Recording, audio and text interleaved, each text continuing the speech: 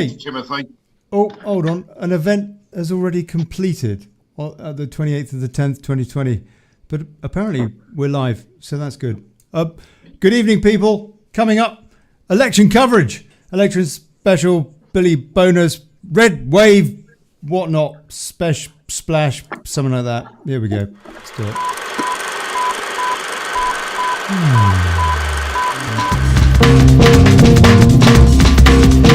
Hey, folks. Good evening, good people. And welcome to... Oh, blimey. I'll tell you, hold on. Daily Chaos. You're all right.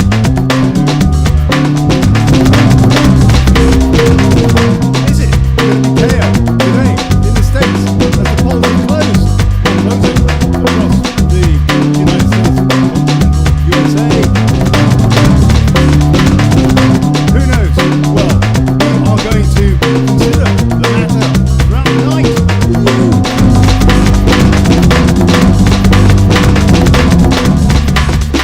Yeah, Patriots unite. This is Daily Chaos teaming up with Revolution Radio. All bless their buttons.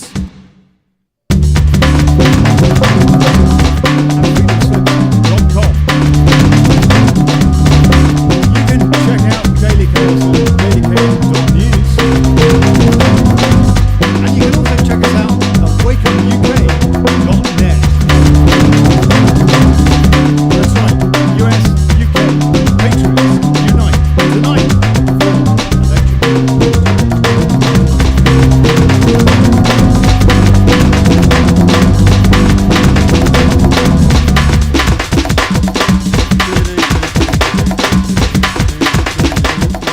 That's enough of that. Okay, and look at that. We got Davy Russell. Davy Russell here. God bless you, Davy Russell, from the Rant Show. Mate, I understand your tech failed tonight, which is why you've had to join me instead. Oh, what you think I'm scraping the barrel and got to alarm myself to come on your show? No, not at all. I think I've got something missing from Wirecast. There's some internal gubbings, I think, on the program that I'm missing. Well, mate, Davey, you're lost. You got a problem, Ollie? Your audience's loss is our gain. And thank you very much, young man. You've gone dead quiet again. Hold on. What? Oh, blimey. What? Hold on. And on the stream, no one can hear you. What? Nobody can hear? Oh, no. No, you're just mouthing platitudes. No one can actually see what you're saying. You can't hear what you're saying. Oh, I'm glad it's not just me. You're lost. You've got a problem, Ollie. Your audience is lost. There is problems. Hold on. We got it's fine. Thank you very much, I can hear it. We are going out. And I still can't hear you, Ollie. You need to do that thing that you did before. Well, let's not bring that up. Hold on. Let's just hold on. Hear what you're saying. There you go. I'm glad it's not just me. Yeah. You sound like you're up the attic. People are just moaning for the sake of it. Right. We've got Rodder here too. Viscounts and Davids in his toilet as usual, and I think it looks more like a disco. You've redecorated the loo or something at Viscount Towers. Well, I thought now I've given up the booze. I'll use the money saved to turn my loo into Stringfellows. Jay, hold on. On the stream, I can't hear anything anyway. You just mute. You're mute. Oh, I don't think I am. Just a sec. Disco. Yeah, no, I'm not mute, mate. I've just listened, and I'm not mute. So it's you, Jay. It's you. Maybe it's Skype. But look, hey, let's worry about that in a minute because we are going out, Jay. You can't hear it on Skype, maybe. Look, tonight, throughout the night, people, we're going to be taking calls. We're going to be teaming up with Revolution Radio in the States at freedomslips.com. Fantastic group of folks. I haven't brought milk. Awesome patriots stateside. And Wake Up UK, which is kind of like a UK alternative, if you like, to Wake Up, to Revolution Radio. So look, if you're going to call in, and I hope you are going to call in, and then we're going to have a good old chinwag about what's going on. We're going to be covering the results coming in. We're going to be pulling in the fake stream media, crying tears and shedding God knows what, melting in the snowstorm that is the CNN newsroom, for example. We're going to be covering all that. We're going to be putting in live feeds from all of these various networks, blah, blah, blah, blah, etc., etc. Ollie, who are you talking to? No one can hear you. If you, no. I can't hear now, oh, look, Jay, be quiet. I know for a fact miles away. that we're fine. It's all fine. So just Dawn. That is the CNN newsroom, for example. Jay, that's proof. That was feedback from the actual show going out. So it is fine. Look, if you're going to call in people... even when you're telling me it's feedback, I can't really hear you. Can you hear me now? I can hear you like you're miles away across the room. Oh, I don't know what's going on, mate. That must be something to do with Skype. We'll worry about that later. You and me can have a private chat, but let's not, ruin the start of the show because it is going out. If you're going to call in people, please, Zoom is the way to do it. And the link to call in is ko.click/Zoom. And I will put that link in the comments as well. You can call in on Skype as well, but if, like, you're Jay Carey or whatever, you disappeared. You might have a problem. Rodders, can you hear everything? Yeah. I can hear you, yeah. Davey? Yeah. Yeah, I can hear good. you. Excellent. Right. This is a marathon tonight, and I'm going to shut up and basically direct a bit of traffic to make sure that, I don't know, things are working. But what are the stakes?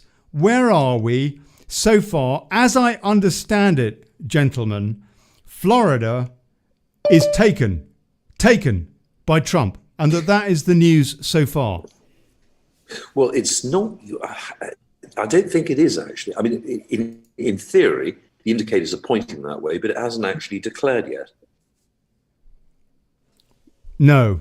Okay. I've been watching the BBC, CNN, ITV, and Sky News, and they've all got different results on different channels with different numbers. So it's very hard at the moment. Do you know what, David? I agree with you. It's bloody frustrating.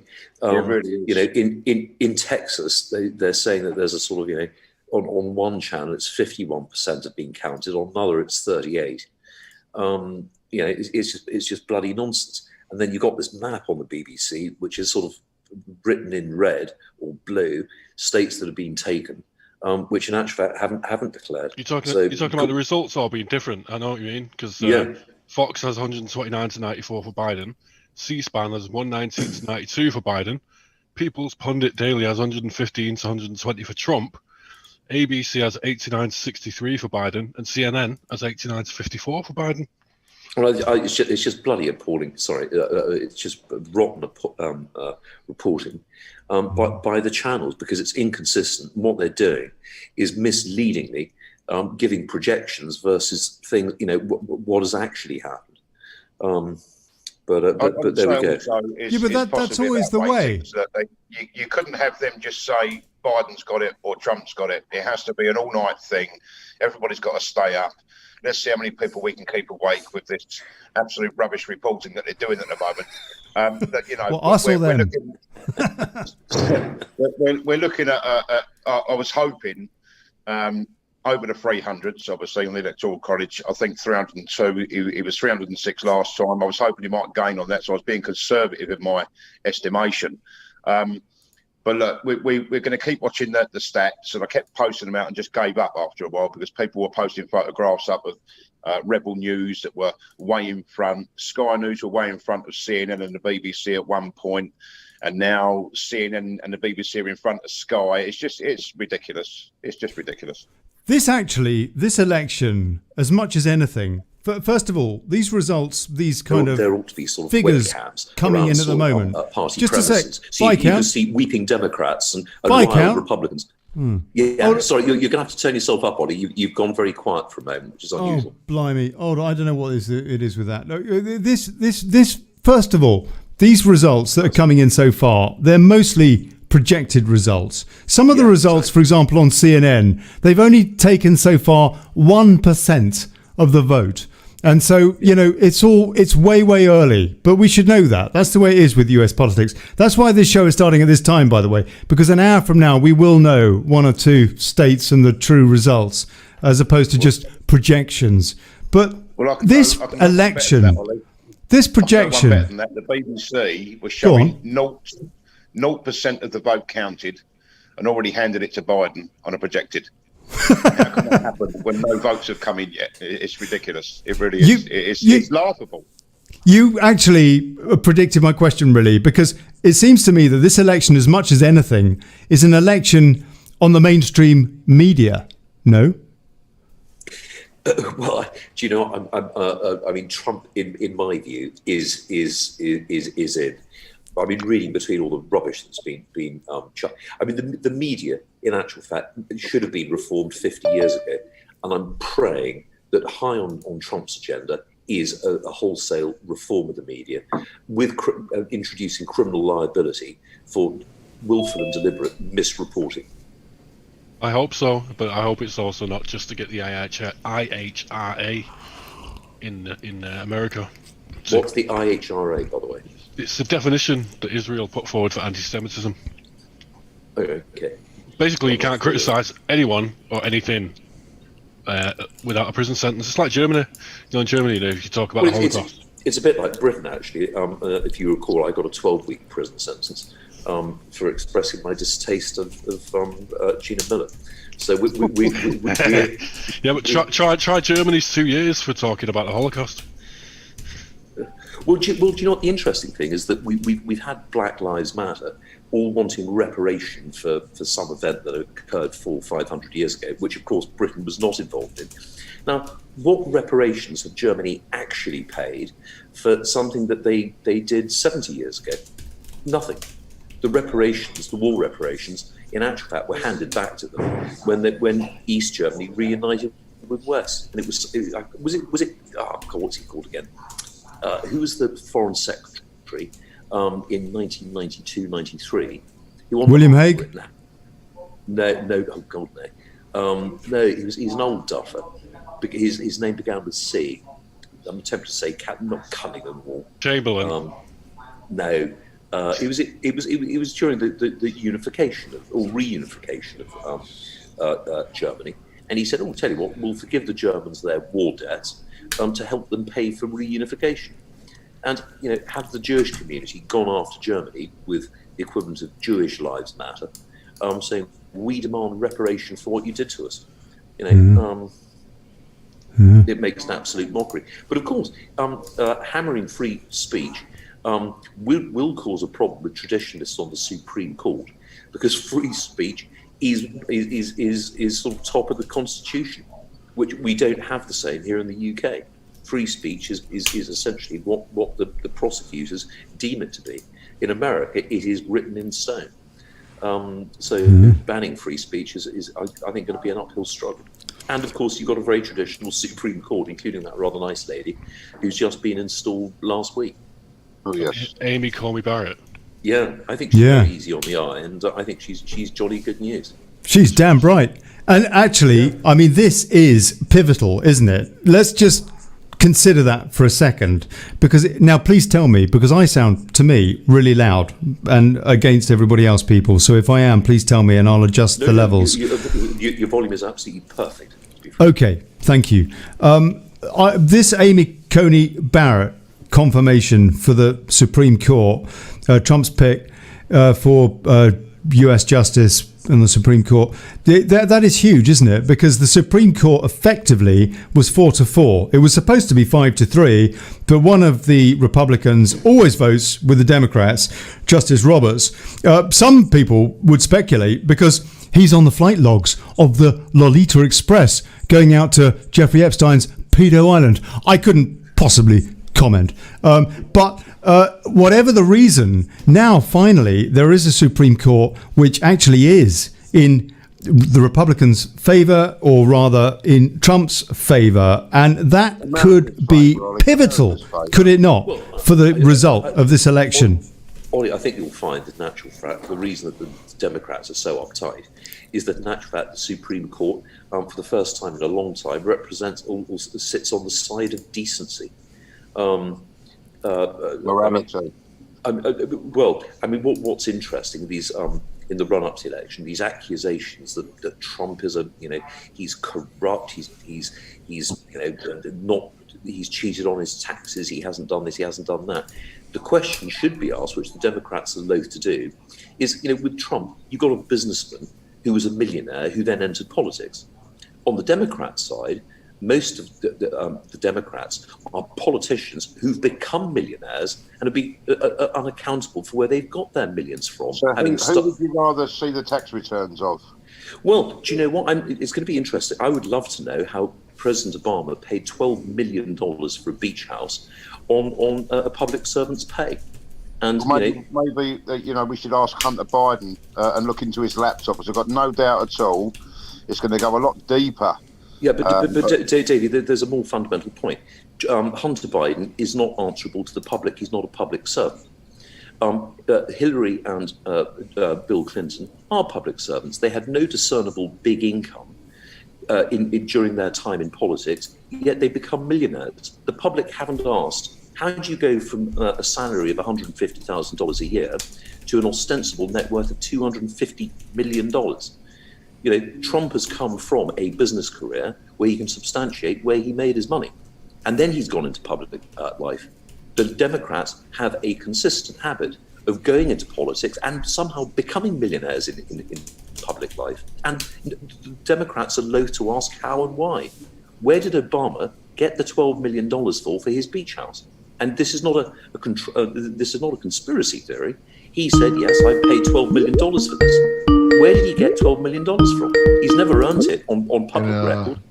I don't know about PA. I swear to you, I think PA is right. Hold on a sec, folks. He might pull his PA out. Well, I heard something. On chaos. Really weird. For the first time, blimey. The Amish of Pennsylvania have registered and they're voting.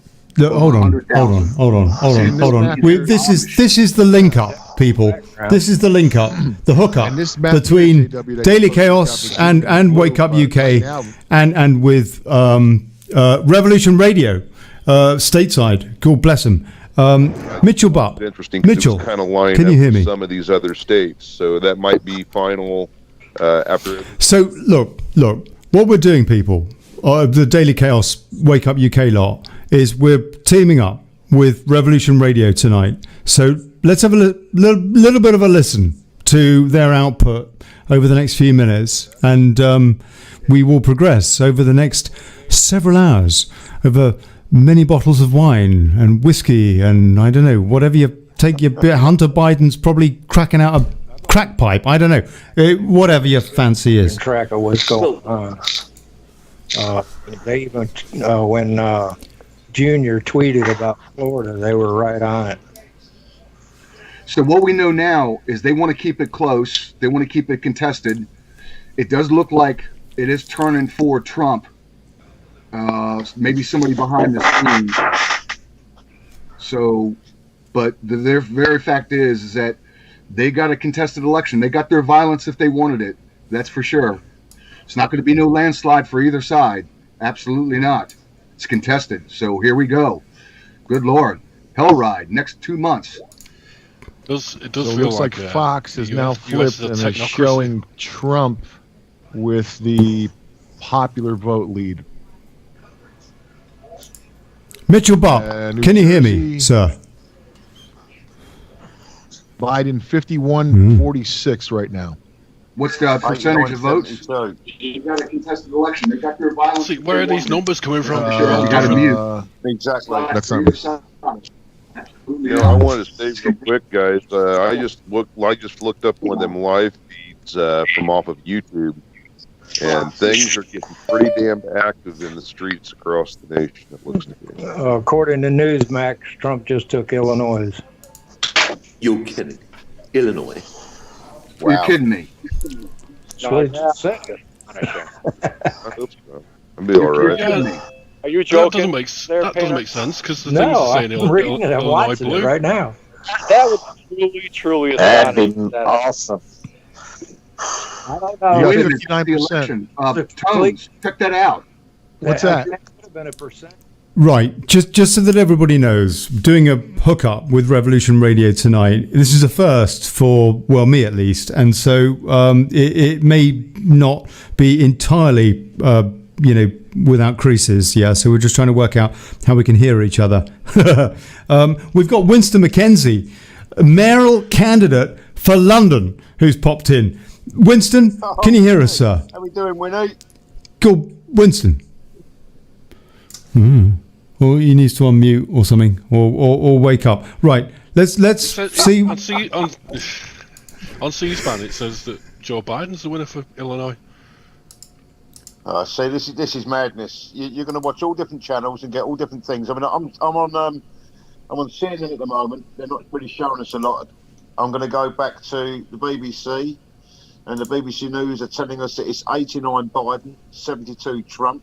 We go back to Sky, and Sky are saying it is 89 Biden, 72 Trump. So, again, it's... hang on, David. Tell you what, the Associated Press, it's Biden 131, Trump 92. So how can it be that far out on that? The disparity between the figures is horrendous. That's what C-SPAN says as well, but it also says Illinois is Biden. Yeah, do you know what? The Associated Press say Illinois is Biden, but Texas and Florida are Trump. So, gents, we may as well just pack up our bags and talk about something else. Really? Texas and Florida? That's fantastic. Well, he was going to get... Texas was going to be closer this year because of the exodus of Democrats from California and over the border from Mexico, and lots of dead people and stuff like that that are voting, apparently. But nonetheless... We'd spend our time more productively if we could find a bookmaker who's prepared to accept a mid-election bet. Because I'd bet that now that we know that we've got Texas and Florida, Trump's in. Simple as that. So quickly jump onto William Hill. They don't know because they're watching the Sky. We've got inside information. There we go. Yeah, I like that. Yeah. Well, I tell you what, David, what's extraordinary is that on Facebook there's been a very concerted advertising campaign by William Hill offering 50 to 1 against Trump. And I've tried getting onto William Hill to place a bet, and it just won't let you in. Now, I did actually see the terms and conditions of that. I think it was a £1 bet, and you had to have it back within their own little thing there, where you had to bet that money again. Well, sounds very confident, doesn't it? Well, wow. Farage put 10 grand on, didn't it? £10,000 or something on there. Who's the person in this country to put £5 million on? Well, do you know what? I think that's a very sensible thing. But no bookie was going to take it, so he had to place it through Curacao, which is the centre of money laundering and carousel fraud. So obviously, it's the money launderers who are the only ones prepared to take bets on Trump. Good on them. Oh my good God! Yeah, Florida does pay sometimes. Florida looks like Trump's winning by 4 points, and it's 91%. So you've got 9% left. He's got Florida definitely. Well, that was 91% about 15 minutes ago, so that should have gone up by now. 91% expected. Let's see. Let's have a quick look and see what they're saying on OANN. One American News, fantastic they are. They are Trump's, cool. Hey? Trump's rival network's a Fox. Do you know what the most accurate news station I know is Al Jazeera? So let's watch the American election on Al Jazeera. Everyone's right, actually. Let me have a little look on there. Into Al Jazeera. See what they've got going on. Hold on. Here we go, people. I'm trying to connect Revolution Radio, people, so that we can truly get this dual stream on the road. This is a little bit of OANN talking about where we are so far. So Al Jazeera is the same as C-SPAN. So anyway, we'll get to that later in the days to come if this is all disputed. Quickly back to Virginia. Yes. If say President Trump loses Pennsylvania, that's 20 electoral votes, but Virginia's got 13, right? 13? Yep, 13. Mm-hmm. So that that's a big flip for him on that total number there. So they're telling me we got some more battleground states. Oh no, don't want to do that. Oh blimey. Oh no. Oh no. Oh no. Oh dear. North Carolina. Sorry. Show a few more of those latest ones. So on to Florida.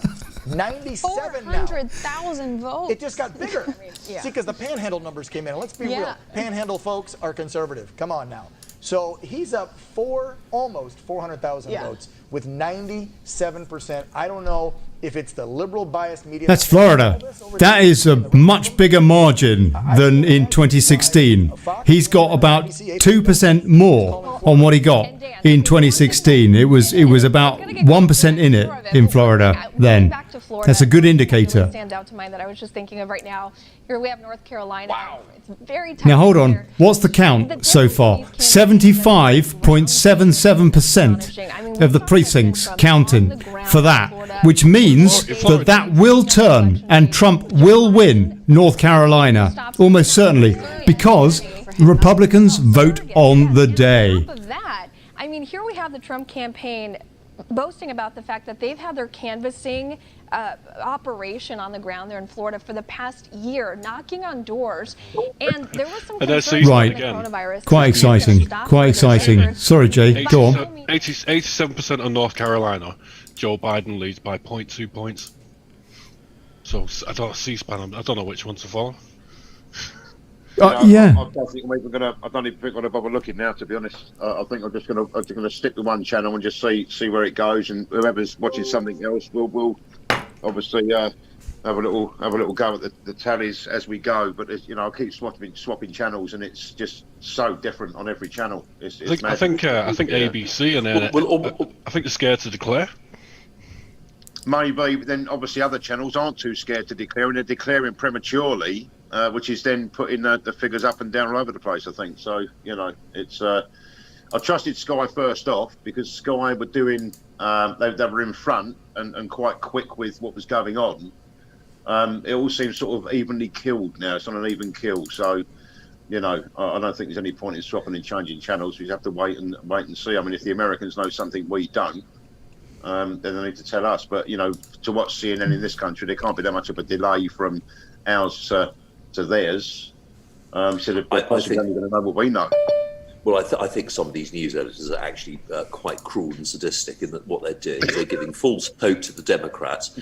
So they go, oh, yeah, look, it's like Space Invaders. Look how much we've won. So just at the end of the evening, when a Democrat has been up for 9 hours and there are huge bags under his eyes, it's like, guess what? You've lost. We could have told you this 9 hours ago. But yeah, it's just cruel, isn't it? There is the illusion of hope. Exactly. Only to be crushed with a big grin, sort of, Blofeld style. Ha ha ha ha ha. What time did it happen in 2016 when the Dems' hopes were crushed? Well, I tell you what was interesting, just to show what a bunch of prats the Clintons are. If you remember, when Trump sort of won, and Hillary didn't want to leave the hotel for a couple of days because she was a bit cross and upset. Of course, the natural leaders have her finger above the nuclear button. But when they turned up to sort of concede, they were wearing outfits that had been tailor-made for the occasion. And the colouring was black and purple. Now, that was very significant because the victor wears purple on black. Not a lot of people or journalists picked this up. But the king, it is a regal colour. Her Majesty, if you look at the crown, our state crown, it's that huge diamond and all the other bits and bobs we nicked out of India, laid on a bed of purple velvet. So the Clintons hadn't actually packed any clothing in the event of loss. They had to wear their special tailor-made outfits, which were the victory outfits. And I thought, I wept with laughter. I nearly wept myself. I hadn't been to bed, but there they were, wearing their victory clothes. I mean, if they had crowns sort of stuck on their heads or sort of, we won tattooed, that would have just made the evening. But it's hysterical to see such bad losers being forced to wear, the humbling victory clothes. The victory outfits, yeah. I thought it was funny when the mainstream news had already printed the headline for the day, and then they had to change it right last minute.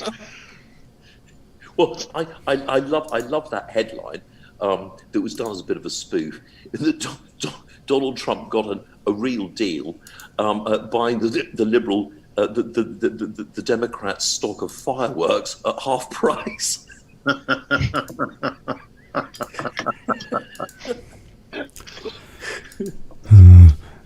Yes, I'm just trying to sort out this audio with Revolution Radio people, so bear with me. But I will take some comments briefly. Some folks here. Phantom Prophet says Paddy Power has 4-11 odds on Trump.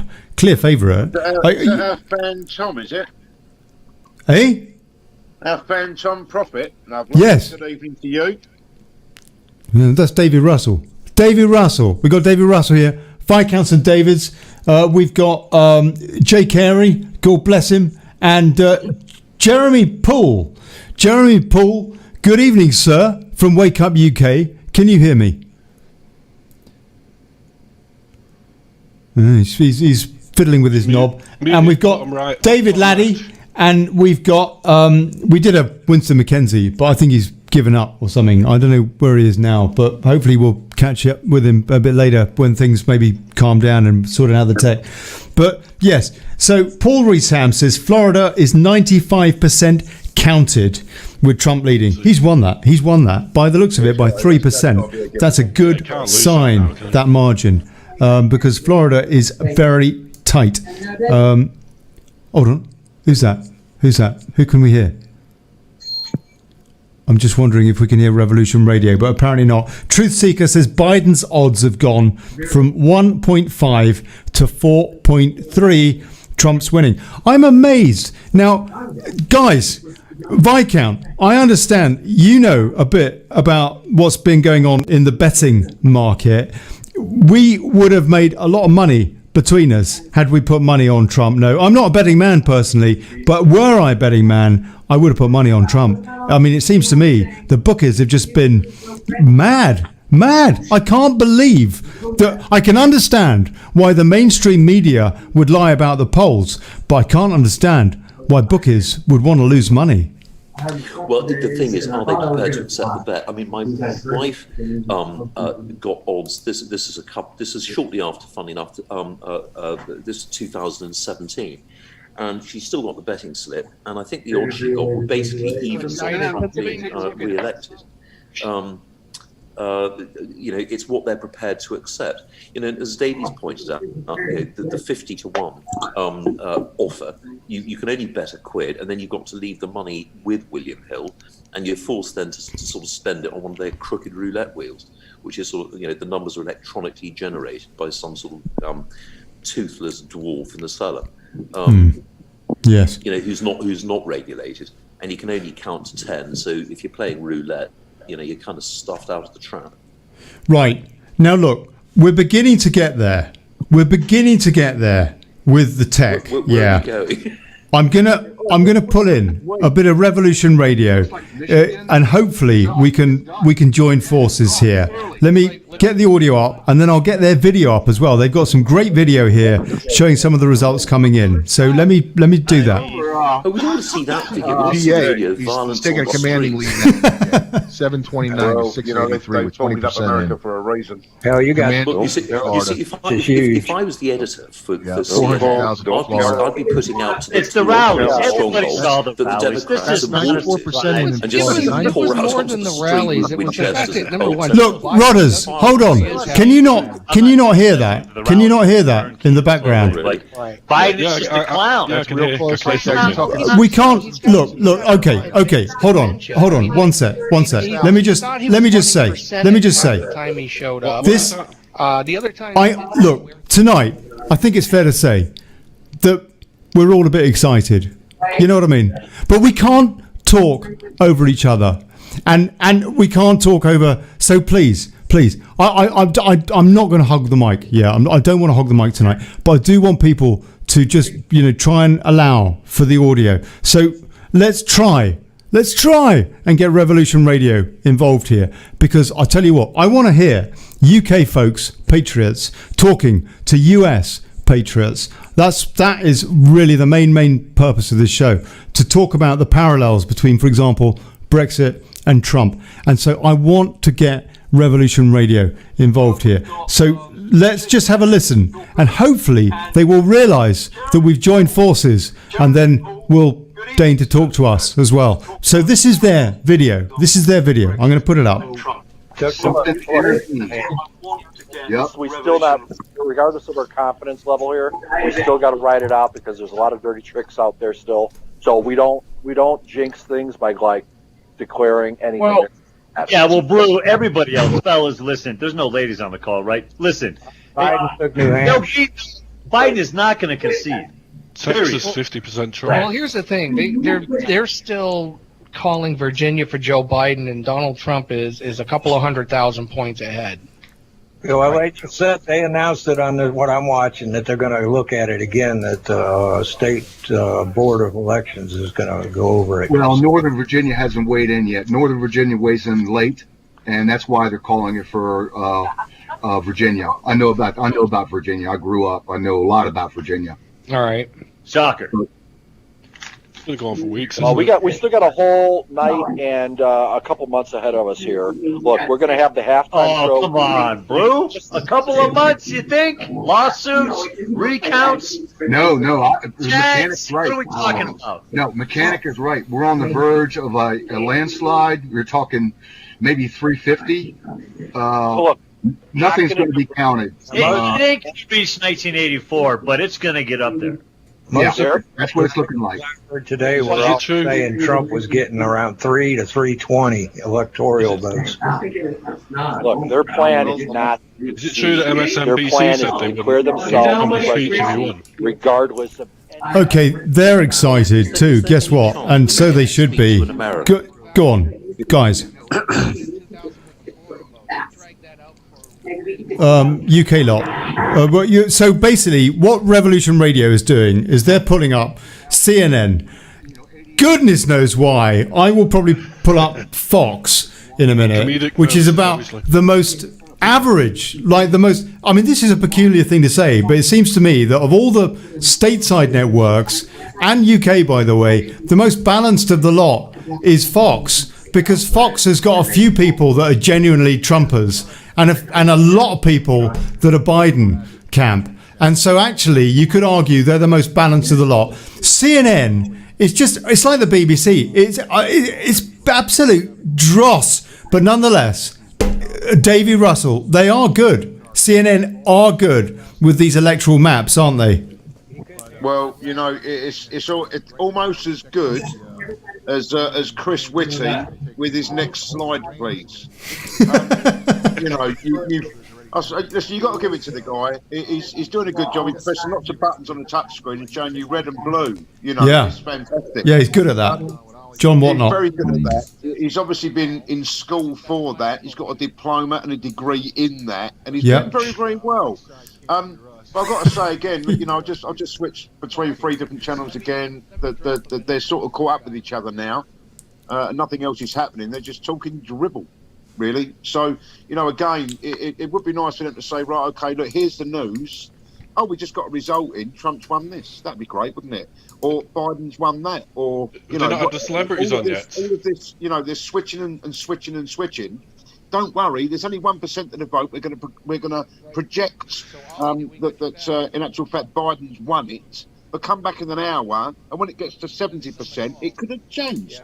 It's just ridiculously stupid. You know, it just keeps people watching. It gives people that voted this element of hope if he can get on that they possibly had for a long time because they don't like Trump. Orange man bad. Yes. So for those people that did vote, they're being kept in the loop, and you're being involved. And you know, let's keep all these people involved. So next time it comes to another election, you're going to be more interested in going out to vote again. You know, it's absolute rubbish. I just don't get any of it, to be honest. I'm really Davey, bear with me one sec. Revolution Radio have just called in. Hey, Revolution, can you hear us? This is Daily Chaos calling Revolution. Okay, can you hear us, Ollie? Yeah, we can hear you. Yeah. Hear a thing. Yeah. Oh no. So give us the scoop, because we've been following this all night here in the States and everything. What's the people over in England looking at right now as far as this electoral map goes? Well, before we go there, let's just try and get the comms right. You can hear me, yeah? Can you? Yes. Can my guys here, Davey, Viscount, Jay, can you hear these guys at Revolution? Ollie, it's extremely faint, and you've gone very faint as well. 1, 2, 3. Just crank up the volume across the board. Okay, all right. Let me pull up some volumes. Okay, hopefully that'll be a bit better. Right. So Revolution Radio. Who have we got there? We've got Mitchell Butt, yeah, and we've who else have we got? We've got Nick Pearson. Is that right? Yep. We got Mad Painter, Mad Painter.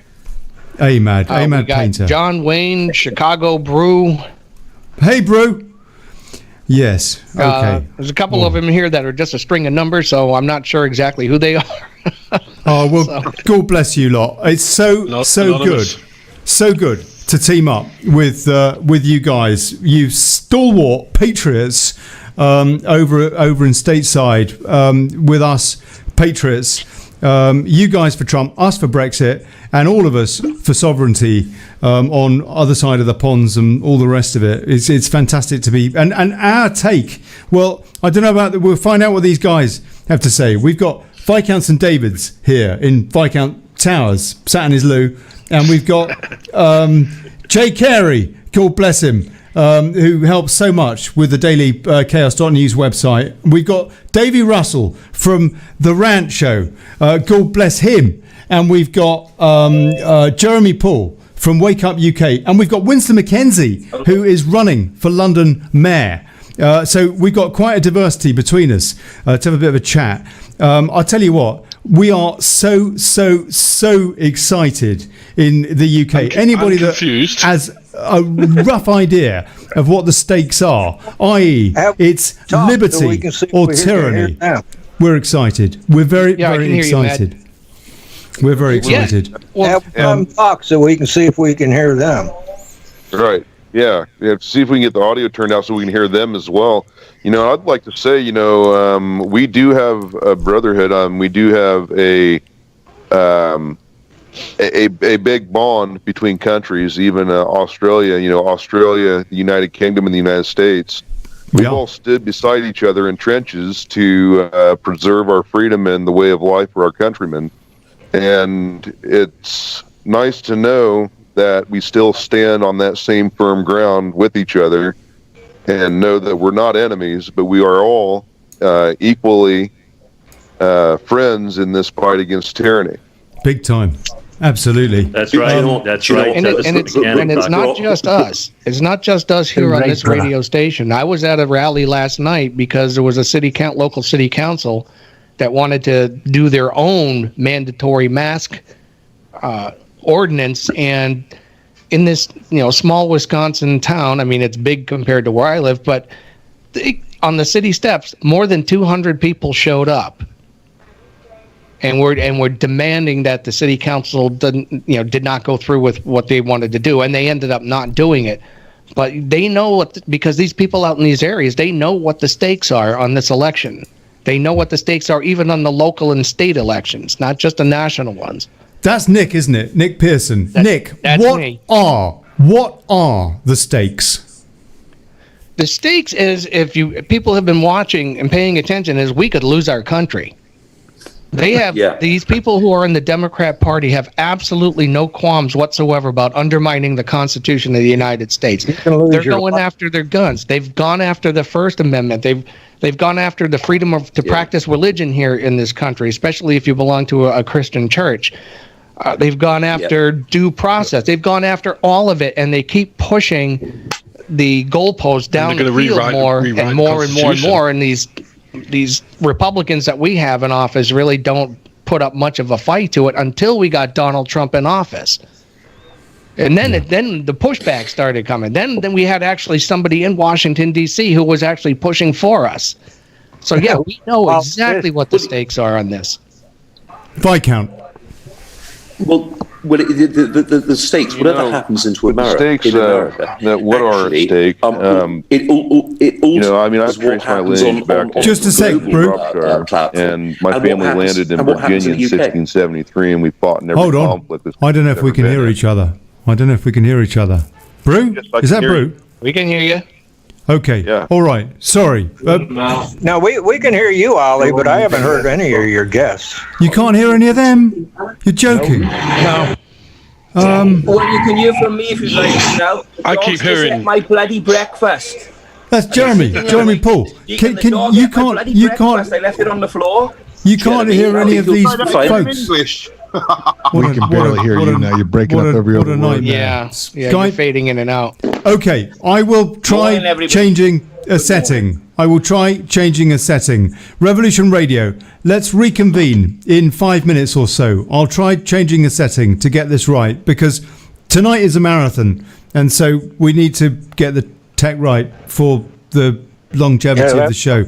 So I'm going to, when you were talking, I was, I said, let one of them speak so we could hear it, and then everybody else started talking. Yeah, no, absolutely. I'll try and sort that out, and then we'll try again in a sec. In the meantime, okay, you heard that. I think everybody. Is Winston taking on Sadiq Khan? Winston McKenzie. Winston, sir. Yeah, I'm here. Yeah. God bless you, man. I'm around, mate. What channel? What fake stream outlet are you watching tonight? I'm on I'm on Sky, the biased Sky, and they're all crying. They're all beginning to fall into a hole, mate. Oh, man. So how we doing, son? What they hit me up, son? How we doing? You all right? All right, mate, yeah. We're ahead. How's the Merrill ship going? Well, it's going good. I'm going to need help with you guys, though. I'm going to need you guys on board, man. You've got to help me get there. I'll tell you what, we've got to get that car now. I'm not sure I can vote. I'm not in London. I just need help, man. You got to just do your blogs, Little waves off everybody. Whether you're in London or not, little waves creates a big one. And we'll get Winston in there. Good man. You're looking good, Winston. We know that you're looking healthy. The whole of the UK is Winston, I tell you what. I tell you what, Winston. If you promised to crucify him publicly at Marble Arch, you'd absolutely walk it. You'd get votes from around the world. It's going to happen. Well, who's supporting Sadiq Khan? You'll walk it. His mother was voting for him. Right. We sit-ins had arrested him, and it went nowhere because the CPS was in. Keir Starmer was in charge of the CPS. You see, so we sit-ins had arrested him, and it went nowhere. I handed in a 50-odd page charge sheet against that man. Yeah, I remember that. Yeah, to a police station in London. They said, "Would you like to just leave it here, or give me what you want?" And so I started talking to them. I gave them the statements. And we heard back about sort of 3 or 4 months later, no further action will be taken because apparently our constitution doesn't exist, our Bill of Rights doesn't exist, our Magna Carta, nothing exists apparently, and you can't use any of it because it's maritime law, whatever it is, maritime law, this, that, and the other, monetary, Anyway, I digress, but we've tried that. So Davey, what he needs really is dragging that in public and hanging, drawing and quartering is what he needs. Davey, just a sec. I suspect. In a suit of armour. Viscount, one sec, everybody. All the chaotic lot. Biden wins New York. Crew chaos, please. Just a sec. Revolution Radio. I think you can hear us now. No, we can. You sound better. Okay, that's good. Better. Thank goodness for that. You will regret it. Right. Easy, Ollie. Bottom line, flipped. We seem to have the audio pretty much sorted, the link up between Zoom and Skype or whatever, which is nice.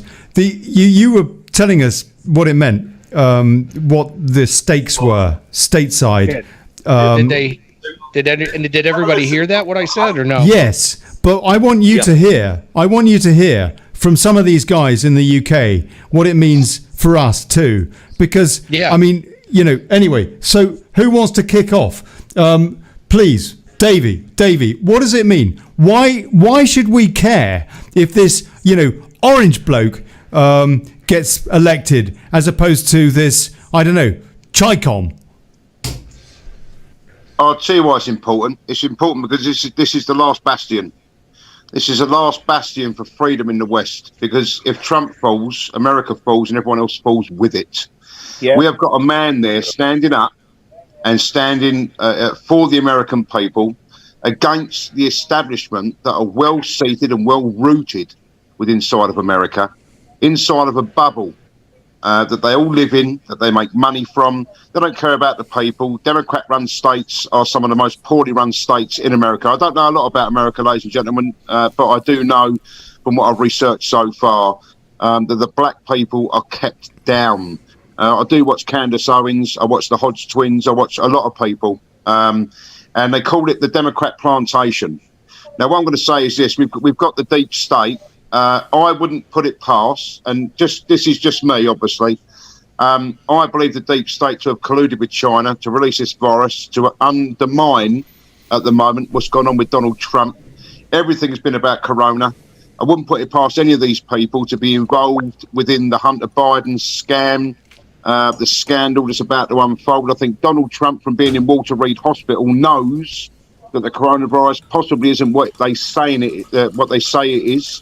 Yeah. I think he's got to wait when he comes out. You're going to see something go on. And, you know, whether he wins or he loses, this man will spill the beans. We can trust Donald Trump because that man was born.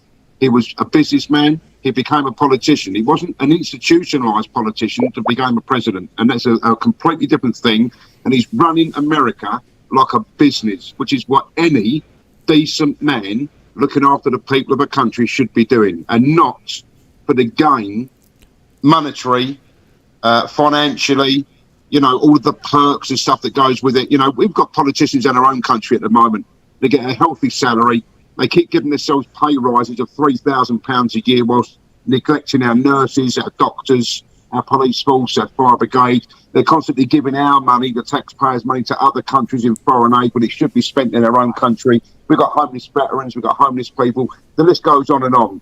Donald Trump is the man that is standing up for the Americans, and if people see Donald Trump standing up, it only takes one to stand up, other people to stand up with him. And I'm hoping that one day there'll be somebody here within the next 4 years, and it won't be Boris Johnson, and it won't be these other upper crust, uptight idiots. It'll be somebody else that's called in, like a Donald Trump. If not, Donald Trump can come here and be our Prime Minister. That'd be great. But, you know, if there's great things going on. If you don't want him, we'll have him. I believe that man to be the most hardest working man of his age that I've ever seen. And his dedication 5 rallies to the country yesterday is absolutely phenomenal.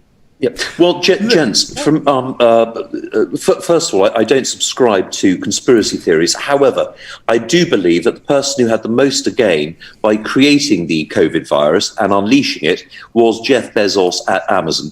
So if there's going to be a finger of blame, he's done very well. If you've seen Amazon's stock, he's done rather well out of it. So he had the motive, he had the financial ability, and he's Gates got wants to Chinese too. contacts that manufacture quite a lot of his products. But putting that to one side, basically, American politics, the American economy is a barometer for productivity across the world.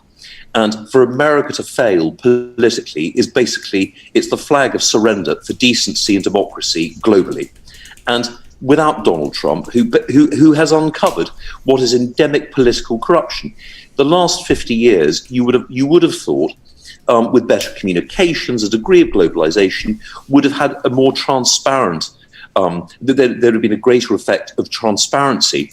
But no, we've created a genre, generation after generation, of professional politician.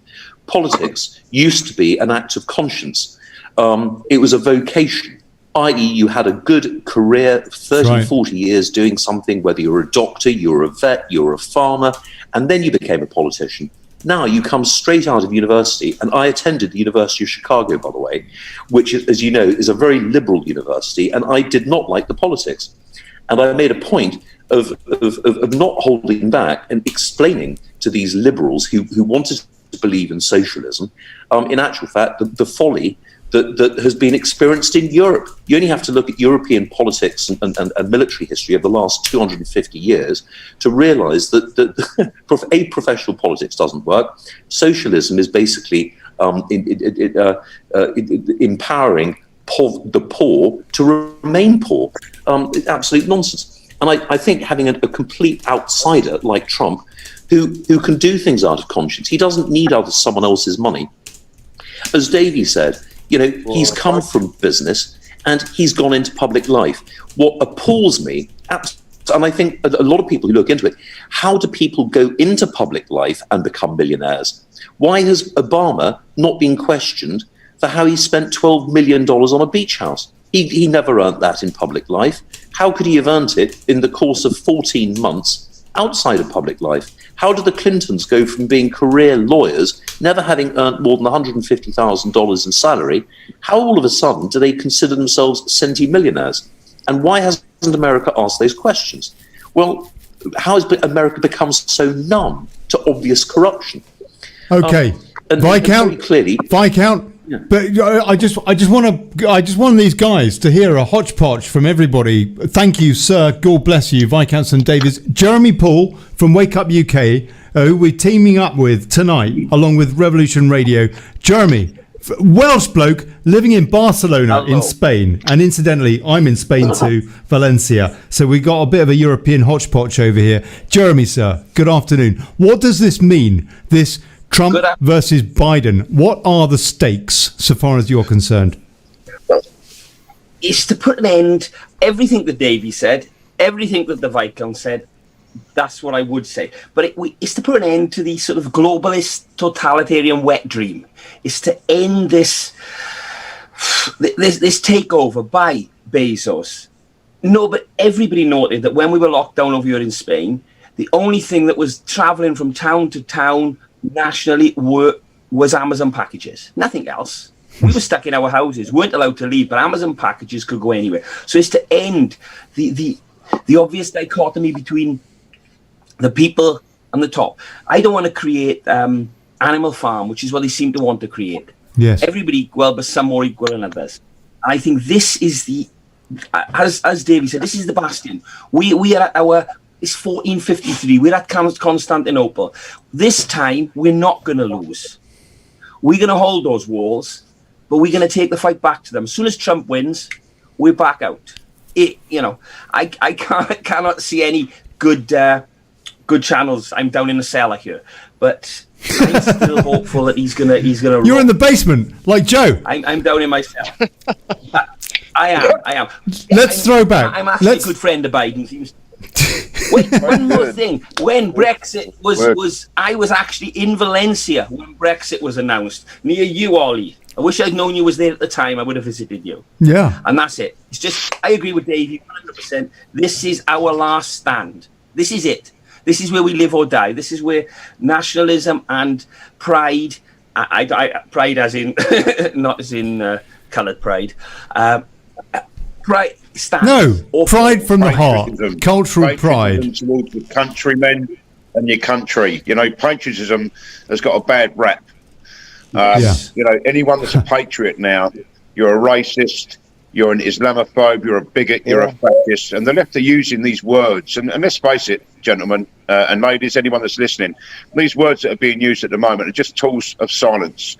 Because there's a lot of people out there, and I was watching something earlier, and they said there was a lot of Trump supporters out there living in Democrat societies, should we say, that are very scared to let their feelings be known. They won't put something on the driveway, something in their garden to let them know or let anybody know and be proud that they're going to vote for Donald Trump, because possibly their houses will be torched. And that is the idea. If they're voting for Trump, Davey, if they're voting for Trump, it's called, the key is, it's called mind your own business. But what we're dealing with, but that's not what they're going to do. Okay, hold on, guys. Let's throw back to Revolution. United States. They're not here to let anybody alone. There's a well-coordinated plan behind this.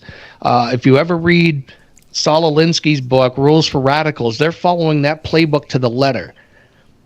And they're tearing up the cities. They're going in. They actually showed up in where I live in this country, in Wisconsin, in rural areas, and they were met with a bunch of armed people, including the sheriff's department, when Antifa showed up. And as soon as they tried to do anything at all, they had 15 to 20 guns pointed straight at them, and they stopped and left town and never came back. Okay. I was going to ask the question. I've got a question for stateside. Yeah, but they do the same thing here. I've been in the middle of it because I've been in Los Angeles, and I got called everything from a Nazi to a racist to everything. Whoa, Rudders. Hold on. Civil unrest is expected. Interference again. Hold on, folks. We can't talk over each other. When we finish, let's have a bit of a silence so that somebody else can tag on or something like that, because otherwise it will be a bit chaotic. Before we continue, though, stateside lot, please, is there, what is the latest? Has Trump won Florida? Yes, he has. They already called that. They called that a little while ago. And the result was it?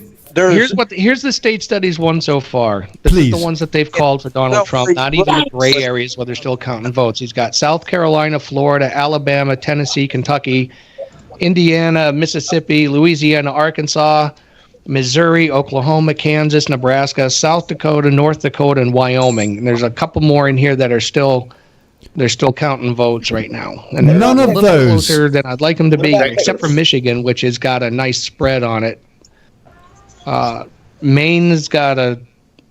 So the only swing state he's won so far is Florida. The ones that they were saying that they needed to have, the ones that they absolutely want to have, Wisconsin, Michigan, and Ohio, Pennsylvania, excuse me.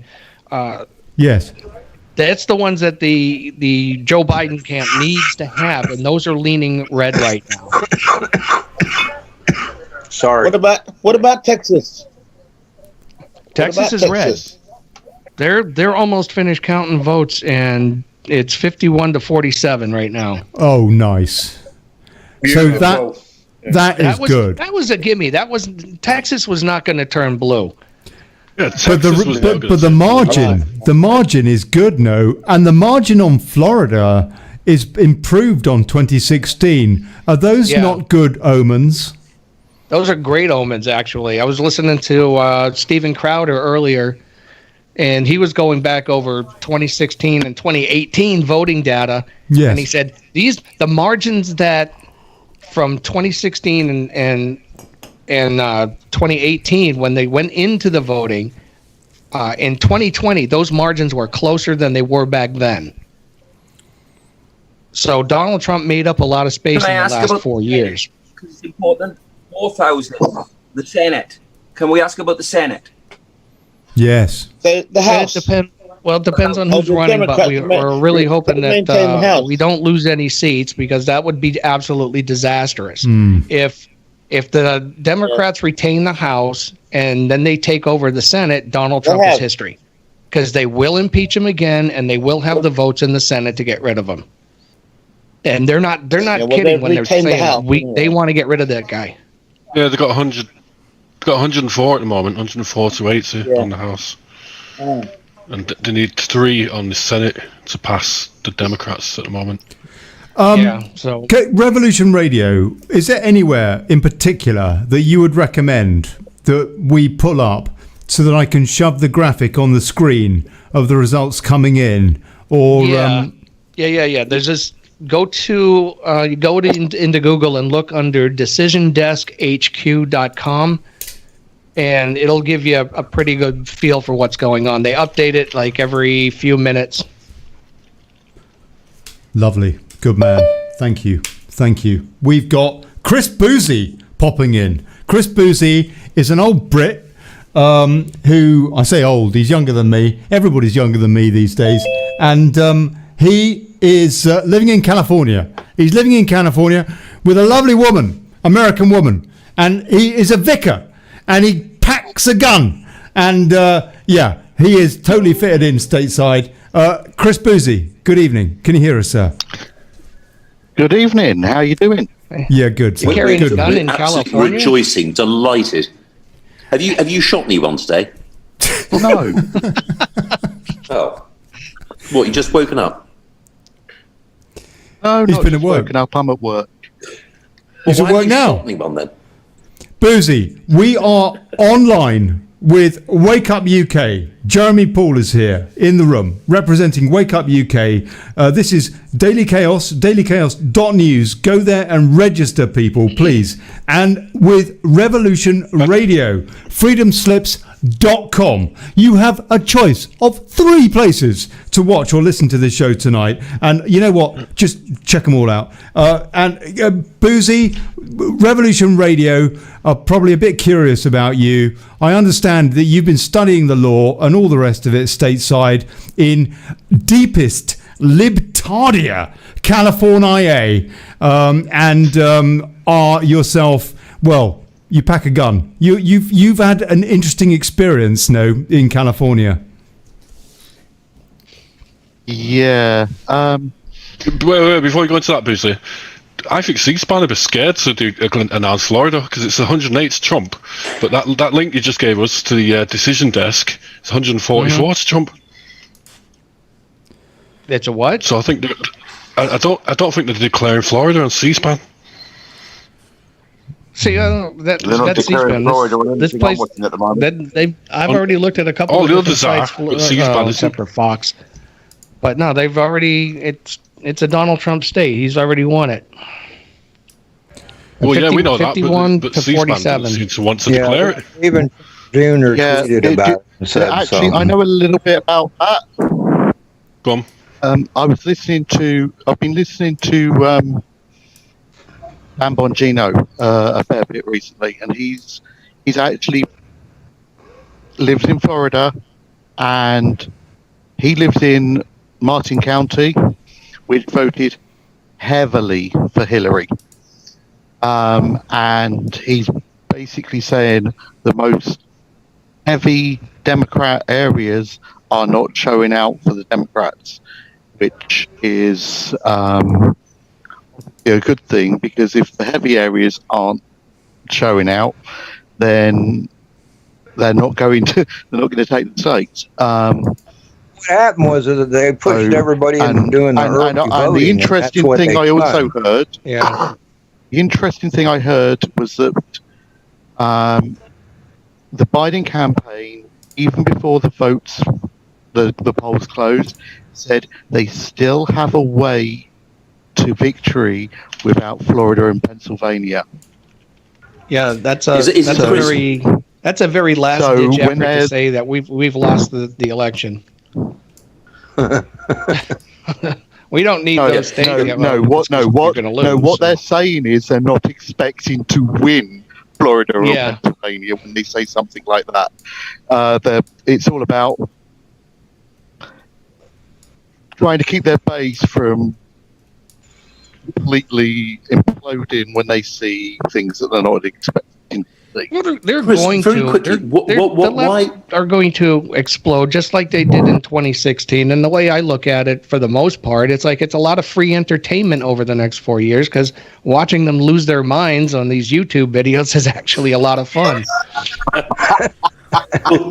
Stateside, if you don't mind me saying, we're not allowed guns over here in the UK. So what we'd like to see for entertainment is a bit of civil unrest with you lot.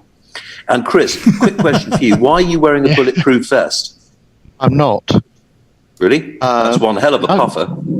No, I'm having to wear a cover thing because as I'm at work, I can hardly show my company uniform, can I? On something like this, I might lose my job. Right. So, gentlemen, can I ask a question? This is stateside and us, obviously, over here. Great to be a part of this tonight, by the way. Thank you very much. God bless you, Ollie, and to everyone else. Listen, we've seen all of the buildings being boarded up. CNN, and I've been watching CNN over here, again, like Jeremy Paul said, just for the comedic value. I've seen nothing like it.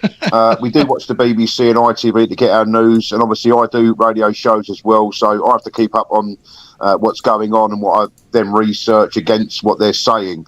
But certainly I've seen so far that CNN have been putting out, they're building up buildings, everywhere you can imagine. They're building these places up because of the civil unrest. Now, what they're not saying on CNN is what that's, which side that's coming from, for starters. And just like 2016, I had some great videos to play tonight. We were all going to link up tonight, but my computer equipment wouldn't take the strain. And I think I'm missing something from Wirecast. So lucky for us, mate. Lucky for us, Davey. No, you say that. I had some great videos to play, and it was of the meltdown. With the people like George Clooney, he'll never be president. Barack Obama dropping the mic, at least I was president. All of these things that I got rigged up to play. What they're not mentioning at the moment is that these people are going to be so pig sick. And what we don't understand at the moment, or we do understand, but they don't understand, we understand that they are just a minority in every country that scream out for rights as if they are a majority. That's right. Okay? So once they lose, and they will lose badly tonight, are we expecting the violence that we saw over George Floyd, etc., throughout the summer months in America? Are we expecting that from the left? And is that why people are boarding up and painting BLM on the boarding in the hope that they don't get their buildings burnt down? Oh, yeah, absolutely. Simple answer, yes. I'm in San Diego. We've already had one of the police officers today, an unmanned one. It's one which they kind of go into to do business when they're on the beat, and they're investigating at the moment because ACAB has been spray painted on the outside of it, and it's been torched. Wow. And that's before the election. So yeah, I'm expecting as we've seen in France and now Austria. I've got no doubt it's coming to our great country as well, and no doubt America, given the chance. Explain what that is. Explain, Davey. Explain what's happened in Austria and France, in Nice and Paris in recent weeks, just for our stateside cousins that aren't quite aware. Charlie Hebdo, as we all know, a few years ago there, put out a cartoon of the Prophet Muhammad. A gunman went in and slaughtered lots of people. Charlie Hebdo is a satirical paper. They put out a cartoon of the Prophet Muhammad, and there was a terrorist atrocity in their office as a result of that. Please carry on. Okay.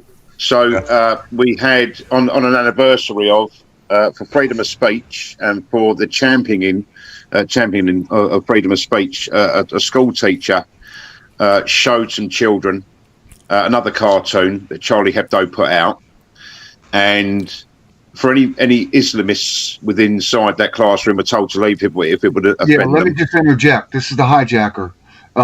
So we're in the middle of deciding the presidency of the United States. It's right on the verge right now, and it does look like they're pulling the different totals from places like Florida, Texas, Ohio. So it looks like there's some deal making going on now on what's happening with our elections. Go on. What do you mean? What do you mean, hijacker? That's about what I was going to say just a second ago, because Yahoo's got Trump right now listed as 108 electoral votes and Joe at 131, but Newsmax got Trump listed as 144 and Biden 115. Yeah, C-SPAN seems to be the only one that's not declaring it. Well, as far as I can see, anyway. Fox has Trump 115, Biden 133. The numbers ain't anywhere near close. Yeah, there's something going on right now. I noticed they pulled back on Fox and they threw in like a pre-recorded segment, but it wasn't really pre-recorded. And they were talking to the Biden people, and they looked real glum.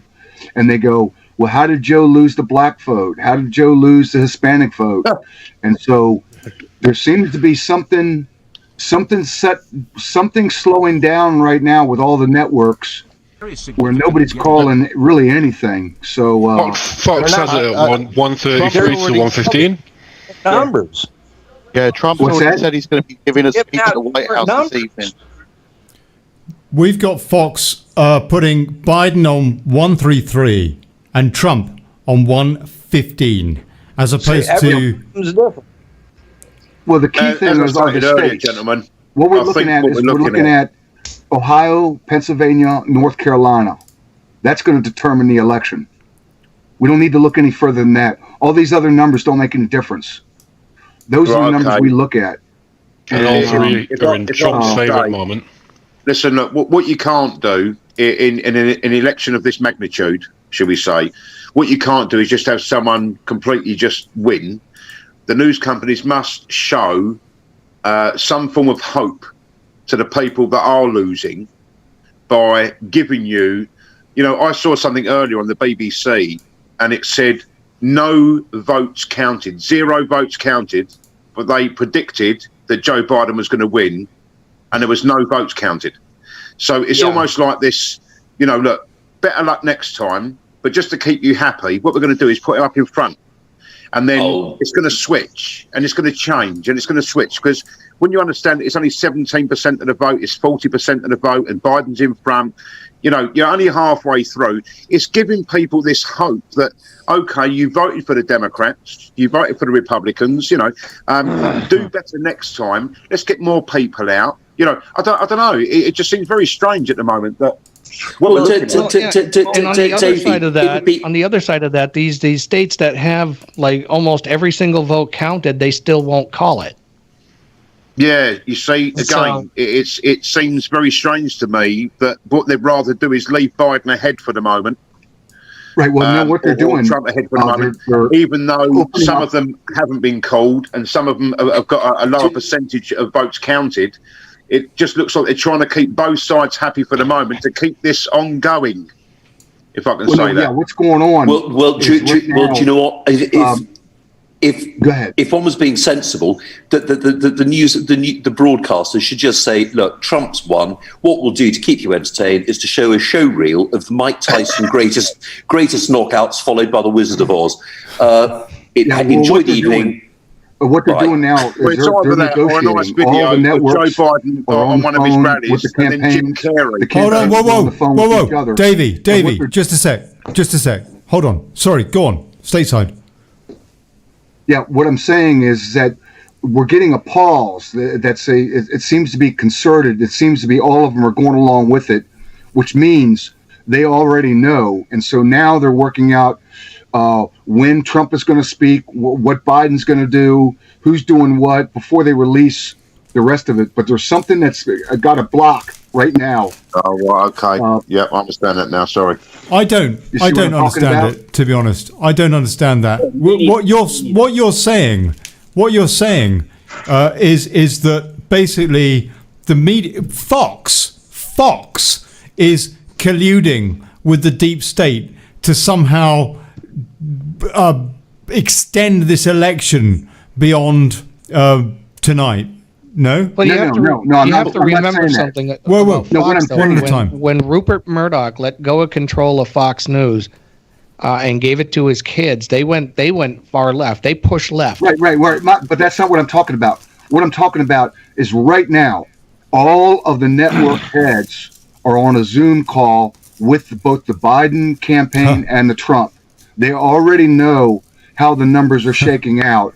And so they're all talking about how the rest of the night is going to go. They know there's a couple 100 million people, could be 1 billion people worldwide watching. And so now they're saying, okay, this is how it's going to go. What are you going to do? So Fox is in on it. CNN's on the call. Everybody now in the elite now know what's going to happen tonight. And so they're scripting out, okay, how are we going to do this? Biden, are you going to concede? It does look like it's going to be a landslide. Look, we know Pennsylvania's going Trump's way. It's over. How are we going to do it? How are we going to talk about it? That seems to be what's going on. Something has blocked all the networks and everybody, so they're just like on lockdown. Some of them won't even call Florida. Florida, we already know. Can I just suggest that we listen to a little flavour? I've got Fox here live. Let's have a listen. Hang on a minute, Ollie. Go on. Wait, California is going to shock this country tonight. That's the Twitter. Right, okay, hang on a minute. Listen, so what we're looking at, guys, stateside, what we're looking at then is that they already know that Donald Trump is going to win by a landslide, majority red. To stop that, damage control, and still give will and hope to the people that voted against Trump, they're going to slow it down and fix the figures to make it look closer than it was. They could be. They could be deciding whether they want to go a contested election or whether they want to. Maybe even the military's on the phone call. Maybe they know about the violence that's going to happen. They're all talking right now. It could also be if what violence we have seen. Boozy, say again. Say again. Chris Boozy, say again. With the violence we've seen over BLM and all that, and all the Democrat states, or current Democrat states that have been boarded up, because obviously it's their people that they fear are going to riot. Maybe they're trying to hold back the result to hope that the majority of these people are going to go to bed.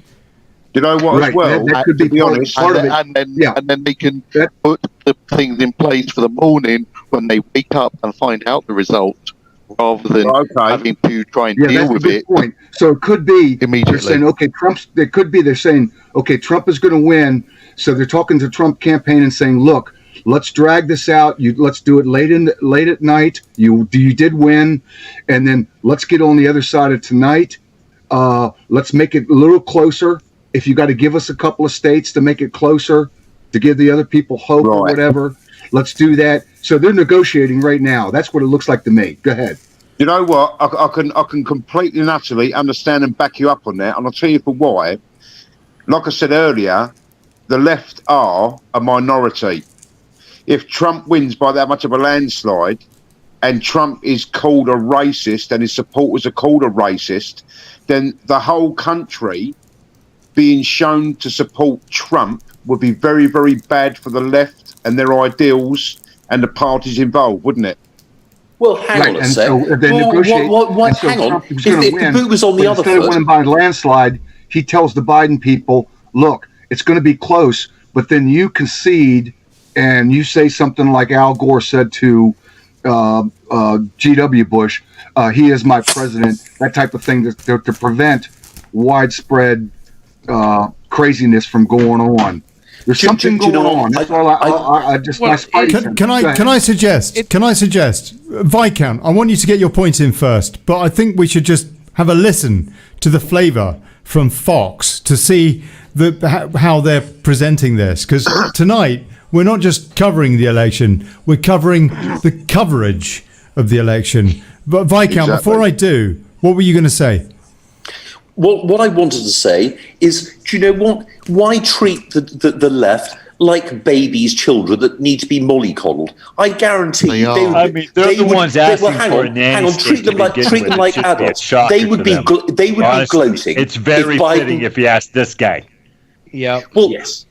Do you know what? Treat them like adults. If they want to get clever, shoot them in the street. Because that is exactly what they would do to Republicans. They don't deserve better. They need to know they've been. Well, they have been doing it. They have been doing it to Republicans. Well, they haven't been. Not enough of them have gone. They need to understand. No, I mean, Antifa has been executing Republicans in the street. The globalist agenda tells you that they are more than us. We're outnumbered, we're outgunned, we're outmanned, which isn't the truth. And if Donald Trump was to win by that many and that many seats in the Electoral College, that would show, in actual fact, that the left are weaker than they are. Well, JP, but this is a contradiction. Sorry. No, hang on, listen. What they're doing now is showing that they're not weak, because the less they are in numbers and be shown that they are less in numbers, the weaker they become.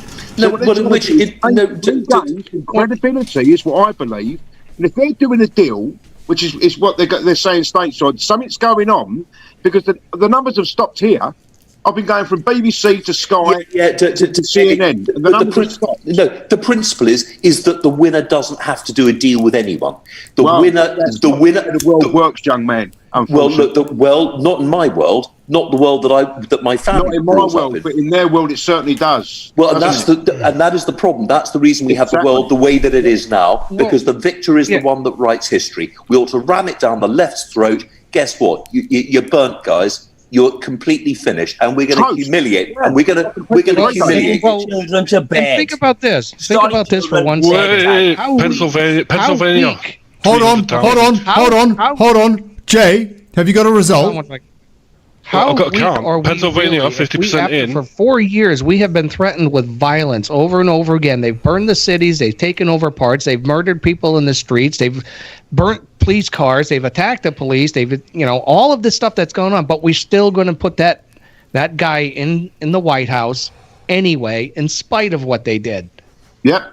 I've just seen an interesting post from Lee Hollins on YouTube /Daily Chaos or whatever it is.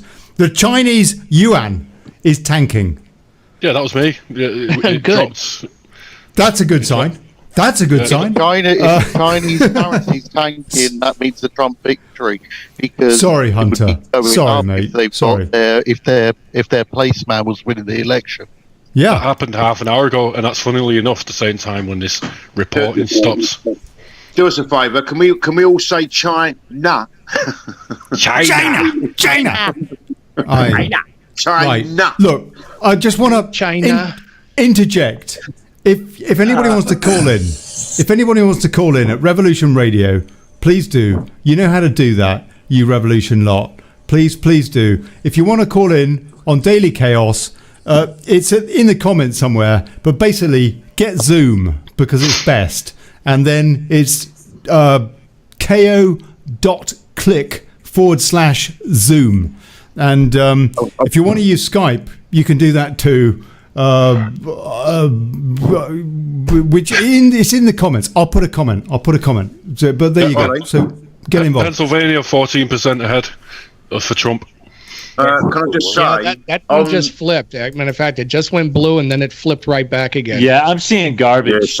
I'm seeing garbage and a lot of it going on right now across all these networks.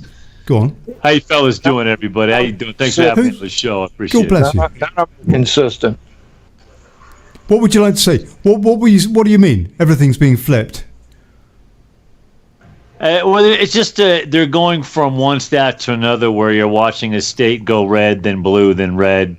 I'm watching these House seats flip. I'm watching them take data off the screen on one network and add it to another network. So where it'll say absolutely. Listen, they just listen. Ohio, 89% reporting, 89%, and they got Trump at 53% to Joe Biden at 46%. Yeah. I mean, that's tremendous. Yeah, and they're still not calling. There's no way. To me, that's not accurate. I've been watching Ohio since the beginning of this thing, and that's a joke. That's a joke. You know what? Right now, I'll put money down, cash money down. California goes red. Go ahead. Really? No, I said that. I tweeted about that before. For them to take Ohio now and say that Biden's only getting 46% and Trump is getting 53% with 89% reporting, that's a tremendous flip. It was 49-49 with something left over. Fox also, they declared Florida for Trump, and then they moved it back to too close to call when Trump was up 4 points. Something's going on, folks. And they're showing the House now. The House is up 4 points. Republican. Yeah, and someone called Buzz Patterson for Congress says California is going to shock this country tonight. On Sky News. That would be a shock, wouldn't it? California going red. Senate control. 39 Democrats, 42 Republicans. So they're showing something else again, possibly to take you off the board. What's going on with the figures? I don't know. But I got 42. I got 42 on both sides. No, I still got 42-39 on Sky. I know that there's a Colorado. Cory Gardner's lost his seat on the Senate. Well, that's good news, isn't it? That's good news. No, in Republican Cory Gardner. Gardner. And he's lost it to the former Democrat governor of Colorado. Oh, no, I thought you meant Cory Booker. No, we've got. No, I'd be dancing. We got Jason. Jason, you got to understand the entity. Booker's like a. Booker's literally just a little kind of a agitator doll. Like he's got people pulling his strings from all directions. Everything that comes out of his mouth is the word out of a script. He's pushed in any direction they want him to go. These guys, they got no pull. Yeah, I saw a question. Amy called me Barrett. No, they asked her about climate change. They put an ad in Craigslist. Craigslist out here is kind of a online swap meet, if you will, right? For an ad in the district of AOC. For you don't know, that's that Cortez lady. Yeah. Occasional Cortez. Fab Four. Yeah, she just won, didn't she? New York. Right. That's AOC plus she answered 3. an ad. Hello, she was hello, an actor looking for work. Hello, Jason. She was cast. Hello, how you doing? Yeah, that's how it works in this country in a lot of places. Lindsey Graham from South Carolina, he's in his glory. That was the most money historically that was given to a Democrat or any Senate seat thrown at Lindsey Graham, and Trump pulled out South Carolina by 55% to 45%, a landslide. Lindsey Graham, he got reelected. He's in his glory. He's snickering. He's smiling like a chest-out cat. He got all that money out of people. And he's garbage. Lindsey Graham is a flip-flop garbage. Yeah, he changed right last minute, didn't he? Here's one thing I want to know about Cory Booker. How did he hook up with Rosario Dawson? They just called California blue. Look at this garbage on Fox. Yeah. Okay, let's have a listen. Let's have a quick listen. Let's have a listen to Fox just for a minute. And I think this is Lindsey Graham talking. Have the best campaign in the history of South Carolina. We're not hearing it, Olly. Lindsey Graham speaking about his victory. Oh, all right. Well, forget that. I'll try and work that out. They can't call California. Not counted it. Are they calling? They called the entire West Coast blue. Right, and they won't call Florida. They won't call Pennsylvania. They won't call Texas. They're holding back. They're holding back. Okay, California. Yeah, they're saying. Yeah. We're an hour. Big question. The polls only officially closed an hour ago. Virginia. Your media really needs to be held to account for this. Question on Virginia here. Virginia shows as 52% for Donald Trump, but on the maps it's still showing Joe Biden winning. Why? Anybody understand that? Well, I'll tell you why, because the division needs to be carried on. The division can't be a division. Hold on, gentlemen, please, one at a time. Sorry, I couldn't hear anything going on. Yeah, all right, okay. Rhode Island just went blue. I've lost it. Davey, go on. You were saying.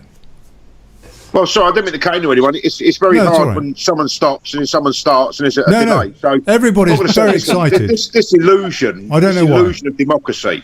There's an illusion that's called democracy. Yeah. There's an illusion that you are in this democracy and you're both fighting from either side. So if we understand what that means to the average Joe, then you have to have a close run thing. It can't be a whitewash. It can't be a red wave. It can't be these things. I don't know what you're talking about. I'm referring to the United States because the democracy is quite frankly non-existent here. We are hold on, Jeremy Poole, just a sec. Time to woke up that kind of reality. All right, come on. Right. So, do we got all these on the line? 207 for Biden, 119 for Trump. Yeah, well, I'm looking at a different map, and they haven't even got anywhere near that yet. Well, they're saying Oregon is going, but they haven't called any of it. But they're still not calling all the states that have 99% of the vote in, and Donald Trump's on top. Yeah, that's because they're negotiating how they're going to do this. What time is it? Let me see what time it is. It's 10 o'clock. It's 8 o'clock. It's 8 o'clock Pacific time. They're negotiating, so you're writing off the entire voting system right now, Jack. Is that what you're doing right now? Oh, the oligarch, they're all dealing, mechanic. You know the way it works. Okay, ladies and gentlemen, shocker. Just go ahead and disregard the entire election. For the last 6 months. Soon there'll be some leaks coming from the negotiation on the financials. Yeah, just go back the markets have taken off. The FTSE 100. Hold on, Viscount. 1 sec. Okay, Viscount. I'm sorry. Look, guys, we're all terribly. I can't think why we're excited. I was thinking of going to bed, having an early night. Olly, Viscount. we know why we're excited. Okay, what are the financials doing? I'll tell you, the markets have woken up very excited. There's some very early trading. If you consider it's 4 minutes past 4 in the morning, the FTSE 100 is up 2.33%. If you look at how it's traded over the course of the last 3 months, that is a hell of a wallop. The FTSE All-Share Index, which is every single quoted stock, up 2.21. The wow, that's big. Index, that's big. The AIM All-Share Index is 1.31. The Dow Jones is up 2%. Even the Germans are joining in. The DAX index is 2.55%. What's the Nasdaq? The Nasdaq, I haven't got that on this. Hang on, I'll tell you what's happening to gold and currencies in just a second. Where are we? Oh, that means the financial elite have voted. That means Trump has won. What, the numbers he's reading this is means the dollar. The dollar to the pound unchanged at 1.30. The euro to the pound 1.12. So a slight weakening of the euro. That's also a good sign as well. Well, absolutely right. And gold has eased off. Hang on, let me get dollar gold 1897, basically untouched. But all the major stock indices, I mean, anything over 2% in early hour trading when the London market isn't even open, it means the chinky chonkies have woken up and America is doing some early trading, clearing through the Far East. So there you go. Has anyone checked Rhode the Island? oligarchs. I feel sorry for Rhode Island. They're going for their money right now. Yeah, that's what's going on. They know Trump's going to win, and so they know where to place their bets. But so what do we got on the map? On has Fox pulled back, and now they're declaring Florida yet? They did. Yes, literally now. Fox have called Florida just now, with about a 3% margin. Called right now. Nobody yet. Okay. California's not even gone blue yet, so that's not. Oregon is blue. Idaho is still being counted. Well, I've got 192 Biden and 114 Trump at the moment. In what? Yeah, that's all the BBC. Yeah. Well, you sorry, Davey, you must know. So you can't far, right now, only Sky's exactly the same. Yeah, but BBC is it's the MSF, isn't it? I know that. The point being is that Biden is way ahead at 192 to 114. So obviously they're either stopping the results coming out to give people some hope, to give you an illusion of democracy because you believe that your side's doing really well. Well, that's the swell of rivalry. Yeah, we got your point. Yeah. So Michigan and Minnesota, Wisconsin, that's the only ones we need to know now. Is Biden we'll know. It could be delayed. Wisconsin, Minnesota, and Wisconsin, Minnesota, and Michigan. Those are three key. Any one of those tips President Trump, and we know he's the winner tonight. Right now, even before 9 o'clock p.m. Pacific time. Does anybody have any numbers on those three states? It's 8 o'clock Pacific time, and so there's really nothing going. I would not. I think they're going to. They're automatically going to call all the West Coast blue. Oh, you're breaking up. You need to reconnect. Losing. You're breaking up. Reconnect. Pointing out as well. Gridlock, which people may like. What I was saying is, the West Coast has the polls only officially closed an hour ago. So breaking up. You need to reconnect. Call all the West Coast blue. Reconnect. Mad Painter, what do you got? And then it will move. Just put California blue. No, hold on. Having said that, they put it blue straight away. Actually, it's on 0.24%. That's what I'm saying. They're going to call it blue. That's only because they won't call these red states that are, the ones that are going red. Like Ohio. Ohio's 99%. They won't call it. Yeah. Democrats retain control of the House. Texas is 99%. They won't call it. Oh, don't say that. Democrat control the House. Really? They won't call Texas. And they won't call the House. That's what it says. They won't call Ohio. So hold on. Whoa. Oh, blimey. Oh, this is... Actually 100 to 127 to the Republicans and the House. Where's that coming from, Jay? The decision Democrats have taken the House. They already had the House. Yeah, I know, but they're going to retain the House. Where's that come from? Sky News. I don't trust Sky. I trust Sky Australia. Either way, look, I'm on Sky News. You're on something else. Someone else is on something else. They keep coming up with different things. No, I'm just saying, David. I'm just telling you what they're saying. Just saying, David. What they're saying. That's all, right? Oi, don't shoot the messenger. I'm just saying, Sky News Australia seems to be more on the ball than. Oh, I love Sky News Australia. I wish we could have that over here on our channels. That's a very interesting thing, isn't it? The Sky News Australia, for example, was reporting the Biden revelations, whereas Sky UK, for example, no, nothing. Right. Isn't Sky News Australia run by Sun? Has it? Is it not part of the same corporation overall, Sky News Australia, or is it somehow different? Well, I think part of it. I think he gave it to his son, didn't he? So his son's. They have different editorial considerations or whatever. They're just doing it super impartial.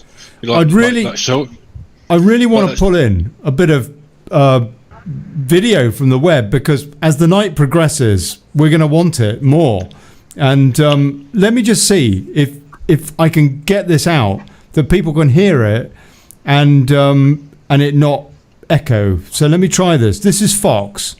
See if you've got a feed from the riots that are happening outside DC. Well, exactly. For example, Biden was there. What was it? Thursday. I think Thursday this week. Obama went down on Monday. Can you hear this, people, without echo? Yeah, it's echoing. So chaotic. It's and look, if you're there, please turn off your microphone, because we don't want to hear your domestic arguments, or your dog's barking, or when you make a cup of tea, or whatever else.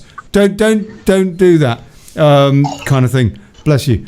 So mute your mic when you're not talking or whatever. But this is Fox. Hopefully it's not echoing. Let us know in the comments. Yeah, just to give you a taste. This is that Chris Wallace bloke who was, the first debate moderator with the president, completely on the side of Biden in that debate. Votes haven't counted, which makes me think Chris Wallace. a poll is one thing, an actual turnout on election day is a different one. Yeah, he seems, his demeanor, he seems to know. The ground game of get out the vote. We're not hearing it, Ollie. Yeah, we're not getting any audio. You can't hear that. What about if I do this? Echoing those who were shy Trump voters. Any joy? Women. They didn't want to tell anybody. Your bandwidth is seen to be eaten up, Ollie. You got to drop and reconnect, maybe. It's still echoing, Ollie. You can hear it, but it's just echoing. Okay, all right. I'll work on that in the background. Right. Do you have a link for it? I'm sorry? Video? Pardon? You got a link for it? Yeah, I mean, if it's a link to a video, you can pass it to me and I can play it. It's live. It's Fox News Live. I just wanted to give a taste of their coverage, so that we can see or try to discern this disparity between coming out from these all numbers. Sides. Tones can play it then. Hey, Ollie, I got them both up on the screen there, if you can see. Yes, Fox is on the left, CNN's on the right. Oh, good man. I'll pull that. Thank you. Okay, it looks like Trump picked up Wisconsin. Them lose an entire year of interaction with their friends, not being able to do their sports, possibly losing ground. All right, so that's what Fox is talking about. To get through there. And I'm told by officials, again, in Allegheny County, they're going to be working through the night to try to get those everything tabulated. But one person I spoke to said, look. Okay, so. Allegheny County, that's that's Pennsylvania. The Senate is balanced with 43 Republicans, 42 Democrats, and 2 independents. So that's interesting there in Arizona. Yeah, they're calling Trump wins Florida. So looks like there's a decision that's been made. So now they're arguing about Allegheny County. That's Pennsylvania. So if Trump wins Pennsylvania, it's done. It's over. So hold on a sec. Please repeat that. Sorry, Tones. Go ahead. How close is he? How close is Pennsylvania now? PA. Pennsylvania. That's the joke. You can't even consider this is not even close to. You know, there's going to be lawsuits. There's going to be states that just aren't going to report. Texas right now. That's the joke. You know this is going to go red. I mean, come on. This is going to go red. Did you vote, Mechanic? Did you vote today? No, I don't vote, man. I don't vote. You're doing the George Carlin thing. How could you not vote? How could you not vote for your sovereignty? What are you doing here?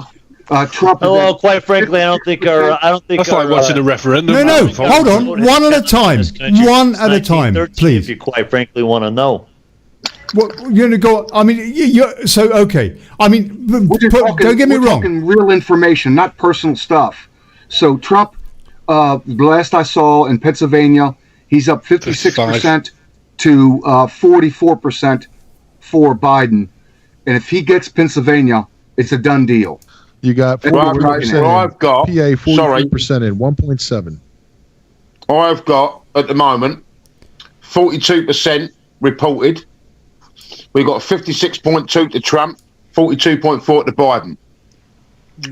It's close, 55 to 43.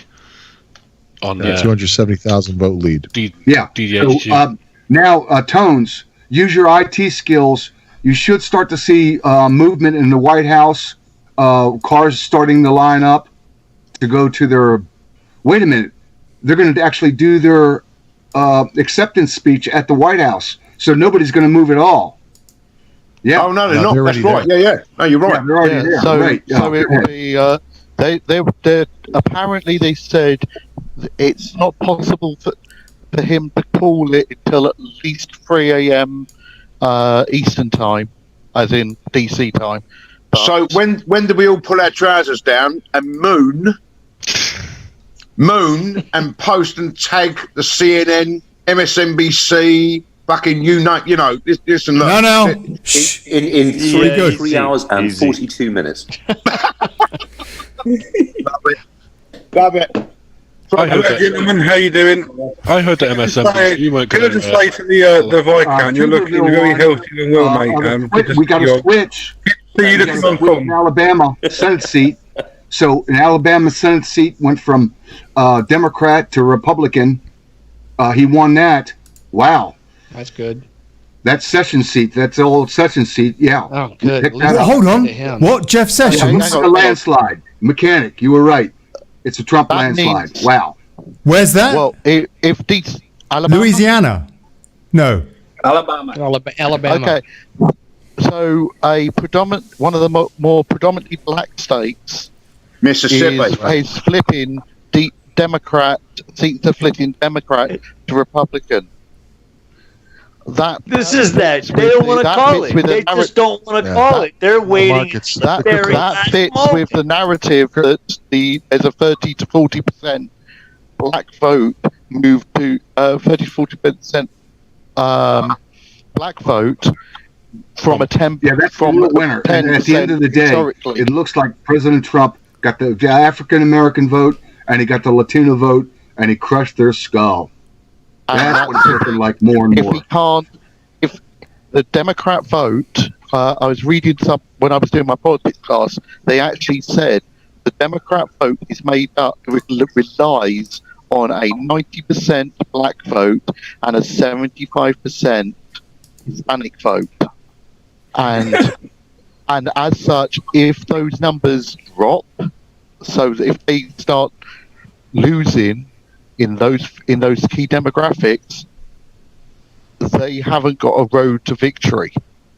So I think where they may be declaring representative seats, I'm not sure that they are officially declared. Hey, Tony, just on CNN, This just you got it. There's CNN on the right there. You got no more panel, no Don Lemon, nobody's on there. Look at Wolf Blitzer. They're not even showing English. They're not even doing it. They're turning the whole program over to this guy. This is pretty good. This just in, reporting both Wyoming and Mississippi are reporting for Trump. Both of them. Yeah, I'm seeing Kansas, Missouri, and Mississippi with Biden, with Illinois and New Hampshire. So look at CNN. None of their star reporters, no panel discussions anymore, no Don Lemon talking about a white lash. They're turning the whole program over to this guy, clicking maps. Good sign. Good sign. They know it. They don't want to be around when the king dies. He's either clicking maps or clicking Dana Bash. One of the two. You remember what we were talking about, Ollie? What's his name? John. We might see the rare thing that is an on-air suicide by a newsreader. Oh, I tell you what, the one I'd like to see. Can you remember that lunatic woman who shouts the enormous "No"? I'd love to see her set fire to herself. That would really make my morning. I'd like to see everyone that said they were going to leave America if he gets elected again. Well, listen, when they said if Donald Trump gets elected, I'm going to leave, I'd like to see him leave for real this time. They said that in 2016 as well. The thing is, Davey, a lot of those in the media. Oh yeah. 420,000. He's pulling away. Yeah, they can leave. They can leave America. Hold on, one at a time. Biden, it's done. It's done. Oh, now they're clicking in. Now they're starting to call it. Now here it is: Michigan, Minnesota, mechanic. Oh, Washington State. Look at Washington State. Wow. No kidding. Yeah. Wow. Yeah. Yeah. I didn't see that flip. The Redskins gone red. Wow. Just when the riots Look at starting that. as well. Landslide. Oh, you fuckers are going to burn tonight. The left are going No, Davey, be good. Well, you just got to calm it down a bit, bro. Ollie, what is happening on the street? Ollie, have you heard anything about what's on the street? Because it says the left are getting violent as Trump continues to make strides. Ollie's probably that have been predicted. I can tell you this: the tears are gonna be falling, folks. I tell you what, I'm gonna have my falling. These social justice warriors. I'm putting my cup out. I'm collecting all the liberal tears I can get because I am gonna make a bath out of those things. Yeah. The police to get involved. Can I mention something? The whole crew of CNN has abandoned him. They left this guy alone.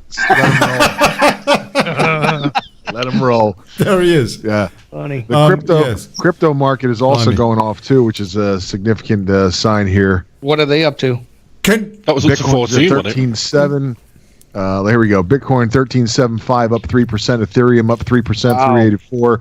The rest of the altcoins are all in green. This could either be green or red, and everything is in the green right now. And everything that's in the red looks like it's only a little bit in the red, minus a 0.5%, 0.04, which means over the next 24 hours we're going to see a massive crypto surge for sure. Nice. So take aside, I would just like to say that you've been accorded an amazing honour. I don't know how often you've listened to one of Olly's shows, but this show, in your honour, has been A&E free, which means alcohol and expletive. Speak for yourself, mate. I've got me vino. We've been put on strict orders to be all Julie Andrews, which in Cockney means you have Davy Russell. You old whatnot. I'll apologise when you can get. We love you, man. We love you. Ollie's got his wine. I have. Gents, can I say something? Yes. Yeah, go on. Crew boozer. Okay. No, I'm just saying. I came into work at 3 p.m. today. Boozy's a vicar, and he packs a pistol. Yeah, living in California. My security job. I came in, and I've not seen as many police on the streets. And my building got shook about an hour ago. What do you mean shook? What were they shaking it? Maybe an hour and a half ago, by police helicopters going off. Really? Well, Chris, look, do you know what? Do your job and go out and shoot someone. No, No, I let's put it this way. I finish work at 11 p.m. and I've got I made sure that I will be safe getting home. Let's put it that way. Do you know what, in the words of Donald Trump, you're fired? Painter, now's a good time to drop that old Revolution Radio disclaimer. Yeah. We don't probably a good idea. We don't condone any violent action. You do it and take it upon yourself. I'm glad I'm not going to have to. I'm glad I'm not going to have to send $2.5 grand. CNN pulled Washington State back off from red to blue. Yeah, but Iowa flipped. That's what I'd have to do if Biden get in. Hold on, Boozy. We'll come back to your personal psycho whatnot tendencies in a minute, Vicar. But stateside, right? Tell me, please. Tell this ignorant Brit over here the importance of Washington flipping. Of Washington State or Washington D.C. West Coast, Washington State. The president, D.C. or the state? It's D.C., isn't it? It's D.C. that's flipped. Not the state is surely going to go Democrat. No, it just flipped, right? Washington State. Washington State. Washington State just flipped. Washington State bet went back to the Trump's got 247 electoral votes and 218 for Biden. Yeah, landslide, baby. Hold on. Let me be clear about this. Let me be clear, please. Revolution Radio, God bless you, in association with Wake Up UK and Daily Chaos tonight. Revolution Radio, please explain to this ignorant Brit over here. Washington State, which always goes Democrat, has gone Republican. Is that certain? No. Yeah, well, no, they just flipped it back. They flipped it back. They can't. Okay. We got mail-in voting, but no, I can tell you, Washington State went blue. I mean, went red. Because it's basically it's too much. It's damn close. It's very close. Right. Yeah. And you're dealing with really. 80%. Basically, white people here. The spell has been broken in Washington. But I mean, Washington is the state of Seattle. Yeah, Seattle is Washington, not Oregon. No, it's Washington.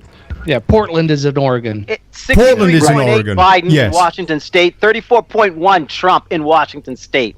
Right, and that's 58% in Washington State. Yeah. There.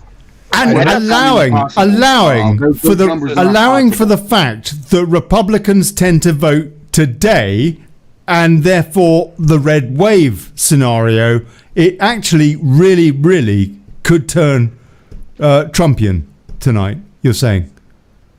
That's a pretty big margin. I don't think that's going to happen. Not in Washington. Okay. They got the mail-in ballot. So why did you get so excited? Yeah. That was a mistake they made. They let the boards come up early. Right.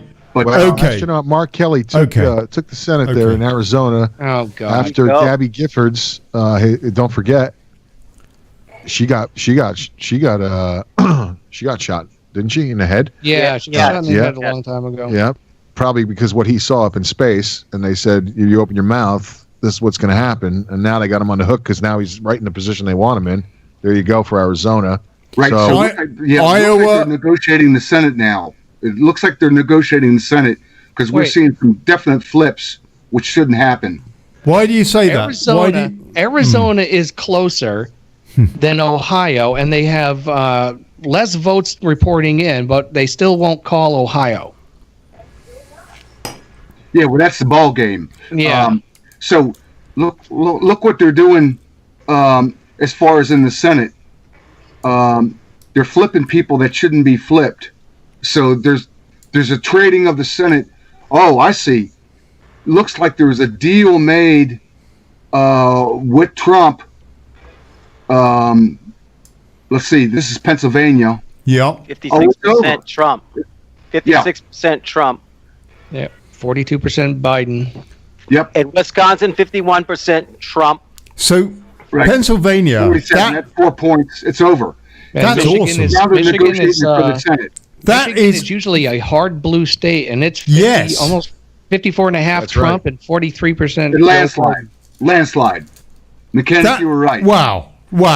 Okay. He wasn't the only one that predicted a landslide. I did too. I did, by the way, before the show. Yeah.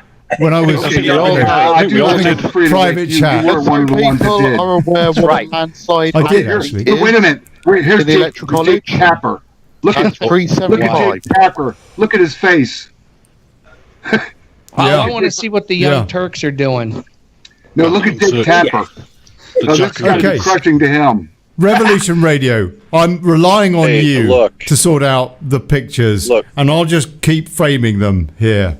That would be great. I just want to say, sorry, Ollie, hijacker. I just want to say the only deals that are being made are those that are trying to keep their butts out of jail or have their whole reputation smeared. Okay. That's the deals that are being made right now. So all this deal making you think that's going on, it's literally people saving their butts because they know they're pinned to the wall with all these evidence we have. Anthony Weiner laptop, Hunter Biden laptop, all the Ukraine evidence coming out of Rudy Giuliani and everything else. We got so much evidence. Hillary Clinton, you name it, we got it. These people are fighting for their lives. This is what this is all about. This is about their self-preservation. Damn right. Okay? Yeah. That's what's going on. Damn right. All right, now, because on this network, and Ollie would agree, we do not support lies here.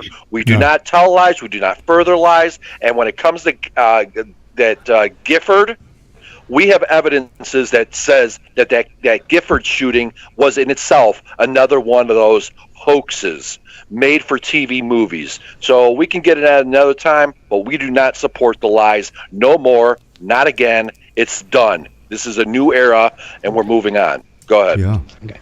Just for everybody's information, the Young Turks are having their meltdown right now. Let's put them up. The look on Cenk Younger's face is just like it was 4 years ago. Yeah, what's the Hank's face? Come on. Well, Tones, you got to show us. You got to show us these people. Oh. No. I've just got some Vegas odds through. Go on, Boozy. Vegas start at the beginning of the morning. They had it at plus 135 so they were looking at a Biden victory. The odds as of now are negative 775 that they're offering. Yay! That's great. Right on. I don't think I need to tell you the difference in those odds. It looks like it's turning out to be closer to Gingrich numbers. It looks like it's going to be 326 electoral college votes for Trump. It's looking like higher numbers now. They just called Ohio. Oh, really? What were the figures? What were the figures? Oh, yeah, he already had that. Yeah. What was the final? What was the final figure? Letting it slide. Ohio. What was the figure? Because 67%. It was almost 53 to 45. Sorry, 50. That's enormous. The electoral count is so lagging behind. Actually, Biden.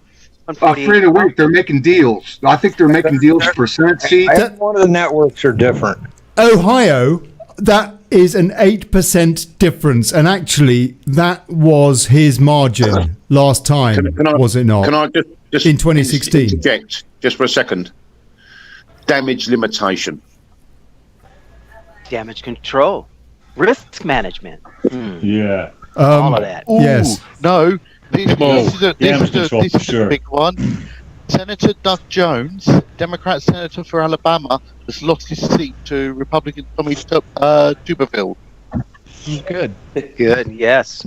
Who, Boozy? Should be. Democrat for Republican. Long-time Democrat senator Doug Jones has lost his seat. That's Republican Tommy Tuberville. That's good. Who's the Senate Republican. The Senate is heading in the right direction. Idaho just flipped red, and they called it for Trump. Yeah, of course. Yeah. Yes. So now the big thing is the Senate. Get used to it. Get used to it. Wow! We need meltdown pictures. We need meltdown pictures. Well, I've got to say, gents, what happened to a bit of good old-fashioned gloating? Patriots got this covered. Yeah, should have been one of them in that regard. I do like the stance on the map. Things are official before I gloat. And my biggest gloat is going to be when I'm at home, because my wife's cousin who lives with us is a Bernie bro. I'm just waiting to just smile at him. I was just thinking about waking the wife. Oh, you better bring a bucket and some tissues. No, she looks out. No, you need to behave yourself. When I trained locations, she may be coming on the radio. Who might be coming on the radio? My wife. Is it bloody hell? My wife. Oh, My sorry. wife. Is it? Look, Hijacker, is it behave safe yourself. to say that Trump won all of the key battleground states or not? But they're still saying it's too close. He won most of them. Now, he did win Washington State, but they took it back. They flipped the numbers, saying that Biden won by 60-some% to 36%. But that's okay. We never expected to win Washington State anyway. Yeah. Yeah, no, I know Washington State. No way that Biden wins. Just a sec, Viscount. Just a sec. Yeah, that's please. not possible. What isn't? What's not possible? Right there in Washington State. Washington State's about 80% white, more than that, Christian conservative, and then you got Seattle. There's just like no way that happened. But that's okay. They stole that. The big thing now is the Senate. So how's the Senate? We did get one flip of the Democrat to Republican seat. And so that's what we're looking at right now. Because what we got to worry about now with the Senate is whether they push forward impeachment hearings, which can go through. And so that's what we're looking at right now. That's probably what they're arguing about. The other big thing is that, let's see, it's 8:30. Wow, early Pacific Standard Time, which would make it 11:30 Eastern Time. So we're about to see President Trump come out or Biden come out and concede. Yeah, I think that's a little premature there, Chief. Okay. Yeah, they're not going to. Can I ask? Right now. There are two seats. Two states. Maybe an hour, not more than Nevada. An hour. One or the other is going to come out. Okay, one sec. Boozy, go on. Okay. Anyone seen what's happening in Nevada or Minnesota? Because they will be very. No, they are battleground states. There are 6 battleground states. Those are the only 2 battleground states that were supposed to go to Biden. But they're not very big. So right now, Nevada, they only have 54% of the it's votes. It's important because if we get all the battleground states, it's an automatic.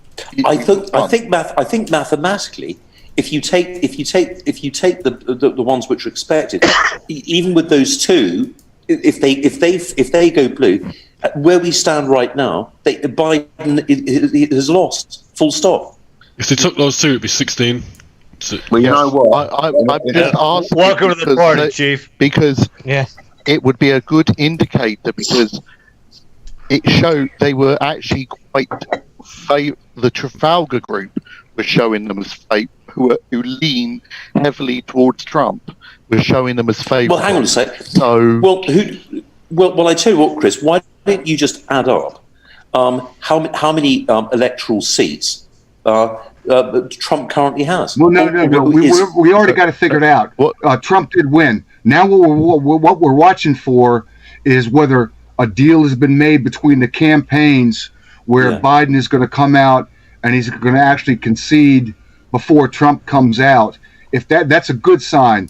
That means the Democrats are basically telling their street armies, the hardcore leftists, look, President Trump really did win this thing legitimately. We do concede, and so that's what you're looking for. I think the other thing is if they don't concede, Trump will pursue them into courts for all their wrongdoings and corruption. So the worst thing they could do. They're cutting a deal. There's deals being made right now. Yeah, they're dealing right now. Think the biggest the American people are putting their foot down right now. That's what's going down. That's right. That's right, mechanic. Deal we got the RL-15s. There's a hell of a lot of us. American people are talking right now. We're having a conversation. We're expressing ourselves, and we're starting to see it come through. But we need We need boots on the ground. Ohio. We need to start marching and taking pride. Hold on. Ohio, 53.2 for Trump. Right. 45 for Biden. That's landslide. North Carolina, 50%, 48-7 Biden. Wow, he's got landslide. That's it. It's He all took over. it back. He took North Carolina back. Wow. Wow. Yes. I'd hate to be Illinois surrounded by red. He took Iowa back. Iowa. What I'm actually I'm actually going to say we're getting ready to see the president or Joe Biden come out. If we see Joe Biden come out first, it's a good sign. We are at least 2 hours, 3 hours away from that, man. Come on. No. Joe We are Biden will tonight. come out and say, We are tonight. I'm very happy to accept my election to the Senate. Right. I tell you, States, for the state I'd love to be Donald. for the state of Texas, As a Republican. For the state of Canada. That's pretty funny, you guys. I'm so glad I beat George. I look forward to serving the Canadian people. I have a cabinet opening for any Chinese member. Yeah. Can I just interject quickly, gentlemen? Ukraine. I do apologise. We need to open the borders immediately. Okay, look, CNN is 192 Biden and 114 Trump. So is BBC, actually, David. Right, okay, yeah. I'm just going to go into the BBC, which is there, and it's 192 Did they do the same thing for Clinton until the very it's all end? irrelevant. I know. Listen, we're talking about something completely different. right? I'm just They're dragging it out. Everybody two else, different camps, right? And onto Sky. Mechanic. They're talking back and forth. Everybody's talking right now. They're getting what they're going to say. Who's going to do what? Who's going to do what first? They're working it all out. But landslide for Trump. Wow, Mechanic. Michigan, Saginaw County. Wow, 53. Oh my God. Okay. 55. I tell you what, guys. Just to listen to the conversation between Trump and Joe Biden right now. You want to know some Joe, hang on. It'll be Joe. You know what? Tough luck, mate. Someone's got to win. By the way, I really like your golf clubs. And whilst you're at it, would you throw in the golf cart as well? Okay, guys. We'll just drive that thing up on the trailer, huh? We'll get it out of here for you. This is a nightmare. I'm trying to. The big winners. I'm trying to do the graphics on the call. Police are crashing in the street, bro. It's gonna be. There might be a martial law coming real soon. That's gonna come as well.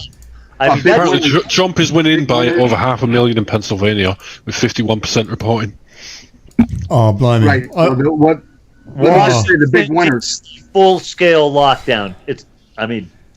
Right. No, the big winners are Taiwan, Australia, Japan, India. Israel. They're the big winners. On the England is the big winner. You're going to get your lockdown lifted up. We're going to get Brexit. If we get Trump, we'll get Brexit. The mask. Boris will have a choice then, will he? Exactly. Tomorrow, that is a celebration. Everybody burns the mask tomorrow. Yes. Burn the mask. What a great hashtag. I like the idea. Don't get me wrong, but I didn't figure you the premature type. I really didn't. I thought you'd go 5-10 minutes at least. Burn it. I'm a 1 minute man. Come on. Come on, man. You ain't black. We got to start talking about new pillows. We're getting excited. No, you didn't vote, so you can't. You'll get excited. Yeah, he didn't even vote. Didn't even vote. Who is that man that didn't even vote? That's not Mechanic, is it? We love him anyway. He doesn't have to vote. He's got special privileges. He must have. He must have in an election like this. Look at CNN. Wow. CNN is still fighting the battle in Georgia. Yeah, he's fighting a couple of counties in Georgia. They're all trying to hold on. Yeah, it just turns out the guy who called it a red wave didn't vote. I mean, are you criticizing me right now? No, Mechanic. Actually, somebody like you who's an influencer, usually you don't vote. I didn't vote for 30 years. I actually started voting in the last couple of years only because my kid made me register and do all that, and I basically turn the vote over to him because he votes the way I vote. But no, usually somebody who's a powerful influencer. These are bad excuses. These are poor excuses. How do you guys say bollocks, right? Yeah, bollocks. Right. Bloody right, bollocks, mate. You know what? Georgia. Language, Ollie. Language, Ollie. You can say bollocks. Americans love bollocks. They love a bit of British bollocks. Well, I think they'll like the fuck and all, but I wouldn't say it. Yes, no bollocks. Well, I think we're past the watershed. No F's and no C's, but plenty of B's. Yeah. Yes, you can do that. That's a substitute for the F word. I was under strict instruction tonight. You were. Strict instruction tonight, I was. We know you too well. Wow, there's your red wave. Look at that red wave. Wow. Amazing. It's beautiful. Oh, They wow. still, it's disturbing to watch those John low King. electoral I hope he's wearing a diaper. You do know at the moment I'm watching Sky and Trump's losing, right? Electorally or what? What's going on? What is the count low there too? I see 223, 148. Yeah, I got 51.8 to 43.4 Trump right now. Yahoo News is saying Biden's got 209 and Trump's got 118. That's my God. Yeah. I got 206 Biden, 162 Trump. I've got 192 Battleground Biden States, Florida, and 114 Trump. It's different everywhere. Yeah. Hey, gents, do you know what? You're missing the golden opportunity. I've now got 16 Democrat friends of mine who'll never speak to me again because I've just I've been WhatsApping them, congratulating them on the new president, and I've been getting all sorts of emojis back saying "fuck off." Oh, come on! No! Sorry. This is American radio, yeah. It's not English radio. It's American radio. Hey, look, if I weren't guilty of it myself, I mean, the fact is we have. This is why they kicked us out. I've done it too. We really got to watch it, folks. We really got to. Look at this. I've got some chat throwing up. I've got. Oh God, I can't show you that. Well, anyway, the key thing is make the most of it whilst you can. WhatsApp. That's what it's there for. Okay, here we go. We got some footage. Melania, the beauty queen, she's coming out. By the way, one of the big winners is Revolution Radio. We will be on the radio for the next. I might not be. I'm doing my last day maybe tomorrow, but for the next 4 years, until Trump gets out of office, Revolution Radio is going to be on the air. So support us. But there's no reason why you can't be here too, hijacker. Why do you make such a declaration? Yeah. Well, I'll talk to you tomorrow night. Okay, so how are you going to take a seat on the couch? You got a couple of minutes. No. Let's keep to the election. Let's watch these people. Let's watch CNN.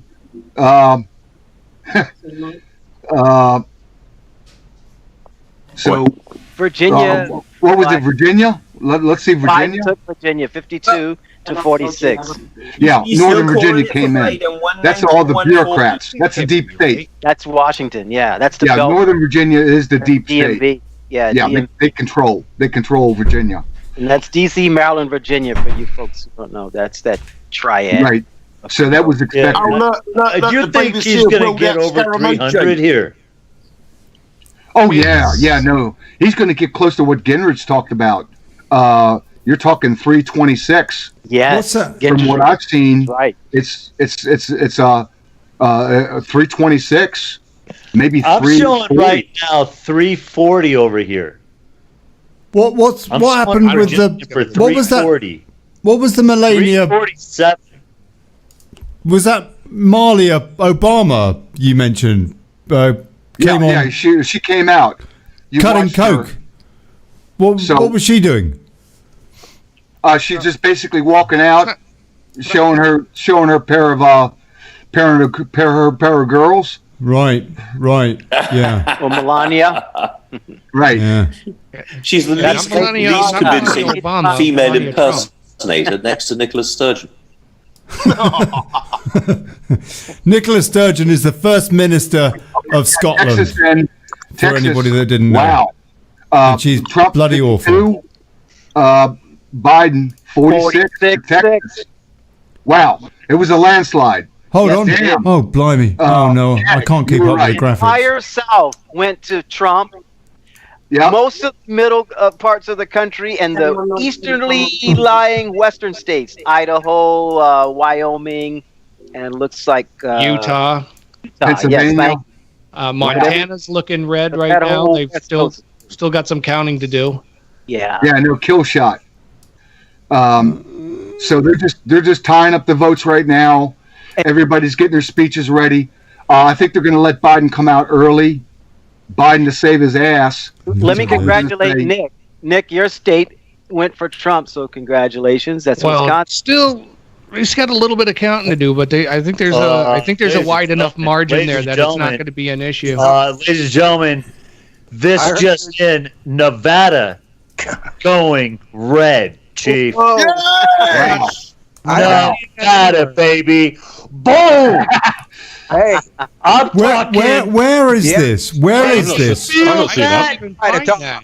Where are these seeing stats? Nevada going red. Hold on. Mad Painter wants to speak. Yeah, I just want to be a smartass. I heard that they were giving all of Hawaii to Bernie Sanders so he don't feel bad. I'll split it, right? What about American Samoa? Were they going to give that to Mike Bloomberg? No, I'm going to give it to The Rock. Yeah, exactly. Yeah. From here, so yeah, why not, right? I mean, you know. So one of the big losers tonight is going to be I just saw these electoral college votes on Decision Desk. They actually took some electoral votes away from Joe Biden. Yeah. Oh, really? Nick, Really? I got to embarrass Good. you on air. Yeah. You did not accept my friend request through Skype, so I'm embarrassing you on the World Wide Web. You know, you got me hanging, buddy. I'm waiting for you to accept me. Can I point out again? You're gonna give me a complex. Right, I'm gonna have to check it again because I didn't see. I don't think I saw it. All is forgiven. Just wait a minute. you know, the big winners of this is actually going to be the ones that actually crushed the Democratic Party, and that is going to be the African American vote Yes, and and the Latino Hispanic. vote. And Hispanic That's right, vote. the Hispanic vote. I thank them so much. I thank my people. I thank the Hispanics. Right. That's right. They both Finally teamed took up. off the shackles. That's right. Trump got them all. Trump got them all, and he just crushed their head. Shot to and the that's head. what happened. Yeah, that's what happened. I think the American contingent is getting very excited now. I want to pull in. You're from Jason. England. Listen, we're going to free your lockdown. Let me tell you, Man, we go, bro. I know. Don't you forget it. Don't get it twisted. Thank you, Dad. We're going to free Britain again. Yeah. Oh, yes, please. Yes, please. We expect it. We need it.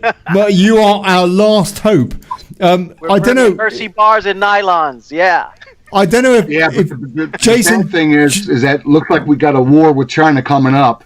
The Zionist, the Zionists, basically right wing, have taken control, or they've had control, but now we're going to go after China on all the trade deals and the money. So that's the next big thing we're going to get. That's next week's show. Flipping blue to red, along with sacking Ray. Yeah. Yeah. No way. Oh, no way. Oh, I got my signature. We've got Jason.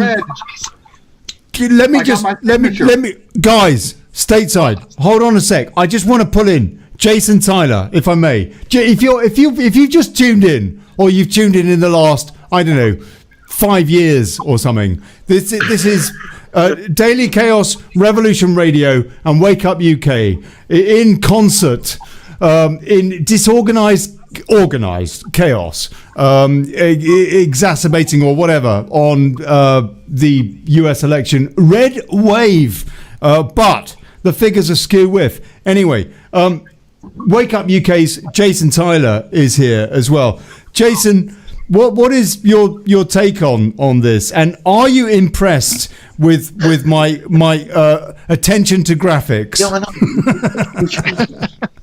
I'm quite impressed with your text tonight. You're doing well, Ollie. There's been no hiccups so far. Not No hiccups. Well, I think there's no hiccups, but compared to usual, it's much better than usual. Okay, I'm quite impressed, Ollie. You're doing quite well. God bless you, mate. As also, your self-to-buy account, one little step up there just a minute ago, but you're behaving impeccably, which is really, really unusual.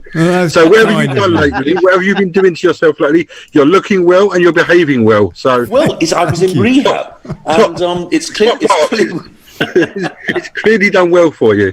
I haven't peed in a glass under the desk during a show yet tonight either. So that's a start. So look how the CNN crew has completely abandoned everything.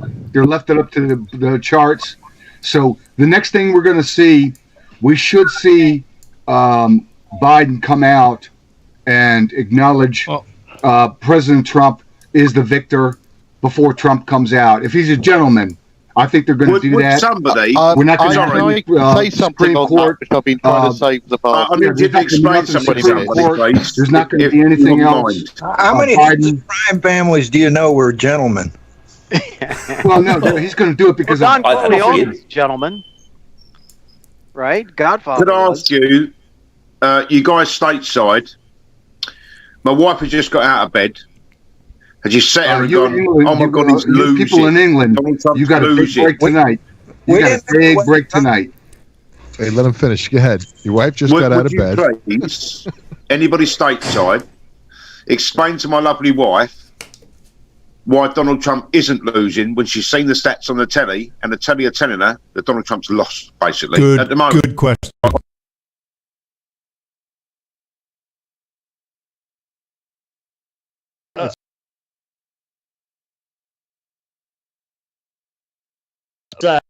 Please explain. It's called the Commitment Act. And until we get rid of that, this kind of bullshit will continue. Oh. Hey, that was a naughty word, wasn't it? From states. That one's only worth half a Bitcoin. That one's only noted. half a Bitcoin.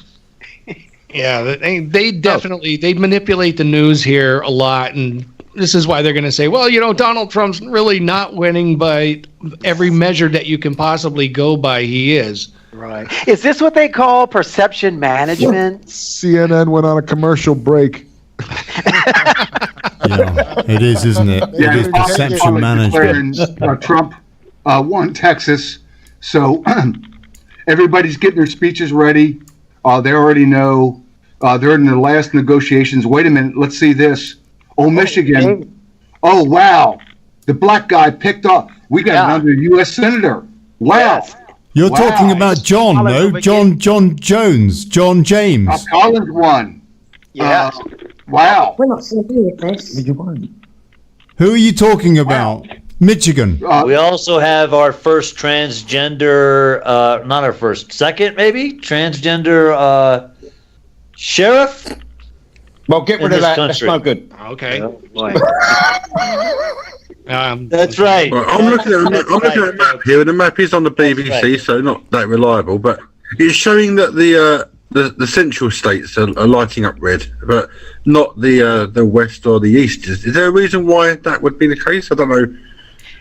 Is that how things work over there? They're literally the left, and they're left not only geographically, but in their political views. So, we're happy if we can just make a decent showing in those states. Yeah, it's what my friend in California calls he calls it the flyover states. I don't know if that's a PC term or not, but I presume it's not. But that's what he calls them, the flyover states. And they seem to be all lit up red, and then you've got like California showing up blue, and that's the northeast states showing up blue. Yeah.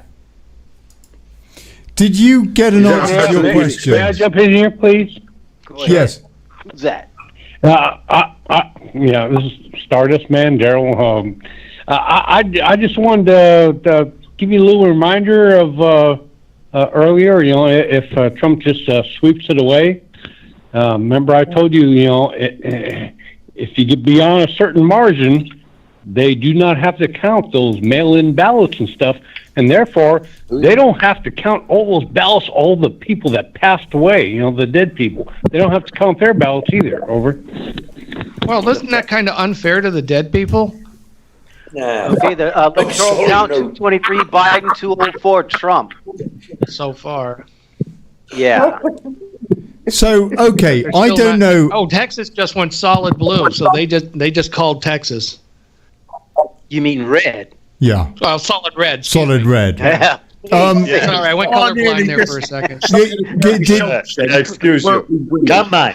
Did Davy Russell get an answer to his question about why, for example, on CNN Look at they're the numbers saying coming out of Pennsylvania, Michigan. These are landslide numbers. Wow.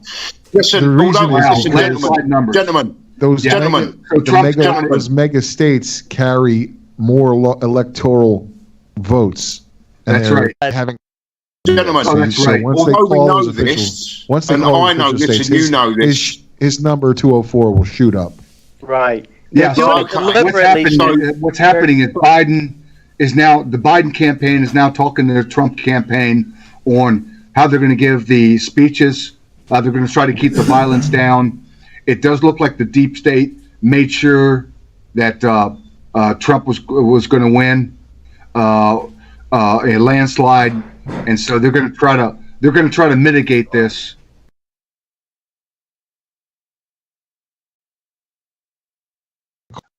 Can I conceding, just say about and then right after conceding? that, President Trump should come out conceding, basically claiming victory.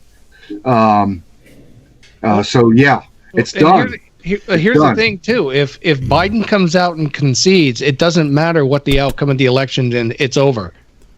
He gave up. Once you concede, you gave up. That's Right. it. Well, It's no. done. We need Biden. Let me ask you this. No, they need Biden to acknowledge. Intentional implosion of the DNC on behalf of the cabal to bring in the red state opportunity once again, right?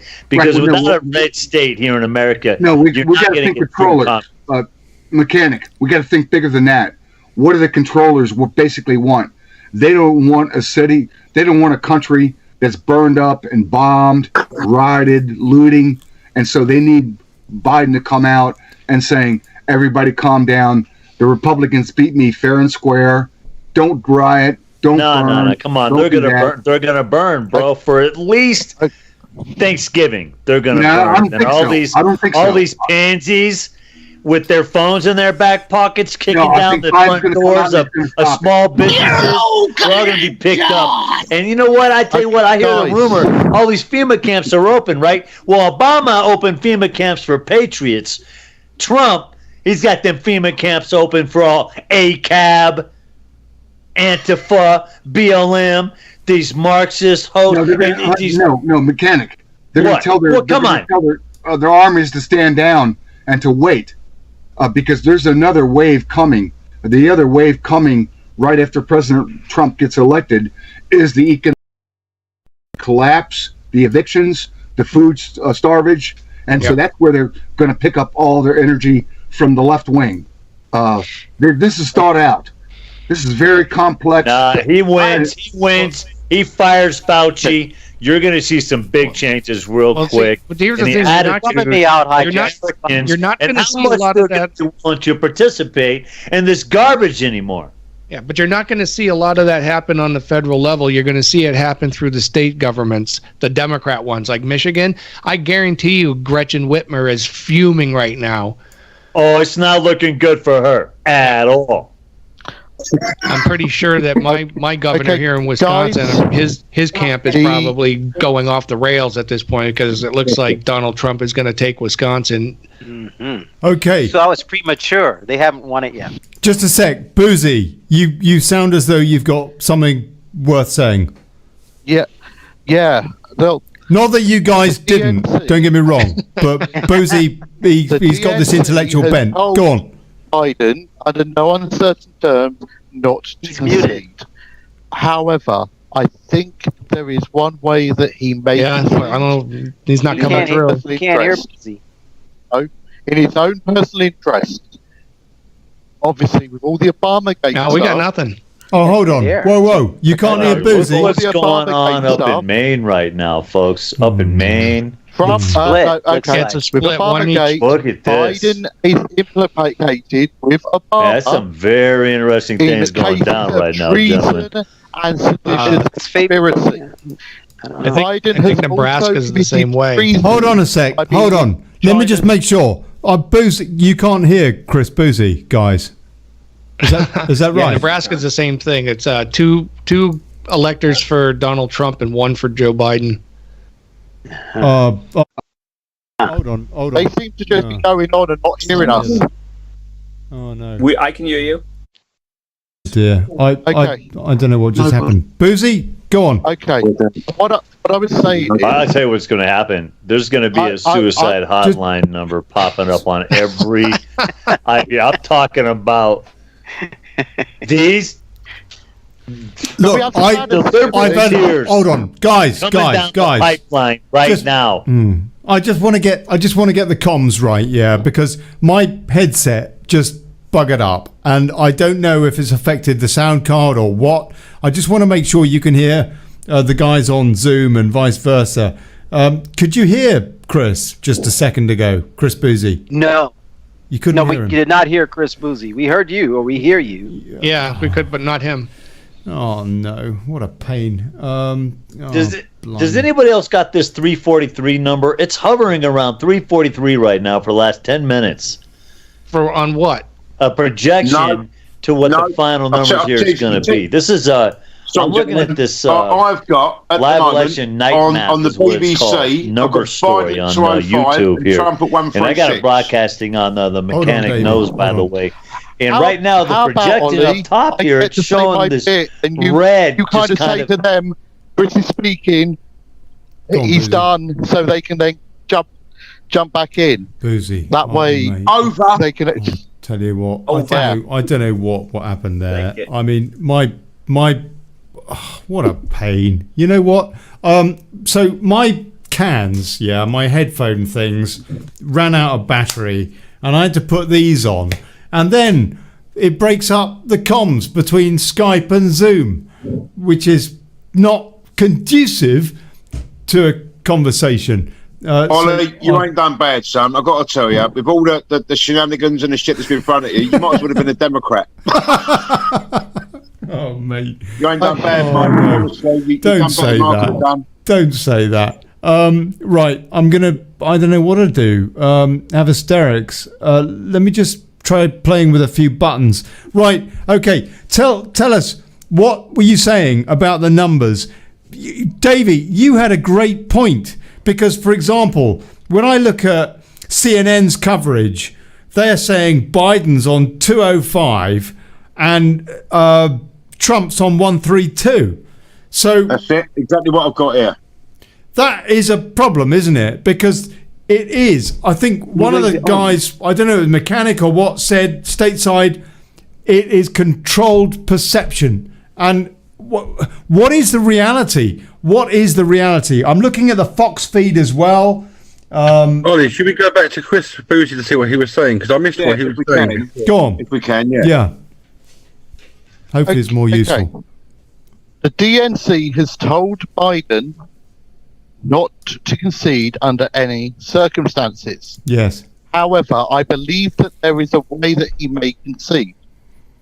With the Obamagate stuff, Barack Obama and Biden are both implicated in treason and seditious conspiracy.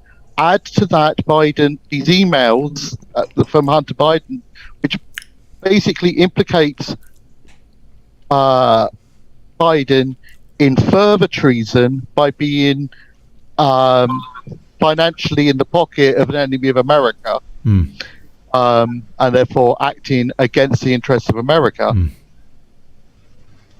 It may be that he is told, we can use the fact that you have been less than cognizant during this campaign. If you concede, we will just say that you are mentally unfit to stand trial, and we will put you in a secure care home to live out your days instead of putting you on the chair. And that's the way that they might get him to concede by saying, we'll offer you this. Yeah, but it's not about Biden. It's about the deep state, and it's about China. Hang on a minute, Ollie. Who are the deep state? Who are the deep state? Well, I mean, Biden's part of it, but he's one part of it, and there's loads of other people that also do not want to be, as Chris says, put on the chair, put in Gitmo, whatever. Biden given half the chance to live out his life in all of his senile delinquency, would not give up the rest of them just to leave him alone? That's my suggestion, that he may concede for a deal of, we're going to just put you under house arrest in an Alzheimer's home for the rest of your days, and that's a cute theory. I agree with that. And leave it, and that's if you concede. That is a cute theory. Against their wishes, that's what we will do, and we'll make sure you have Secret Service protection so that the deep state can't get at you. I tell you what, Sean, if I was Trump's advisor, I would have actually pre-thought this. Be like, look, Donald, if things look as though they're going our way, what we do is we just produce a warrant for arrest for Biden, because he doesn't have any immunity until he's president. So just go and lift him, nick him, chuck him in the back of the van, and then say, hey, look, we won. It's like, but where's our candidate? It's like, when he's in jail. Go and bail him. It's $500 million.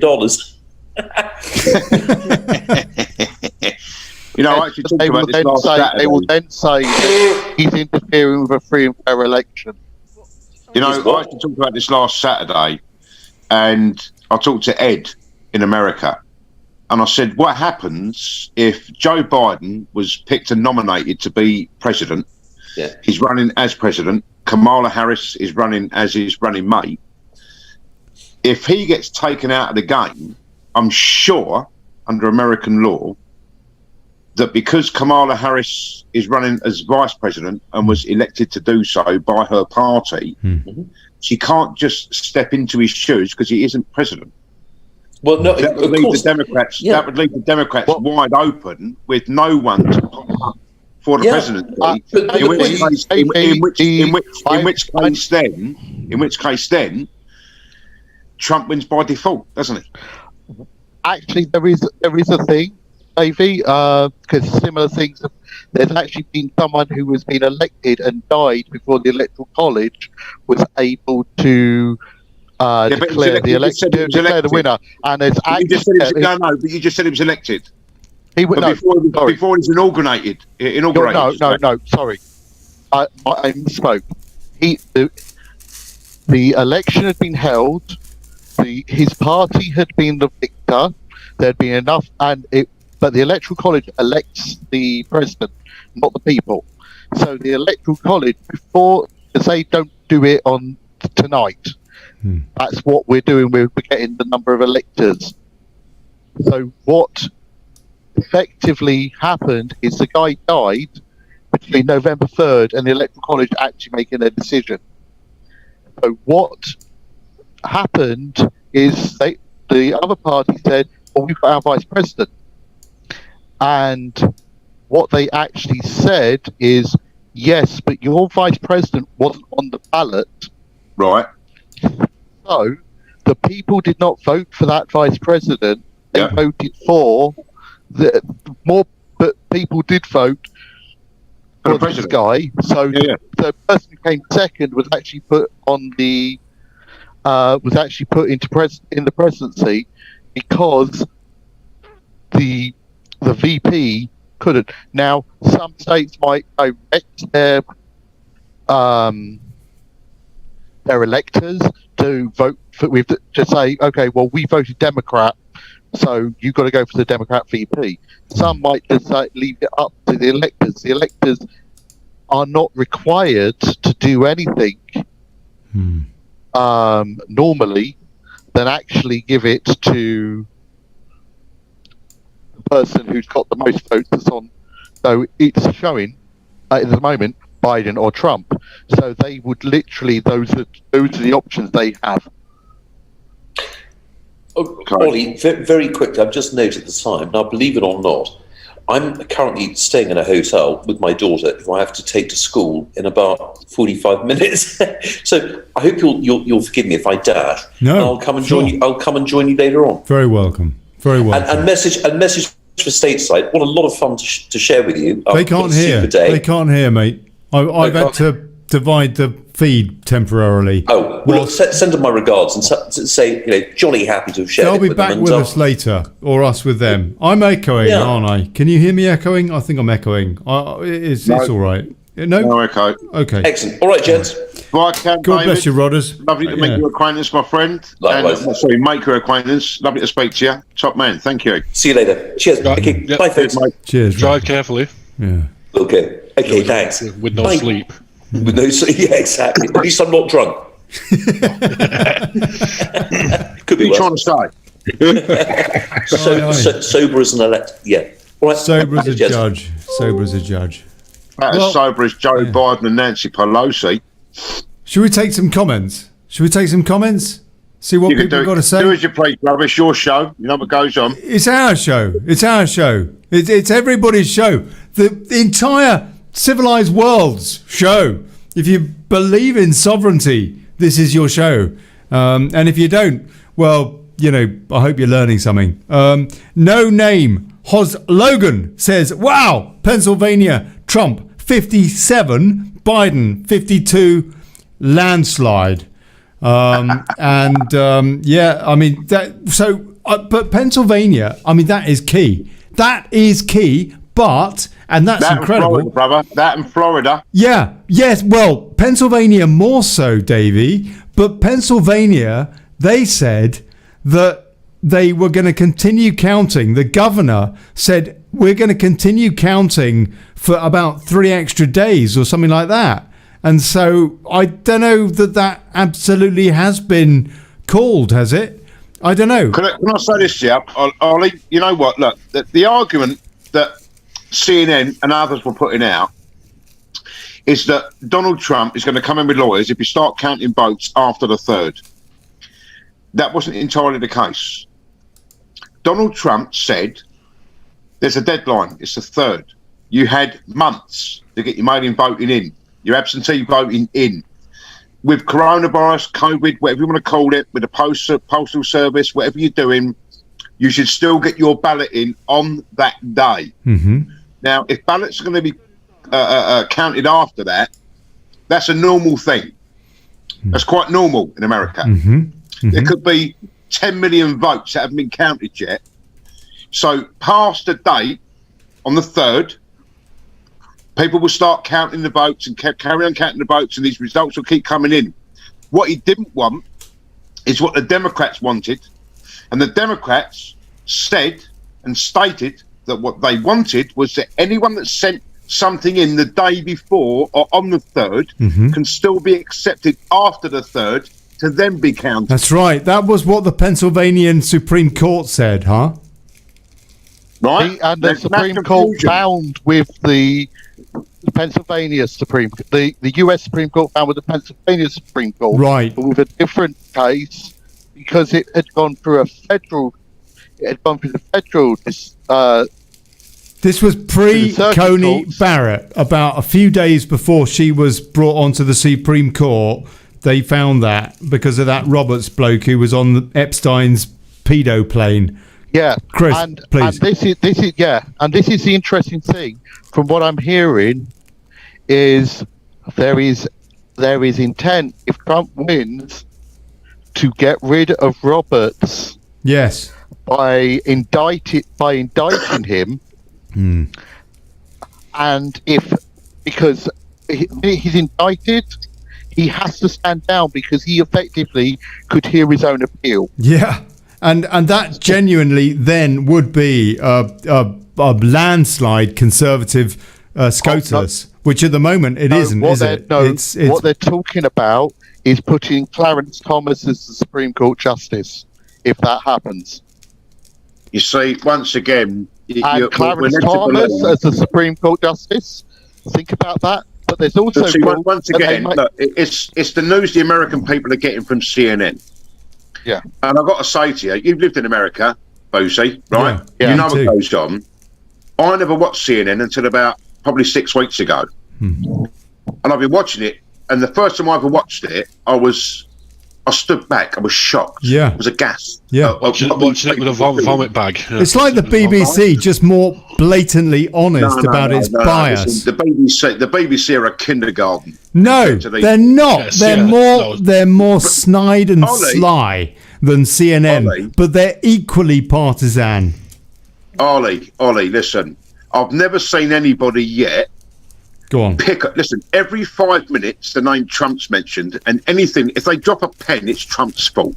If someone doesn't deliver their mail in CNN, it's Trump's fault. Well, it's like that with the BBC, pretty much. No. Listen, Ollie, I've got to disagree with you, brother, and I'm sorry.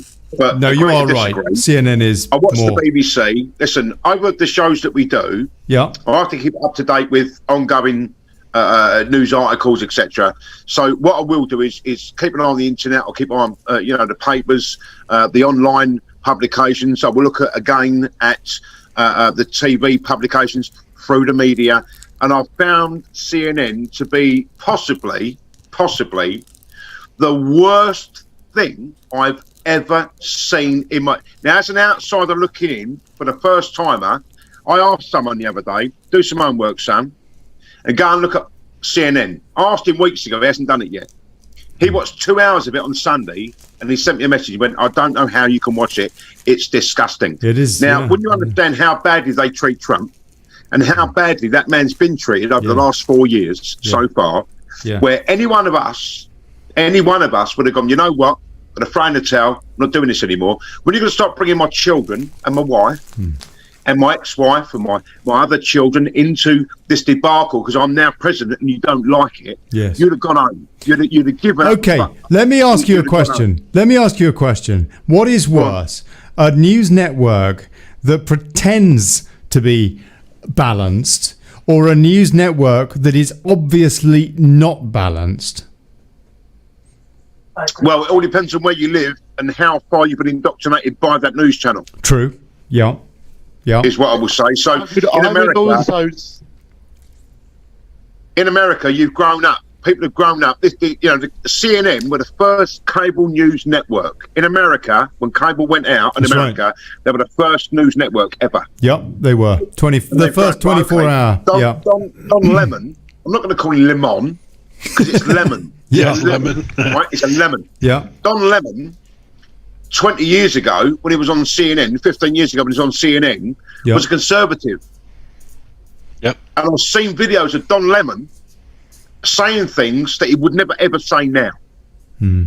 He's changed with the time and grown with CNN in that bubble of what they believe themselves to be. Now, I'm going to say this, there is really no advertising on CNN on telly. Now, if they do the advertising via the internet, then they're probably getting some funding. I don't know. Well, I can't see any funding that goes on with CNN at the moment. And I did look into it and couldn't find anything, to be honest. I think that they are funded by the Democrat Party. That's what I think. Well, because or by globalists, the same people. By the same. Listen, when you look at what the adverts that they do is inside Africa, and they give an insight into Africa. Yeah, that's right. They're funded by the same people that support the UN, that supports the Democrats, that support the Great Reset. Sorry, look, at the end of the day, these people that run that station, there's a lot of outgoings there. There's a lot of wages. A lot of people employed by these people, right? All across the world. And I don't think anybody else does. The adverts they should be putting out, like Sky and ITV and Channel 4 do, and all these other stations do, there's nothing there to substantiate them being in business, because the adverts that they put out aren't adverts. They're just literally promoting black, Asian, Mexican, this, that. They're showing what these people can do. No one's paying for that. So where's the money coming from? They are the worst station I've ever laid my eyes on and had the privilege, should I say, of not watching because I can turn it over. They are disgusting. Every 2 minutes, Trump. They bashed him for 4 years. And you know what? If he's winning, he's going to win.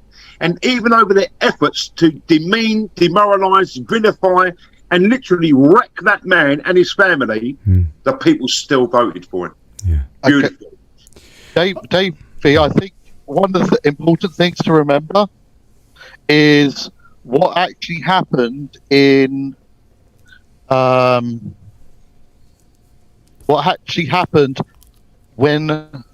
the Obama administration stopped.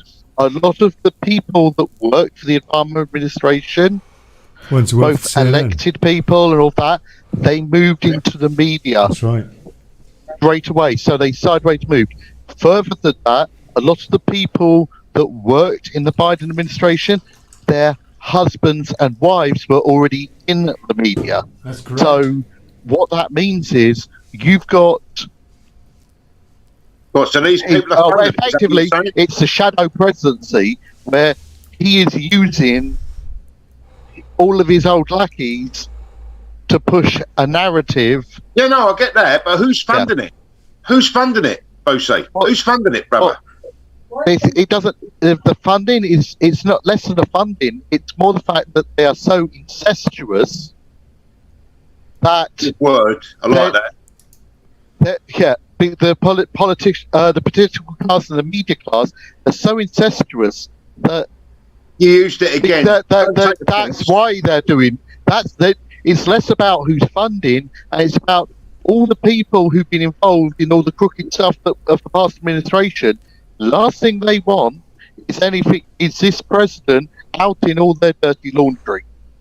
And without a doubt, we get that. Jeremy's back. Hello, Jeremy. How you doing? Hello, boss. Listen, I've just guys. been watching the TV upstairs. Been upstairs, kept checking out the telly, and they're still calling it for Biden. Still on for Biden. Up in. Well, we've got BBC here at the moment. 205 Biden, 136 Trump. Now we had the Americans on just now, and they're telling us it's a red carpet. It's a whitewash.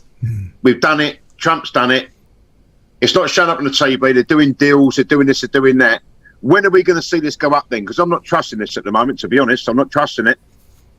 Well, I'm looking at that decision desk, and they're saying 214 Biden, 201 Trump. But the states to call, Montana, Nevada, Michigan, Pennsylvania, Arizona. Most of those are clearly Trump. So it's looking... Well, okay. So they're waiting then. They're waiting. In which case, then the Americans were right. And what they're doing there is ringing around, making deals. Let's not make it be too far apart from each other. Let's make it a close-run race to make the left think they've still got a voter base and you should still be supporting us, etc. Maybe, I don't know, you know. Because Georgia is 53% Trump, 45% Biden, and not called yet. And that's 16 seats.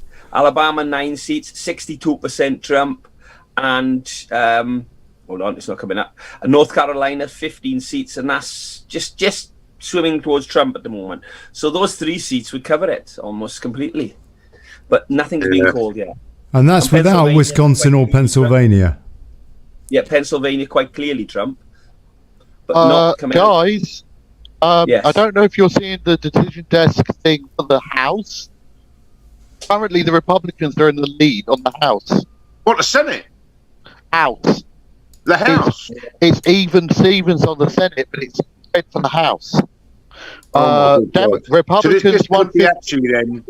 Yeah. This could actually be the wave that we've all been hoping for. Then maybe 151. Yeah. Republican, Democrat 147, 218 for majority, and if you can just see the map. Hold on, I'm pulling it up, mate. I'm pulling it up. Can you keep that there a second, Chris? Keep that there. I'm pulling it up. Oh my God! Oh my God! Right. No, I know it's not what we're seeing because you won't see it yet. Thank you very much. Thank you. Wow. That's the House. Decision.iq. That's off. I'm watching the same thing. That's Decision Desk HQ. Right, okay. That's right. I've got it up on the screen. Filtered down sooner or later to the news channels we're all watching at the moment, right? Yeah. Right. The Senate is 44-44. Yes, HQ. Put it in. Yeah. There's the Senate, 44-44. Yeah. Yes. 51 for a majority. And there's the Democrats, 147, 151. In the House, yeah. In the House, sorry. What? Yeah, in the House. Right. And they need 218 for a majority. Right. Okay. There's still a lot of seats to call. No? Yeah. There's still a lot of seats. Yeah, there's still a lot of seats to call. You need 218 for a majority. When you look at the map, there's very few seats that are showing leading for Democrats in the House. If they win, the House of Reps, the Senate, and the presidency, we're going to see the swamp drained. Oh, listen, Chris, can I just say, pull your mic away a little bit, mate, because every time you put it's coming through the mic, just pull your mic away a little bit. We can hear you. Not an issue. There you go, mate. Okay. Listen, Ollie, you know what? Wow. We've been talking about a red wave. A red wave didn't just mean President Trump. No, it meant it did. The House, the Senate, yes. it meant everything. So yes. We're going to see this, obviously, coming up, hopefully, very, very soon. And this is the thing. That would be massive. It doesn't matter if he gets 271 for the presidency, but he gets the Senate and the House. Right. That's better than him getting 375 without the Senate or the House. Exactly. It is absolutely well said. It's way early to call, though, for the House. It must be said. He needs 218 for a majority. It's 151 versus 147 at the moment. So it's too early to call. But nonetheless... when you look at the map, though, the interesting thing is... Please. There is that the where it shows who's in the lead, Republicans are in the lead in a lot. Republicans are in the lead in a lot more areas than the Democrats are. So it's showing. So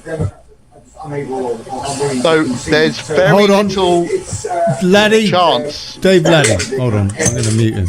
Okay. Go, carry on. Give me a second. There's very little. I'll be back in a minute. All right, Russell. I'll be back in a minute. All right, you crack on. There's less seats for the. At the moment, there's less seats which are leaning Democrat than there are seats that are leaning Republican. So, Chris, what was your final call on this? Come on, give us your prediction. I like predictions. Okay. Come on, Chris, putting you on the spot. I'm going to.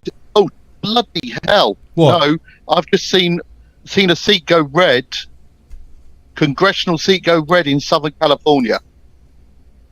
Yeah, I missed that. I haven't seen that yet. Yeah, and looking at where that is. What are you looking at there? What are you looking at? What are you looking at? I'm looking at the map. Which map? Ken Calvert. The decision desk, and I've just seen a seat go red in Southern California. Yeah, Ken Calvert, House 42, California House 42, it says. Yeah. So, and that wasn't one we were even really looking at. So, and with the stuff that's been happening in Southern California, like Trump parades going through Beverly Hills. Yeah. Right. If right. we start taking seats in California, Come on, Chris, more seats in, I think we may get looking at this, we may get maybe a 230, round of 230 for the House. Yes. Senate, I think we're going to be around about. We're going to be around the 52, 53. I don't see us gaining. 230 for the House would be absolutely enormous. At the moment, the Democrats hold the House by about what? 3 seats? 4 seats? Right, gentlemen. Sorry. They need 218. They need 218. Listen, guys, before we carry on, I want to try. I've reset my sound. I'm going to quickly reboot. Can I just do this, Ollie, please. Yes. Just for the missus' sake, just for the wife's sake. Go on. Don't trust the word I say, obviously, right? On BBC News right now, it says Joe Biden to speak shortly. Now, that either means he's won it. No, it's too early. Thank you. Too early to say a win. I know that, Chris. Listen, I know that. You know that. I think we all know that. More likely to concede. Right? More likely to concede. That's what. Yeah. Sorry, Ollie, I like to ask a question because my wife's here and she's absolutely crapping herself at the minute because she's seeing the stats on the telly and she's thinking that Biden's won, Donald Trump's lost, but Joe Biden's going to come out and speak in a moment. So if Joe Biden comes out and speak, it's for some sort of acceptance speech, right? No, or concession speech. That's the theory. That's what the media said they were going to do. I reckon he's going to come out and just say that he's Joe Biden's husband. Look, let's pull America back. Let's pull Revolution Radio back, or try to. Hold on, I'm going to try. So he's got hairy legs. Just a sec, guys. Hold on. Listen, I've got to play with the sound here. Just bear with me. 3 years, 3.5 See if this years works. they went after this president. Nothing. They didn't get nothing on him. I still got a roof over my head. I'm not hungry. They don't get nothing on anybody. Me right now. Don't you see it? Nobody gets anything on anybody. Nobody.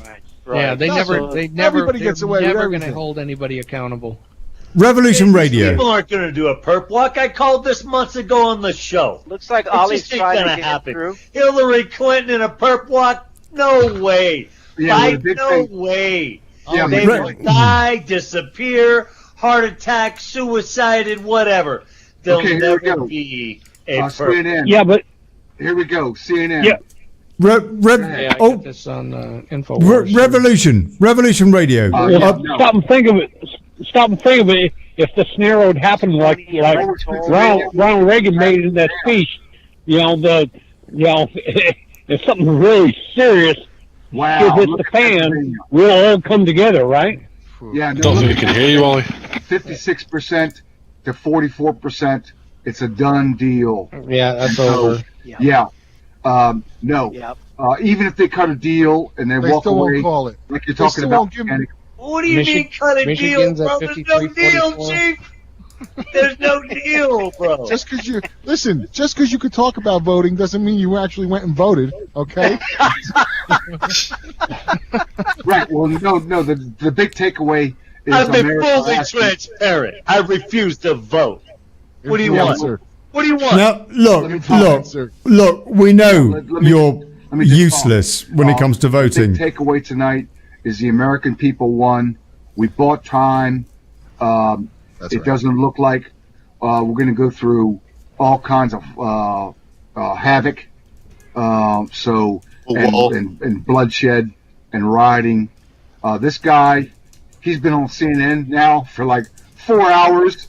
The whole crew's abandoned this guy. He's Well, maybe the it's guy China. with the mop bucket and the broom, right? Oh, look. Clean up after. Yeah.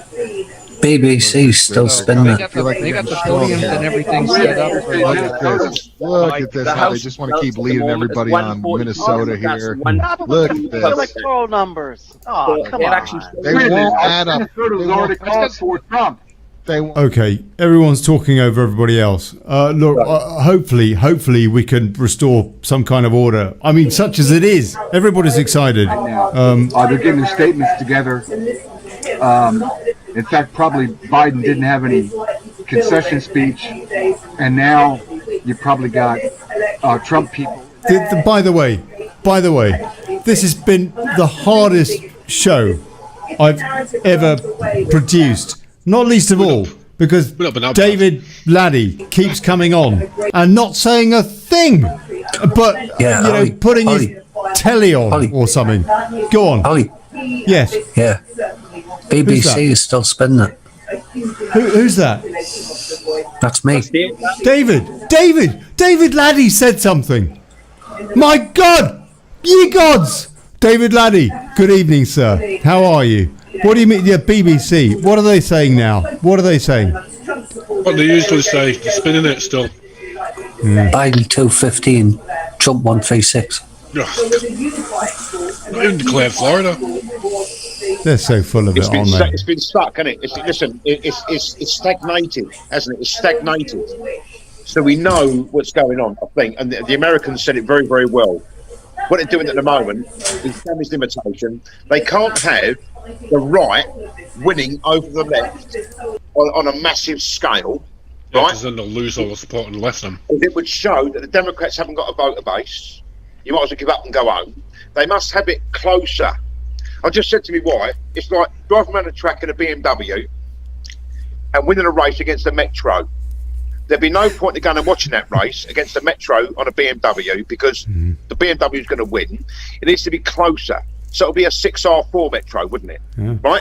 Yeah. You've got to have it a little bit closer to give that illusion of democracy, an illusion that people voted and it was very close, but the best man won. You can't have a whitewash. You can't have a red carpet of red. Why not? Why not? Reagan did against Walter Mondale. Why not? Listen, Ollie, You're talking about what the Americans would say, which is cutting deals. But democracy is not about cutting deals. It's about votes cast and counted. Right, Didn't the Tories have a whitewash in December 2000? Do you honestly think, Ollie, that this doesn't go on? No, I think it does. I'm being idealistic. I'm being idealistic. You normally say it. Bugger democracy, bugger plutocracy. No, bugger plutocracy. This is Let's what get these that people right. do, brother. Listen, they rule and run us. I got told the other day that Donald Trump was an insider. He's a Bilderberger. Donald Trump, standing up, draining the swamp. I got told the other day on one of my posts that he's a wrong'un. And I asked the geezer, why is he a wrong'un? And he's never come back, right? Listen, you got to understand what goes on. I'll tell you what, if Donald Trump is a psyop, that's one hell of a psyop. Well, I'm just saying to you, brother. No, I know. Look, I hear you. I know you're quoting. I'm just saying because the truth is, I don't 100% trust Donald Trump either, because I am reprogrammed by myself through my skepticism to not trust anybody in politics, because I think that is a healthy default. However, I would say that from everything I've seen, not everything actually, but nearly everything I've seen of Donald Trump, I would say he appears to be the real deal. And it's not so much things that he says or has done, it's the things that are directed at him, and particularly by the media. But it could be, I could be wrong, he could be the most remarkable psyop. And in his term 2, my God, we'll find it out. If he makes T2, we will find it out. Well, just listen. Look, I was just going to say to you, at the end of the day, Donald Trump, as far as I can see, is the real deal. I saw him. There was a video put out of Biden, and he went right, and they put that together with a Jim Carrey video. That's right. And Jim Carrey went and Donald Trump, which was very funny because Jim Carrey can't stand Trump. Right? No, maybe not. Right? That's not the point, Ollie. Joe Biden on a speech went and just he did. He was indecipherable word lexicon. Indistinguishable, I think we'd say, right? Unintelligible. So what they did was put that with Jim Carrey. He went, right? Donald Trump played that. Have you watched any of Donald Trump's rallies? Yeah, at his rallies he's been playing that. Yeah, it's brilliant. So but he played it, but it was the laughter, the real Donald Trump laughter when he watched it, possibly for the first time, and he laughed when Joe Biden said what he said, and he went and laughed, and then when Jim Carrey come on, he laughed like I've never seen that man smile and laugh. That man is the real deal. This isn't a psyop. Yeah, no, I saw that. I believe that. I believe that. I also hold a mate. Okay, let me pull in, Davey. Let me pull in. We are, you know what? Honoured, actually. We've got Laura Eisenhower, who's just popped in to the chat here on Daily Chaos and Wake Up UK and Revolution Radio, or it would be when we can sort out the sounds. Laura Eisenhower, can you hear us? Yes, can you hear me? Yes, hello, and see you. And see you, darling. Yeah, Ike Eisenhower's granddaughter is on the show. Granddaughter. Great granddaughter of a great president. Yeah, the guy that warned us about the military-industrial complex is here to give punditry on election 2020. Laura, please, what's happening? Who is winning? I was hoping you guys could tell me. I just did like 2 other shows, and I'm like, what's going on? Like, it was sort of disturbing to see how much Biden was doing well in some places. I mean, what are you guys' thoughts? Like, where are we? I mean, I'm hoping that you guys can shed some light, because we was actually hoping, Laura, that you could shed some light. Because okay, give me a second, and I will see if between I can shed us, some light. we will shed some shadow, or what have you. About Joe Biden winning right now is to me a false like thing. It's not. Laura, there's no way he's speaking right now on C-SPAN. He's speaking right now, telling people that they think they're going to win. Okay, hold on a no way sec. Joe Biden can win. No. Let's it's a remark. Like the rallies and everything that, like, President Donald Trump. I've never been into presidents. I know I'm related to one, but that's beside the point. I've never ever been so invested in a election as this one, and I noticed. Why, Laura? Why? We were just saying. They're all owned, and they're all just corrupt. But Donald Trump, to me, is just like here's me, here's Donald Trump. He's not a politician. High fives. He's doing something that I can't help but love and respect the man. I don't know. He's a beautiful man. He's a great man. He's not a politician. That's his strongest point. Exactly. Because we were wondering, we were just asking between us, what is the deal with Donald Trump? In your opinion, and I know you're very, very well researched in terms of the deep state and the New World Order and all this kind of stuff that's going on now under the rebranded guise of the Great Reset. Is there any chance that Donald Trump actually could be deep cover and the most horrid psyop? Well, one must always consider that. I mean, if you don't, then you could be easy bait for like some sort of assimilation into like AI. I feel pretty confident in the fact that Donald's different. It's so weird. I mean, I'm not the kind of person that's going to be like gravitating towards like, ew, you know, I have all this stuff going on with the Trump empire, excuse me. You know, with the loans that he's taken out and his connection with the Rothschilds and, you know, his daughter being married to Jared Kushner. It's like there's some red flags there, but I did his astrological chart, and not that I like place all my faith and confidence into astrology. I learned a lot about astrology, enough to feel pretty certain that when you see something, you can't like look the other way. So when I did Donald Trump's astrological chart, I was like, holy smoke goys, right? Really? Compared to like Biden's chart. So Biden's chart shows a lot of soul fracturing to the point where he could be easily used and possessed. When I see Donald Trump's chart, I see a person that has gone through a lot of life experiences that have kicked his butt, and through the frequency of his words and like what he's done, it would be irresponsible of me to deny the fact that like I actually feel like Donald Trump is having a huge light shined on him or shown on him. Shown.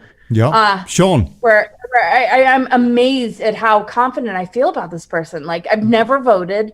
I always knew that both sides are owned. And people, aren't you part of a presidential family? I failed every government, like, citizenship test, everything. I'm not like one of those kind of people that like gravitate towards politics. I'm like, how did I end up in this family then? Right. And my family members were like, how the hell did you, there's something about Donald Trump that's different. And I'm thinking like, you know, I put all these things aside that I think people expect me to be like pro or supportive of, that has to do with feminism and this and that. I'm like, all these isms are just like, I feel anti-Americanism. Like yeah, and it's the same thing as BLM. It's like, these are funded movements. They are literally trying to divide us and encourage people to think that they're fighting for something. But the shame, blame, game, victimhood consciousness behind a lot of these movements, I just don't relate to. And when I see Donald Trump, it's like, I'm not going to just go for the mainstream like version, because I don't listen to mainstream bullshit. And I failed at like, you know, the indoctrinated educational systems. But when I really started to tune into him, you know, I see him as a person that he wants what we want. He wants us to be able to be sovereign enough to pursue our dreams and not be sitting in a sort of lockdown, masked and in fear. Mm-hmm. And that alone, to me, is enough. And I don't care about his past. I mean, wouldn't it be so lame if we held each other to our pasts and said, oh, because you were this person, or you did this, or you had got a divorce? It's like, are we literally living in the like paradigm or matrix of judgment? Or are we gonna like accept the fact that some people literally over the course of time are going to answer to a calling? And I feel like he has answered to a greater calling. And I've never voted before, ever. Really? I'm just like rejecting him. Never. And one of my favorite Eisenhower quotes is, you know, the people want peace so bad that the government had better get away. Okay. All right. Let me rephrase. The government's. All right. Here, let me try again. Yep. I've been like talking on radio too much tonight, so I'm a little bit like mood brain. Well, before you go on, Laura, Joe Biden says we feel good where we are. Donald Trump just tweeted 2 minutes ago, I will be making a statement tonight, a big win. So it seems that the media's lying through the teeth as usual. It's interesting, isn't it? Of course. If Biden wins, it's definitely a fraud. So one of my favorite Eisenhower quotes is, the people want peace so bad that the governments better get out of the way and let them have it. I mean, it's the governments are not going to deliver us peace. It has to come down to the people. And every time I read like a Trump tweet or like some of the words that he shares, and he says, I want what you want. Your dreams are my dreams. Mm-hmm. And we're draining the swamp, and it's way deeper than I could ever have imagined. It's like, oh yeah, that sounds great. But as an astrologer, the proof is in the pudding, right? You look at his chart and it literally holds this incredible light energy. He's gone through so much in his own personal life experiences to get him to the place he is today. Does that mean that his past is squeaky clean? No. Are any of our past squeaky clean? The amount of times that he's quoted Eisenhower's like final speech or his like for some reason, like I get into tears when I see him running around rallies and doing all this. I'm like emotionally moved. I'm like, that's weird. Usually I'm like, ew, you just all just screwed up and gross. I'm like, why in the F? I'm not dropping F-bombs. I just said the word F. It's all right. How in the F am I like loving this dude and just really feeling like he has our back and like he wants what we want. And what is that? It's not about being controlled. It's about holding a space for us all to step up to our missions and our sovereignty and have our rights. You know, the Dark Winter Biden campaign, you know, be masked, be 6 feet apart, and empowering fear is disgusting to me. I mean, not disgusting. I mean, I don't mean to sound, but and then the Biden laptop. Okay. Yeah. So is Trump the lesser of two evils? Like, literally, I feel like Trump is not the lesser of two evils. I feel like he figured out how to create a empire with the Trump Towers and all this stuff. And like, yeah, you know, that was business though, wasn't it? Like, that was business. That wasn't imperialism or a political career. That was business. That's the kind of thing that people should be encouraged to do, and to employ people in the process of that, for example. And those are the kind of things that make a great country, as opposed to when you go into politics and then you're making money through your son going off and, you know, basically acting like a glorified courier for you to scoop up loads of cash. And those are the allegations about Biden. Unbelievable that none of that came out. What's your take? What's your take, Laura, on the media and the way that the media has conducted itself? I don't want this to be a loaded question. I do not want this to be a loaded question. I don't want to give a long-winded answer. Are there any redeemable? Right? Are there any redeemable features in the media generally at the moment?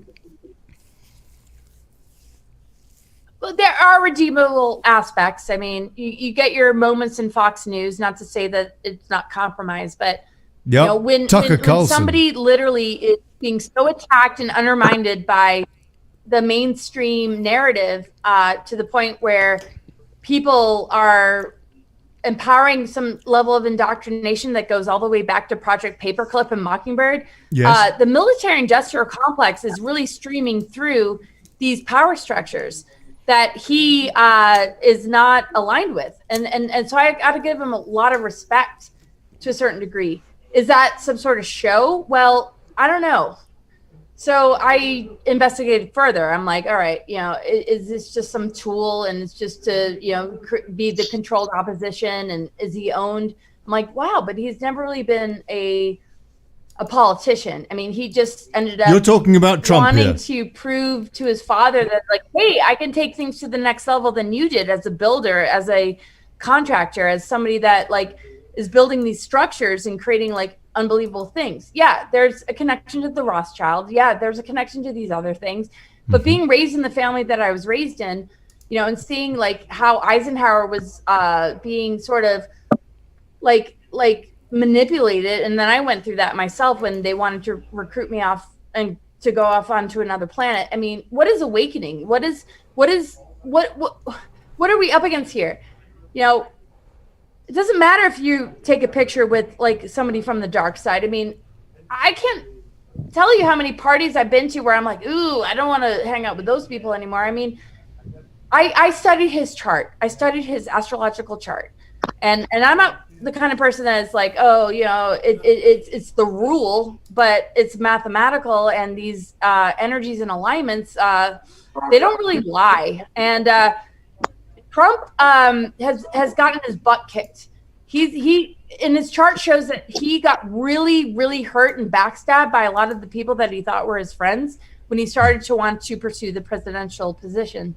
Mm-hmm. They all of a sudden were like, ooh, you're the enemy. You used to be our friend. We thought you were with us and you were going to, you know, just be like some materialistic, you know, we would set you up with a bunch of, you know, child trafficking rings to, you know, get involved in. And when he began to woke up, you know, and started to see them for who they really were, he actually got the cops involved. And at first they didn't want anything to do with it. They were like, you're talking about you know, decided, Laura, Laura, to be clear, you're talking about Epstein there, no? Where he actually helped in the prosecution of Epstein. He is one of the main, exactly. Yeah. And if I read that on the internet, I'd been like, bullshit. No, probably not. You know, that's just that's well documented. You know, news source or a group that is trying to, you know, like say that. But because I have worked with victims of child trafficking and human trafficking for like the last 10 years, and people that grew up around him, and I started to listen to the African American community, you know, a lot of people that have known him firsthand, it's like all the stuff that the media is spinning is so not true. Because before 2016, I was calling out as much as I could about child trafficking rings, satanic ritual abuse, MK Ultra stuff. And all I could do in that time was warn people about Hillary. And they're like, oh, I thought you were all about the divine feminine. I can't believe that you're not supporting Hillary and women should be president. It's like, I'm not in the world of appearances. I don't care what color you are or what gender you are. You got to see through that part of, our existence, because they use that against us.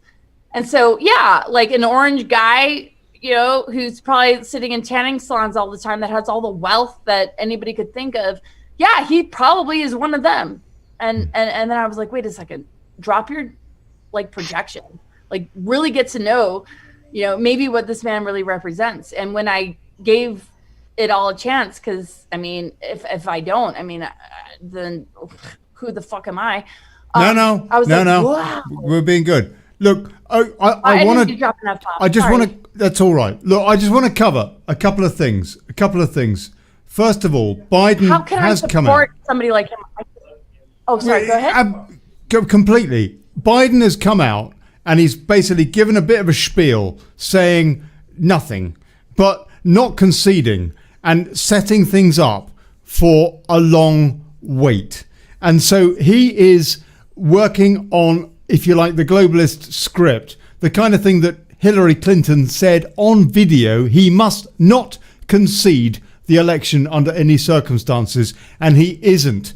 Trump has tweeted, and I'll find the actual... He's just had his tweet flagged by Twitter. Really? Yeah. Wow. Yeah. Can you read it to us? Can you read it to us, Jay? We are up big, but they are trying to steal the election. We will never let them do it. Votes cannot be cast after the polls closed. And then underneath, Twitter report, learn about the 2020 election security efforts. So they've actually flagged his own tweet. Yeah. It's just feeding the Antifa, the violence, the absolute thing that you would think that they would stand against. And it's like when he opened that thing 2 weeks ago, the human trafficking department, to tackle it, and not a single media reporter was there to report it. Why would you not report that unless you... Yeah, I'm gonna try. Some of the people that I've interviewed that grew up around him, that were starting to be pushed into the child trafficking part of it, validated.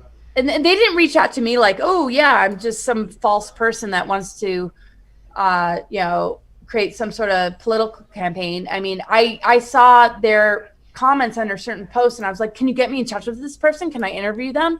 They're like, oh yeah, he went to church, and everybody loves him, and yeah, he figured out a way to make a lot of money, and yeah, he was in those circles as far as on a social level, but not on a child trafficking ring level.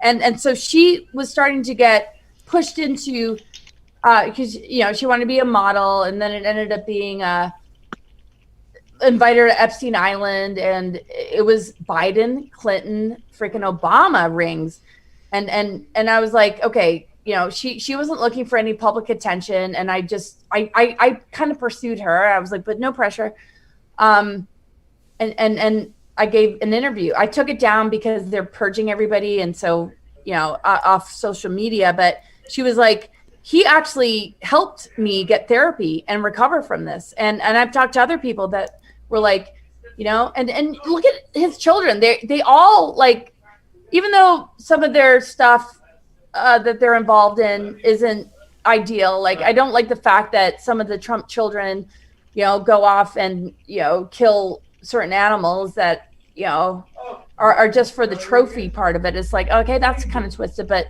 when you look at the difference between the deep state cabal and the rings that they are involved in, and all the evidence behind it, and the fact that Trump, started to get privy to it, I wasn't going to just rest on that. I looked at his chart, and it totally tells a story. His north node is next to the sun and Uranus, which is a high vibration of truth energy. That's his greater destiny to step into. Does it mean he was the perfect person along the way? No. Were any of us? God knows how many times I drank too much, and God knows, Jesus.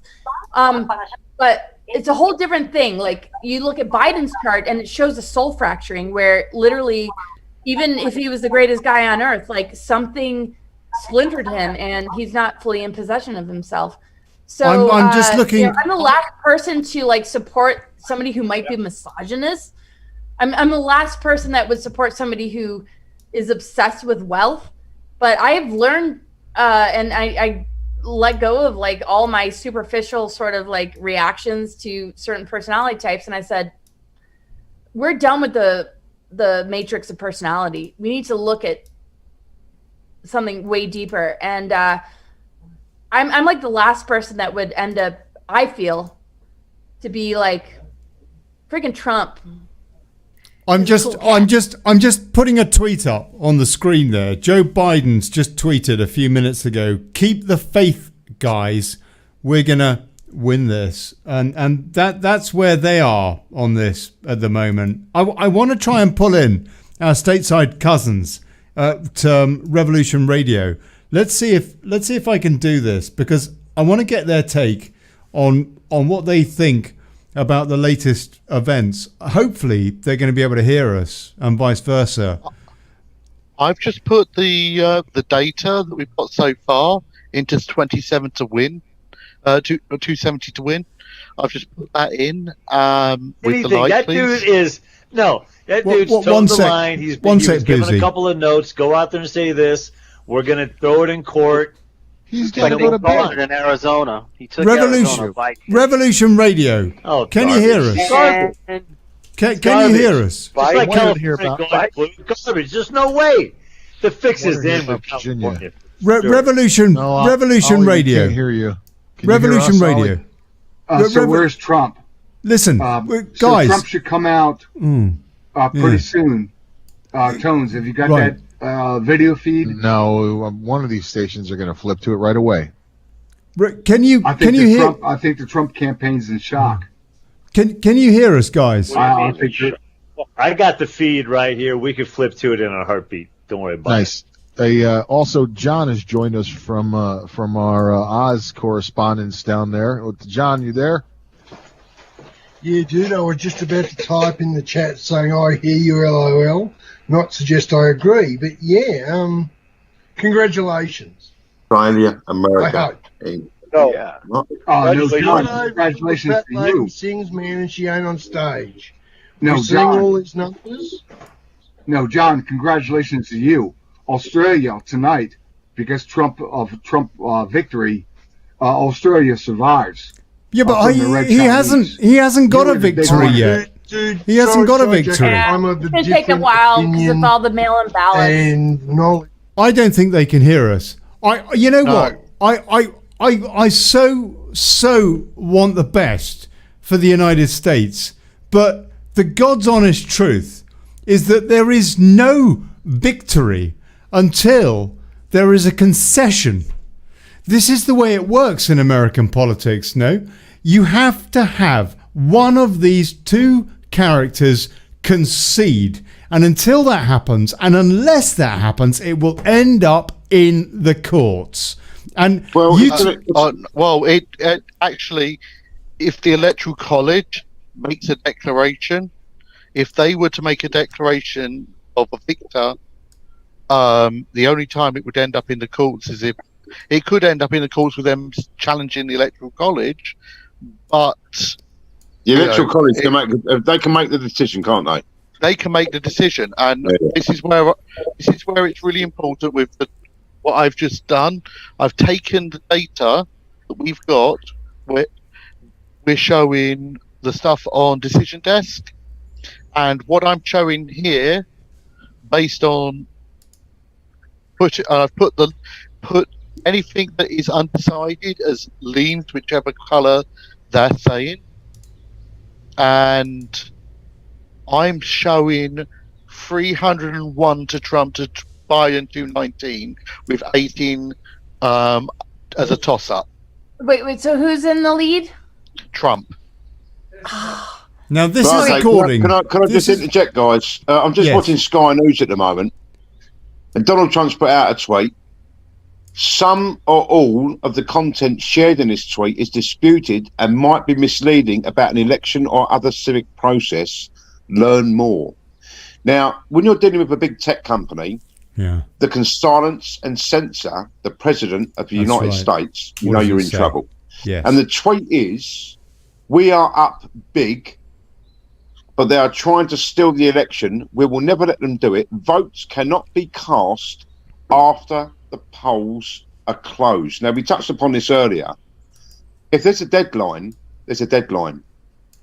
And any votes coming in after that deadline really shouldn't be allowed. You wouldn't be able to go, you couldn't walk into a place and say, okay, look, I'm 2 days late.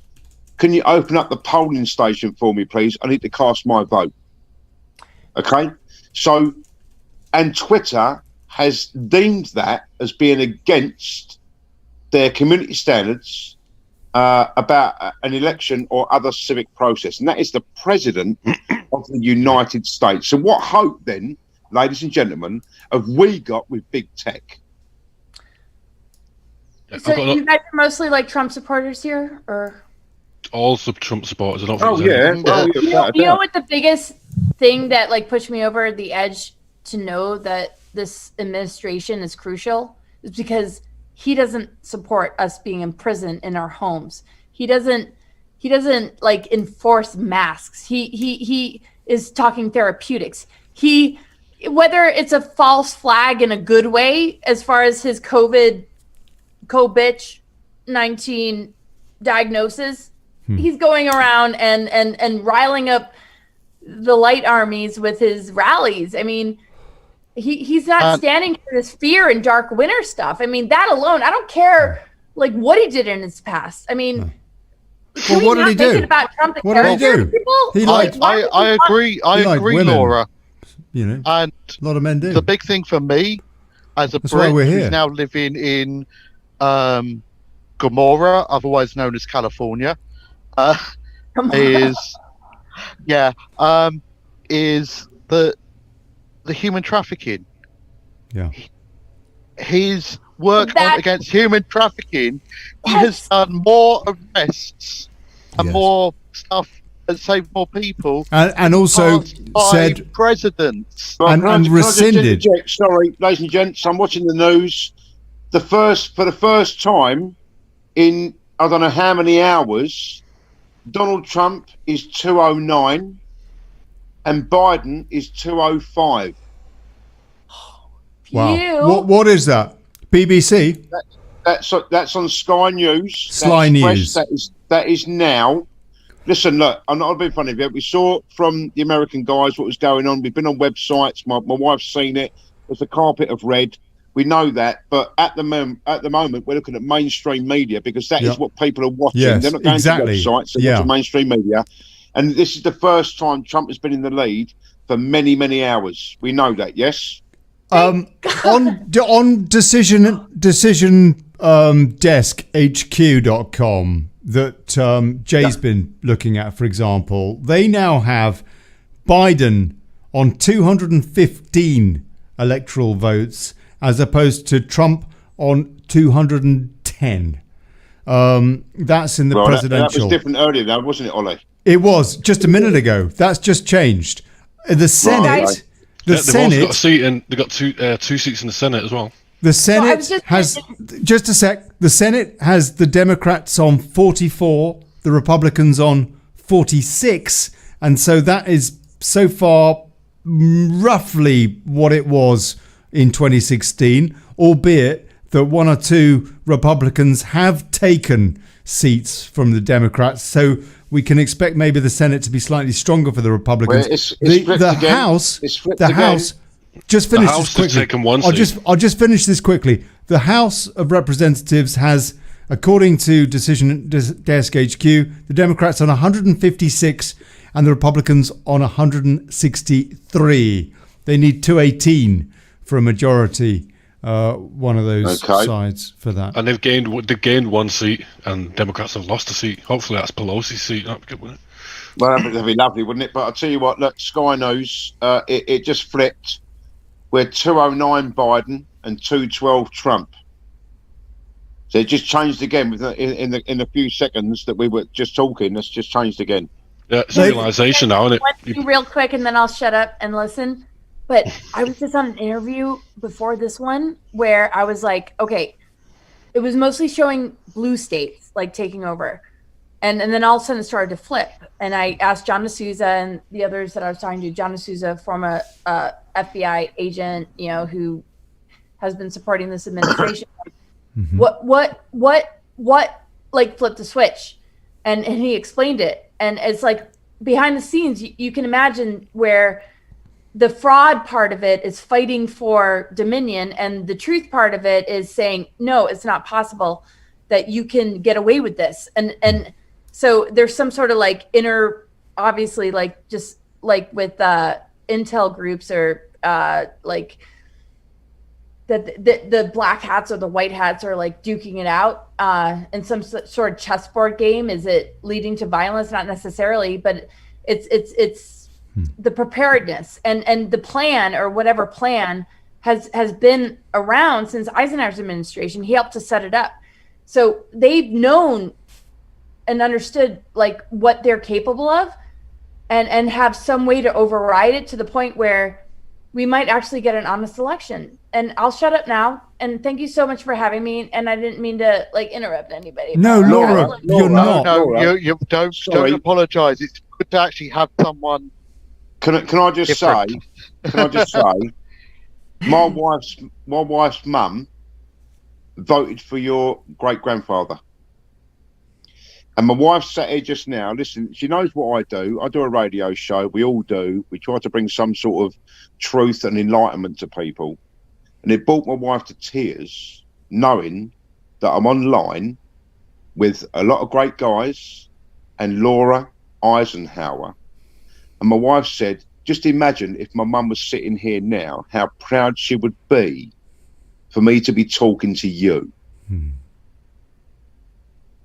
Oh my gosh, that's so surreal. That's so sweet. That's I guess to beat down, like I'm literally like, oh, I'm just. Honestly, it nearly brought me to tears. She was in tears. She went, wouldn't it be a great thing if your mum was here? She'd be so proud. You know, we don't realise, I think, how far our circles go. We all do what we can to bring, like I say, enlightenment and knowledge to people. But it literally, when I said, Dal, I've got Laura Eisenhower, and we're speaking to her, she went, not thee. I went, yeah. And she just couldn't take that. She's going to work now, bless her. She's out of the room. But Davey Russell. Down. I just. God bless you. I feel like nothing, but I'm just like really grateful that you guys are giving me the. Lord, I want to double down on Davy's comments there. Good to speak to you. Good to have you on. I've been running back and forth. I've got a TV upstairs, not down here. So I'm running upstairs, and I'm living in Spain. And up there now, there's some woman explaining why Biden is winning, because the people have realized that the racism and the sexism and the whiteness. And as she's saying it, the figures are still showing Biden winning. But you can see Trump coming back. And when I look at the maps now, it'll be difficult very difficult for Biden to win that now. Looking at what's left to call. I can't see it now. I've actually shared the 270 to win that I've done based on the data from Decision Desk with all like the likelies and all that. I've put a link in the chat, so if you guys want to see it. But yeah, it's showing 300 and something for Trump. Yeah, I can't see anything else when I look at that decision. And the House is showing, to me, looking at this, it's looking like we're on course to take the House, and we may, and it's close, but we look like we may keep the Senate as well. Which chat? Which chat, Chris? Which chat is that link in? I'll put it up. This is that chat is in the Zoom meeting, in the Zoom chat. 297 to Trump, 237 to Biden. Laura, once again, thank you very much. It's been an absolute pleasure. Thank you. You guys want me to leave now? No. No. You know before. Yeah, you're making it sound like you said goodbye. Now with you guys right now, like I'm literally like.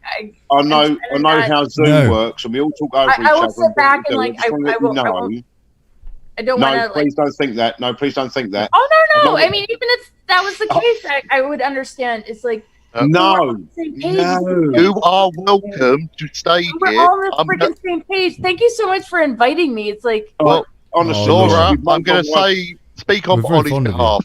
You're welcome to stay here as long as you want. That's right. Listen, yeah, I might turn my camera off, but I'll be listening until like you. If I don't get a chance to say thank you, that was my thank you to you. Thank you. I mean, my thank you to you guys is like, this is all part of like passing the baton, with. No, of course. This person, what he's standing for and what he's protecting us from. I just, what's shocking is seeing the numbers, which I figure is very manipulated, with the voter fraud. I am shocked at how many people support Biden. Yeah. Yeah. The sniffer of children. Yes, exactly. I find it unbelievable. I mean, this guy, Trump, yesterday did 5 rallies since he had his coronavirus spout. I know. Call it COVID virus. He's done what? He's done about 45 rallies, or 43 or 44 or something, since he was hospitalized. And Biden has just sat in his basement and come out every now and then. And as, these guys were saying, it's just basically gone. And he may have just pretended to have the COVID to tell people not to worry about it. How can anybody in their right mind? I know that there are these Trump derangement syndrome type characters about, and people that are the virus actually. He's got doubles. He's got like 10 doing one side of the country. He's not a savior. He's a voice for all of us that are just like, hello. It's mad. It's mad. No, he's got baggy eyed Trump on the west, and he's got the one who's got no baggy eyes. The younger look. He's got him doing the east. Yeah, they're doing their own rallies at the same time. And every Biden rally that I saw, like their distance, they have circles around them, and they're all masked. They're like, it's like literally. Are we in this ascension window period, people? It's like no, you need to take your dark winter, and you need to remove it from the planet and have your own dark winter somewhere else. Dark winter is an operation that was in 2001 about a smallpox outbreak. That's what Operation Dark Winter. Well, yeah. Okay. What is Jay from the local takeaway? Go on. What is Operation Dark Winter? Now the reference is that Joe Biden in the last presidential debate, there were 2, weren't there? And the second one, he mentioned if we're basically going to go into a dark winter. And he insinuated. Hold on, whoa, Jay. He insinuated that this was something to do with Corona scam or whatever it is. Yeah, but I want to know because I understand that Dark Winter refers to some kind of actual PSYOP program. So maybe Jay, Operation Dark Winter. Yep. Yes. Just like Mockingbird. Blue beam, what is it? Whatever. What is Operation Dark Winter? It was a projected smallpox outbreak. That's what it was touted as, and it was agreed to by the elites that they would simulate an outbreak of smallpox on the population. When? Who? Well, it was decided in 2001 whether it's been, whether this is it, and they chose COVID instead. Oh, bitch! It was. We wouldn't be getting sick from any of this unless we were buying into the propaganda. I mean, because it infects a person. Laura's saying it's psychosomatic. Well, in a way, because it infects our creative channels to the point where you believe in it and you fear it, and then you end up manifesting it and enabling it. And if you've got all media saying 24 hours a day, you're going to die. As long as they own your mind, they own your destiny. I know it sounds really silly. The Amish haven't come down with this. I don't think any Amish at the moment have died or come down with COVID. Really? Because they haven't got a television. Boom! Psychosomatics. Exactly. Psychosomatics. And the Amish actually have been doing processions for Trump. Now, when have you ever seen the Amish come out to support any politician ever? They don't. No. Thank you. Who was it told me that earlier? I think it was Boozy. You told me before the show. They don't vote. No, it's my wife backing up. It was the Amish generally don't vote. They keep to themselves. But you've seen it though, Chris, yeah? Yeah. They're all in. The Amish are all in for Trump. There you go. That's right. The Nigerian parade? The parade in Nigeria? Oh my God. Oh no. The better parade, Laura, was the parade through Beverly Hills. Horse and carts, Trump flags. No. There was actually a Trump parade through Beverly Hills. Didn't the Amish join that? No, because that's different part of the. I know it is. Yeah, no, sorry, it's all right. I'm losing my place here. But we're talking the heart of the richest part of LA, and you've got a Trump parade going through it. Okay, I wouldn't have thought they'd like that much, but there you go. But it wasn't Hollywood joining in. I mean, they're mostly like. I know, Lady but Gaga, this is what. supporting Biden. But this is what I'm saying. For people to have the audacity to do that, I'll put it this way: I'm in San Diego and I'm seeing Trump signs and I'm seeing Trump bumper stickers. I'm seeing barely any signs for Biden in San Diego. Yep. So, whereas when I came over to get married to my wife in May, June of 2016, you couldn't move for Hillary Clinton signs. Yeah. Yet there's nothing. I'm not seeing anything for Biden. How I do not understand the disparity between the numbers at the Trump rallies and the numbers at the Biden rallies versus what we are supposedly seeing tonight, which gives Biden this dementia bloke. I mean, no disrespect to people with... My father had dementia, yeah. No disrespect to people with dementia, but the fact is that you do not elect a leader of the Western world when he can't even construct a sentence, and his vice president is a total Marxist. I mean, you've got to be mad. Why, given the disparity, I would have said there was a popular vote going on at those rallies. I understand that the people that are more Democrat conscious, if you like, were more taken in by the corona scam, frankly, and therefore they didn't want to go out so much or whatever. I understand that. But the difference between a dozen people at a rally or 12,000 or 24,000 or 36,000 people at a rally, and then this vote where you have, Biden picking up, late 40s at least, and possibly, the media are going to spin it that he actually has won the popular vote. Can anybody begin, please, to explain that disparity? Or is this just a total, blatant electoral lie? Yes, I can. Right, okay, look. Donald Trump, all the news channels were saying Donald Trump is holding super spreader events. Now, that implies that everybody there were asymptomatic. And because they're not wearing masks, these people are going to get sick because they're at a Trump rally. Now, I've not seen any reports yet of anyone that's gone to a Trump rally and got sick from it. Then you've got Joe Biden with a mask on when there's no one within 60 feet of him, just for political purposes, wearing a mask on camera, on CNN. Isn't Joe a good guy? All right?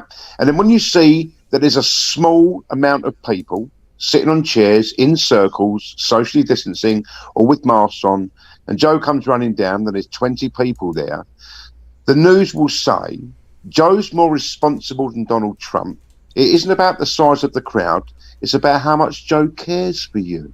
Oh, he doesn't want a massive event to super spread this virus that possibly doesn't exist. We know that. But Donald Trump is very, he shirks his responsibilities. He's terrible at being a president. He doesn't wear a mask. He doesn't employ his supporters to wear masks. And all they ever did up until this point on CNN and other news channels was berate the President of the United States because other people aren't wearing masks. So this whole thing so far has been a news and media coup. So this has been this actually using Biden. So what you're saying? So this has been election by media. Yeah. Yeah. Well, that's the Project Mockingbird part of it. I don't want to interrupt, but I'm just like, wow, I got something to say, but you go. What is wrong with California? Laura, you're not interrupting. 2 seconds. Please. After you. No, you know what's crazy is whether Trump's diagnosis of having COVID-19 and his wife and child, they went off only for like 3 days, and he came back stronger than ever, done all these rallies and all this stuff. He's been talking about hydroxychloroquine, or am I saying that right? Hydroxychloroquine, yeah. That's the one. Yeah, and all the doctors that supported it got banned and censored. That's right. And everybody's saying, oh, he doesn't have a plan, but he's talking about giving people free medicine in the event that they might get this. And, you know, he's like, what, in the 70s? And he's rocking it like nobody else. And, oh, the Democrats haven't been infected. And all these tests, right? It's the biggest joke. When I sometimes go onto Biden's Twitter page and I see them saying, oh, he doesn't have a plan. And it's like, are you kidding me? Are you kidding me? So I put comments in, and, you know, maybe I'm asking for somebody to come into my house and like shoot me. It's like, I don't care. I'll fucking shoot you first. And if not, if I die, I'm going to move on to another dimension. I don't care. This is the biggest and stupidest New World Order agenda like script. Trump said that he was infected with this thing. Who did? Trump. He said, I tested positive October 3rd. I tested positive for COVID. Yes. COVID, excuse me. And then all of a sudden he's doing like average of 5 rallies a day. It's like, wow. Oh, you know, and everybody's not socially distancing. And yeah, some people are wearing their masks, but nobody's dropping dead. Like you just said, Davey. And Trump is in his 70s. And they're saying he doesn't have a plan. And it's like literally my favorite meme that I posted was Trump is curing cancer. And then people are like waving signs. Curing cancer is racist. That's like, it. Yeah. People are so whack. Just quickly going to interject. I'm going to be off for about an hour and a half, just because I've got a break time. Well, no, I've got shift change. No shift. I've got to have people coming in soon to do a shift change, and I've got to get home, change location, but I'll be back on. God bless you, mate. You've got a cushy job. You know what I would hate more than anything is that you guys invited me on and I was like being really loud and like. Laura, not at all. Not at all. Anyone else. We would expect nothing less. If you were brave enough, you'd listen to the rant show with myself. It's nothing like this.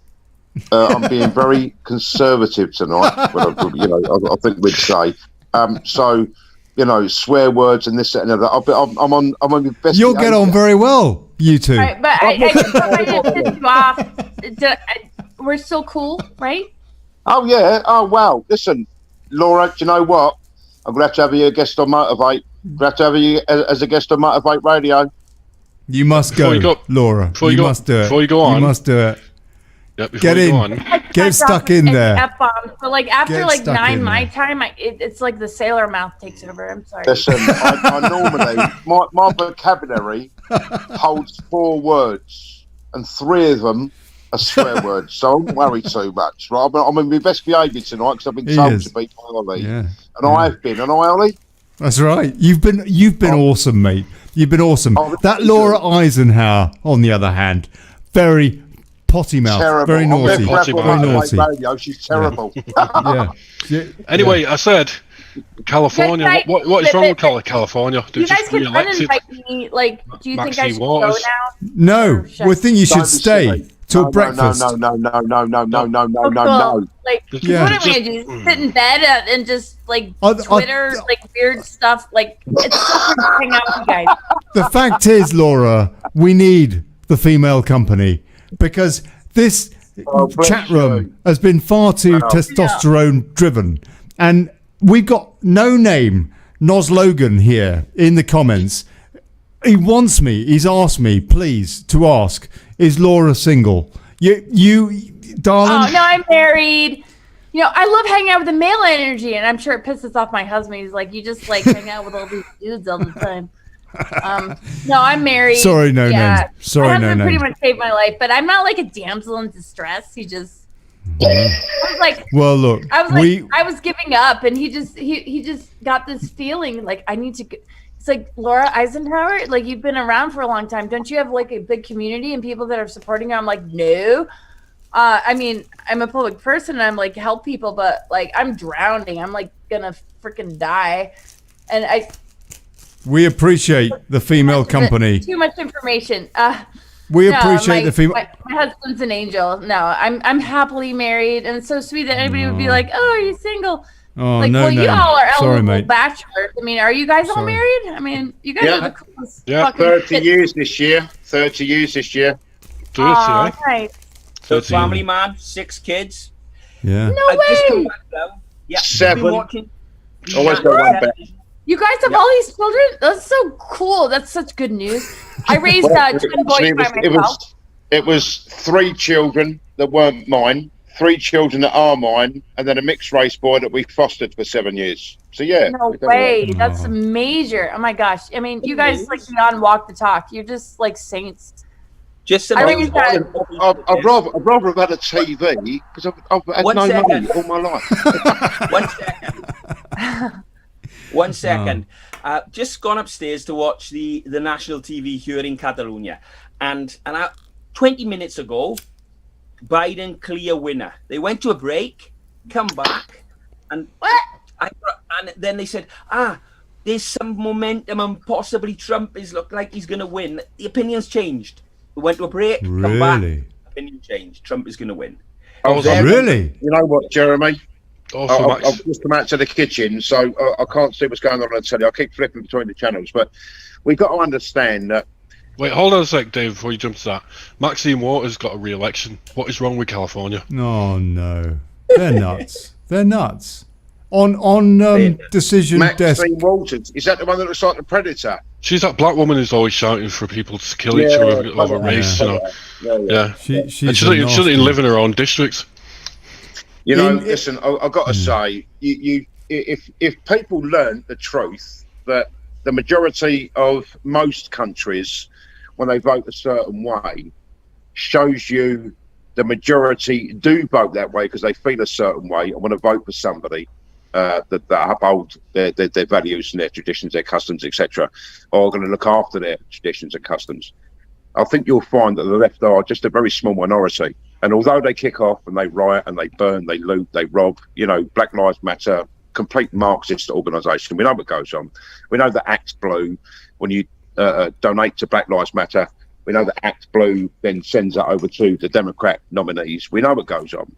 When you understand that they are that tiny numbers, when you understand you can't have that much of a gap between the left and the right. You can't do that because that would show that country, like America at the moment, Donald Trump's a racist apparently, and all of his supporters are white supremacists. So if you were led to believe that Joe Biden... So not race... Oh, sorry. Go ahead. Sorry. Well, just, I was just going to say, if you understood that if you allowed the news to report that the election went 380 to Donald Trump and nothing to Biden, then the whole country's racist. The news can't have that. The left and the right can't have that. The division that's caused by politics can't have that. It must be a very close run race. And this is what they want. That's why they're going to go ballistic if Trump wins, because of this stupid bullshit. Yep. Well, the BBC is now for the first time tonight. It's got Biden 209, Trump 212. That's it. Yep. This race BBC first time tonight. I'm gonna. Sorry, what was that, Jeremy? The BBC online has got all night. It's been showing up until 20 minutes ago. It was showing Biden 205, Trump 136, and now it's updated and it's Biden. It's changed again, but it's Biden 220, Trump 213. So now they're neck and neck according to the BBC. Whereas Why Biden not be neck and neck? How could anybody vote for Biden? What do they do to vote? No, 220, 210 I got. You guys know Terrence Williams, the comedian, right? Oh, he's fantastic. I love him. He's great. Yeah, I love him so much. I love the way Dave Laddie pops in and just, gives us the odd comment once every 50 minutes. Like, blast us with a stream and then buggers off again. 20, 210, and then goes back to putting another cup of tea or something. Eh? He comes in, drops the mic, and goes again. He said 210, 220. He didn't say which was which, though. Dave. 220 Biden, 213 Trump at the moment I've got on BBC. Yeah. Bless you, laddie. Bless you, mate. Bullshit. It's got to be close, you see. It's got to be close to create the division and carry on the illusion of democracy, and you're all voting for something. It's got to be very close. It was a very close-run battle. The headlines across every ticker bar on every news feed, it's a very close-run battle. It's close, it's close, it's close. That's the illusion of democracy, because you're voting for something and somebody else won, but it can't be by a massive margin. Davey, it's not. I hear what you say with that theory, but also it's perfect for divide rule. If you can have a wafer thin division in the electoral process, then whoever wins, you're dividing the people and you're setting people against people. And that is what we have seen throughout the Western world. And also, it will make these people next time that didn't vote because they believe they missed out on Joe Biden by a handful of votes. Can they just go to their own continent that can just have their dark winter and breathe their bad breath in their masks and be locked down, and we can just go to our little world and just enjoy life? Biden will be dribbling by 2024. There's no chance. They missed out. What's wrong with these people? I will literally paint. I will dye my face half black, half white. It's in every color under the sun, but I don't really want to do that. It's no, you must be diverse. You can fit in like that, actually. I love everybody. Rainbow. What's wrong with you people? Oh, you're wonderful. As soon as you start bringing colour into it, then you're the racist. And these people bring colour into it and then call us racist for bringing colour into a conversation where it shouldn't have existed in the first place. It's a false flag. It's exactly. Oh, sorry, go ahead. Who was just talking? I didn't mean to. I can't wrap my head around this stuff. I just can't. Laura, that will be Davey. Let's try and pull in one more time Revolution Radio. Let's see. They never listen to you all. If they can hear us. Let's try. You never know. On. This thing is on right now. Guys, they're silly if they start another ruckus like that. That's Revolution stupid. Radio. Can you hear stupidity. us? That's not real people. London. This is London calling. London calling. These people got to calm down. Can you hear us? Anger down. That's right. That's exactly right. It's one nation under one country. Hey, we all love God. Rev Radio. You guys know I was born in London. Looks like. I was born in London. All right, hang out with you guys. I was born in London. Looks like the protest started. Rev Radio. Rev Radio. Can you hear us? Time to go? Or? What I'm saying. There. You gotta shut your player off, buddy. Can you hear us? What I'm saying. It's on Jacker. No, I don't think it they looks can. like the protest started in we can hear DC. Oh dear! I'll tell you, I'm really sorry about that. The hookup with Revolution Radio seems to have failed, which is a pity. Revolution Radio is cool too. That you had that slip. That's awesome. But unfortunately, it was not to continue. Unfortunately, since my cans died and the audio cocked up or something, I can't get it back without rebooting the entire stream, which is way too much grief. But you know what? We're having a party here. So there's a huge protest in DC right now. Looks like it's lost. Oh blimey! Right, I'm going to pull up. I'm going to have a look. I'm going to have a look for some links, people. So just chat amongst yourselves. One thing I will pull up just to give you an idea of what Decision HQ are saying is look at that. Democrats 168 in the House of Representatives, 169 Republicans. Let me refresh that actually, just to make sure. Yeah, it's still 168 to 169, which means +1 Republicans, which I don't think is quite enough to take the House when all is tallied up. But at least they've gained a wee bit of a seat, and there's maybe a chance of taking the House for the Republicans. And you know, for if Trump can be re-elected, then that's good news. In the Senate, and this just in, Joe Biden's campaign is called a lid for the night. He called a lid on his. It's not about Republican or Democrat. It's not about right or left. He always calls a lid, doesn't he, Joe Biden? But he's calling a lid tonight, so it must be over. One big lid. The Senate is equal, and therefore the Republicans will retain the Senate at the moment, 45 to 46. But if it there's no plus or minus, therefore. There have been wins by both, by the sounds of it, because I know there's been a Republican win, and therefore there must have been a Democrat win as well. So the Senate at the moment is Stevens, and looks as though it will, at this rate, 51 for majority. So they're very close to the end of that race. 45 to 46 Republicans. It looks as though the Senate could be retained by the Republicans, and according to DecisionDeskHQ.com, which Revolution Radio tell us is the place to hang out, Anna J. Carey, it's Biden 215, Trump 213. So that has moved slightly. I've got it at the moment on Sky News. 220 Biden, 213 Donald Trump, and apparently Trump is expected to speak shortly.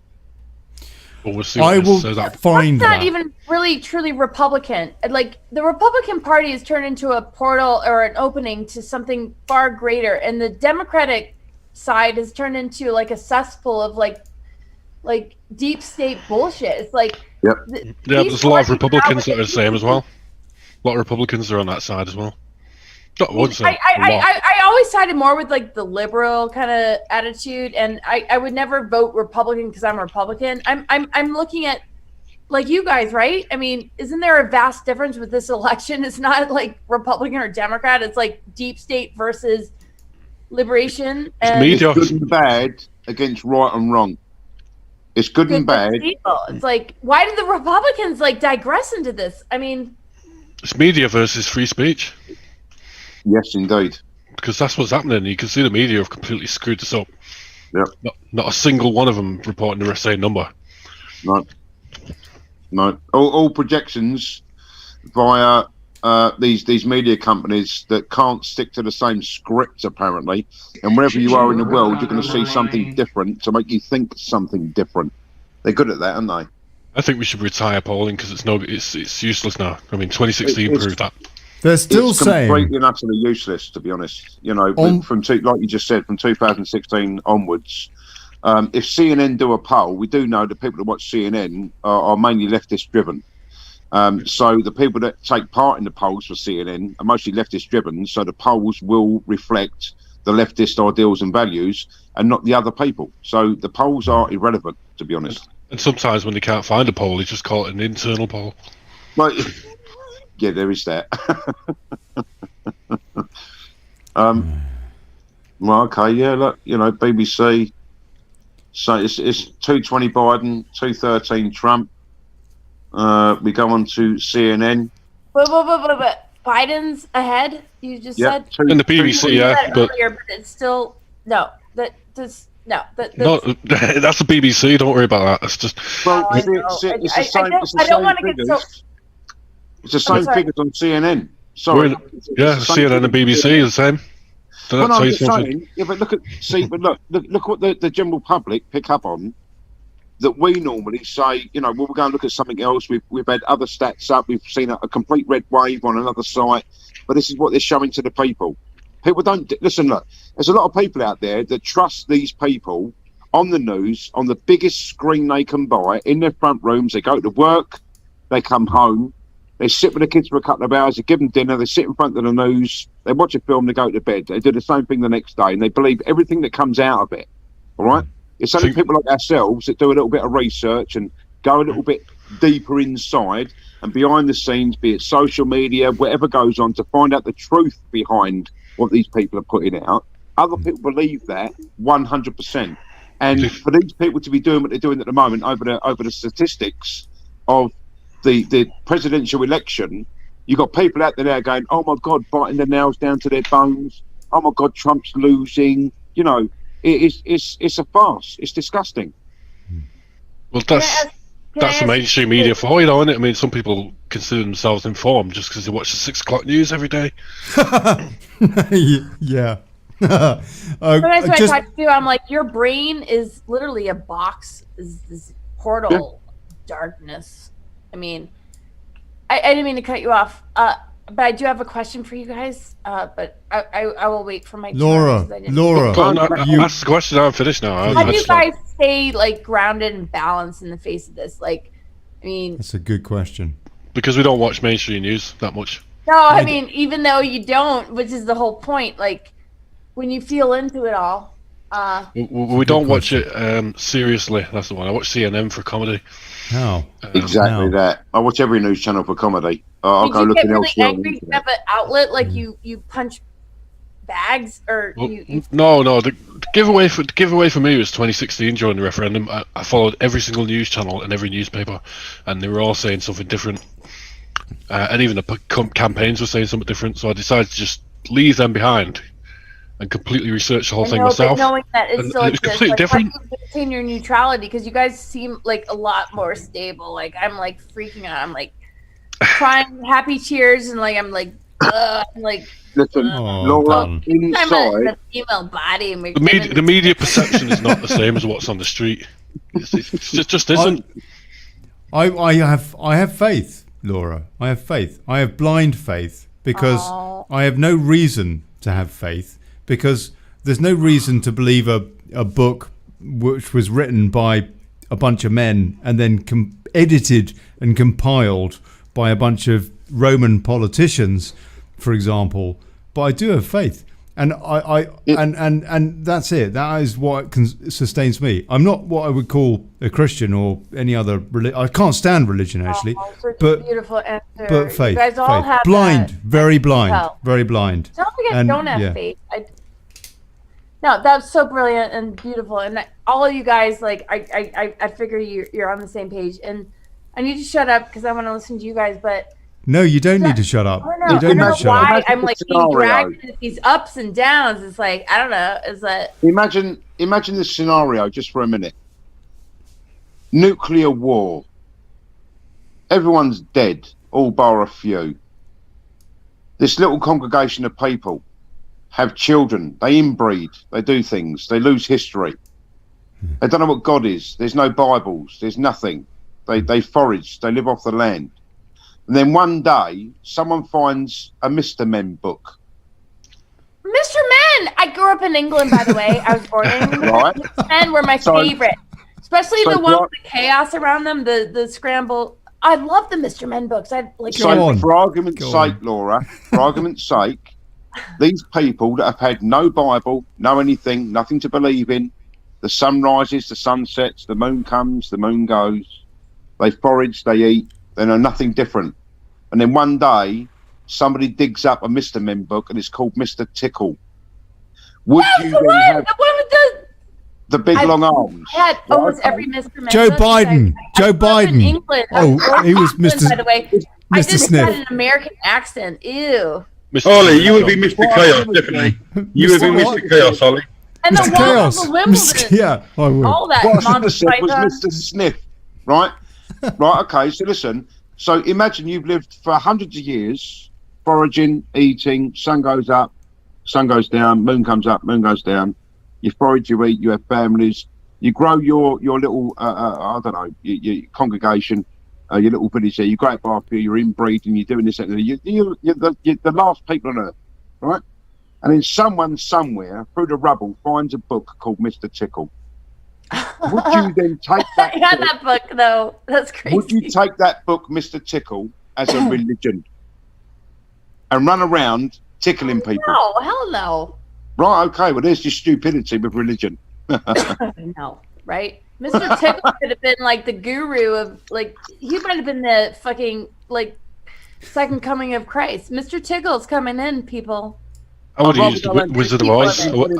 I'd rather go around tickling people than telling people you got to believe in this with no evidence whatsoever, right? Here's your evidence. I made you laugh. I tickled you, right? It's ridiculous. Religion has been the cause of every world war and every war on this planet so far. Absolutely agree. I could summarise that. Go on, David. David Laddie has popped To in. hang out with you guys. You're all like so genius and brilliant. Yeah. I'm just Our pleasure, seriously. Yeah. I'll summarise that. Do you Feed the realize that mushroom we're shit. family, or can you accept the fact that I feel like you're my soul family? I don't know. Listen. Oh. We're just not defined by what we're told by billionaires. That's all. Oh, well said. Well said. Now hold on. We're gonna get some wise words here. David Laddie is saying he's deigned to speak. Dave? Yeah. Go on. You were gonna Eat the mushroom shit. They'll believe it. hit them. There you go. Hit the mushroom. Mushroom what? Feed the mushroom shit. Feed the mushroom. And keep it in the dark. Does it make Exactly. it more psychedelic? Because I'm looking for like the. You know, the best mushroom trip I had was in California, in Humboldt I had a few County, with them, Ollie. where they, by the way, grow the finest kind bud. I apologize if you don't smoke. I apologize, and I. No, I medical very often marijuana either. here in Montana. But- You sound like you're on one now, laddie. David. They have Jeff, they I'm have talking. the most amazing blue cabanza magic mushrooms, and they are utterly chock-a-block. They're blue. That's why they're called blue cabanzas, with the psilocybin, and it is just pure laughing gas. And if you need an antidote to the mainstream media, I suggest blue cabanza magic mushrooms from Humboldt County, California. Anyway, Okay, can I as an aside. email you guys and you can help hook me up, please? It was a long time ago. I'm like, it was why, 30 years why ago. don't- like, I have nothing. Like, I have no contacts anymore. It's like, what? Neither do I. It's got something to do with my wife. You're spiritualist. You got all that stuff behind you. You know, that astrology stuff. Can you not get hold of them? Oh, right. Oh, whatever about it. Yeah, well, I didn't think you were in space. Here and there, whatever. You know, Dave. Dave. Yeah, he's right, isn't he? There is something spiritual about. Excuse me. Okay, we're changing. About We're waking changing up. subjects now. Changing topics. We're I love this that is medicine. election Like, 20 I'm awake, Red but I'm Wave an special. anxiety like train wreck. Okay, I'm awake, but like it doesn't mean like it's comfortable. Sorry, go ahead. No, You're awake. It's 7 a.m. It doesn't mean it's comfortable. Oh, I That used was to be good. a lot more bliss bound, but Hmm. I didn't mean to interrupt. Go ahead, Davey. What did you say? No, just that was great. You don't need to keep apologising for interrupting. But you're uncomfortable. Oh, Yeah, I yeah. know. I'm one of those kind of people. It's like, what like I need to look. Like, I'm not sorry, but I'm sorry. Remember that Cheech and Chong movie? I'm sorry, but I'm not sorry. It's like, why are you referring to a movie? You're like, just so polite. Like, I'm not sorry, but I am sorry. No, I just don't want to annoy you guys. Like, I'm so grateful. All right, listen, you're far from annoying. You're far from annoying. Don't ever think that. Jesus. Right. Anyway, continue then. Let's drop it real quick and pretend that didn't happen. So. Well, do you have any more questions, Laura? Anything else to ask? Just to say, the plant medicines are really helpful. Like, how do we cope with the impending doom that we're all going to die a horrible death under the New World Order? Well, I'm just shooting myself before they're going to shoot me with it. It's like, you know, there's certain righteous suicides. It's like, I'm not suicidal, but like, you're going to fuck with me. I might shoot you, but like, if I quickly shoot myself, you know, I'm not going to drift off into some sort of, no, I'm like, I can't be here. Like, I'm not going to do a Dark Winter, a New World Order. I'm not going to stick around. You know, it's like, sorry that some of our missions, like all of you and all we have in common, like did not like steer the masses or the collective consciousness. But hold on, what are you saying, Laura? Sorry, Laura. No, suicide isn't the answer. That's very profound. No, then I'll accidentally drive off a cliff or like, whoops. No, I'm not suicide. No, that sounds really bad. That is well, I don't know. I mean, to be honest with you, you know what? Like that. I mean, that I have to say, I have considered if I would want to hang around on this planet. No, seriously. This is a little bit, but we're getting to the stage of the night where it's 8 o'clock in the morning where I am now in Spain. Hold on, Trump's coming out. Trump is coming out. Let's. Do you want to listen? I can turn the telly up. Do you want to listen? I can turn the telly up. No, I've got it. I've got the audio. You guys cancel clearly my little like I'll shoot myself in the head story. No. We'll come back to this because it's fascinating. I mean, what will we tolerate as people that do not want to be imprisoned? But can you hear the audio, people? So he's not speaking at the moment. In fact, the audio's gone off. The audio's just gone off where they are. Well, I can still hear you. I can turn my telly up. You can all hear it. No. It'll be better quality coming through here, Davey. But he is expected to speak, and they've just enlarged. He's coming out. The security guys. Sort yourself out, Ollie. Get it sorted out. Come on, then. What are you doing? Well, it should be there. It should be there. Oh, blimey. I'm only joking. Erroneous or misleading. Calm yourself down, sugar tits. I'm only joking. Sorry. Yes. Quite right. Yes. I just want to be a positive person. I didn't want to sound like a person that was giving up. So can we? Oh no. Look, I mean, Laura. It's not just about this life, is it? I mean, I just as a thought, it seems to me that this is one realm, and we've got, exactly. This is a part of an adventure. And actually, you know what? This bit is pretty shit. It's coming out. Yeah, it's like. But it's a test. No, is it not? Is it not a test? And we do what we can. I'm. That's it, isn't it? That's a big question. There. Yeah. So I started kidding about giving up. No. Totally well, you know what? I mean, darling, don't get me wrong. I'm not encouraging anything here, not at all. But I was joking. I mean, are you kidding me?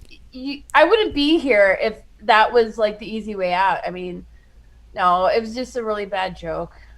But cancel clear delete. No, we're gonna stick around.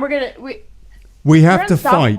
We have to fight. I mean, it's almost like I'm so on the same page as you. That's why you guys are like my soul family. Hello. This life is this life. Is it are we living in purgatory?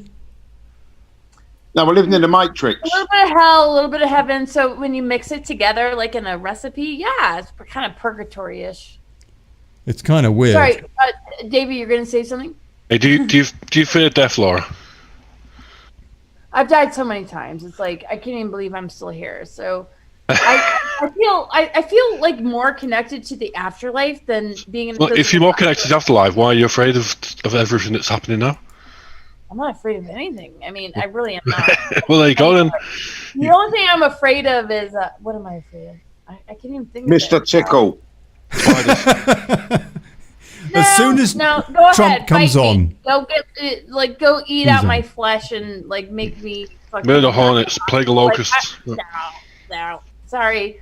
I see. I'm a wilderness expedition leadership.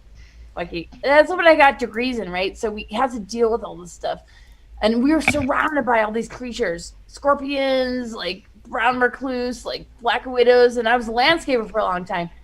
So I never really feared it. I ended up becoming their friends. I'm like, you venomous creatures. Like, why do we have to? Yeah, but at the same time, that was like a long time ago. So yeah, I think I've been a little weakened now that I'm a middle-aged grumpy fuck. Well, the point of the question, the point of the question was a lot of people treat mainstream media as a religion. You know, it's something that they believe in religiously, even if there's opposing evidence, and they believe it so much. And if you're being told that you're going to die every 25 minutes, oh, I'm not. you're going to believe it, aren't you? Death? Not you personally, but people are going to believe it. Why would we fear death when death is a part of this greater process of death, rebirth, alchemy, and transformation? Well, you can ask that question, but then you can also ask. Butterfly. You Define cannot be a death, caterpillar and become a butterfly unless you're willing to embrace death. And these dark agendas are saying fear death. Well, yeah, you could also ask why the UN. Fear with your masks. It's like the reason that nobody lets me to go into town, like my children, I have 22-year-old twins that I raised pretty much by myself. They do all the errands for me. Mom does not do well in town because you ask me to put a mask on. You don't want to deal with me. I'm not trying to like be harsh on anybody, but it's not going to go well. I rip the mask off. I say I can't fucking breathe, and I don't want to. It's like leave mom at home. Like just no. Laura, you know what? I feel helpless asking Ike Eisenhower's great granddaughter not to swear. Please swear. It's like it's more of a universal language than we realize. Everybody's like, look, you know what? I swear like a trooper. Yeah, sailor, I swear like a trooper. But it was mainly for Revolution Radio. Actually, you know what? We can swear now. We can swear. We can say fuck. We probably can swear because we're no longer on American radio. Ollie. Contrary to the British, we don't all swear. That's the thing. Ollie, have you just given me carte blanche? Eh? I know we gotta go soon, but what were you gonna ask? Has Ollie just given me carte blanche? Yeah, I think I have. You fucking old cunt. No, wouldn't do that to you. It's all good.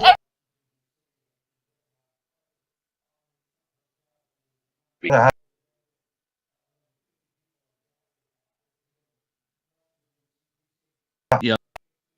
Daily Chaos I want you guys special. to realize, I hope you guys count me as one of your. I thought we all stood for freedom of speech. What's going on? Yeah, I agree with you. It's only because I don't like to upset people that don't fucking well swear. Basically, the snowflakes, the ones who moan about everything. Swear. It's like if you haven't recovered from addiction and you don't fucking cuss, I don't know about you. No, I'm kidding. This is the time in the show. I used to be in the. Everything goes downhill. No. Laura, I need you to motivate. You can let loose on there, girl. Don't you worry about that. Right? You can let loose on Motivate Radio. I clearly have told you too much. So, Ollie, I'm thinking the Viscount would have loved this lady. Hold on. Oh shit. Sorry.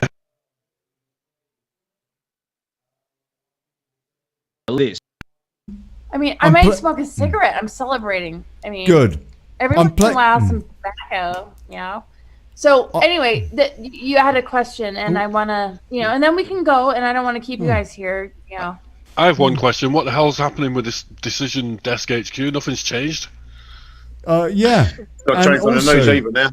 Trump is 225, still. 213. We're still waiting. We're still waiting for Trump. Yeah. As soon as he starts speaking, and I assume that he won't swear. Well, as soon as he starts speaking, we will bring him to you. I'm watching it, and then the audio will probably fail. Like, I kind of like dropped a lot of F-bombs. You're okay. It's fine. Part of my family. Like, why? It's so rare that I don't care that I was born into the Eisenhower family. Then I was like, well, let's convert it to dies in shower. Like, what if I just dies in shower? No, it's like I can't take any like presidential bloodline fucking shit seriously, right? So when I started to connect into Trump, it's like I'm like the last person that would. I'm not a judgmental person, but it's like, okay, Trump's over here, and you're probably just like as owned as everybody else. And no, I'm glad I looked beyond that and gave him the time of day. And can I be completely honest? Such a Trump supporter, like how the hell did that happen? Can I be completely honest? It's more like I feel like we're on the same team. Like all of us that are talking tonight, we're on the same team. We're not like putting him on a pedestal. We're not expecting him to solve all the world problems, but we're like a team, right? I mean, I'm going to be completely honest with you, Laura. Right? I've dreamt about talking to that man. I've dreamt about talking to that man. Me too. It's crazy. Okay. I'm so glad you said that because I'm like, oh my God. See? I mean, we're on the same page here. I've dreamt about talking to that man and meeting that.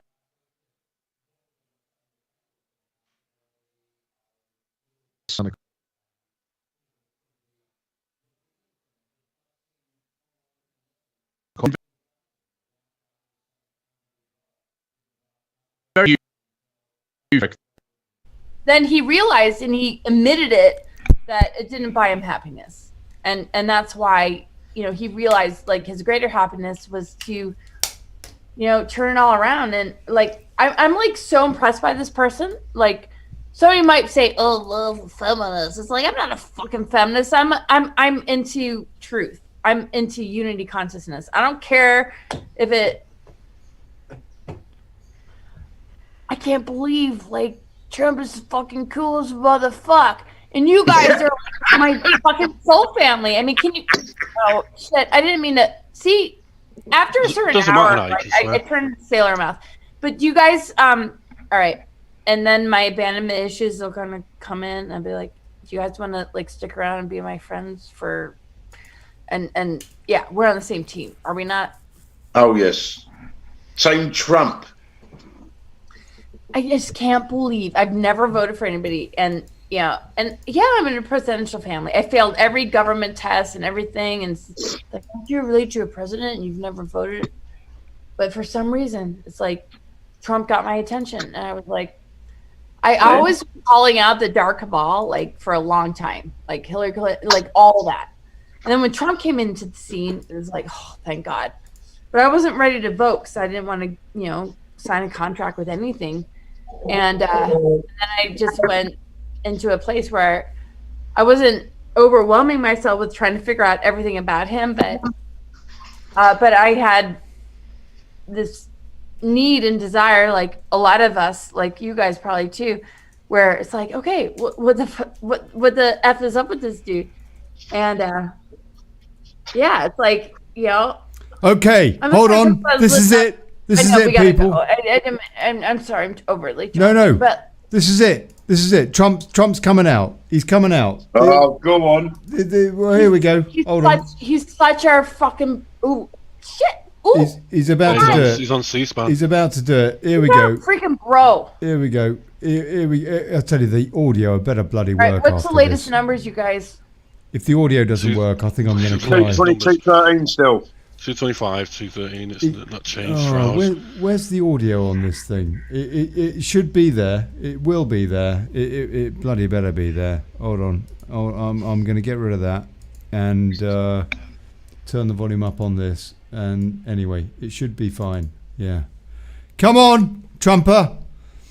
For goodness sake, tell us you've got, I don't know. Oh, for I don't know. I mean, what can he say? What can he say? We've got a lot of adapters here. Look, come on, say something. He did just tweet about it being trying to steal an election, so he might say something about that. Well, he probably will say something. He did that earlier, and Twitter removed his tweet.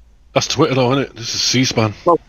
Yeah. Trying to spin it, I'm really alone. Like I get along really well with the Eisenhower family, but I'm really kind of pissed that I'm the only Trump supporter and the only person that's willing to it's like no, I would love to. Hold on, look at that. Hold on. Not to say that I'm right. There's millions like you, Laura. You just need to find them. They've got. You guys are my soul family. This is why I'm having so much fun tonight. But no, I don't want to like sit here with a broken heart. It's like I can't believe, like literally, like I could feed so many like people with all the tears that I cry. I'm like, I mean, just because the media says that it's like going to be a Biden landslide, and then they show you a picture of 5 people in a circle, you know, you're not going to believe it, are you? Well, down to social distancing, COVID, masks, and not being super spreaders from CNN. Good excuse, but it doesn't really work when you only got 4 people attending. No, I know that, but that's what the mainstream media have been putting out about Biden. That's why he's had a low turnout on his rallies. They're being very careful. I mean, it's been spun by the media so terribly that everyone believes it. Yeah, and then the CDC said today, go out and vote, even if you're sick. Fraud. These numbers are all fraud. Yeah. We see it with our own eyes. We see it with our own eyes. And Biden. I mean, I can't believe real lies. Yeah, I mean, this guy, he's been in his basement near as damn it the entire campaign. I just cannot believe that he's got anything like the votes that they reckon he's got. I just don't believe it. I just do not believe it. It does not make sense. I can't believe it doesn't correlate with what's going on the actual street with all the millions of people. Once again, ladies and gentlemen, can I just say, the illusion of democracy means that the left and the right are very evenly paced. The left and the right are quite evenly numbered. To have anything other than that will be a breakdown in democracy, because the left are so minute and small. If we were led to believe the truth of the left, of the transgender, the sexual education for our 4-year-olds, you know, all of this stuff going on that the left want, if we believe the left to be that big, then we're going to keep voting for the left because we think we're doing the right thing. Yeah, but on that assumption, you think the Democrats would have actually given some policy. I believe at the moment. No, there's the worst failure. And others are on the right side of history. On the right side of history, standing up for our children, standing up for our rights, standing up for our sovereignty, and standing up for what we believe to be as people. Right. So when you understand what democracy is, and to have a voter base on either side, and to keep people interested in news channels, to keep people interested in voting. You can't have the disparity of nothing on the left and major on the right. That would then show that if Donald Trump's racist and his supporters are racist, that the whole of America is racist. You know, this thing has to be kept on an even keel, and that's their game. Yeah, but Davey, I hear what you say. And they're compromising our children, and they're putting them in positions where they're dealing with predators that will never be held accountable. Yeah, it makes me sick. They're sick people. Yeah, but I'm still debating that they would have actually given some policy that people might have found favourable. I can't. More realistic. Davey, I hear what you say, mate, but I can't believe that people wouldn't want to vote for decent people, and that's the deal with Trump. And you're missing out. Ollie, you're missing out the power of the media. The left-wing media, absolutely. Had the media played this straight, it would be an absolute whitewash. Not just like the Midwest or whatever, but the coasts as well. I mean, who if that laptop only from the hell, people who watch CNN, obviously. You imagine. Guardians. Why aren't they guardians to our future generations? Why aren't people looking out for their children? They're just a bunch of liberal, like, slut fucks. They've been brought up to believe that children, they shouldn't have children. I don't even know what to call it. Like. I think a slut fox is pretty good way, actually, of calling it. You know what, Ollie? Although Like I know what you're saying. I know what you're saying, Ollie, right? But then when you understand, I don't mean like, everybody has their like, oh yeah, you might have like gone through a bunch of different relationships and maybe slept around, drank too much one night, whatever. This is different. Yeah. This is we're not pedophilia. We're not voting. Ritual abuse. We fail as a humanity if we can't protect our children. And yes, the future. It's divide and rule, guys. Divide and rule. Yes. You see, once again, right? I wish I was more neutral, but I can't. You got to understand how the system works. What are these fingers? They're fingers. I don't know. It's like I can't deal with this. You got to understand how the system works. The system is set up to oppress. The system is set up. When you realise, and you will, and people will realise, will realise at one point, or some point, sorry, that the government don't solve problems; they create problems, and all the while they create problems, they sow division. And all the while it's like war on terror, 9/11. You can't fight against these people because you're too divided. Now we found this in our own country, in the United Kingdom. There are so many different groups. There are so many different people that believe different things. And even though you get a group of people that believe the same thing, one person from that group will go to another group and create another group. And once that group's created, they will go from that group and create another group again. And you water down what goes on. It's the same thing with our voting system. So if Nigel Farage tomorrow said, we've got something coming up, it's going to be called the Reform Party. Let's all vote for the Reform Party. You're splitting the vote in between two main parties that will then possibly, because of the beliefs of ourselves, we vote for Conservatives. If and you've also got Lawrence Fox replaying. Let me get to my point, please. If why do they keep using spies? We take the vote away from the Conservatives to give to someone else in lesser numbers, we've now watered ourselves down, spread ourselves between two parties to have the other party win. It's divide and rule all the way throughout. These people are no different. This is their place of power and control, right? I don't trust any party. Nigel Farage, I don't trust him as far as I can pole vault on a matchstick. But you trust Trump? I love what he did for Brexit. He fought all of those years for Brexit. We got Brexit. He left us high and dry. He went to LBC. LBC, a leftist broadcasting corporation. He's then come back out. He's then wants like the limelight again. He's doing this, he's doing that. Then he wants to come out and do another party. It's just going to milk down what the Conservatives are to put Labour into power. And there's always someone there that creates another party that brings people away from one party, milks it down, waters it down, to give it over to another side, to have another party come in. It's only ever been two parties. This whole system stinks, it's corrupt, and it's wrong. No, you're right. Yeah. You're right. But don't you think Trump might be a little different? Maybe. No, Trump. Oh, listen, I wasn't talking about Trump. I'm talking about Farage. Okay. See, that's what I was thinking. I'm sorry. I didn't mean to misunderstand. I was like, just in case I heard you say it. No, I've been following you. You guys are like, I can't even believe. Trump is the man that is standing up against the whole of the establishment. The Washington I love you guys so much. It's Here we go. Here we go. Here we go. Here we go. Okay, here he comes. Go on, Don. Here he comes. This is it. This must be it. This must be it. They're all coming out, so yeah, this will be it. Just seeing if I can make it. Where's the bloody audio? Where's the bloody audio?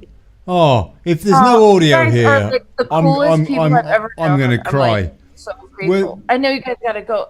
You're in England right now? I was born in Fitzwarren. I was born in London. That's fine. If they don't turn on the audio, I'm going to cry. I'm actually like hardcore. Like, there he is. Here he is. Hold on, Laura. Ladies and I really like. You have no idea how much I love you guys. If he doesn't listen, Ollie, have you got it or not? Yeah, and we've got the audio. We've got the audio. Hold on. You guys fucking nailed it with everything that you've done. Ollie, play it. It's playing. Oh no. Can't hear it, mate. Can't hear it. Oh no. Play your audio. Play your audio. I'm just gonna go wee. I'll be right back. Okay. Oh no! Why? And we are getting ready. Oh no! I'm sorry. Audio is.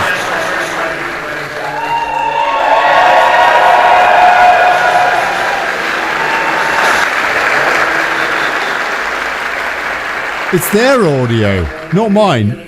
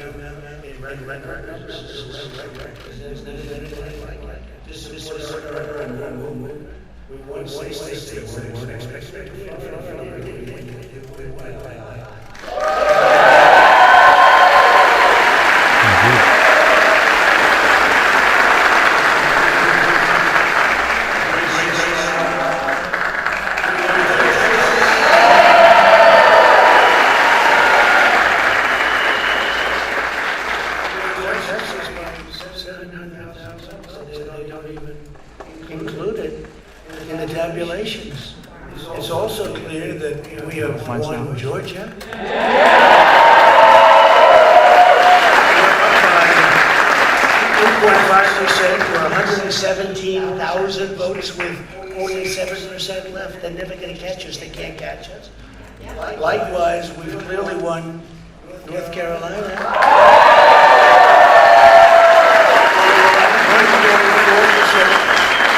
77,000 votes with only approximately 5% left. They can't catch us. We also, if you look and you see Arizona, we have a lot of life in that. And somebody declared that it was a victory for them. Maybe it will be. I mean, that's possible. But certainly there were a lot of votes out there that we could get because we're now just coming into what they call Trump territory. I don't know what you call it, but these were friendly Trump voters. And that could be overturned. The gentleman that called it, I watched tonight, he said, well, we think it's fairly unlikely that he could catch. Well, fairly unlikely.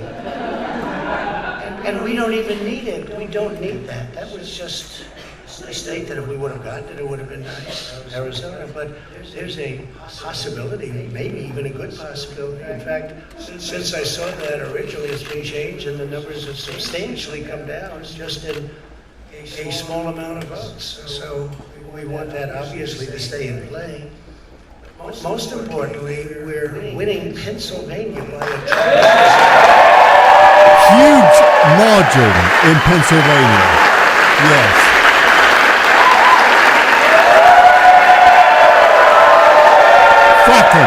Flatten.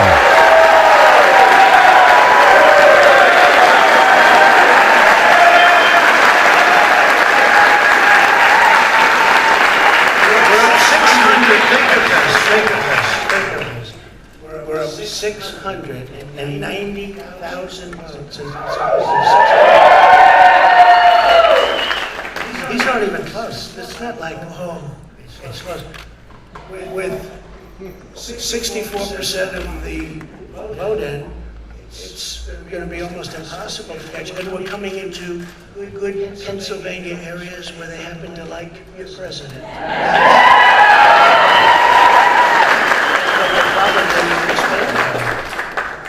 We're winning Michigan. I'll tell you, I looked at the numbers. I said, wow, that's a lot. By almost 300,000 votes, and 65% of the voters. And we're winning Wisconsin. And I said, well, we don't need all of them. We need, because when you add Texas in, which wasn't added, I spoke with the really wonderful governor of Texas just a little while ago, and Greg Abbott, he said, congratulations. He called me to congratulate me on winning Texas. And we won Texas. I don't think they finished quite the tabulation, but there's no way. and it was almost complete, but he congratulated me. He said, by the way, what's going on? I've never seen anything like this. Can I tell you what? Nobody has.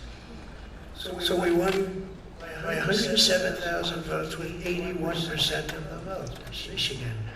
So when you take those 3 states in particular, and you take all of the others, I mean, we have so many, we had such a big night.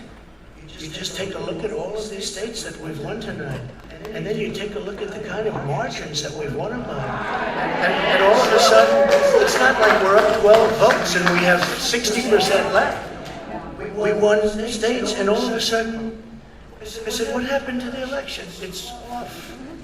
We have all these announcers saying, what happened? And then they said, oh, because you know what happened? They knew they couldn't win. So they said, let's go to court. And did I predict this? Did I say this? I've been saying this from the day I heard they were going to send out tens of millions of ballots. I said exactly, because either they were going to win, or if they didn't win, they'll take us to court. So Florida was a tremendous victory.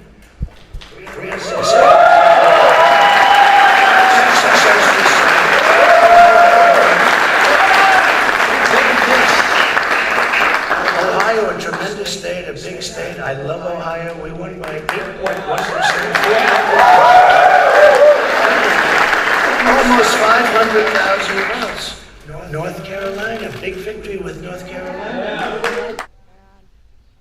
Where's the audio? Where's the audio? Where's the bloody audio? This is a fraud. Fucking media, I'll tell you. To our country. We were getting ready to win this election. Frankly, we did win this election.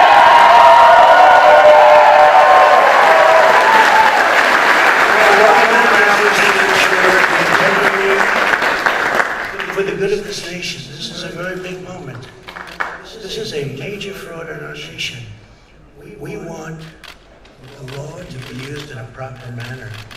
So we'll be going to the U.S. Supreme Court. We want all voting to stop. We don't want them to find any ballots at 4 o'clock in the morning and add them to the list. It's a very sad moment. To me, this is a very sad moment. And we will win this, and as far as I'm concerned, we already have.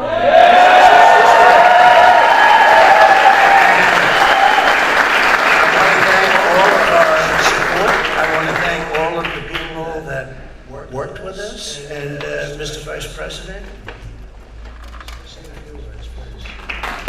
So there you go. Basically, the president saying this has been an election by media. Absolutely disgusting. Disgusting, frankly, this entire election. I want to join you in thanking more than 60 million Americans who have already cast their vote for 4 more years for President Donald Trump.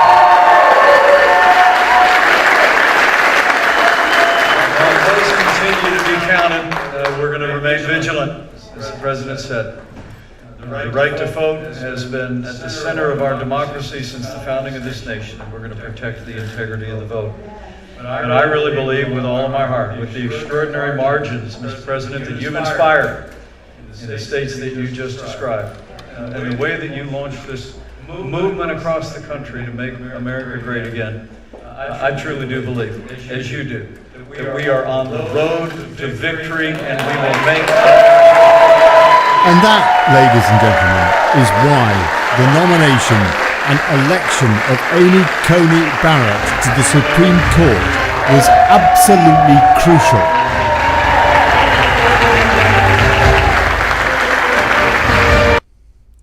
Unbelievable. Unbelievable. Whoa. I mean, so this is going to the courts, basically. The bottom line is that we've got states like Pennsylvania, which has a clear majority so far for the president in this election. He wants the governor of Pennsylvania and the Supreme Court of Pennsylvania, the Supreme Court of the United States has said that race must continue, and so it is with it's just incredible, isn't it? So it's been an election by media. It's been an entire election by media where they have allowed Basement Joe, Sleepy Joe, to basically have time out and just sleep off an entire, near as damn it, 80% of an election campaign he spent in his basement, for crying out loud, or with teleprompters. I'll tell you, I'm absolutely disgusted. I'm absolutely disgusted.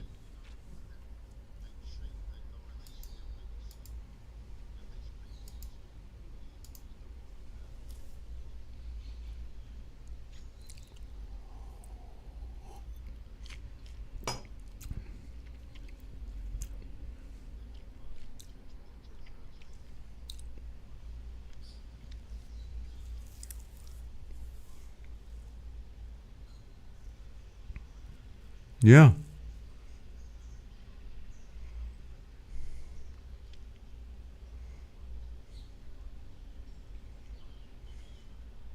And the entire media establishment, bar just a handful of proper journalists, people like Tucker Carlson, who have actually bothered to ask questions such as, is the Democratic nominee for the President of the United States in hoc under the compromise of a totalitarian state that runs concentration camps, China?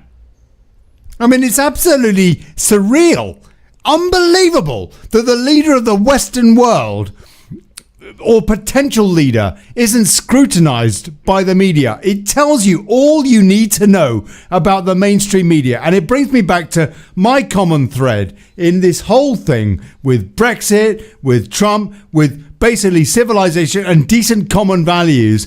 The fourth estate is more dangerous than anything else. The politicians can be dangerous. Their plutocratic overlords can be dangerous.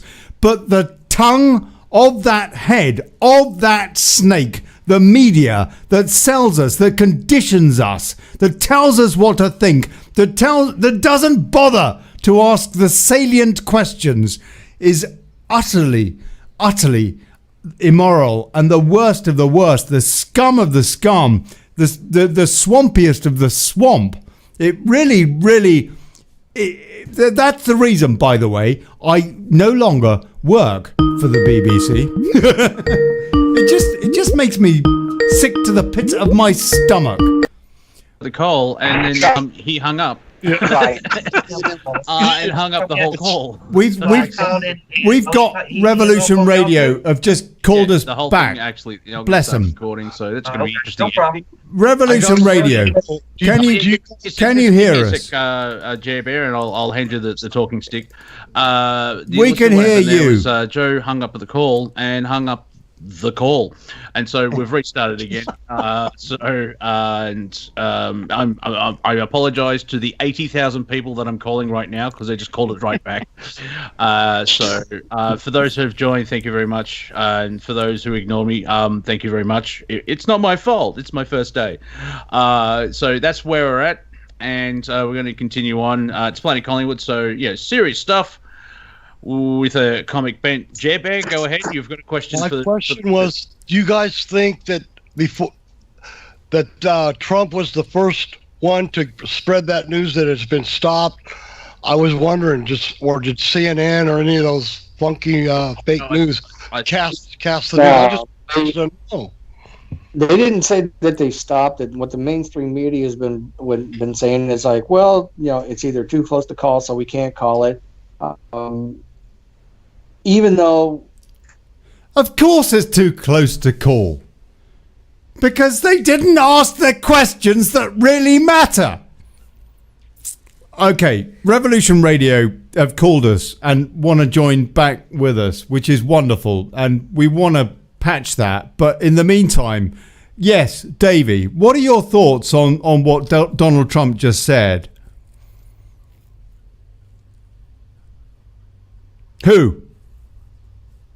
Who's got what that they want? Because I'm not sure who's got what at this stage. Yeah. No. Not the left. Not the left. No, the globalists. Yeah. The left is their pawn. Yeah. Okay.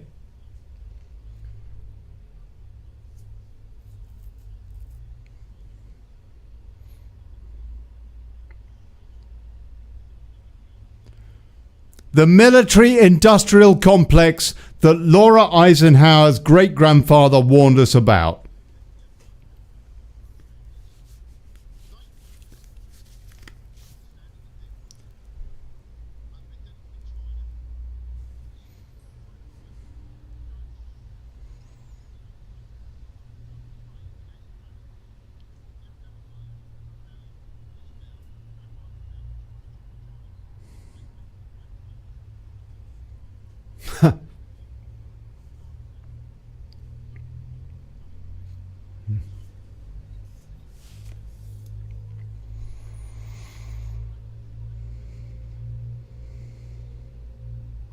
Yes. Yes.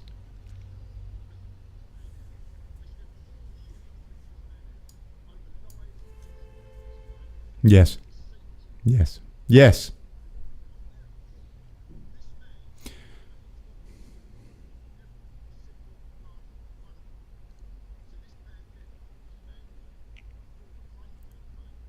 Yeah, he did. He did.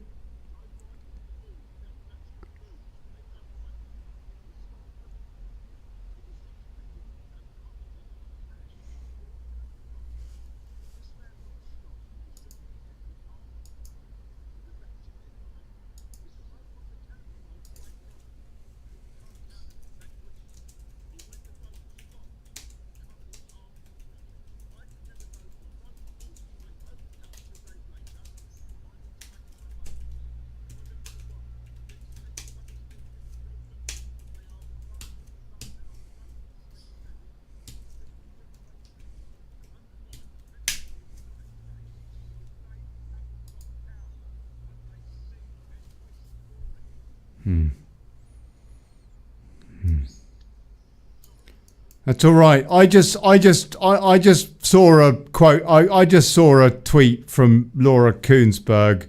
Trump said, BBC political correspondent, Trump says he has already won and that there is a fraud going on. Remember, millions of votes have not yet been counted. It is just not credible to make that claim. There is no evidence of blah, blah, blah. And I've responded to her, election by media. No questions about Biden and China. Fuck you. And frankly, that's it. You know what? Mainstream media, fake stream media, fuck you. Fuck you. Fuck you. I am angry. I am angry. I want my sovereignty. I want my freedom. I want democracy. And I do not expect to be told how to vote by a corrupted mainstream media. I apologize. Bit of a rant. But you know what? Okay, my next question to you. And I will try to calm down, yeah. But my next question to you, and this is actually my real worry here. Are we now... Will history in the future say that this is the day on which the Second American Civil War began?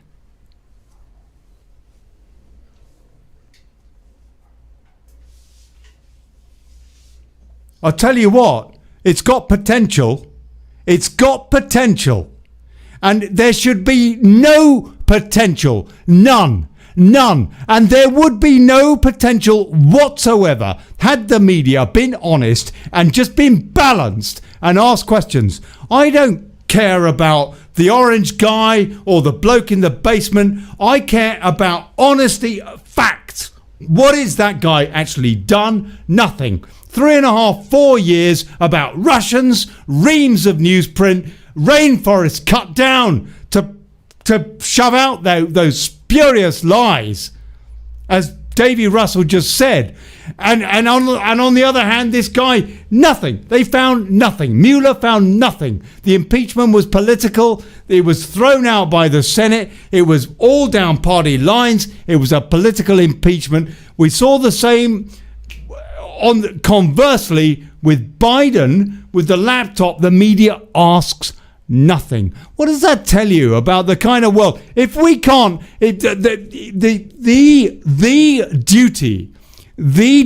is the rant, and I'm nearly finished. The duty of the fourth estate is to hold power to account. It doesn't matter whether it's on left, right, globalist, liberal, whatever, libertarian, it doesn't matter.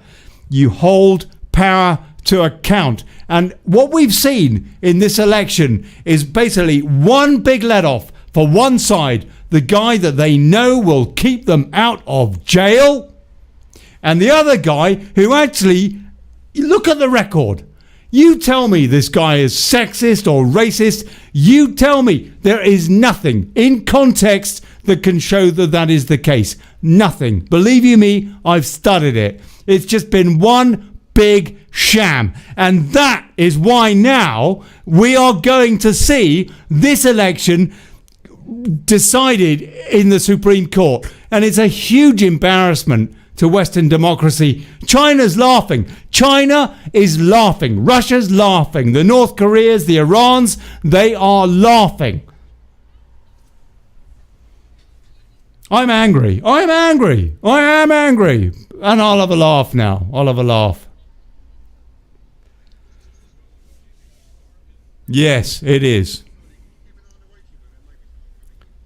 Okay. All right. I will relax. I apologise. Did I swear? Did I swear? I might have sworn.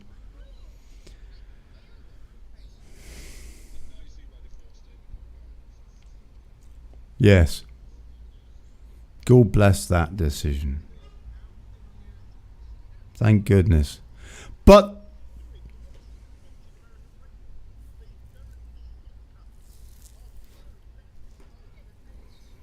we're all swearing now. We're annoyed.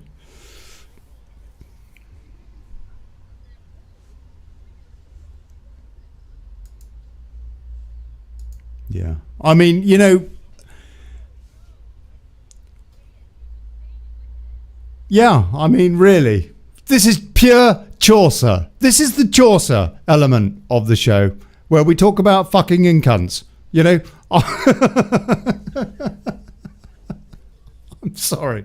I'm sorry, but you know, we're human too. Oh.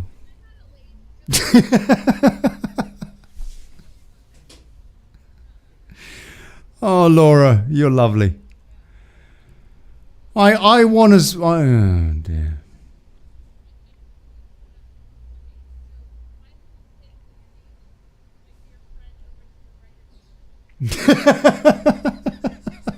Who's to the right of you? Nobody's in charge, believe you me. Whose name is not showing up? We've got Boozy. Chris, are you there? What? Okay. Did you listen to Trump? Oh, for goodness sake. Okay, basically he just said this thing is going to court. In other words, Amy Coney Barrett.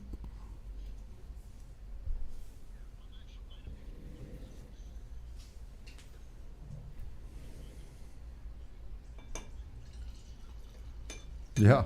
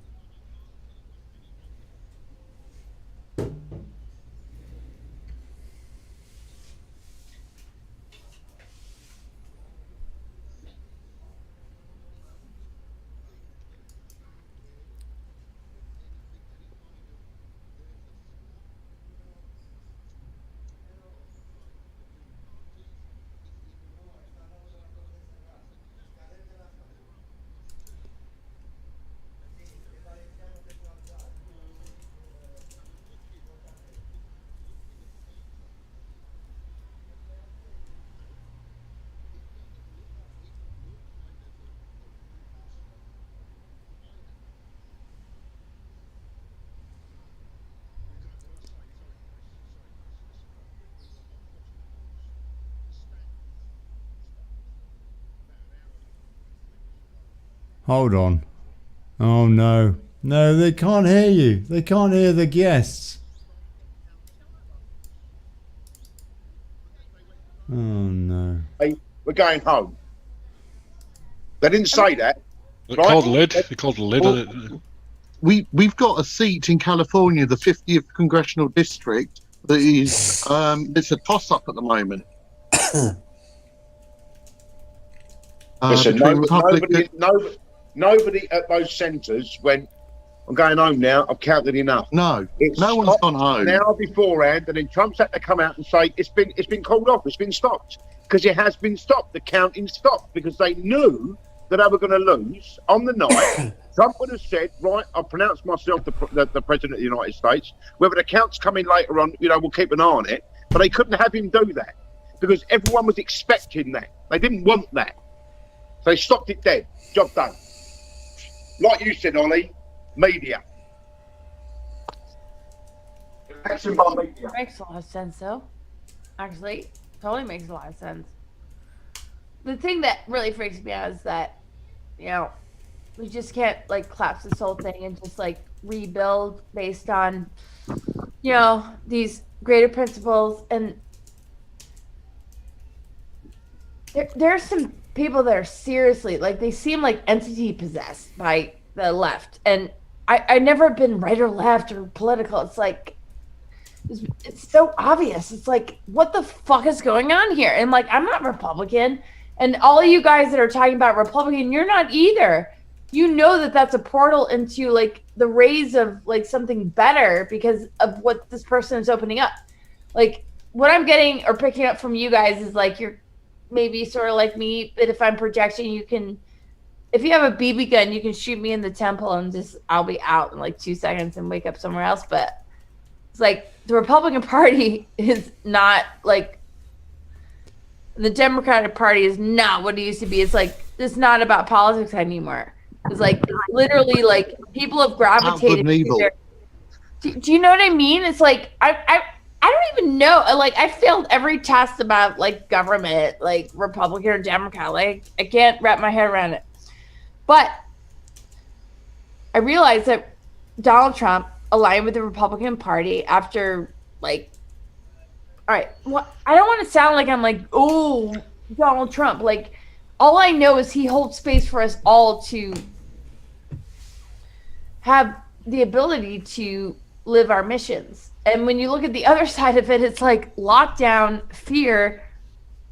I mean, I know you guys know what I'm talking about. It's I can't even fucking believe it. It's yeah, if I was a stupid fuck, which I am, but if I was a former stupid fuck, I would have been yeah, Biden makes more sense. Oh, that would slap me in the head real quick. It's there's some reason. Somebody that is so materialistic, probably, beauty pageants and all these things that I'm oh, or male energy. Why in the fuck would somebody like me be I fucking love this dude and he's just he's doing something incredible. Now we've got CNN are all over this. Every news channel now are all over this. No one has been determined. I feel the last person to like somebody like Donald Trump. I love him. I fucking love him. Biden. It's not. Biden creeps me out. You think oh, Biden seems so. Do you guys know what I'm talking about, or am I losing my shit? I mean, no, I get it. We're all losing our shit. It's 8 o'clock in the morning. I just think Trump resonates with people that are surprised themselves when they think, well, I shouldn't like this guy. I love him. Talking sense. I love character. I even love his stupid comments. It's wow. Yeah, because when you hear the stupid comments, but you realize he's real. I don't have to take it personally. I'm not going to date the dude, but he doesn't it is. I love it. Sorry, go ahead. I people love imperfections, don't they? When we see an imperfection in somebody, they're not polished, they make mistakes, they say crazy shit, and you think, you know what? They're human. They're human. I love human. Yeah. Especially they're not a teleprompted puppet, are they? This is the thing. Trump's a real person, whereas the politicians show a veneer, and it's a false veneer. It's a, you know, it's like how literally how have we got to a place where all the virtue signaling a-holes are supporting a rapist, a pedophile, a southern segregationist, racist, who's basically a but they turn that on him. This 13-year-old, like I interviewed people that grew up with him, and they knew that person that like charged him with that, like that accusation, and it was like there's no dirt that they could get. It was like it's like how are we got people who are saying that they are the love everyone, most virtuous, supporting someone who is basically Biden's the scum of the earth, literally. And it's like, how can you ever say that he's a, you know, he's a nicer person than Trump, when, you know, when you can, you know, the amount of things that Trump's done, you know, if you actually look into his past. Oh, he sees he's driving around his limo and he sees Chris, someone. the thing is, Chris, I think people are driven to that by the mainstream media, the mainstream media persecution of Trump, and because the slanderous things that go on that I said about Trump, people are, oh well, yeah, we can't go for Trump, we've got to go for Biden instead. He's just like the alternative if you buy into the bullshit about Trump. You know, you're driven. I actually think it's a Democrat point. One finger pointing at someone else while three fingers are pointing back at them. Why do they do that? I'm gonna have to bow out. Like, I'm absolutely cream crackered. I'm gonna go to bed. I'm gutted. I know, me too. But I'm gutted for everyone. What I've come to realize is that for some reason, my assessment is I'm high-fiving Trump and I got his back. For some reason, I've never felt this about anybody in this position. For some reason, I feel so sorry for that man. I feel so over the 4 years of shit that he's had to put up with from the media, from all sorts of people, and now to be put through this when he's clearly won the election. They've stopped it. Honestly, I've seen nothing like this in my life. Like, yeah, I'm not like gonna go into the feminist thing or no. It's like most of the last 10 years of my life has been without even realizing how much I've done it. Like, kind of vetting it, like without trying to, like, I'm not an FBI agent. I'm just like fucking Laura, fucking whatever.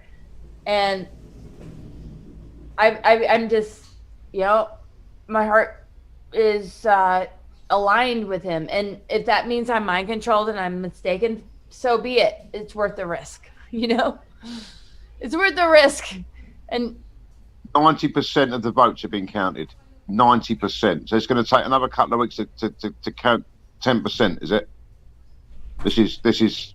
I've seen nothing like it. I really have seen nothing like it. You guys seem like really neutral. Like, I feel like my emotions are too caught up in this election. Like, I'm literally like. We all kind of expected this, Laura. Do you know what I mean? I live in England, and I'm gutted. I live in England. He's not even my president. He's not my prime minister. He's got nothing to do with me. That's crazy. You guys are so amazing to me. Like, thank you so much for having me. Like, I was born in England, and I would, nobody wrote down my birth time because my mom had me at home for some reason. And, but you guys, like, you say that now, sweetheart.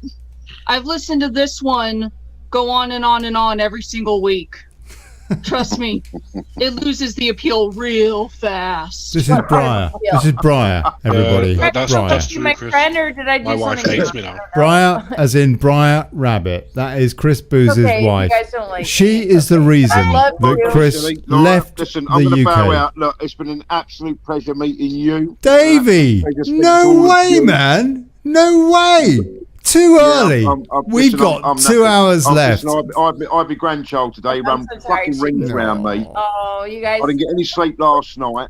I've got no kids today, so I'm going to spend a good few hours in bed because I am absolutely cattle trucked. Davey. All right, without saying any more than that, Ollie. And Actually, no, I'm fucked. Right, so I'm going to go to bed. But listen, look, it's for the meantime, it's over, and it's been called short because of democratic fraud, shenanigans. You know, I don't know. Chicanery, political chicanery. Unbelievable. Ollie, thank you very much, young man. Chris, thank you, Davey. Davey Laura, Russell, the Rant Show. God bless you. For my wife on the side of that, because that's beautiful. Thank you. God bless you, Davey. Jason, thank you. Night, Davey. Listen, honestly, I'm knackered. And out to David as well, just on the thing. I just went through the things here to make sure I know who's doing what. Yeah, mate. Thanks very much for putting up with me, and I'll thank myself for putting up with you lot. The open air nut house, obviously. We can only surmise now. I expect that the news are going to be an uproar over what Trump said.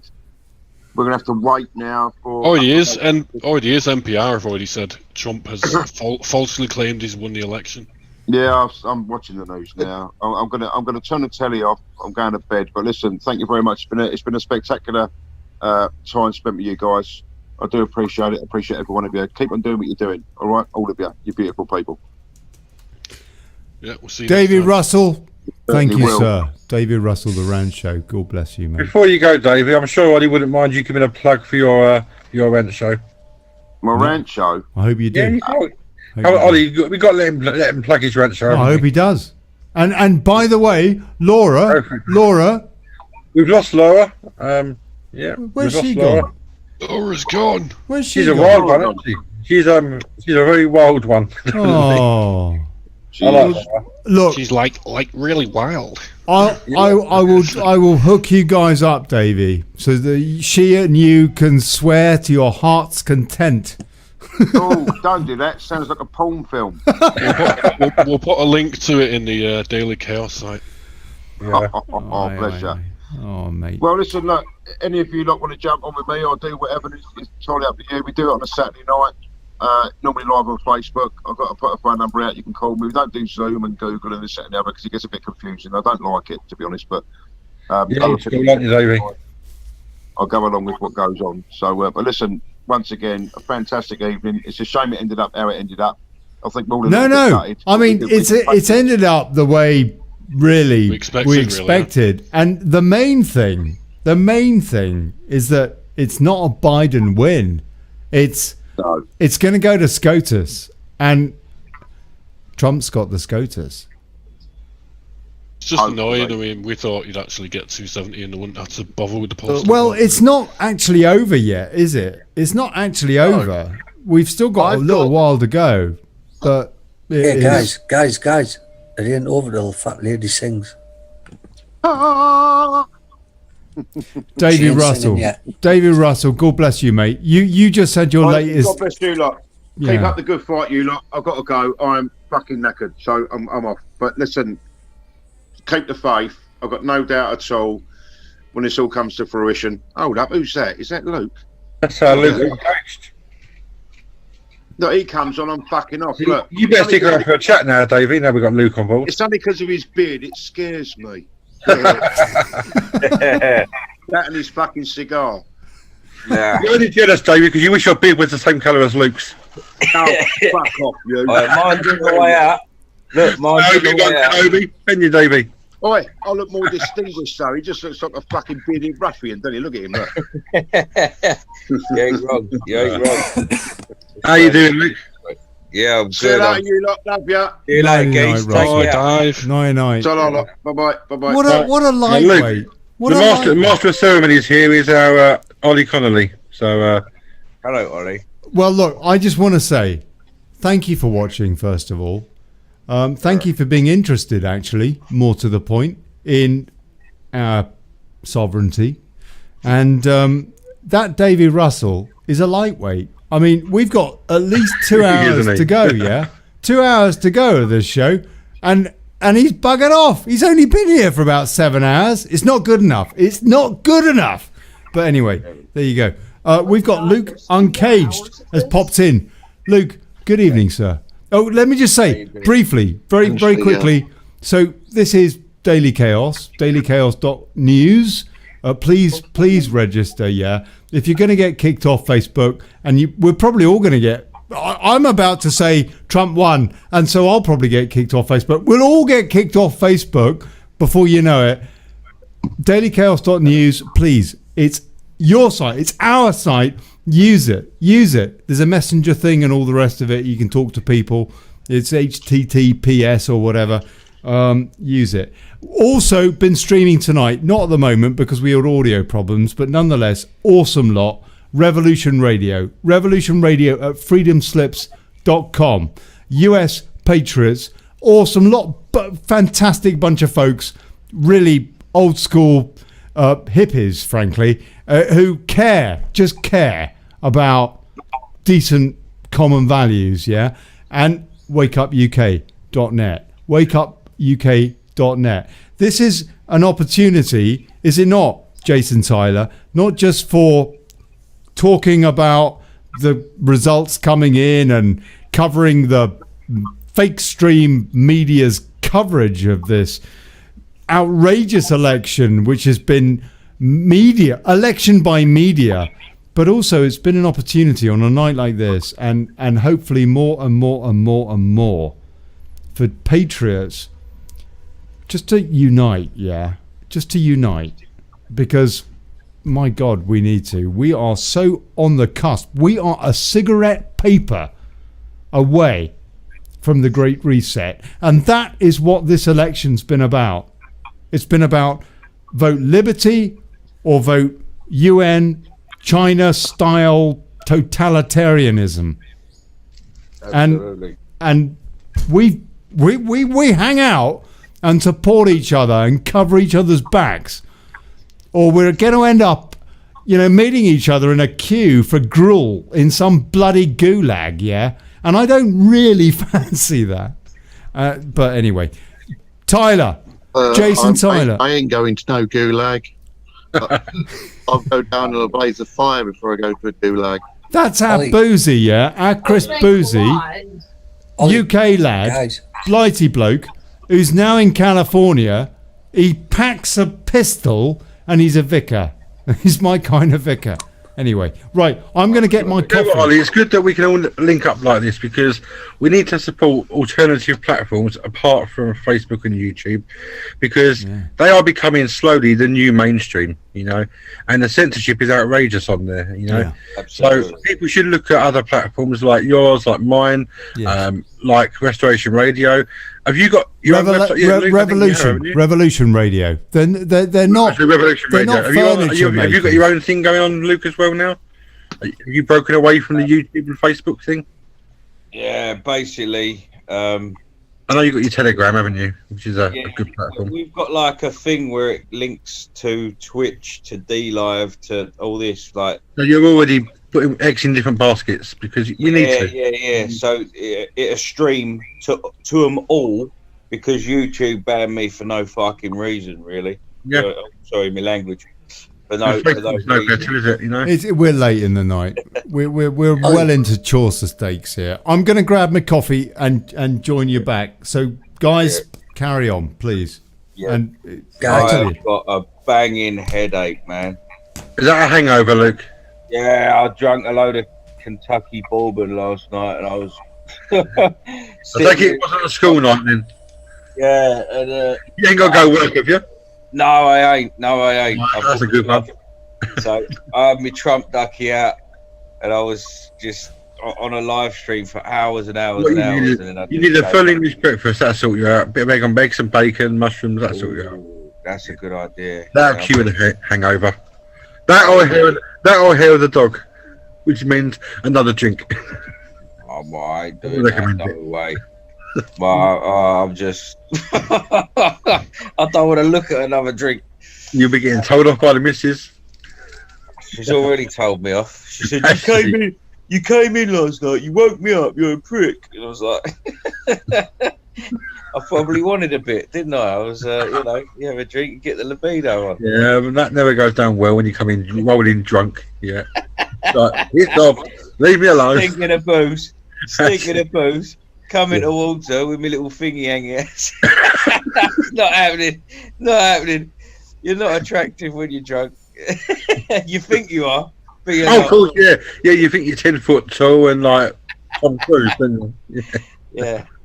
But it's looking good for Trump, isn't it? At the minute, that's what I'm being told by my American friends. They're saying, yeah, he's got a nick Pennsylvania, and he's This is the thing. Trump said that it's going to cool because they've been playing silly beggars. However, at the moment, the difference in the popular vote is less than 2 million. No one's got to 270. Senate, there's 8 seats available left, and basically for the Republicans to keep the Senate, they need to get half of those. The House, they're up 3. So from where they were, so they've flipped 3 seats. So and when you look at the House map, it's really red. It's not like. That's what I thought, because my cousin sent me a picture message. He said, "Look, Trump's losing. What's going on?" And I went, "No, look at the map." House map. And that's the presidential map. That's what I mean. I can't believe Colorado, man. What's the matter with Colorado? I love that place. Why is it fucking blue? I looked at it. It's Denver, and it is just Denver. Yeah. Denver voted where the fucking university is. You know what I mean? But yeah, the biggest. Basically, they've got Arizona and Nevada leaning Democrat on this, but not declared. Yeah. And they've also declared Minnesota, but that was showing leaning red until it went blue. They've confirmed. So I think that's a definite. That's going to be one that's going to get challenged. We've got Wisconsin and Michigan both leaning red, not declared.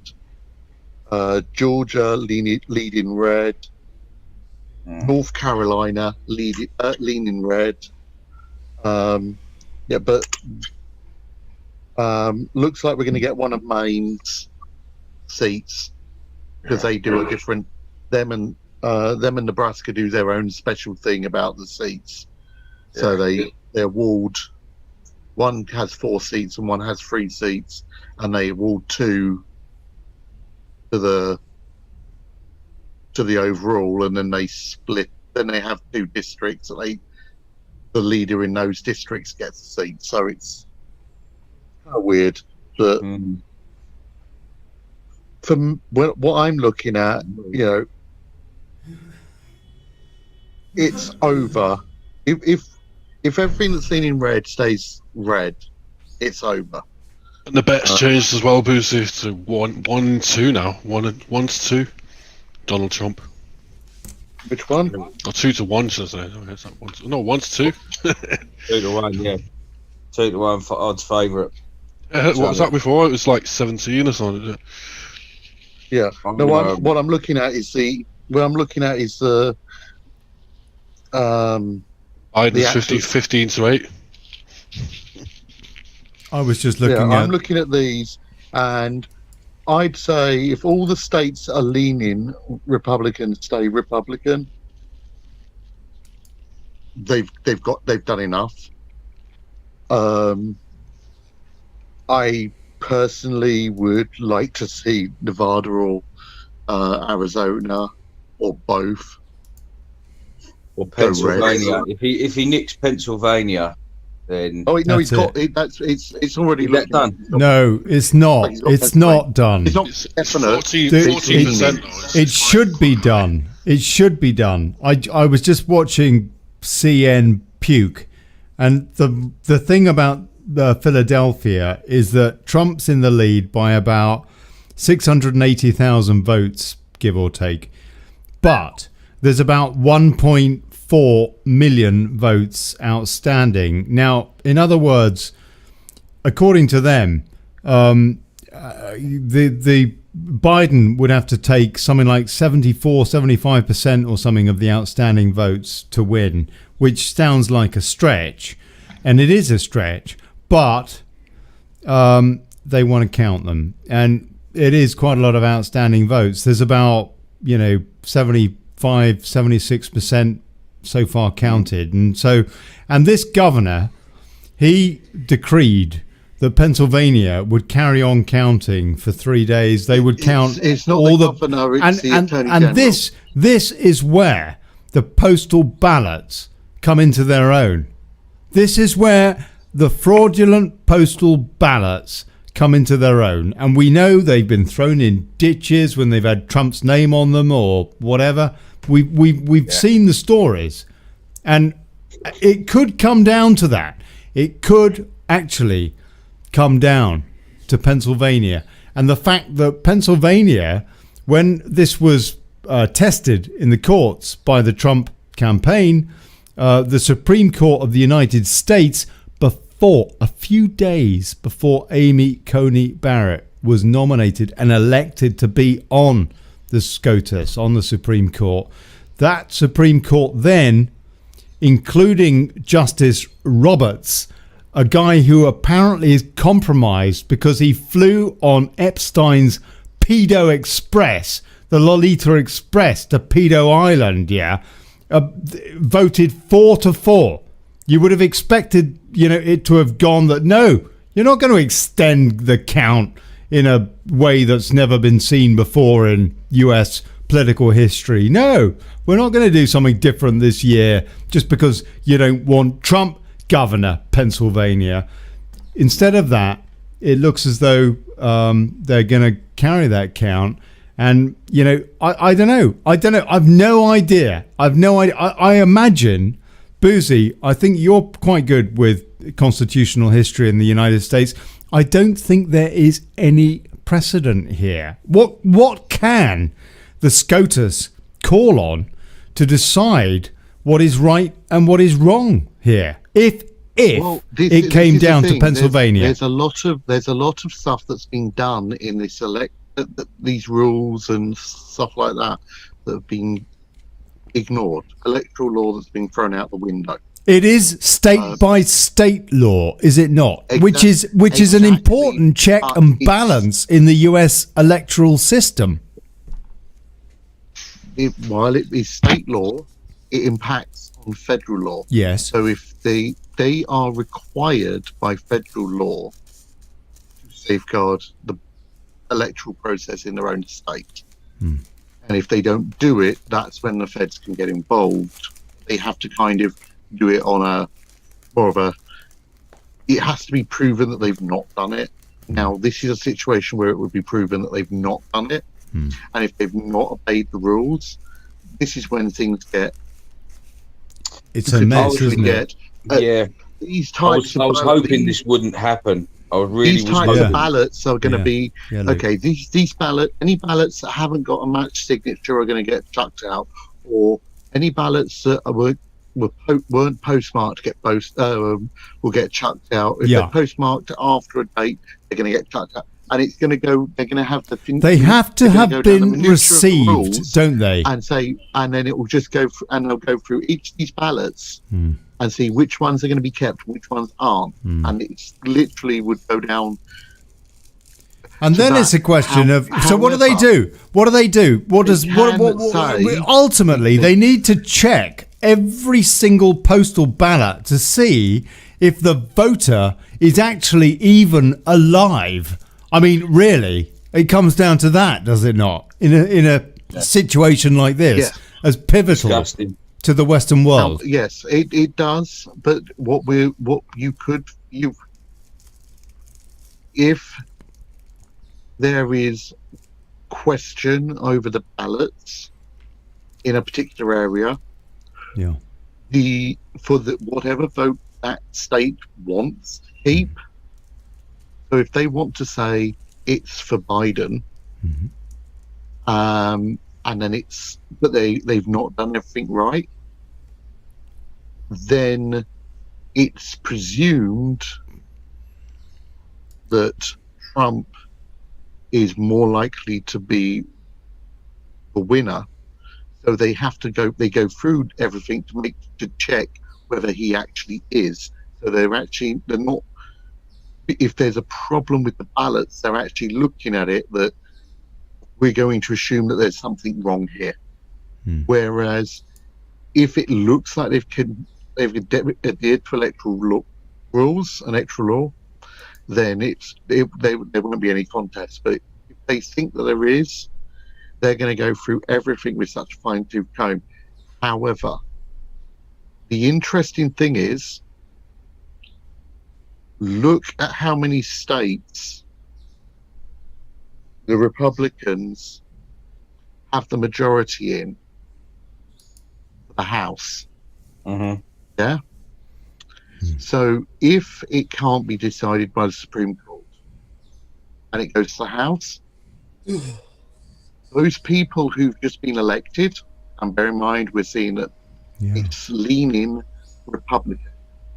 Hold on. Well, yes, it is. Yes, it is. Plus 3 seats. It's not down. Wow. So, hold on, Chris. Chris, brief interjection. Yeah, this is so key. This could be pivotal as well, as pivotal as Amy Coney Barrett's election to the SCOTUS potentially. Just very briefly to say, the House of Representatives at the moment is Democrats 181, Republicans 176. But the figure that matters is that the Republicans are plus 3 seats, which means that the Democrats are minus 3 seats, which means that, wow, I think the Republicans, I don't know, it's within about within one congressman of that being a Republican-held House of Representatives. And it's not even that, Ollie. Go on. And the Senate, by the way, Chris, just very briefly, is going to be Republican held. And if the Senate and the House of Representatives is Republican held, that is very important to this entire planet. Yeah. in a contested election where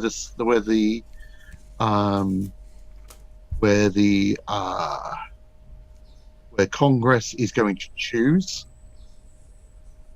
then it would be a Trump victory. Is it not the case that Congress chooses the president and the Senate chooses the vice president? Congress is the House of Reps and the House and the Senate together. So, yeah, they would choose the president and the vice separately. Because you can actually have a situation where you have a president that is of one party and a vice president of the other in a situation like this, according as I understand it. Yes, they can do that. However, with the House, the really important thing is it's not the number of seats, it's the number of states. Yes. Now, even in our current situation, before this election, the Republicans had held the majority in more states. Yes, and that is the case already this year. That is already the case with this election. I don't know quite where these additional seats are going, but there is potential that we might pick up an additional. We may have even picked up an additional 1 or even 2 states on majority with the way that this has happened. That's feasible. Hold on. Let me just clarify, increase Chris. The number of states. Let me just clarify, Chris. Let me just clarify that. So actually, from the point of view of the House of Representatives' position in potentially being able to elect the next president, it's irrelevant actually whether or not the Republicans or the Democrats have the majority, as long as, from the point of view of those that want Trump to win, the representatives are, if you like, represented predominantly by Republican states. So please clarify that. Please clarify that. Say you've got 50 states. Say you have 20. Each party has 20 states, and then the 5 that are left. Well, sorry, the 10 that are left. Out of those, 8 of those 10 have majority Republican. When you split the Republicans, Democrat, yes, 8 of them have majority Republican. Yes, that gives you 28 against 22, 28 votes against 22. So the Republicans, so long as they vote for their candidate, would work that way. So long as, now the key words there, so long as, we're talking deep state here. We're talking deep state. Yeah. However, what I can say is, looking at the ones who've been added, what I'm seeing, the reps, we're getting more Trump Republicans into the House. Yes, they're more populist. So it's making it more likely, not only that, making it more likely that they will actually vote for their candidate. Okay, one other question then.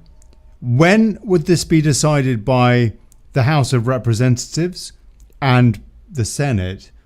And when would this be decided by the Supreme Court? Okay. Right. Basically, this process actually has to happen pretty quickly, because January is cut-off time. The date of inauguration is January 20th, I believe. So they have to, I think December 16th is the date that they have to say, we are going to have a decision. We're going to be able to give you a decision by that point. Yeah. So a decision has to be either about to be made formally, and they know that what the decision is going to be within the next day or so. Yes. Or they already have a decision by December 16th. So they have to get it done by that. So all the litigation. So the litigation side goes ultimately to the Supreme Court. Potentially. It goes straight to the Supreme Court, goes nowhere else, and anything that's supposed to be going to the Supreme Court right now gets put on the back burner. So when does the House of Representatives get to decide? It comes down to, can the Supreme Court say who's won based on the ballots and what's being allowed and stuff like this? They only get a say if the election cannot decide. So the Supreme Court is effectively the last stop to decide the election and the Electoral College and who's going to get. If it gets to a point where the Electoral College can't actually give a decision, and that's because we could be in a situation also. Then can the Congress get involved? Just to throw another spanner in the works, the kind of spanner that the deep state would love, we could be in a situation where we have faithless electoral voters. Yeah, except that in most states they're actually prohibited by law from being faithless. What that means is that people that are, for example, if Trump wins, I don't know, Nebraska, which of course he has won, what basically you're doing when you vote is you're voting for the electoral voters to say yes, physical people, to say yes, we concur with this decision by the people. But they don't have to. They don't actually have to. They could go against the electoral decision and say, no, we want the other bloke. If they did that, it would cause absolute God knows what chaos. but they could do. And for example, in 2016, I think 6 electoral voters in the United States did vote against Donald Trump. Yeah, so I mean, there is potential for that kind of chicanery as well. It's a nuanced thing because there's a lot of laws regarding that, and if it depends from state to state, and your state law prohibits you being a faithless elector, your vote doesn't count. So they basically you get replaced. And so now it's a question of what states have what laws as well. I mean, you know what? The electoral system in the United States, the beacon of the Western world in terms of supposed democracy, is a total joke. It isn't. It is, and I'll tell you why. No. Hold on, hear me out. I'll tell you why. I'll give you one solid reason for that. Apart from the fact that there is all this potential discrepancy that you can have in certain states, faithless electors, that Supreme Courts in states, not the United States, not federal, but state in state, can change the rules from election to election, which is what's happened in Pennsylvania, which is what this election hinges on potentially, is the fact that you don't have any voter ID. There's no voter ID, and that is absolutely the problem with these mail-in ballots. And how many people are actually truly even alive? That's the problem for me with this mail-in ballots, because people can just fake stuff. You know what I mean? Still use their mum's name and address. It, but actually, the system itself, there isn't the. It's the same in the UK, by the way. No. The problem is you're looking at America as a democracy, and it's not. No, I know it isn't, but nonetheless, the actual vote tally is a democratic process. I know it's a republic. I understand that, but nonetheless, the vote is a democratic process. Ish. It's the whole idea about it is the states are supposed to be sovereign too. Yes. So they have their own laws. But when it comes to there are guidelines. Effectively, there's laws that say you have to do a certain amount of things because of the federal law. When they stop doing those things is when the problem is, when the Supreme Court gets involved and says, no, you can't do that. When states interfere with federal is when they have problems. Just like when federal government interferes with states, there's problem. It's kind of a give and take, but it does work. It's just this faithless electors is actually kind of overinflated. There are very few that can be faithless state-wise. The bigger problem is that we've got states that are. We've nearly got a majority. We've nearly got it to 270 electoral college votes for the national popular vote. That's where you get the problem, because what actually happens there is the electors are representatives of the state who are there to represent the popular vote within their state, and they're supposed to be put in some states it's winner takes all. In Nebraska and in Maine it isn't. Those are the only two states where it isn't.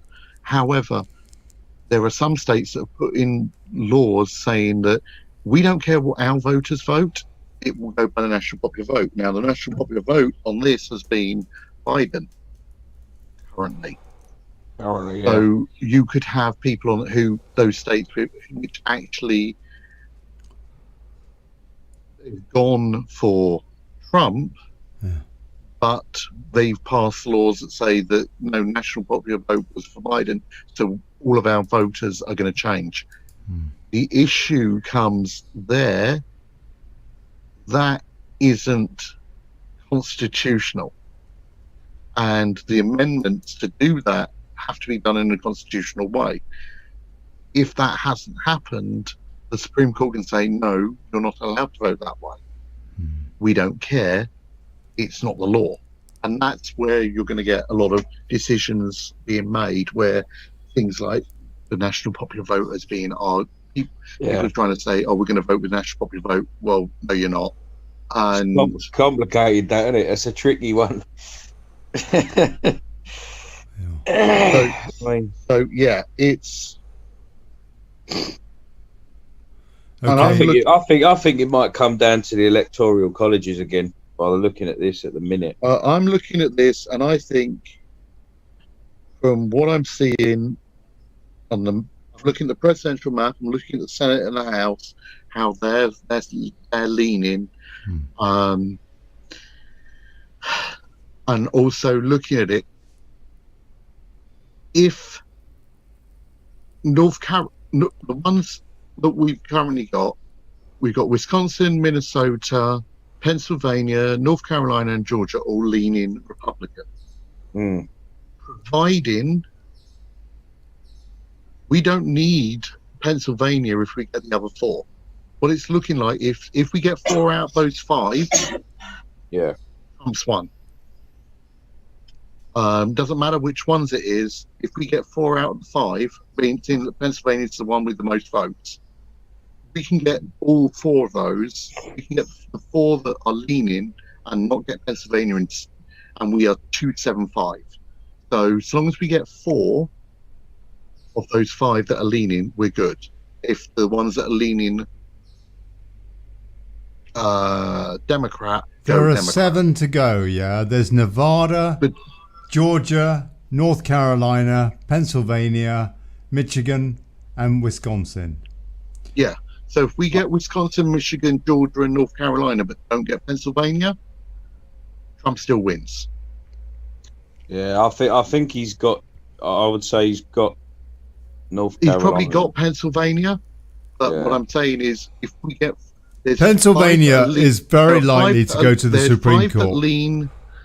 5 that lean Republican, 2 remaining that lean. Oh, sorry, and Alaska. Sorry. It seems to me. Six that are leaning oh yeah, Republican. Sorry, that's right. 8. 5, 1, 2, 3, 4. Alaska 5, doesn't really make too much of a difference anyway. But there's 6 there. We get 4. This is going to hinge better, on. But if we get 4, this is going to hinge on Pennsylvania. If Alaska, we can keep Alaska or lose Alaska, but of the ones which have got double figures of seats, Alaska's got 3. 4 or Only 5. 3. We get them. Votes. That's great, because there's 6 votes, electoral college votes in Nevada, and 11 in Arizona. So, of the ones that looking like he's got Georgia and Michigan. Yeah. It looks like we got Georgia. It definitely looks like we got North Carolina. Wisconsin and Michigan also look really good. So, and Pennsylvania looks good. If we get those 5, Pennsylvania is the one where the fraud is going to occur. I know, but if we get the and it's 20 electoral votes. If we get Wisconsin, Minnesota, Georgia, and North Carolina, I'll just cut in here, Chris. We still get over 270. Chris, I'm just because I'm going to bed now. So sorry. It's 20 to 9 in the morning. I've got to shoot. I've got to run to the school. So I'll be back in a little while. God bless you, Luke. Yeah, please come back. It'd be lovely to have a chat with you properly, mate. Yeah, definitely. All right, listen, I've enjoyed this. It's very enlightening. So I'll be back. Don't worry. Good man, Luke. Good man. I'm jumping out. Yeah. All right. Thank you. Come on, Trump. Let's do this. Take care, people. See you in a bit. Cheerio. Luke Uncaged. If you're still going at 12, I'll well, I don't know. No, Jay, I'll come back on. We're finishing at 11, so in about an hour and a half. Right. Well, I won't be sleeping for just an hour and a half. Probably not. You are a lightweight. You can't even do an entire night's election coverage. What can I say? What am I staying up for now? There's nothing happening. No, you're right. I'll tell you what, I'm thinking I might extend this show until SCOTUS decides on Pennsylvania. Well, it's going to be until then. We knew it was going to be SCOTUS in the first place, didn't we? Really? I mean, how did we not know that? I'll tell you Okay. what. I was seriously, Jay. You've got to go. God Yeah, I bless was you. seriously hoping that it would be 270 over tonight, so they wouldn't have to bother with the postal vote as an excuse. I wasn't to be honest, I wasn't expecting a decision tonight because of the mail-in, of the mail-in votes. I suppose you could say, given the impetus that not just the Democratic Party, but the entire establishment deep state machine has thrown at postal votes, what with coronavirus as well, it's actually, it's not, from that point of view, so bad a result, given that Amy Coney Barrett is on the Supreme Court. Well, that's the Trump card, isn't it? That's what they needed. I'm already, if I were on the Trump campaign, I would be building maybe about 6 or 7. Well, I'd be 1, 2, 3, 4, 5, 6, 7. I'd be preparing maybe 10 states to contend. Yeah. In case some of the ones that lean red don't go red, some of the ones that lean blue or who've been declared blue that actually are debatable. But anyway, I'm going to bed, yeah? Right, so I'll speak to you later. Well, night, Jay. Interestingly, Big cheers, man. Big cheers, the thing that's really shown me something really rather weird is in Vermont, they've just elected a Republican governor. Right, Yet that state's on blue. 99, goodbye Jay. from me. 99, Jay. Jay Carey. Cheerio, mate. Same in I believe it's just want to make sure that I get the right state, because it's all those little ones in the east. You never know, but they but I believe it's New Hampshire as well. No, Both of those have just elected Republican governors are showing blue. So they would, for me, as a contend, that says to me that there's might be something a bit fishy going on there as well. So I might add those in just as a cheeky. But yeah, the way I'm looking at this, 10, 15 states challenging the results in those. If they don't go if they haven't gone our way, I'd say that's based on how the House, Senate, governor votes in those states have gone. The thing is, Chris, right for challenging. The thing is, I suppose there's another way of looking at this. I mean, it is this election, so much hinges on it. I mean, basically, the future of Western civilization, of the whole world, hinges on the result of this election. I mean, that is how crucial it is. But whatever happens, we are poised for tremendous unrest in the United States and overspill into the Western world off the back of this election. I mean, I think it understates the situation to say that this is an inflammatory situation. Yeah, I agree with you. I'm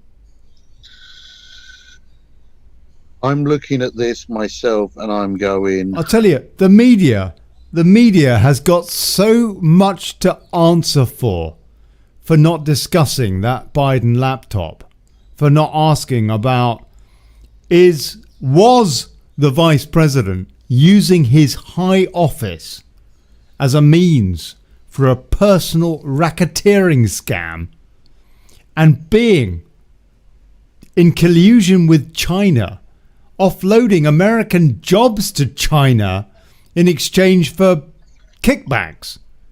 And what would he do as president? And the media didn't bother asking the question, bar a handful, a good handful, some decent people. Just a tiny few. The vast majority, 99% of the media, in terms of the journalist stock, didn't even go there. And this is where we are. This is the result of that. And personally, as somebody who does take journalism seriously, that incenses me. It really does. That I know. I look at it and go, even before that, the media wasn't questioning the mental capacity of a future president, of someone who could be a future president, when he was seriously having all of those gaffes and problems. Not even there. Outbursts when not even there. About his memory. They shouldn't have been asking about Joe Biden, actually. They should have been asking about Kamala Harris and what she really is and her record. Well, this is the thing.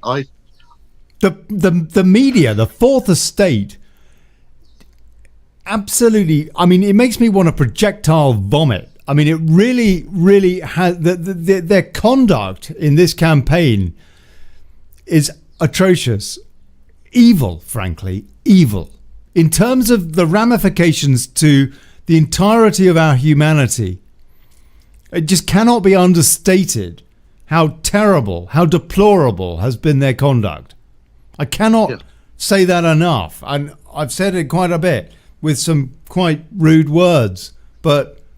You know, you tell me. You've got to ask the questions. They threw the entire kitchen, not just the sink, at Trump throughout his entire first term and the last campaign. Biden is in the basement having a kip under a lid day in, day out. And the media's like, yeah. I know, it's... This has been whatever the ultimate result of this election. One thing we cannot get away from, and we should never ever forget, is the complicity of the mainstream media in trying to derail democracy by not asking genuine, fair questions to both candidates. Yeah. I agree. I actually think the media hides behind its First Amendment protections too much, and they have been agents of a political campaign rather than actually. So they've basically. Being agents of political campaign rather than the media. So I would argue that their First Amendment protections don't extend that far. And I'll tell you, there are legal avenues can be used against the media that people have been too maybe scared to use because they want to protect the independence of the media. But if the media is not being independent, there are legal precedents of where we can actually take them to task legally. And I think we've got to a point now where we need to. And in the interests of democracy, in the interests of the republic. So I'll tell you, the media needs somehow to become balanced. It really does. We've got a comment in here from Martin McPhee, who is saying the The USA lead no one. That is nostalgic, wishful thinking. The world has moved on. Martin, I'm sorry, mate, but that is just utter nonsense. The fact is that the United States, whether you like it or not, is the epicenter at the moment. It may change, and it may change very quickly, because the global financial Ponzi scheme is overdue to collapse. The dollar crash and all the rest of it. Yes, that's true. That's true. But the fact is that the United States does lead the world at the moment in terms of economic and military prowess, whether you like it or not. And that, you may not like it, but the alternative is the China model, or the UN-led China model, and totalitarianism, and the Great Reset. And so we either try to strive, even though our financial system in this world needs to change desperately, we either go for a system which is basically live and let live and mutual respect, or and you know what, just leave me alone. Yeah, don't tread on me. Let me get on with my life, and I'll let you get on with your life. You do what you like, as long as it doesn't hurt anybody else, that's fine. Or we have a system where, yes, we will have the curtain dwellers, yeah, the guys behind the curtain, a few fat, ironically white men telling us how to live, the Soroses of this world, with their mates in China or wherever else. We've got one system, or we've got the other. We've got the hopefully hands on heart, you know, and so far, yes, he appears to be the Trumps of this world. Well, I mean, blimey, there's hardly any of him. Or we've got a shed load of people who are willing to sell everybody out. If you like, the Boris Johnsons, who frankly don't give a stuff. They put their finger in the air, see which way the wind is going, and that's what it goes. And so far as the UK, you also say it doesn't make any difference to the UK. It does make a huge difference to the UK. I'll tell you what, no Trump, no Brexit. No sovereignty. We are part of this new world order, this great reset under lockdown. For what?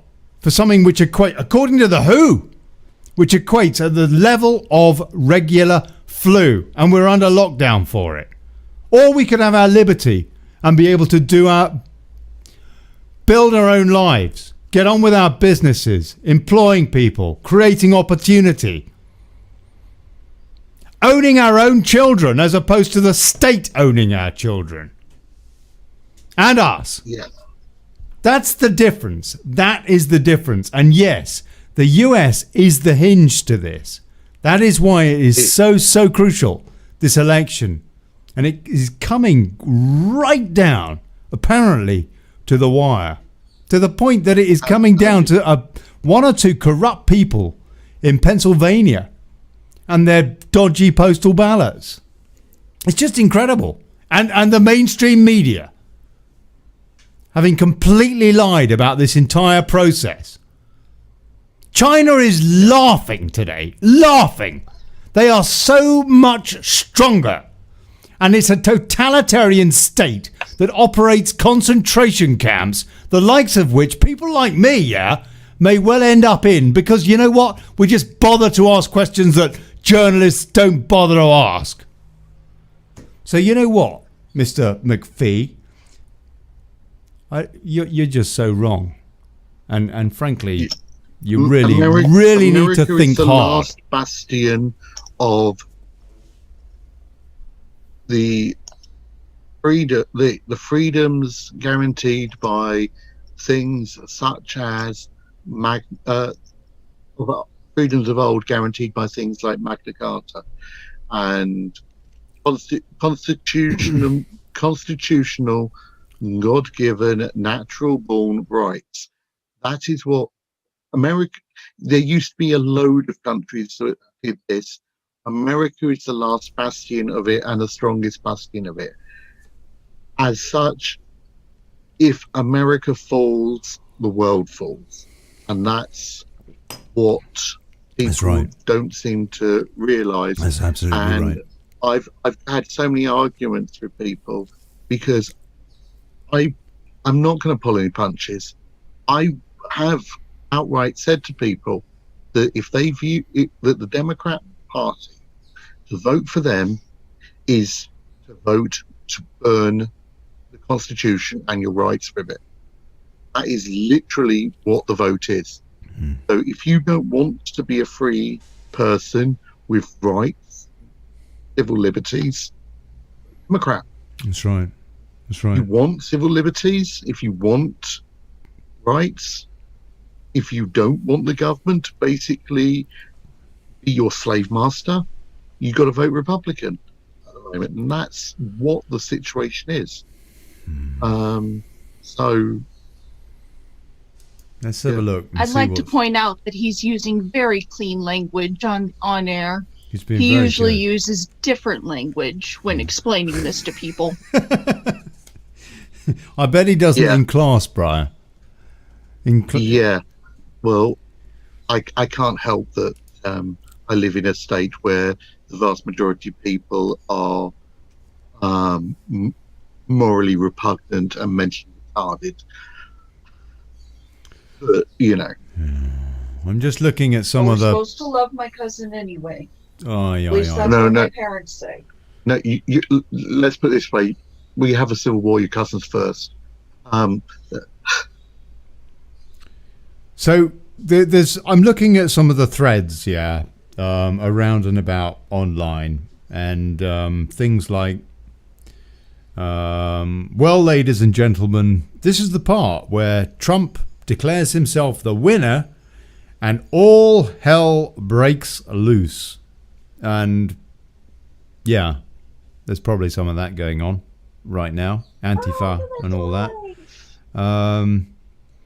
The game is over. Trump has already won enough electoral votes. Supreme Court may not be needed.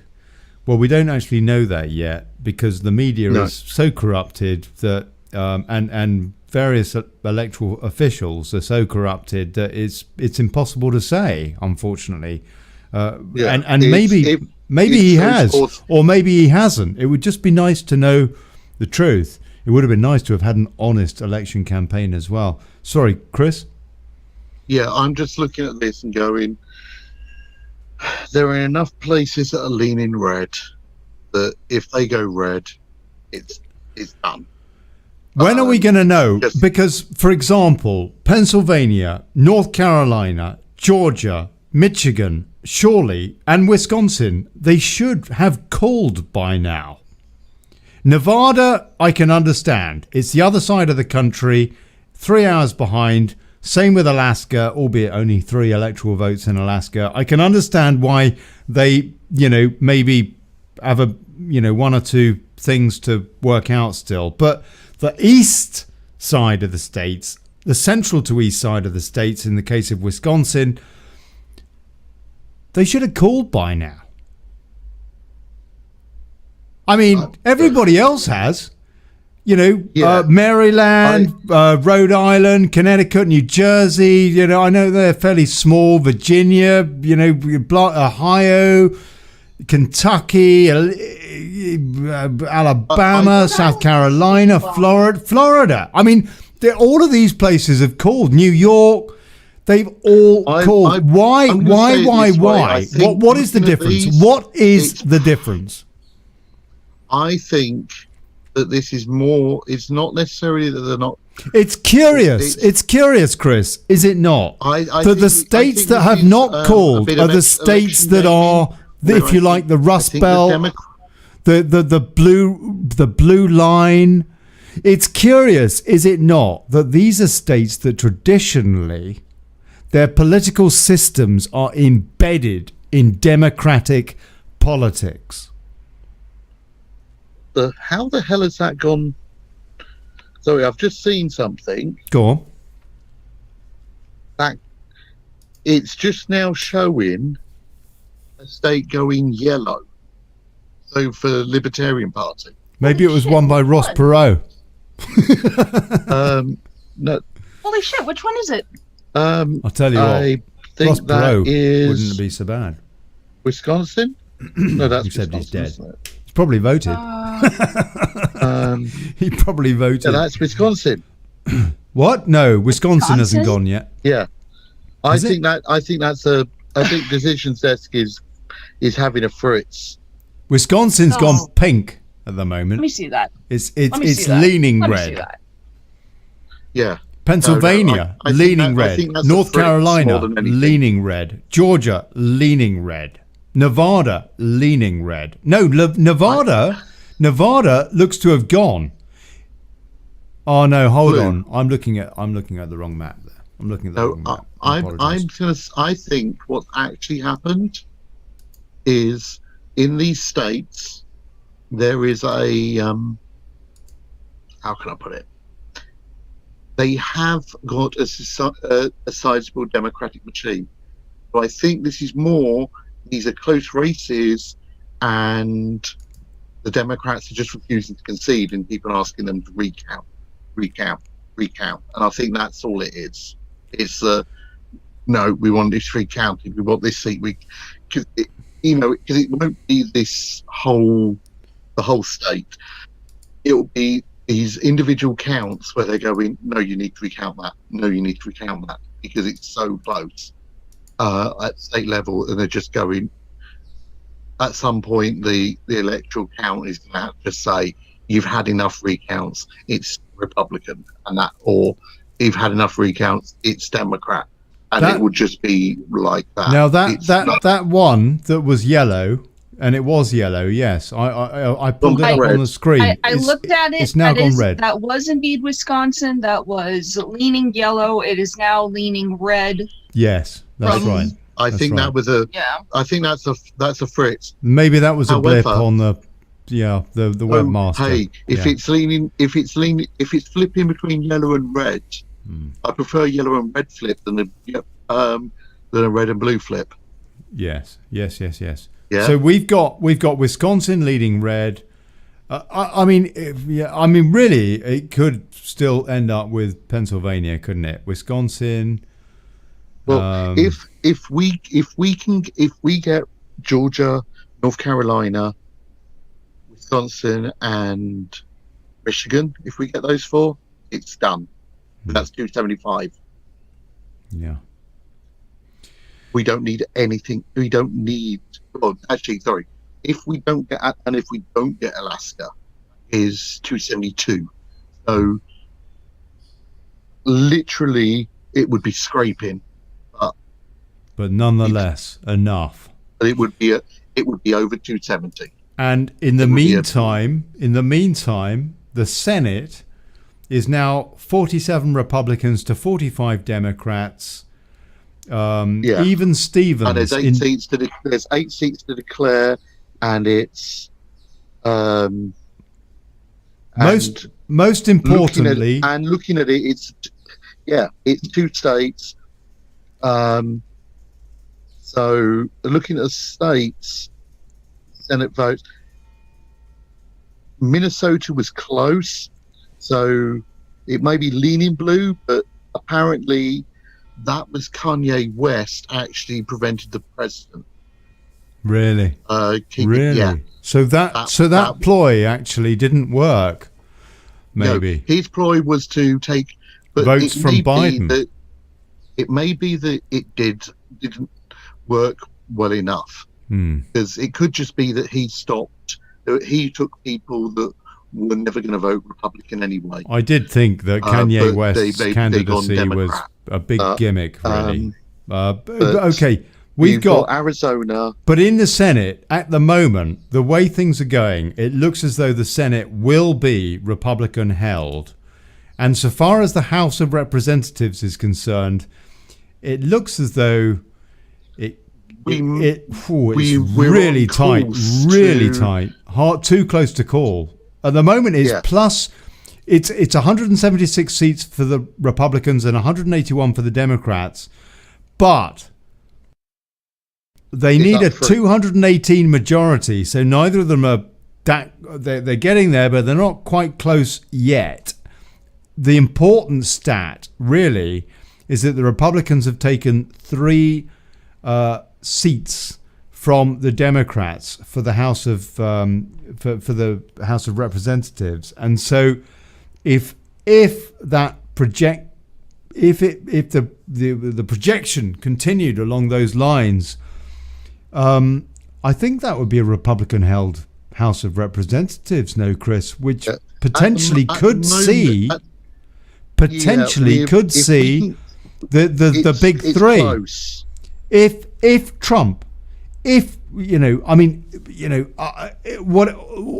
all the negativity and well, frankly, just reality, the frustration of this election, the reality still is that because basically of Amy Coney Barrett, probably, we will most likely have Donald Trump as president, a Republican Senate retained, and for the first time,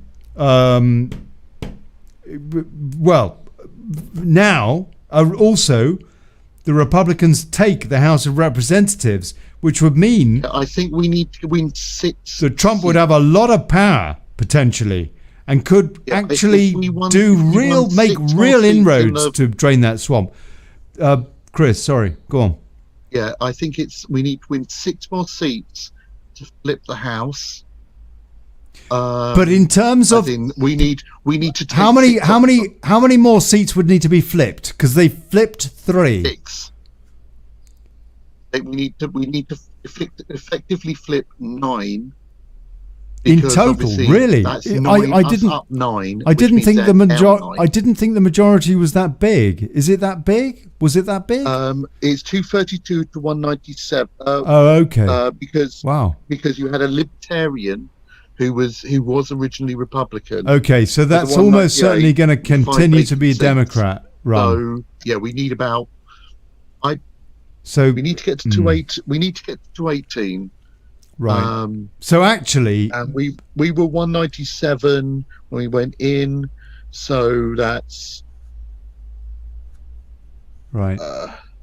Yeah. So actually, the projection at the moment is that Trump scrapes it via the SCOTUS, or if you're right, Chris, and those states that are leaning red at the moment turn red, then he will just win on the electoral votes. It may be, yeah. But then he'll take the Senate, but lose the House of Representatives. We might do it without any courts or anything like that.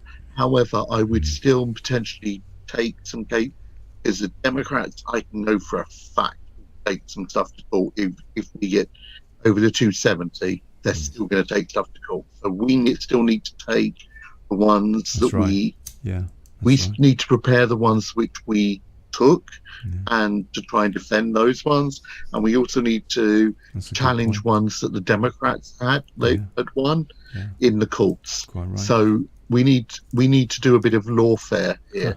In that they're going to challenge some of ours, we'll challenge some of theirs. And lawfare. That is the word now, today, the key word today, lawfare. Good word, sir. Lawfare. That is where we are so far as the presidential election is concerned. Unbelievable. So Unbelievable. I would say that's where we're, and with, like, I can see one of the seats actually really close to me.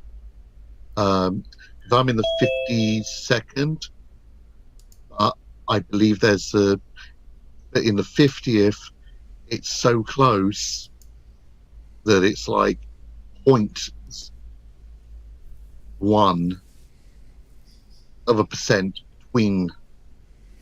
They can't call it close. And that's between a full-blown socialist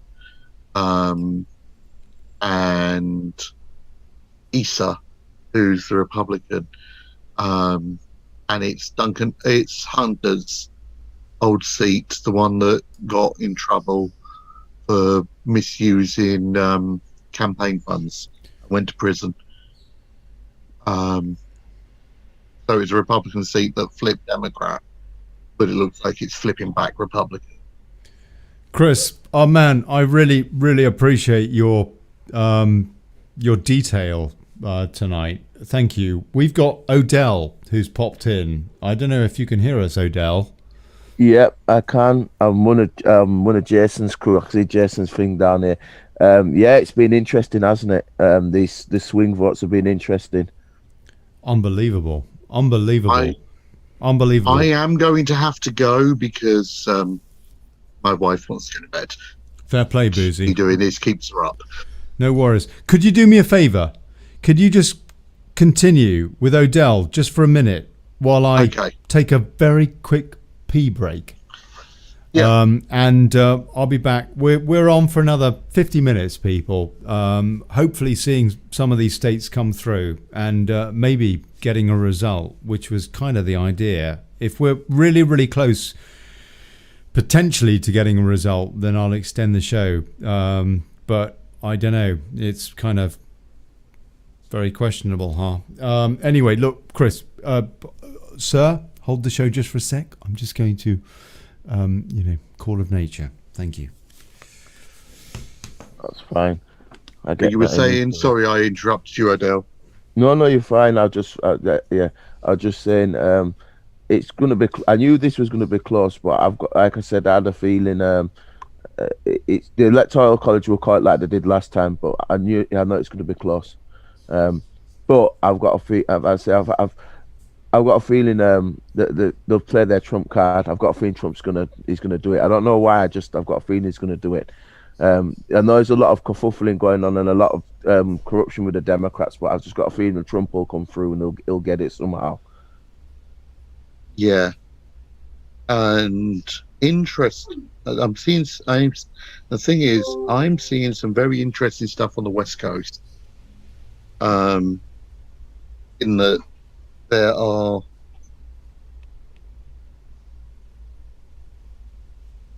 scarily of the areas that haven't been declared in Washington and California.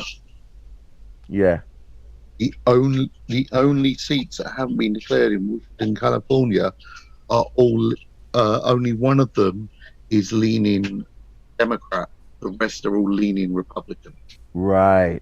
And then you've got, I'm looking at these leaning Democrat seats in Nevada and Arizona, and they're surrounded by red borders completely. Yeah. So I'm like, I think there's a bit of a glimmer there, and I'm not sure what's actually going to happen with some of these. I think they're going to be close. And if these go red, it does, looking at where they are, population sizes. Yeah. It might actually be enough, not just for him to get a electoral college, maybe enough to take him over. Yeah. On popular, and if he can get over on the popular college, no one can argue. It's going to shut up some of the popular vote. And really, it'd be good if he can get popular vote. There's less than 2 million in it. Yeah. Less than 2 million, and there are areas of California that are yet to declare. But for the most, looking at the areas, I think that there ain't that many. It could be, and he could do it to take that 2 million back, and would. That also saves some problems in the states which are trying to do we're going to vote for the national popular vote rather than what our state votes. Yeah. It isn't constitutional, and you'd end up having a bum fight in the Supreme Court on that. However, if you could then force some of these states of the national popular vote, and then say, well, your state voted Trump and vote Trump, so you haven't got a choice. Yeah. I mean, do you think it might? I mean, obviously, the last time we had the longest president was obviously in 2001 when Bill Clinton had to stay an extra. Do you think it could be a question like that where it goes down to the wire like that, where they might have to go for a fight like when Bush got in, and it might take a lot longer for the Bush Gore election? Yeah, I think we're going to have. I think no matter what, we're going to have some SCOTUS battles, because I think even if we win electoral college and popular vote, they're going to challenge the close ones. Yes. Yeah, that's what I thought. So I think we need. If I were I'm doing criminal justice. I'm studying.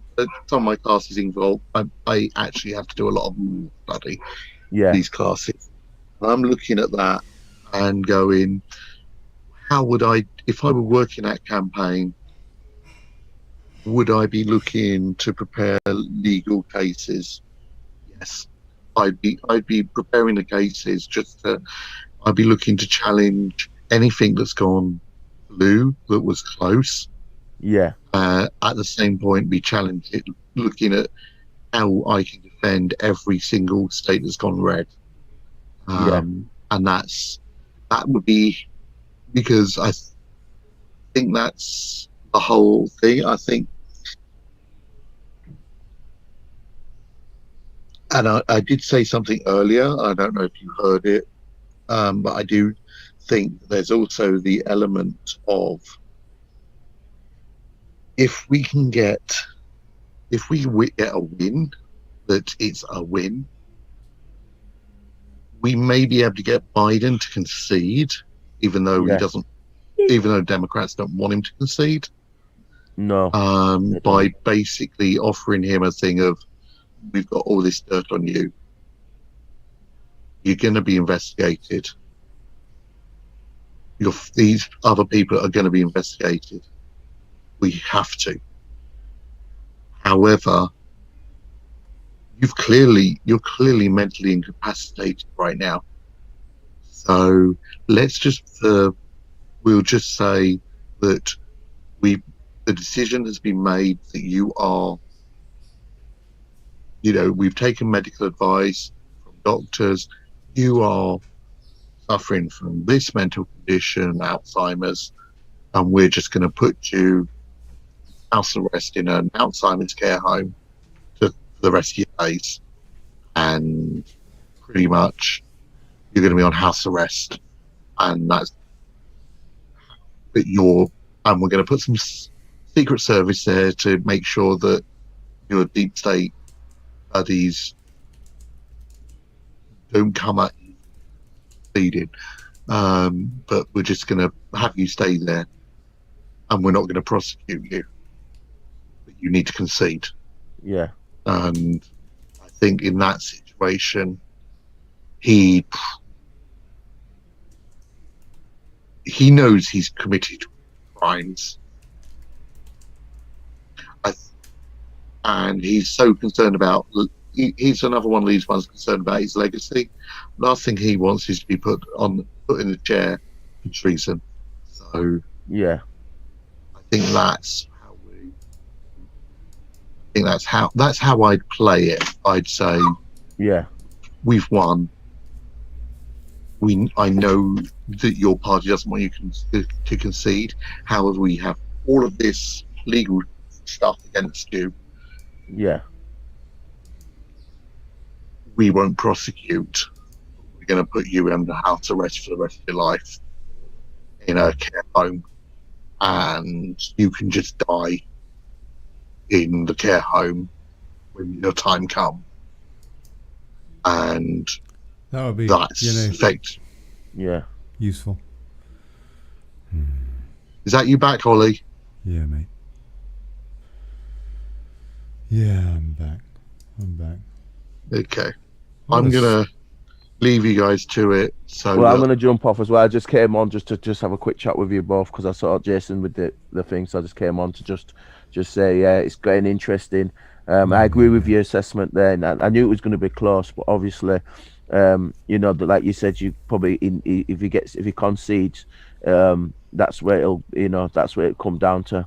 Otherwise, you don't want all the legal ramifications, because, like you say, you don't want to drag it on like the Bush Gore stuff.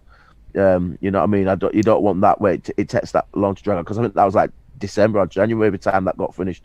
So ideally, ideally situation, you want it to be resolved fairly shortish.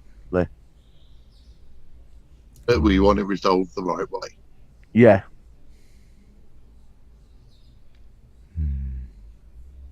Yeah, and kind of frustrating.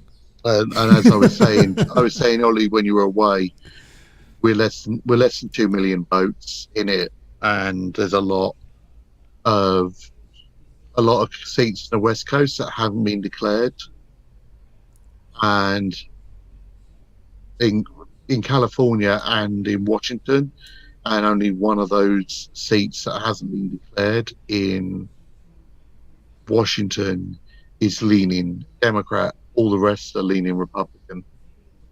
Right. So there is actually the potential for him to eke away at the popular vote, and if he can get himself over the line for the Electoral College and eke himself just over the line for popular vote, he's home, and no one can touch him really, because if he can say he's got the popular vote, there'll be the legal arguments, but there is also the case that if he gets the popular vote and the Electoral College, the Supreme Court doesn't have to hear the cases. Right. They can say we ain't got insert, and therefore we're not going to hear it. So they can say that we want to challenge it, and the Supreme Court goes, "You won the popular vote and you won the Electoral College, go away." And all you need is the majority of people on the Supreme Court to say, "We ain't going to hear this." Now, honestly, if he's got the popular vote in the Electoral College, I can seriously see Coney Barrett, Thomas, Gorsuch, Kavanaugh,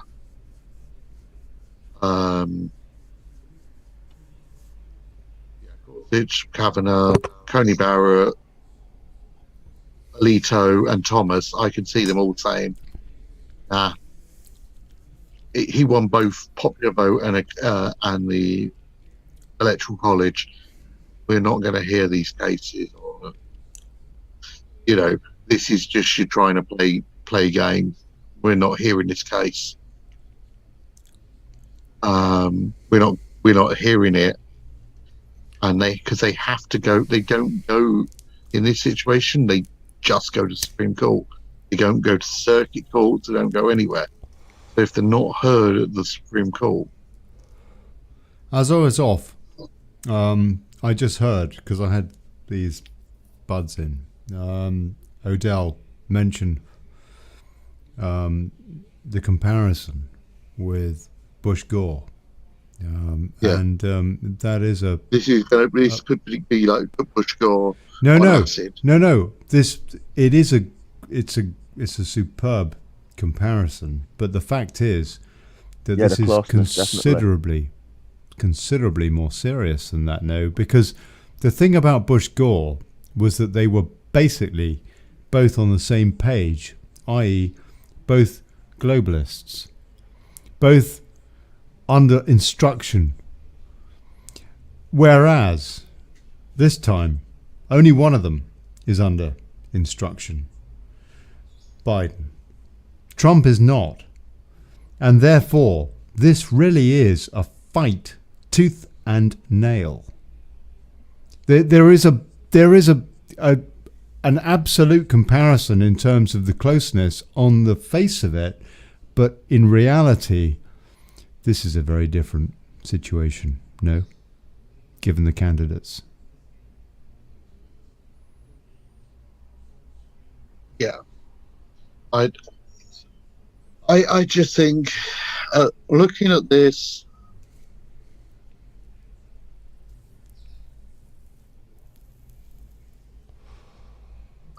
there's a few areas where I'm just like, I'm looking at it and going, if I was legal counsel, I'd be challenging certain areas because of how they were leaning and the last minute flip.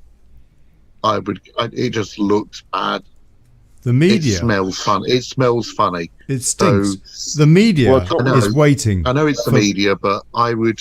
They're waiting. They're waiting. They're talking about, let's see what happens with Milwaukee, because they are set to announce. Reckon they would about an hour ago or so. But it's way beyond that, isn't it? I mean, this now is going to drag on for weeks, and it's untold uncertainty. And in the meantime, people around the world are locked down with this corona scam. Something that could have been averted had the media asked one or two questions. Yeah. Okay. I have to go because I don't want to get in trouble with the wife. Boozy, right. God bless you. Chris Boozy in California. Good stuff. Enjoyed Thank you so much. Thank you so much for your expertise and your actuarial detail. Really appreciate it. Really appreciate it, man. God bless you. Good stuff. Night, Ollie. See you later. Who's that? Right.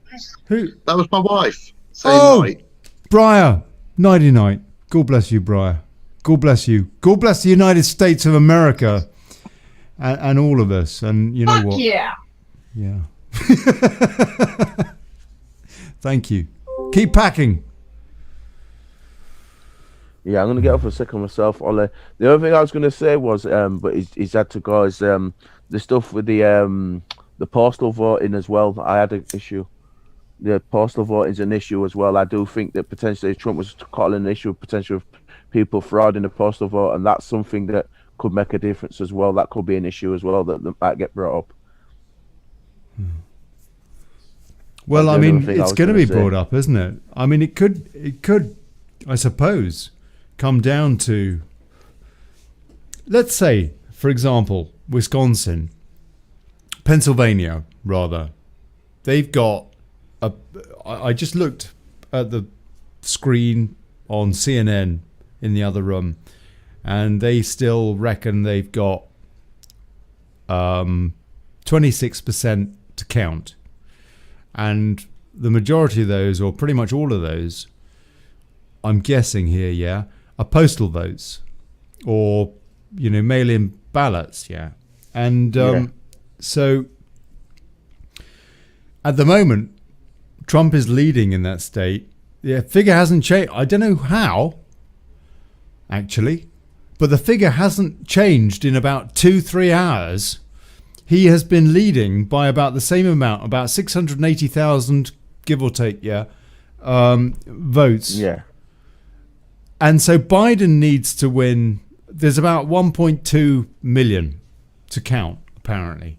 So Biden needs something like 70+ percent, 72, 73% or something to win, to take that state. If it comes down to the edge and it's all on Pennsylvania, then you could conceivably get into the territory where the Trump campaign is saying, right, we want every single postal vote to be verified. Yeah. I mean, that's just a massive task. And, we just shouldn't be in this territory. We shouldn't be in anything like this territory. This is entirely the fault of a dishonest media, without going on a massive rant again about the deception of the media with all this. That's the bottom line. I mean, we just shouldn't been here. If they just asked a few questions like, you know, you haven't denied any of that stuff on the laptop from hell. Does that mean that you are in China's pocket? i.e., is the presidency up for sale? A few questions like that are valid questions for the leader of the Western world. Five Eyes, the Western Alliance. They're valid questions to anybody who cares about their freedom, the kind of values that they've been brought up on. And yet we're in a situation where, the media doesn't seem to care. And that is the biggest problem that I've been saying this for years. Yeah, the biggest problem that we have is not the politicians. It's not even the plutocrats. It's not the guys behind the curtains at Davos and Bilderberg. It's the people that we believe, most of us, when we buy our shag rag, whatever, watch the telly, we trust that they're telling them the truth, and they're lying. They're just, it's not what they say, it's what they leave out. Yeah. That is the problem here. They have thrown everything at Donald Trump throughout his last 2015-16 presidential campaign and throughout his presidency. Everything. They spent, $48 million on that Mueller investigation. 40-something million dollars trying to find something on him, and they found nothing. They impeached him on a technicality which actually came down to a partisan vote. It was a political impeachment, and the Senate pretty much proved it by throwing it out along partisan lines, bar Mitt Romney, whose son apparently colludes with the likes of Hunter Biden, by the way, in business. I mean, you can't make it up. The media, they don't talk about any of this. They don't talk about that side of it. It's just, he's orange, Russians. When actually, we know it's a fact. The Senate produced a report to say, actually, it's the Clinton campaign that was colluding with the Russians to try and derail Trump. Yeah, Podesta emails, some of it got exposed, as you know. And that's why we are precisely where we are at this moment, this very moment in time. And to anybody who cares about opportunity and the prospects of people all over the world, in China as well, by the way, people. It just it's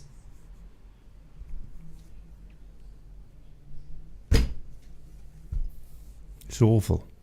It really is. It really is awful.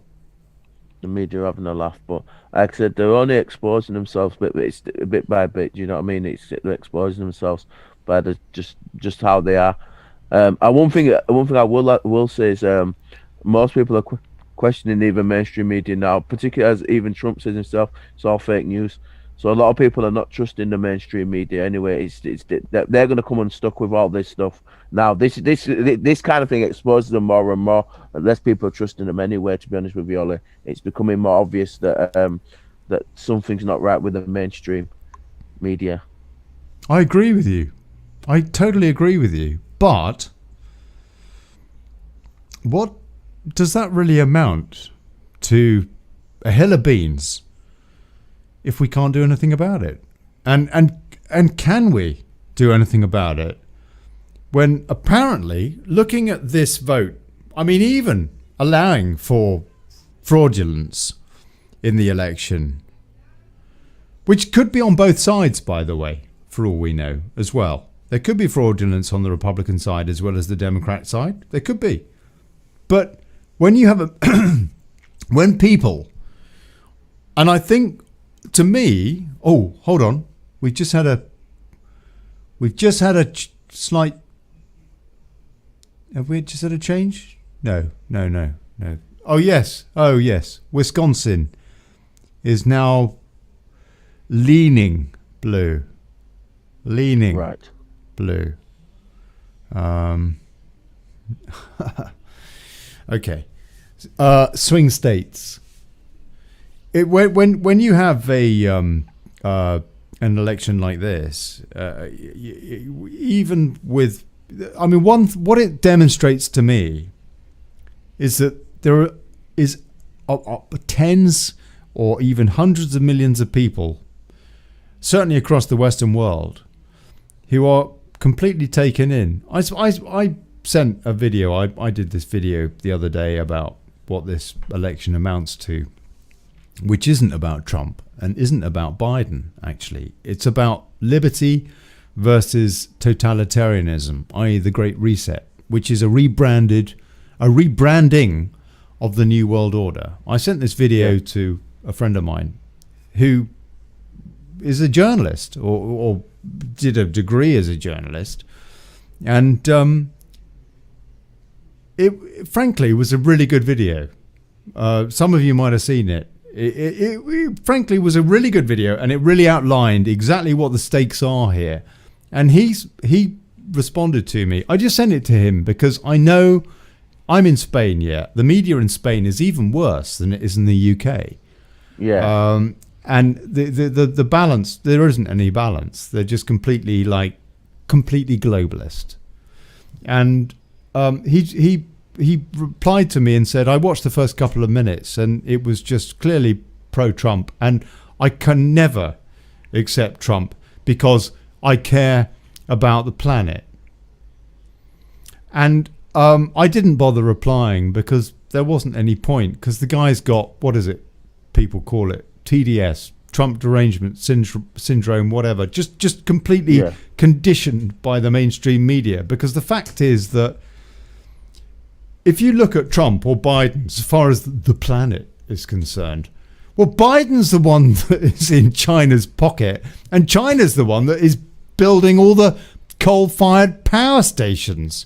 Yeah, sure, Trump has, been fracking and what have you, and I personally don't especially like the idea of fracking, I have to say. But on the other hand, I do understand there's a very strong case for energy independence from mafia-run UAE or Saudi states. I understand the importance of nations trying to be independent of these kind of mafia people, and then hopefully off the back of it, in the future, being able to, become greener or what have you. I hopefully so. But these are, you can't say that Trump is totally anti-planet because he disagrees with, we will just have no negotiating power with China. We will completely, potentially bankrupt our economies with, for example, carbon zero targets by 2050, or they want even 2030, they talk about in Europe now. When China, on the other hand, which is a massive polluter, increasingly so, doesn't give a stuff. You've got no negotiation to actually improve the ultimate problem, if there is a problem, because I'm not actually sure how much of a problem there is so far as the environmental planet type, global warming type thing is concerned, because everybody talking about it seems the only people on the media or what have you are people that are in the globalist pocket giving their side of it, as opposed to, well, maybe it isn't entirely human problem. Yeah, maybe we do exacerbate it, I don't know. But the earth changes, climate changes, what have you. There's sun cycles as well. I don't know how many ologies you would need. I hate to think. I do know that Greta Thunderbollocks, or whatever her name is, was sailing in the wrong direction. And instead of taking a shit bucket to the United States, she probably should have taken a slow boat to China and asked them to sort out and to actually negotiate properly about. My point is that Trump has basically said, you know what, until China does something, and India, until we can negotiate, particularly with China, there's no point in us just shutting down or potentially bankrupting and putting loads of people out, and then China taking up the slack and becoming the number one superpower on this planet. This totalitarian regime with concentration camps, a dictatorship. He's right. But my mate didn't bother watching more than a couple of minutes of my 28-minute prose because he doesn't like Trump. Yes, so regardless, I'd have made his mind up before as soon as he started watching it. This is somebody who's trained as a journalist, supposedly. I mean, I'm very fond of this guy and his family, but I have to say, I find it very difficult to respect anybody that cannot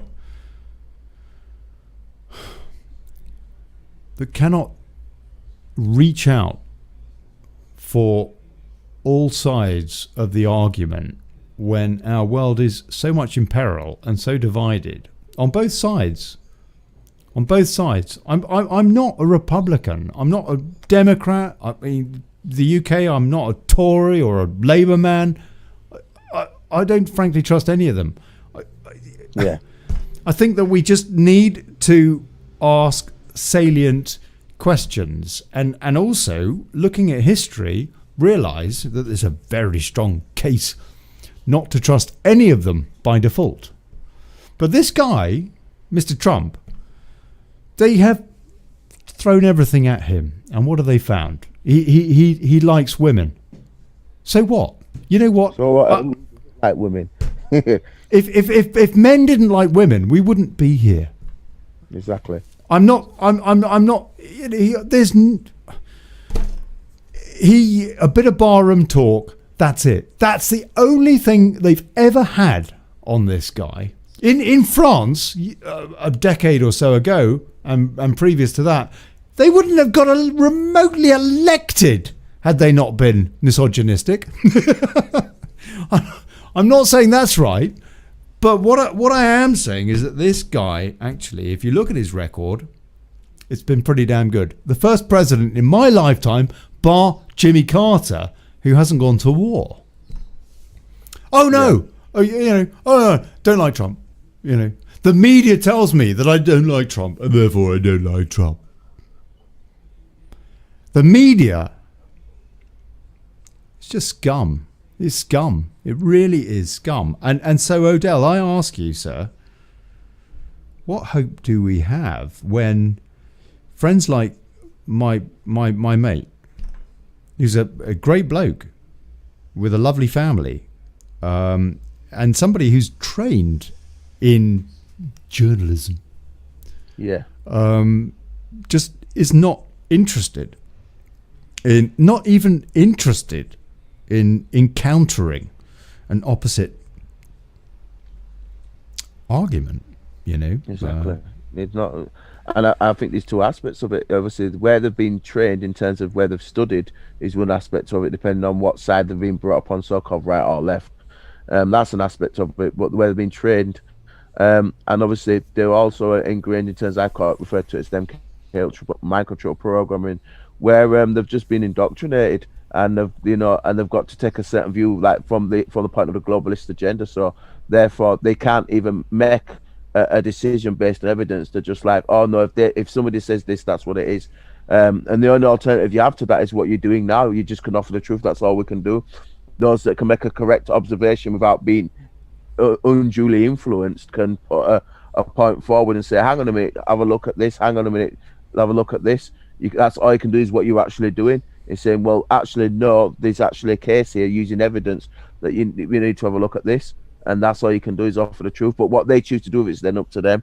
Do you know what I mean? But that's all you can do, really.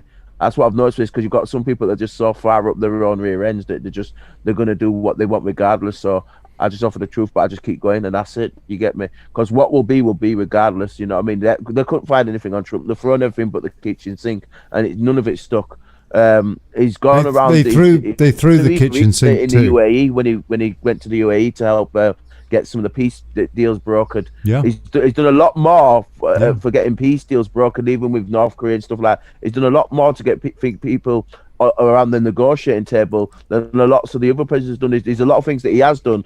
Even with Putin, he sat and talked with Putin. He's done a lot more than what a lot of the other presidents have done. But yet he gets no acknowledgement from it whatsoever. He gets no matter what he does, it's never right. He can never do anything right. It's always the media always criticizing him. So that's why I like him in the sense of, well, I'll just do what I'm doing anyway. And the fact that he's thick-skinned and he gets on with it, and he knows he has to do that. So fair play to him. So it is what it is. He's been nominated for 5 Nobel Peace Prizes now. 5. The latest one was yesterday or a couple of days ago. He was nominated for 3 for the last prize, and for this prize coming up the next year, he's already been nominated for 2. One of them, one of them was for his work with Israel and the Arabs, the UAE, Oman, Sudan. And another one was for his work with the Balkans, Croatia and Serbia and Bosnia and all that. That's right. Montenegro. Both wanted, or 2 of them wanted, trade deals with the United States and were fighting each other. And so he said, well, if you want a trade deal with the United States, you stop fighting with them. And they did. And they did a trade deal. Yeah. Brilliant. Such a simple way to stop them killing each other. And another one of them was, well, the other 3 have essentially all been for the fact that he has been putting an end to endless wars. Yeah. And as he says, stopping the blood in the sand. And, and where is the coverage? I don't know if you knew, Odell. Barely any, if at all. Yeah. I mean, it's just amazing, isn't it? It's incredible. It is, but like I said, he keeps doing what he has to do, regardless. And a lot of people are not seeing it, but if you just dig a little deep, you can see what he's been doing. Do you know what I mean? Those who are prepared to make the effort to do some real journeys and really look at this, you can see he's one of the few presidents that's got things running on an even keel, despite all the madness that's going on. So he's done a remarkable job, given the circumstances of what he's been given, and he's done well given the circumstances. So for me, I like to look at it objectively rather than take the mainstream narrative. But I'm going to jump off, Ollie. I'm going to get off, but yeah, it's fascinating. But I do think I'm with you on this. I do think he will get in. I think he's done more than enough with what he's done already that people will vote for him regardless. And so I think he's going to get. I think he'll do it. I'm being genuine. I think he'll get in. I don't think he'll be one-term president. Odell, God bless you, mate. Thanks for calling in. All right. No Good problem. to meet you. Take care, sir. Thank you. Thank you. I'm going to try to get back to Revolution Radio and see what those guys have got to say. If you want to call in, you're very welcome. But I'm going to try. I tell you what, how frustrating, huh? How frustrating. We don't need this. We don't need this. It's just the ramifications are potentially just dreadful. With the white man that they cursed, that they said any president that is elected on a date that has a 0 in it will not live. Hello. And did that work? Did that work? Who has done that, and how has it gone for them? Well, I just know that Kennedy. We lost Kennedy, right, in 60, and we got Reagan shot at 80. It's something with the 0. But if we could pull something up, we could work with it, because I think we might have both sides of this coin kind of knowing that that's the case. You ever think of that? Are you saying that ABC agencies colluded with Native American people to make one of their prophecies true?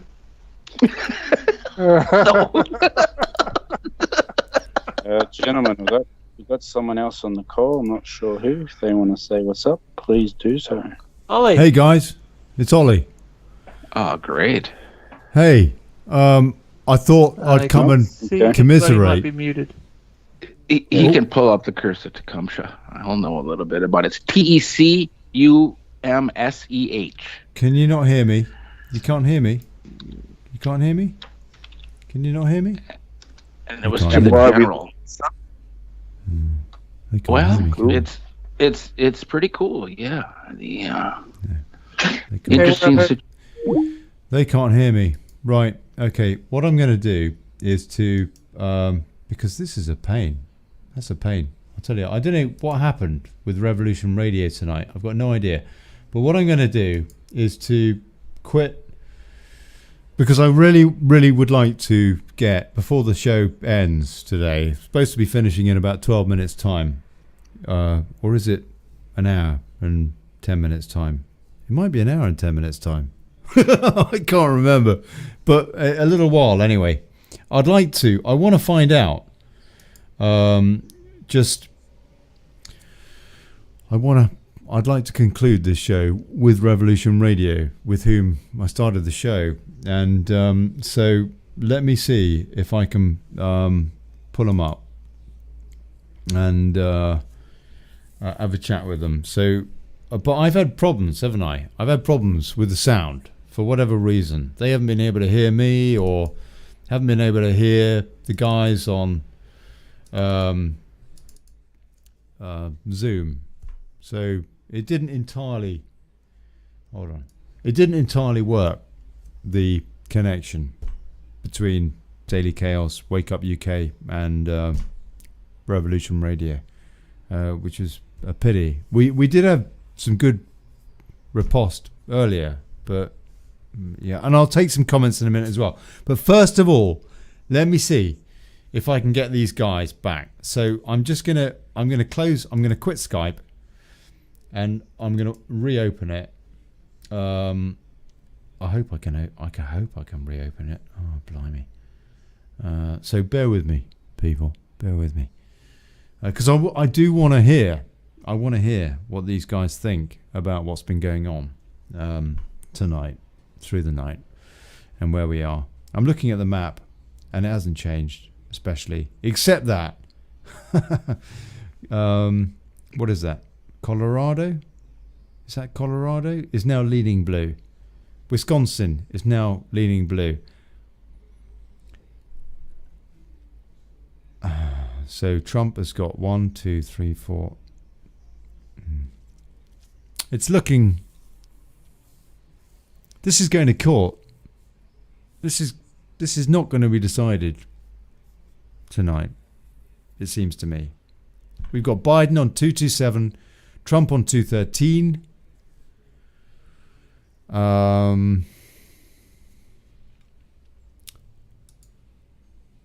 The Senate is looking pretty much the same as it has been, so it should be Republican held. The House is looking as though, and thanks to Chris Booz's analysis to correct me earlier, it looks as though despite Republican gains, it will still be Democrat held. And so that doesn't help for draining the swamp. The main campaign for draining the swamp, which I think is what we want more than anything, yeah?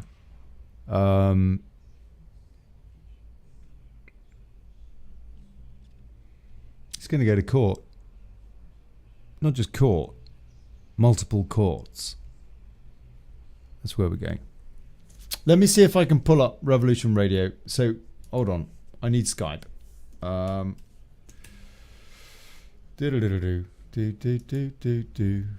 See if this does it. See if I can open the damn thing. I closed it entirely. Reopen it. Try and there we go. Join call. Okay. Who knows? Who knows? This might work. Tech. I'm very upset when someone thinks something other than they do. What do you think the number is right now, 1 to 10, on a fear of getting a quantum dot vaccine to people? What do you think, 1 to 10? You think it's coming? You think people are going to get to opt out? What's Australia feeling like with this? I mean, is this pressure, mask to vaccine? I mean, we've been talking. I've only seen. I can only go off really the comments people make on different social media when these things come up. Good and point. It is remorseless. It is no, that's the wrong word. It is. The reaction of people is not even thinking about it, and they will just straight up. It's pretty much 90% of the time say what everyone's thinking, that this is just a big joke and has gone beyond a joke, and let's just get beyond. They're talking about vaccines. Just as if we're not depressed enough, yeah. They're talking about vaccines. If we all kind of work together, and we were not pushed towards, we were not penalized for trying to do bigger collaborations, we could change the world. I'm going to see if we can get a word in, find out what they think about last night. Hey guys, can you hear me? You could. Yeah. Can you? Hello. Good thing. It's a good thought. Hello. But then there's always, So Johnny, come back here and sign this quick. Well, in terms of your fielding your question as well, in terms of how scared do you think people are of having to take a vaccine? I think people are. Why can they not hear? And my guides are is only their attitudes from the comments of when these things come up is, we haven't even begun to fight. You haven't even presented anything that will even bother getting us off the couch. But the minute you do, look at that. You will have a fight. Hello. Every step of the way. Guys. Hey, he's back. He's back. Oh. Right. Wow. Finally. Hello. Finally it worked. Guys, God bless you at Revolution Radio. Olly Connelly at Daily Chaos with Wake Up UK tonight. I'm really sorry that the comms all went tits up. Computers do that sometimes. They How's it going? did. What time is it there? It's got to be early morning, huh? It's actually nearly midday. I'm in Spain, and so that's CET 10:55, 11, 5 minutes to 11. But you've had time for brunch and everything. I've all sorts of things. Guys, I wanted to check in with you before. First of all, I want to say it didn't entirely work out technically tonight, but it's really, really, really lovely. I used to do a show on Revolution Radio, folks, and it's really, really lovely to do some stuff with you guys on an occasion that we were hoping was going to be as momentous and historic as was going to be tonight. But can you plug your station in the UK as well? Yes. Well, it's not a station. I mean, dailychaos.news. Go register, please. Sign up, folks. Particularly if you're on Facebook or Twitter or whatever, because we're all going to get banned as soon as we declare Trump the winner. We're going to get kicked off those big tech networks. And that's all right. So we'll make our own platforms. Come on, yes, Twitter, get on there, register. I'm building it. It's a new site. I'm building it up, and I'd love it if you did. dailychaos.news, but also working with Wake Up UK tonight, and very fond of those guys as well. And they're like Revolution Are they a Radio. station? Okay, they're a social network for patriots in the UK, much as is Revolution Radio in the States. Very, very similar kind of a ideology, i.e., sovereignty. People who just want to see the best for the country and their people, I guess. Yeah, that's right. That's right. And that's what this team up was about tonight, despite the tech. But I wanted to come back to you because everybody has gone. They've all buggered off and gone to bed because they're useless and can't do a marathon election coverage. But me, yeah, I could. Doesn't seem anyone can these days. I mean, we'll pause that. We'll Mate, I've only just started. We'll I'm pick waiting. It back up sometime. I'm going to carry on. This show is not going to end until this election is finalised in the Supreme Court. I'm not going to cut my hair. I'm not going to shave. And I'm not even going to go to the toilet until this election is decided. I wanted to come back to you guys at Revolution Radio. Blessed stateside patriots. Love you so for much this. Yes. we need. Beautiful. I want to know. It's a telephone. I want to know what are your thoughts? What are your thoughts about tonight? I think we've got to get out of the way for someone who's actually coming in 2 minutes, I think. I chose the wrong time, didn't I? It's at the top of the hour. No. We got another hour. We've got another hour. Oh, cool. Okay. We've got a commercial break, haven't we? I'm looking forward to the Revolution Radio stings. It's hard to tell without them coming in. You're being proactive, just like from the election. I mean, waiting for that bottom line. Can I join you for the next hour to discuss this horrendous election by media, please? Now, sure. Of course. I'd love to. Apparently. I'd love to decipher. Yeah. I'd love to decipher. I mean. So please tell us. Please tell us. Is he still there? Yeah, I'm here. I'm listening. Oh, yeah. Sorry. Please tell us because I spent some time over in the UK and found the media just relentless in its barrage of death this and terrorism that and fear this and what's your take on it? I know, but also when I go over there, there's the most explosive and funny and cutting comedy shows about this politics. Well, there used to be. There used to be. Has that changed? Not anymore. Why not? I mean, I remember I was brought up on Peter Cook, and you probably know Dudley Moore better because he became a Hollywood star and all that. But Peter Cook, what about Peter like and Doug, shows like Mock the Week and all that kind of stuff that would have a kind of very political kind of side to them? No, Mock the Week is that's very much. No, it's awful. Mock the Week is political correct libtardia. I mean, we used to have real cutting satire in the UK. Yeah. We used to have great comedy and shows like, for example, Spitting Image, and which has come back, but I haven't seen the new show. I've got no idea what that's like now. Well, I what's imagine. going on in Spain? What do you got?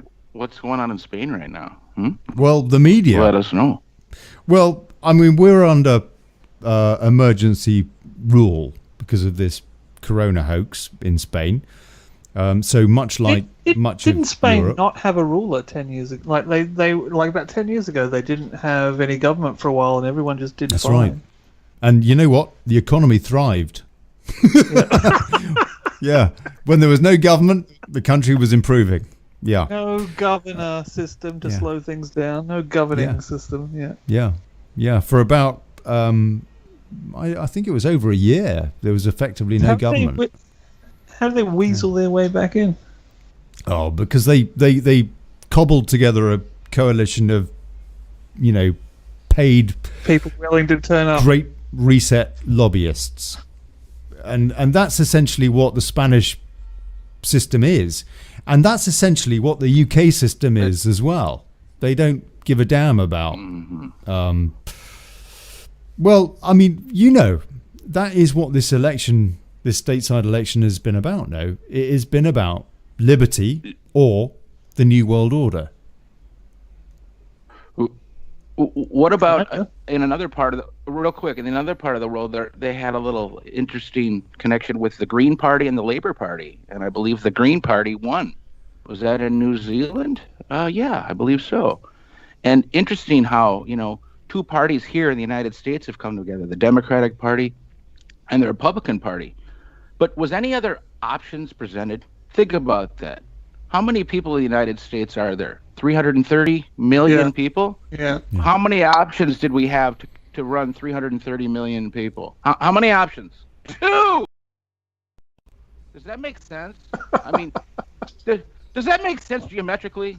If you break it down, that mathematically does not make sense. It kind of sounds like a COVID statistic of people dying, 99%. So here's the problem. Here's the problem. Get ready. We got the most bunch of problems and stuff we need to figure out. We need the smartest people involved. How do we do that?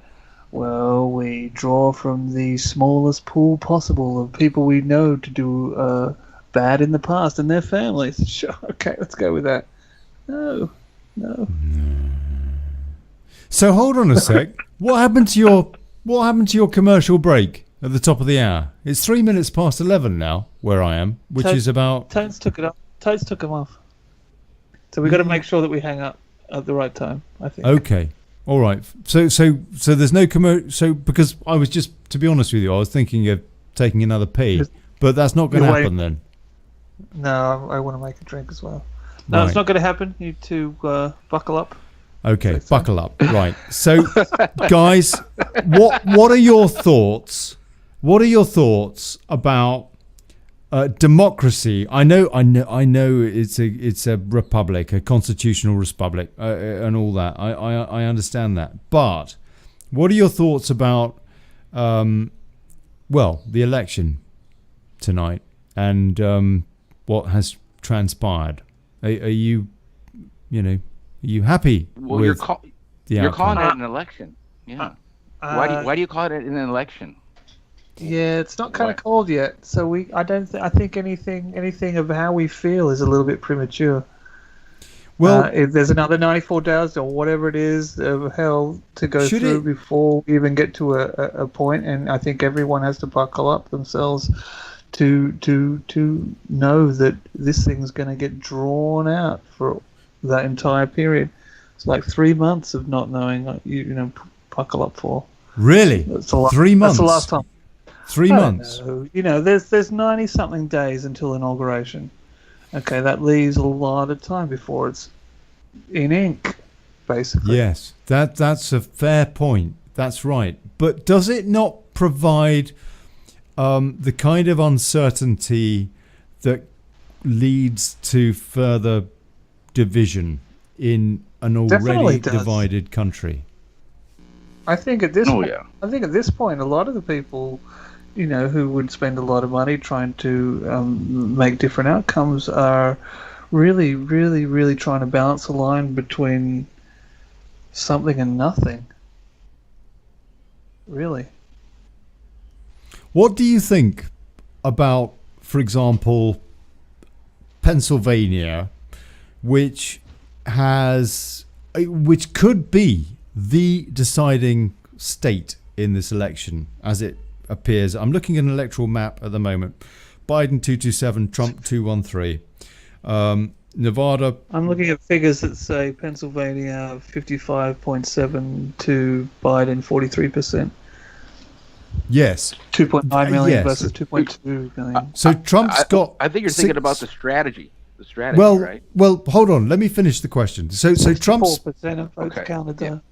Trump's above in Pennsylvania by about 680,000 votes, give or take, and there's about 1.2 or 1.3 or something to count, which are all postal votes, as I understand.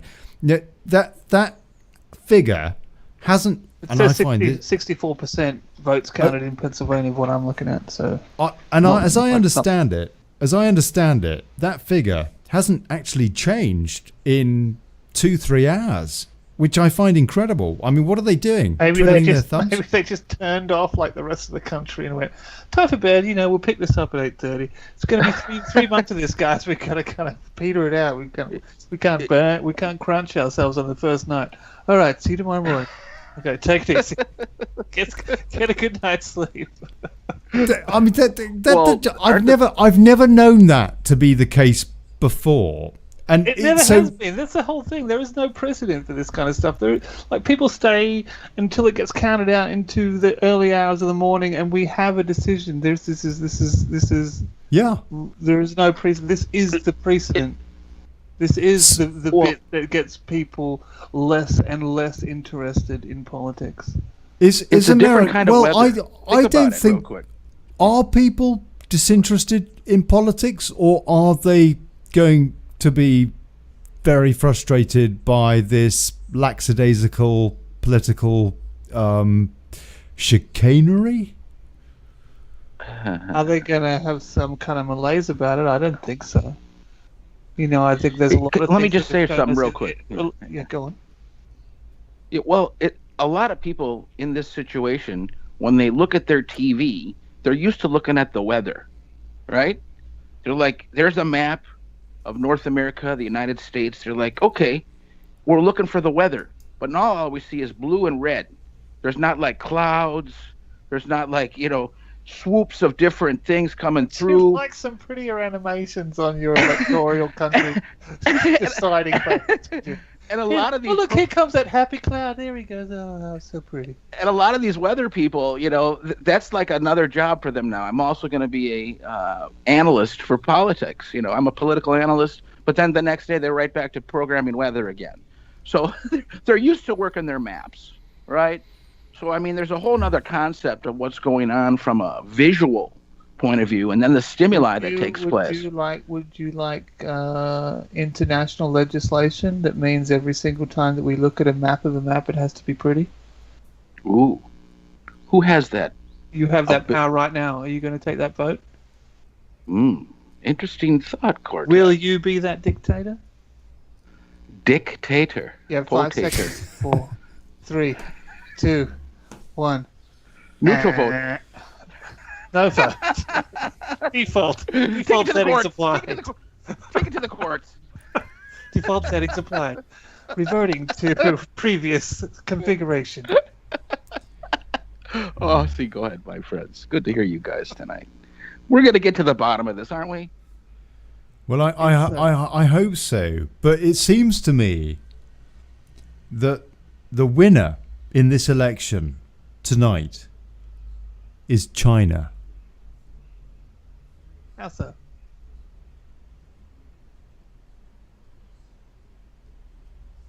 How so? Over. No.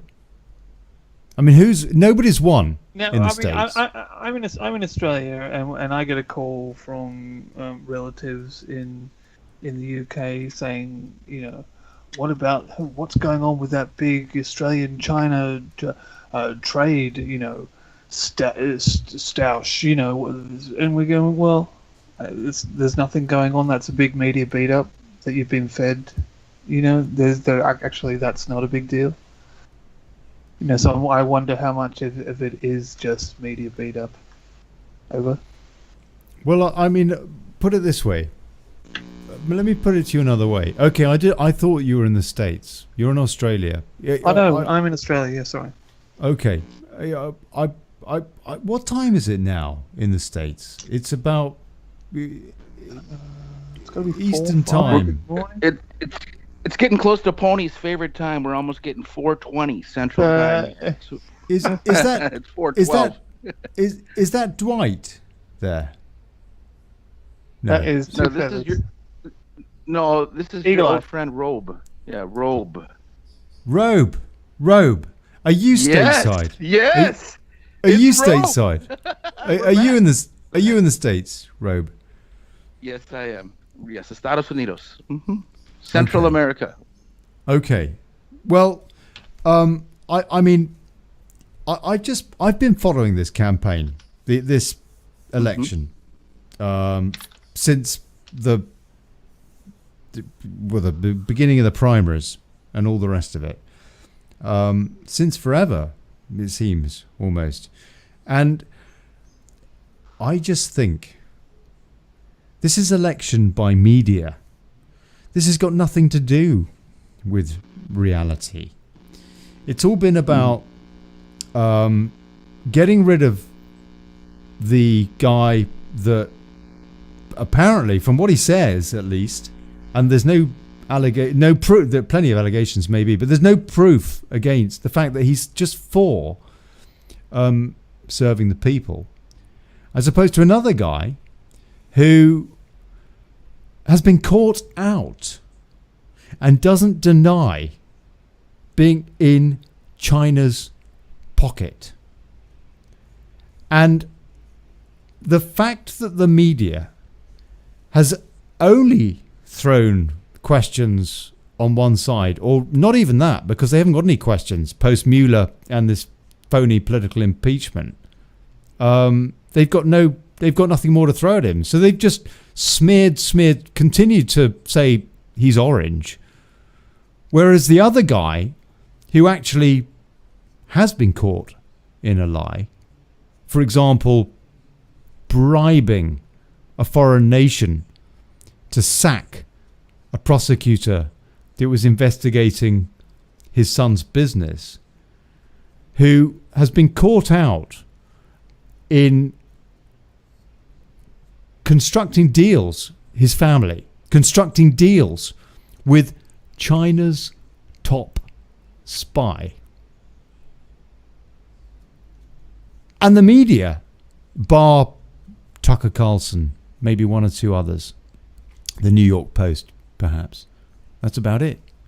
And big tech have failed and concealed all the questions that surely should conceivably made of a prospective leader of not only the United States, but the Western world. Five Eyes.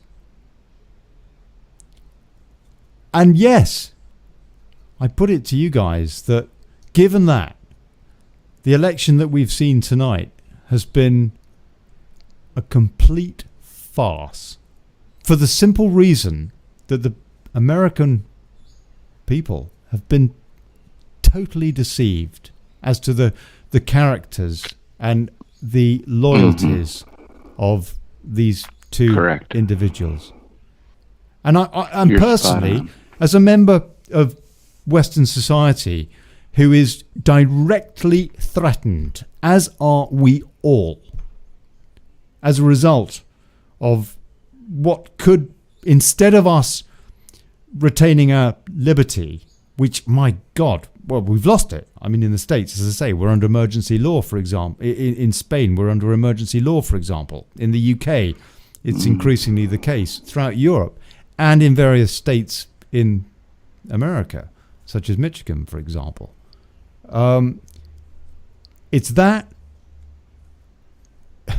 It's our liberty, or it's the Great Reset. It's this, stated mission towards a UN-led new world order, the Great Reset. And I am a little perturbed,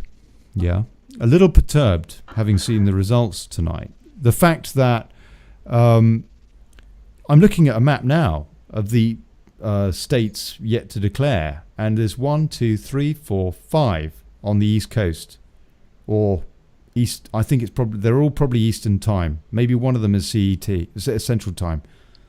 That should have declared, and I'm just wondering why. And I'm also thinking, you know what? Yeah. China is laughing, not just at the United States, but the entire Western world. Well, it's not unamusing to watch. I'm sorry to lower the tone, the definition guys. of a declaration. I'm sorry to lower the tone. You're looking for the definition of a declaration. I mean, when the Green Party upset the Labour Party in New Zealand, they knew right away. The Green Party has now taken over. That doesn't happen over here. It's a little bit more of a, shall we say, the days of our lives. It takes a little bit more. There's something involved in money and greed and the power and the ability to have it and to control it completely, I think. And there's a group of people that are so used to having that. Go ahead, Cortex. No. Finish that sentence. You were bang on. There were so many people I was really used to having there, that power. No, I agree with you, but is that not Is that not? I mean, maybe he's lying. Maybe he's the biggest psyop ever. But that is precisely it could what. be. What that's But precisely. it is, you know, Hold on. because one that's ever happened, so you'd be excused for, you know, being. Let me finish. That is precisely what Trump says. Maybe he's lying, but that's precisely what Trump says. Has been saying at his rallies that he's fighting against. Yeah, I mean, I see the Q thing as the biggest, one of the biggest kind of digital psyops that have ever happened, ever gone on. It's not about Q. It's not about Q. Q's got nothing to do with what I just said. Right. Yeah. What was the focus on what you were talking about? Well, I mean, that whole there is greed, basically human greed. Yeah, totally. And Trump, as a businessman, absolutely was involved in that, no question. But since he went into politics, there's no evidence whatsoever to say. In fact, to the contrary, he doesn't even take a salary. He takes a salary of $1 a year. There is no evidence whatsoever to say that he has been corrupted in the way that, for example, Joe Biden has, whose son was. No, in that recent debate they were talking about recently. Yeah, I know exactly what you're talking about. So when Biden brought up Wall Street. Mm-hmm. Well, you got the first one coming into the wrestling match, and then you got the second one coming into the wrestling match. Do you think they know who's going to win before the match begins? Should we respect either of them?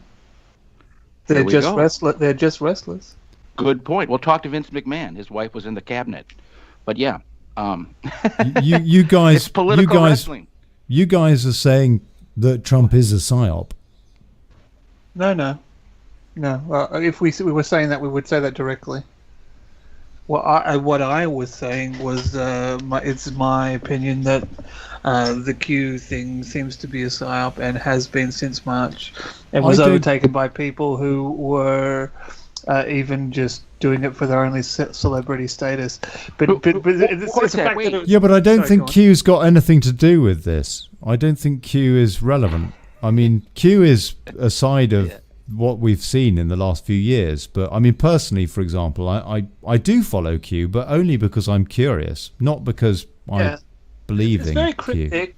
No, this is very cryptic, and you really make up your own thing off that, it seems. And there's a lot of, I mean, what it showed me was there's a lot of people involved who care, who want to make a difference. Yes. Who are hoping that it's something that's coming from someone on the inside, and something that's letting them know what's going on. Really, that they feel, that they have that inherent feeling that something's wrong, and they want to do something to help. Well, the watcher is part of the action. They're involved.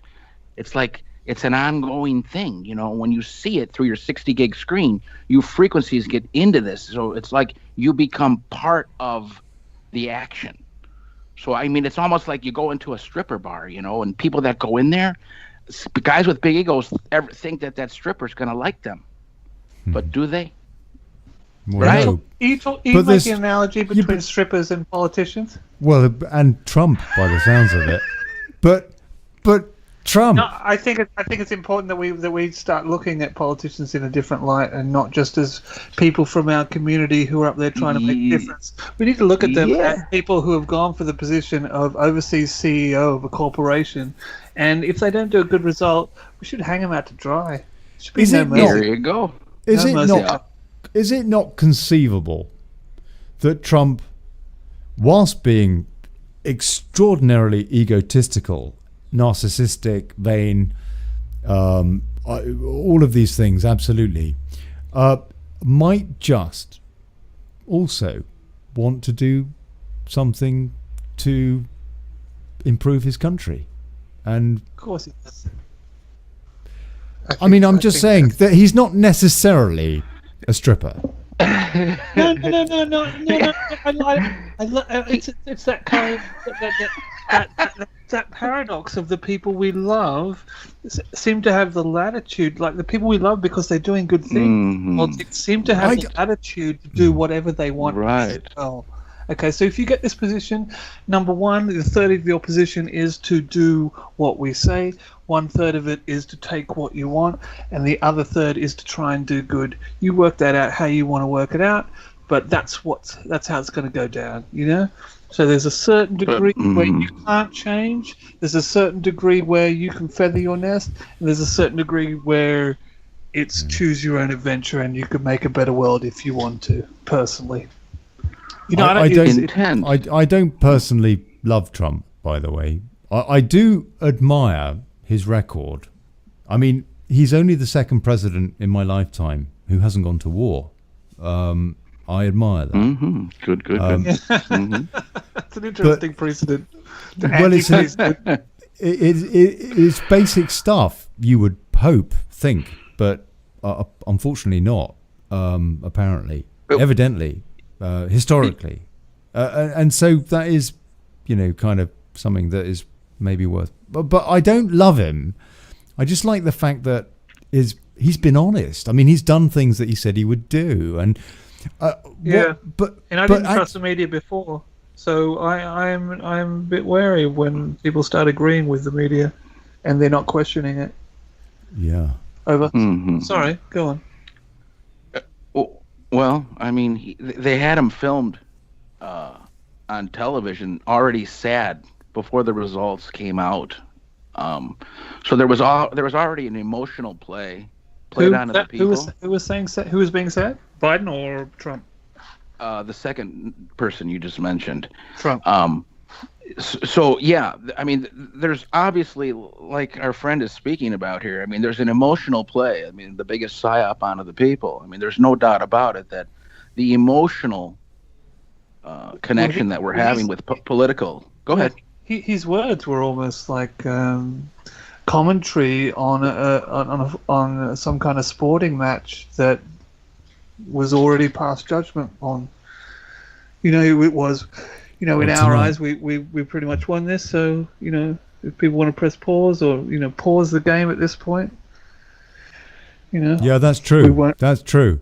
But then again, I imagine, I mean, if I was to put myself in his shoes, I would be feeling pretty annoyed at the fact that English understatement. The fact that this campaign has been so hideously orchestrated by the media and the, if you like, deep state, globalist deep state, in a way that has framed whatever result. Because I think the result as it stands is probably not all that fraudulent. Fraudulent to an extent maybe, but nonetheless, the fact that so many people voted for a guy who frankly has got dementia and who has an awful record of, you know, all sorts of things. I mean, I suppose his most famous thing was that act, that law that basically 3 strikes and you're out. What's it called? You know, basically, you know, smoke 3 spliffs on the street and you're a felon. And you end up spending the next 20 years making Starbucks coffee cups. You're a slave. That sort of stuff. I'm sensing. Was that Biden's? Yeah, he was the guy that drafted that law, which was enacted by Bill Clinton. And yeah, I mean, Biden is scum, frankly. But I didn't know that was his claim to fame. That's like hearing an artist and then you hear that was their one-hit wonder and go, oh no, you go around the back, get in line like everyone else to come in here. How many thousands of years of black people's lives, or anyway, it doesn't matter the color, but how many thousands of, probably tens of thousands of years were wasted because of that guy that was running for president there, and how many column inches, hardly any, frankly, were written about the effect of that law that guy drafted, and so if I was Trump tonight, and then considering the China connection, the Ukrainian connection, the Russian connection, I would treason. I would be pretty annoyed. And so when he may or may not be right about the legal case, but the fact that so many people were coerced to vote for a foreign agent, somebody who sacrificed American jobs for personal family profit. What is? I don't think we need to mince our words when we're talking about this stuff. I think you're bang on. I think we should just start. I think it's time to just start telling it how it is. You know, everyone's being a little bit polite. You know, hesitant. Yeah. And if this, you know, everyone wants to be. You know, if this was a real pandemic, you know, people want to do the right thing. So that's what everyone's been doing. Yeah. But now, you know, now it's time. How about this? Call bullshit. How about this? We're going to debating two different words. The word election or the word selection. And if this is a selection, the PSYOP that you've mentioned is a reality. If it is an election, all these votes are currently being counted. And there's people in rooms taking and counting these little votes and making sure everything is you know, right to work for whichever way they want. I want footage. I want footage and reports of that. I think there's a lot of people who are awake who's going, what? I got to wait until 7 or 8 o'clock till these people wake up. Or you know. So if it fits under the umbrella of selection, then basically it's just theater, right? I mean, it's pharmaceutical theater. I mean, how many commercials are going to be sold now in between these newscasts? I mean, think about it, you know. A lot. Okay, and then when they have a professional sports game, they've got 7 games to find out who wins. Do you think after one team wins 3, they're going to let the other person or the other side win a little bit to keep things going? Or if another team's winning the championship a little bit more, they're going to pause the championship. There you go. And was it selected before the season began who was going to win, or are there all the managers getting together and saying they should choose who should be? It's a really good concept. Go ahead. Was there a selection out of how many people in the States? Millions, billions. How many? What's the right? 333 million. Go ahead. Out of 333 million, is it really? Is that a real number? It sounds like this is some kind of Masonic symbol or message that you're sending to the. Anyway, if it is that number, you know, there's a lot of talented, intelligent, incredible people in that amount of people. You know, and if you're not getting everyone involved, then you're not coming through with a solution as fast as you could be. Blockchain, we've got it. Why don't we use it? You know, this is the only people at threat here are career politicians, and this stranglehold that buried cash. Certain people. One side's got buried cash on one side, and the other side's got credit cards. You know, who's fighting? Who's fighting for the shovel? But see, the shovel isn't there anymore. It's now a cell phone. That's our new shovel for the money. Interesting, huh? You know, we were so quick to abandon our media, but we really need it. It's really, really important that we have an honest voice, that we can trust, that is telling us what's going on. You know, these are. You know, Alex Jones said it 10, 20 years ago. These are info wars. These are, you know, Monty goes on about it too. These are info wars. You know, we need first. It's so important that people are educated properly in terms of just even the right decision and the truth and what's going on. It's fundamental for people to make the right decision going forward. Fun. Who puts the fun in fundamental? Mm-hmm. Fund oriental. Fund oriental. Fundamental. Oh, guys. Fundamental. Yeah. Glad you're here. Well, guys, I'm glad political you coverage. Love to have you here. Who? Donald Trump. Joe Biden. Both of them. I love to have both of them. Or CNN. Ollie, I'll come free. I'd have both of them to post game. I am glad. I am so glad that Revolution Radio is here. I really am. It's big props to Mike Ringley. Yes, and he passed away in the last year, didn't he? Last year, I understand. Yeah, it's about that long. Yeah. Yeah, absolute legend. You know, old school rocker, made some money, touring, making music, set up a radio station, did some time in the army, had some tech, had a little bit of technology, you know, put it together. Had the fundamental ingenuity to keep pushing and make it what was needed, and the fundamental foresight to be able to protect it once he was gone. Well said. Big props. Yeah. Big props. How did he? Yeah. How did he manage to protect it once he was gone? I mean, I know that it's still on air. Clearly, I mean, it's in our hands now. Yeah, I'm not going to go into the financial bits, but he just managed to get around him a group of good people who he made sure were like-minded and could carry on the work that he saw as being the most important thing. Proactive vision. Mm-hmm.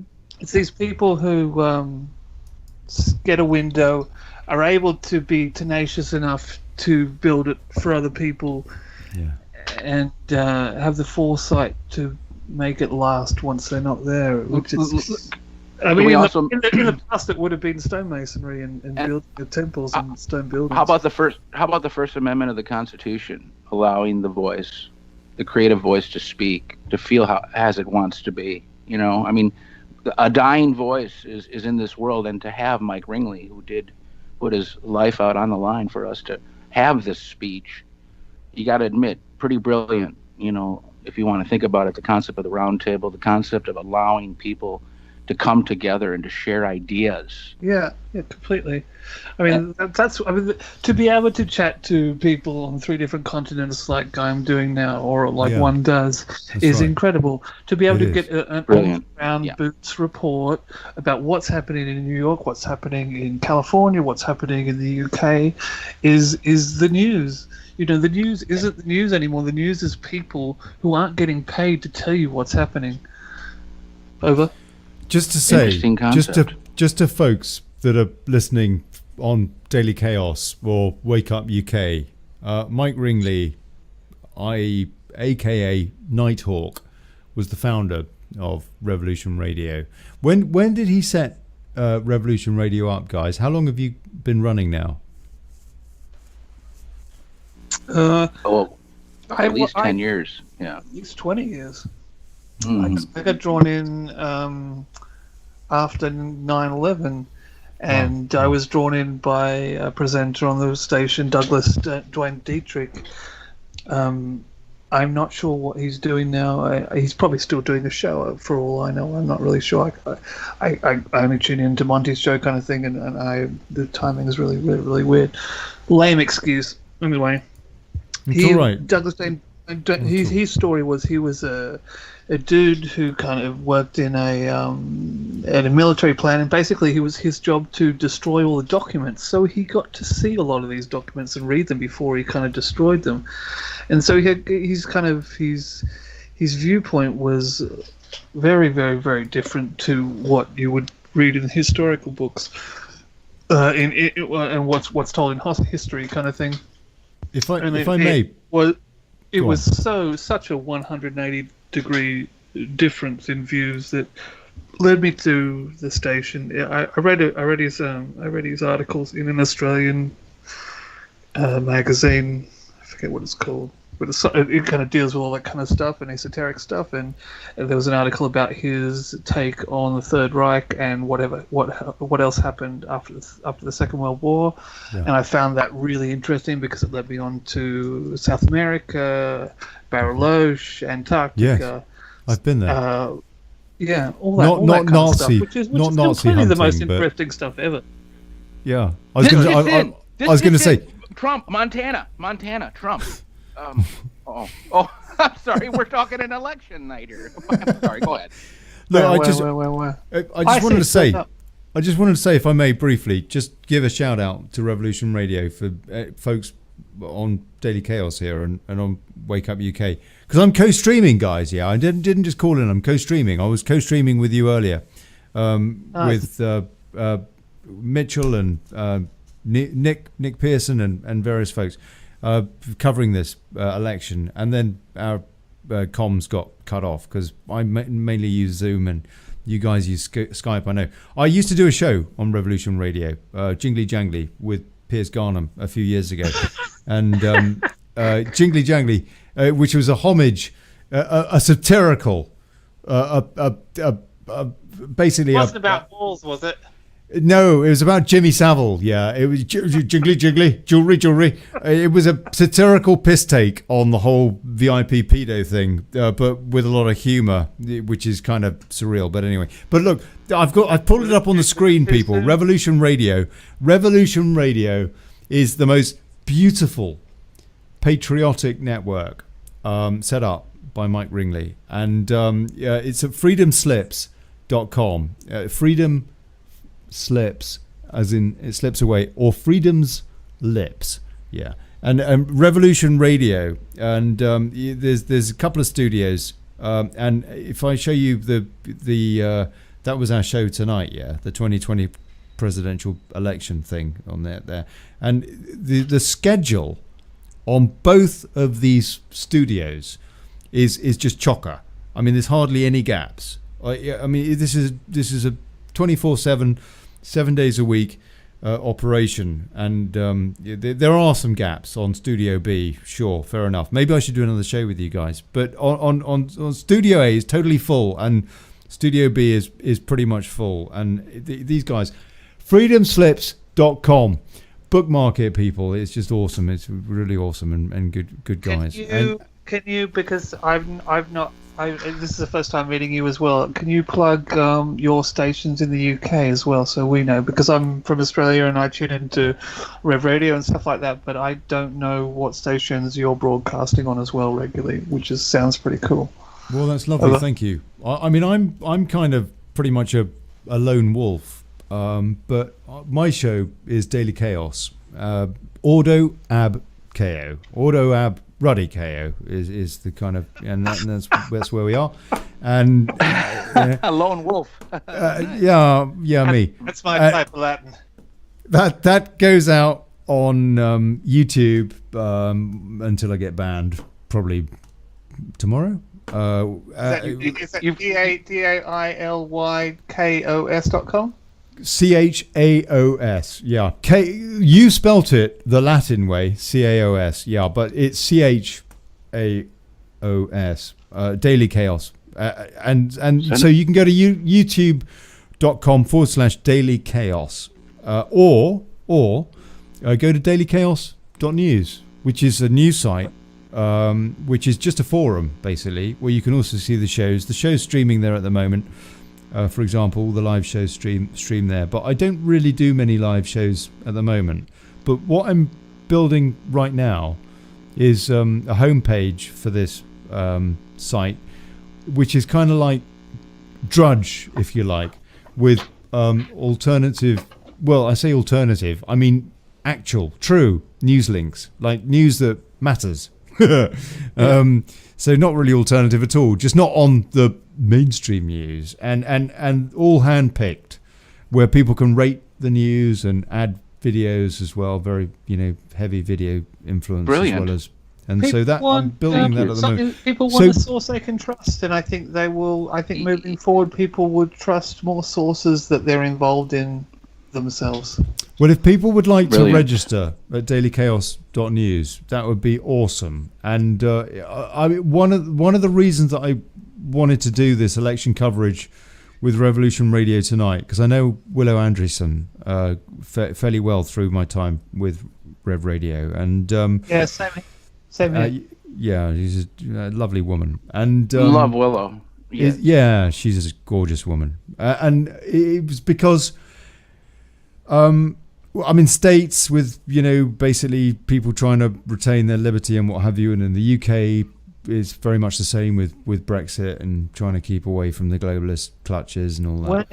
When is all that Brexit stuff? Because Trying it's like to pull people, it's being trying to kept pull at people arm's together. length, but it actually comes in. It actually gets enacted soon or something. Has it? Or Not has it after already? tonight. Like, Brexit. Oh, Has it aye, happened? aye. Well, it's interesting, isn't it? I mean, it all made the news, and then everyone was like, "Oh, we're not really sure about this. Look over there, squirrel." okay, the official line, Yeah. the official line from the British government is that Brexit happens on the 31st of December this year, and so New Year's Day, big time celebration. We're finally out. Well, actually, strictly speaking, we are out of the European Union. We have left. However, Brexit is not about leaving the European Union. It's about leaving the single market, the custom union, and the jurisdiction of the European These Court are the of things Justice. that are not the headlines that are the most important part of the deal.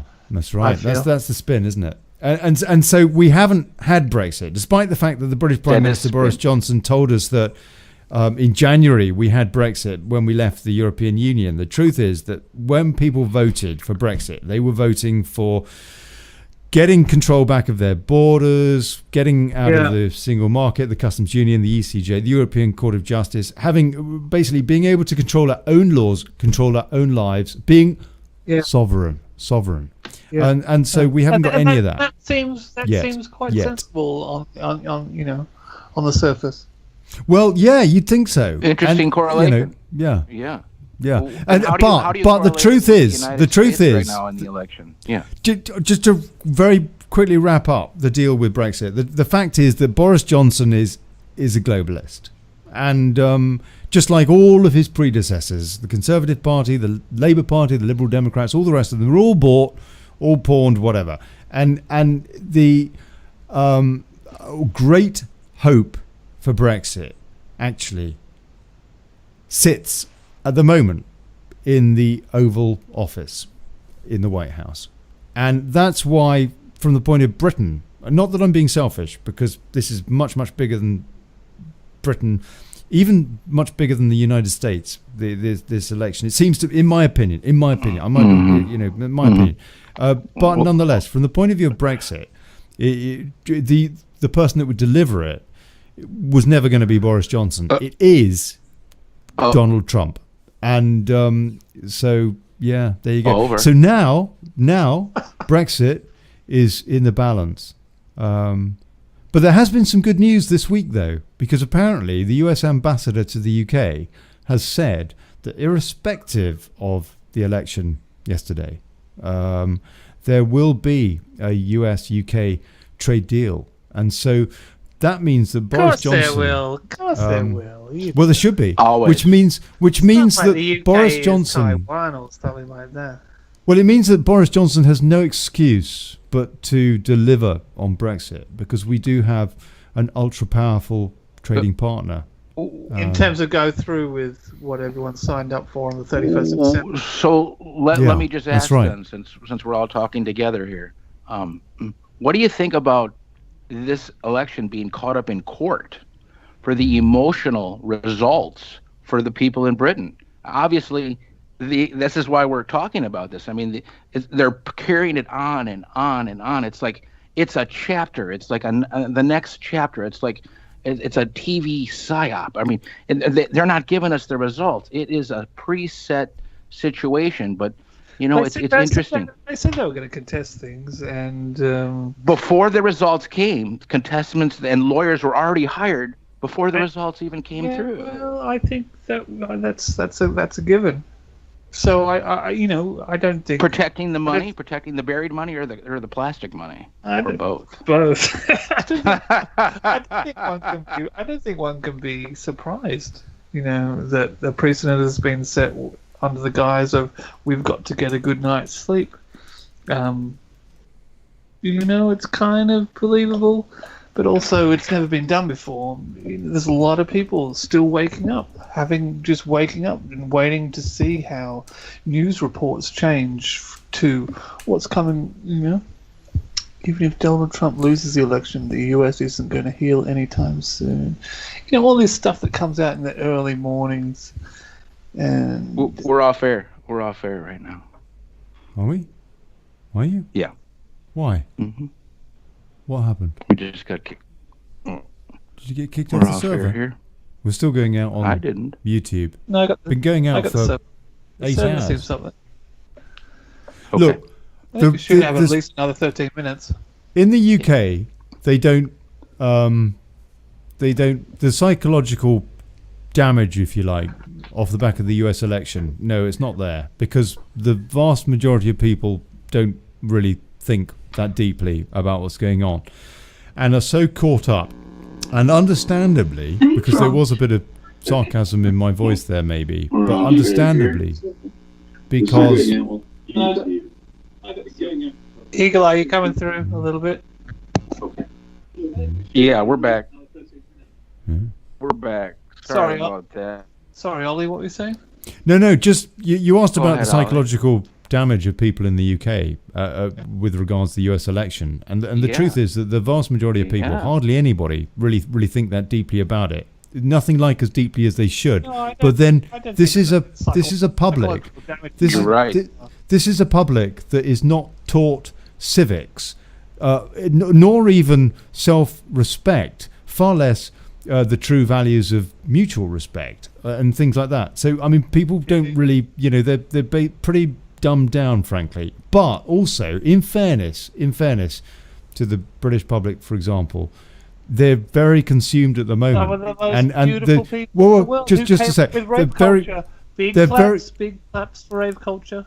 Well, they're very concerned right now with coronavirus, and there is distinct psychological damage going on with what's going on with coronavirus. I mean, there really is. There's a lot of people trying to do the best they can in a situation they don't really understand. Yes. They don't understand the science. They don't understand the testing processes. They don't understand what. Well, I don't think anybody does. Processes. No, people don't understand that things are being held off for a vaccine that is not a one-all-kill-everything vaccine. This is a program. This is not a one virus. This is a one program. This is a get vaccinated every week or whatever is chosen. And for why? And for why? Sorry. For something that the WHO have downgraded to the level of flu, and that's official. Yeah. So why aren't governments following that advice? Yeah, it's. I'm getting lots of humming now. Wet dream. I'm getting humming from you guys. It stopped. Yeah, it stopped. Hello. Hello. Yeah, no, I was hearing it as well. I wasn't sure where it was coming from. Yeah, no, it's incredible. Hold on. The best thing this Corona paranoia cortex. Hold on. The best thing this has shown us is what side people are on, what side people are on, what side politicians are on, what side corporations are on. And if you haven't been watching, you should have been, because people shows pretty, definitely. I have a word I'd like to add to the conversation, and I'd like to share it on to our friend David Icke. But the word is intent. What is the current intent for what's happening?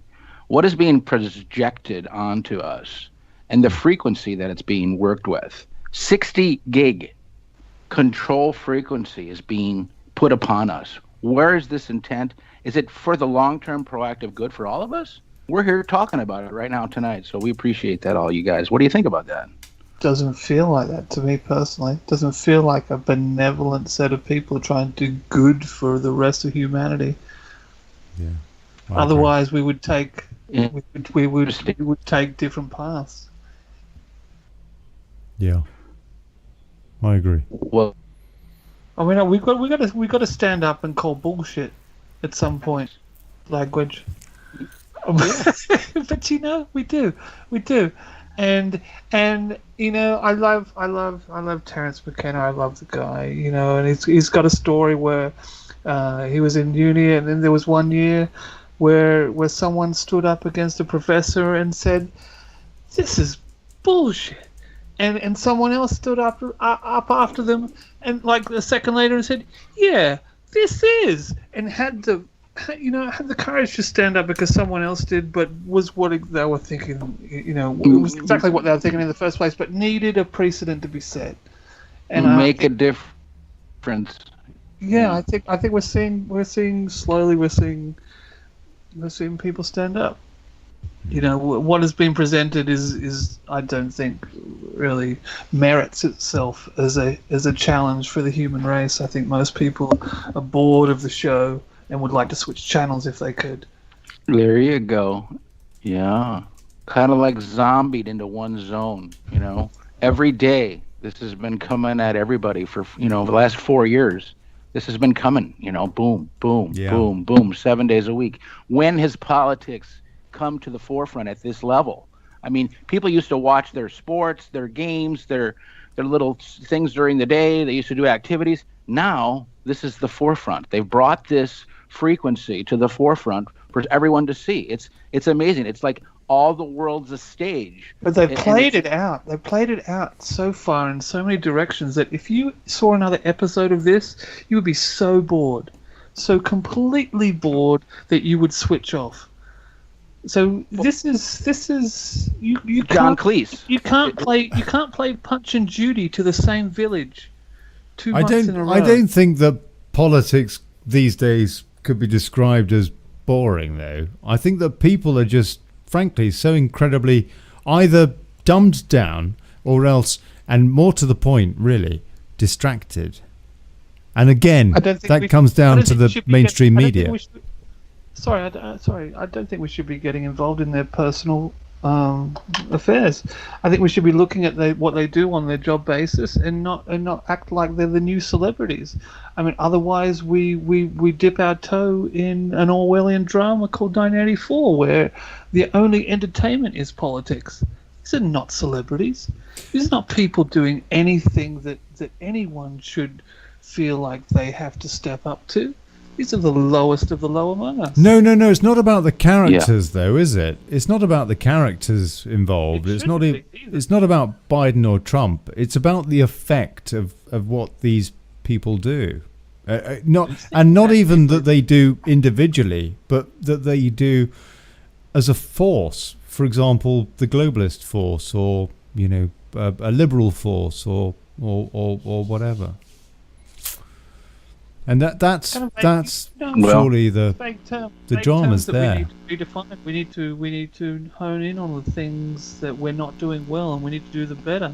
We need to actually use this, not destroy this platform like many would have us kind of burn libraries and start again. We need to kind of build on this, but do it sensibly. There's no sense in it. Yeah, sure. What do you guys think of the term? We attract criminals and people trying. In Australia, if you're in politics, you get a lifetime pension. Okay, so that's what we attract. So we attract people trying to sky the system. At the worst case possible scenario, they get a lifetime pension out of it. But these are people not drawn to the system to do good. These are skivers. These are, we attract to the system the worst possible candidates. Over. Is that by design? Rope? What do we think? What? Design. Rope? I think that is by design. It feels like it is. Mm-hmm. It feels like there's so many people that get into it kind of with positive intentions and what's up, hijacker? These are people not drawn to the system to do good. Yeah, so I fell asleep. Hijacker. What's going on? Okay. So I fell asleep. Well, so what happened? So you got your radio on. What happened? This is the big question. So hijacker fell asleep. Now he wants to know what the result is. Someone pressed pause on the whole election. They just pressed pause. So what? I fell asleep. Good answer. What happened? Did Trump come out and declare? What happened? No, he came out and said, well, it's been basically put on pause. We're under the opinion that, we pretty much nailed it.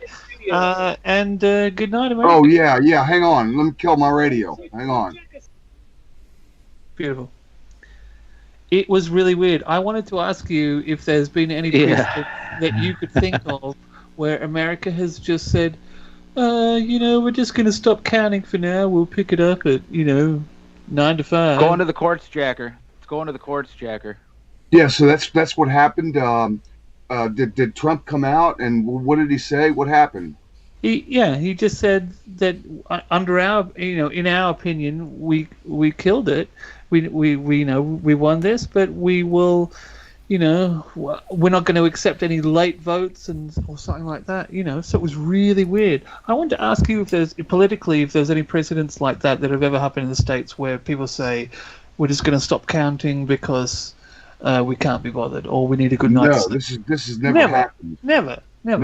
Hijacker. Hijacker. Go ahead. It's Olly here at Daily Chaos. I was with you earlier. Yeah. The deal at the moment is this. Biden, 227. Trump, 213. This is according to DecisionDeskHQ.com. Yeah, not CNN. 227, 213. There are 1, 2, 3, 4, 5, 6, 7, 8, 9 undecided states, of which 3 leaning blue, the rest red. Hold on, 1, 2, 3, 4, 5, 6, 7, 8. Sorry, not 9, 8. Including, basically, It looks only as though Wisconsin is really. It looks as though it's going to hinge on. It could hinge on Pennsylvania. Or Nevada. Pennsylvania. Of all places. And if you go to the Senate, Democrats 46, Republicans 47. No change in terms of seat exchange. There were seats exchanged, but they were exchanged on both sides. The sum total being 0 exchange. So the Senate is looking to be retained to the Republicans. On the House, Democrats 184, Republicans 176, with a 3-seat exchange to the Republicans, so not enough to change the House if that trajectory is continued. So the bottom line is, yes, it's going to SCOTUS on the president. So what this looks like, a deep demonic one world order, high council power that has called both the Republicans and the Democrats. They paused everything, and so who would be in that decision, Hijacker? Who would make that call? If you were like either side, who would that call come from to even do something unprecedented? Oh, this comes from. It doesn't even come from the Rothschilds. This comes from the what they would call the Venetian black families. So this deal. Because otherwise there's no way to bend it, is there? Right. No. Because that's right. Pennsylvania, 64% of votes counted. That's been like that for the last 2 hours. Well, pyramids. They've all decided this to lock it up. This is about the vaccine. This is actually the worst case scenario. It would actually been better if one side or the other lost. At least we would know what we're dealing with. Now what they've done. And I just woke up about 2 minutes ago, so I gotta get something to drink. Hijacker. This is I've never heard anything like this. This is like you really surreal. think It's like I'm waking up in a dream, one of my dreams. Hey, Hijacker. Can you check if we've got to get off the station for any programs that are supposed to be on at this time? I don't know about the what time is it? Daylight savings in the US, and it's all got my time. So it's what is it? Is it 3:01? Is that what time it is? Yes. No, I don't think you do. It's going to be wide open. Let me just check the numbers here real quick. If this is the case, you probably got really good numbers. Everybody's probably up right now. Everyone's still up, just going, I can't believe you guys are still not counting. What is going on? I guess they're just having kind of chats with the people, other people. Like, who is sleeping right now? I was going to cut the show at this time, but I'm just going to hang around for a minute because I'm really interested in hearing Hijacker's theory there that it would have been better if one side had won rather than this kind of legal stalemate. What Chris Boozy earlier described as lawfare as opposed to warfare. Lawfare, brilliant word, sums it up, I think. But I want to find out why he says, because I mean, the idea of a Biden presidency, i.e. a deep state presidency, I would have thought there couldn't be anything worse than that. So I want to pick his brains on that. But anyway. Well, I mean, Biden presidency would have meant that we were completely taken over. It would have said to everybody, look, the deal is over. The communists took over, but it's like they didn't quite take over. They kind of took over. We still kind of got Trump. You still can believe in him. I mean, this is like right now. We're this is surreal. Land, though. Yeah, we're so hold on a sec. I don't understand, Hijacker. How is this where at least there is Amy Coney Barrett and the SCOTUS to hopefully defend Western civilization against the Great Reset, the New World Order? How is this situation worse than the guarantee of the Great Reset and the New World Order under a Biden presidency? Well, Kamala Harris presidency. That's the thing. That's the thing. They didn't even rely on the Supreme Court. They didn't even punt. It's like both sides came together to agree to this. I mean, this is like This is like Trump didn't agree to this. Who in the world would believe? Nobody would believe this outcome. This has never happened before. Hold on, whoa! Are you saying, Hijacker, that Trump is complicit in some kind of malfeasance here? Yeah, no. Now I'm basically saying, we all been played. This is a plan. This is a play on such a high order. I mean, this falls into the category of. If that's the case, why did he do 5 rallies yesterday? I don't know, but they could have called him. We don't exactly know. They could have called President Trump, and they could have said, "Look, you did win it. You won it outright. You did really good with your 5 rallies. All the rest, we all know the numbers, but." You know, we're the ones that basically spray chemtrails, and tomorrow morning we're going to spray a chemtrail that's going to kill 100 million Americans. And remember that story about the black chemtrails? I thought they were only legend. No, they're real. No, yeah, that's what I'm saying. What I'm saying is they could actually threaten him to say, "Look, we'll spray something tomorrow in the morning that's going to kill 100 million Americans unless this is what you do," and in which case. President Trump, he's got no choice. He's got to go along with them. So do you kill one person to save 5? Or what do you do? Yeah, who knows? This is highly unusual. It's highly unusual. That was my main question. If there has ever been a precedent where people have stopped counting, and never has there been? And for both sides, my immediate question was, who is a body who governs this? Is there one set up, or how did this just happen? Where both sides went, we're just pausing the game. You know, we're going off to get some snacks. You know, we're gonna unpause it. Later on, we don't know what the time is, but No, this is not even possible, especially against a candidate like Joe Biden.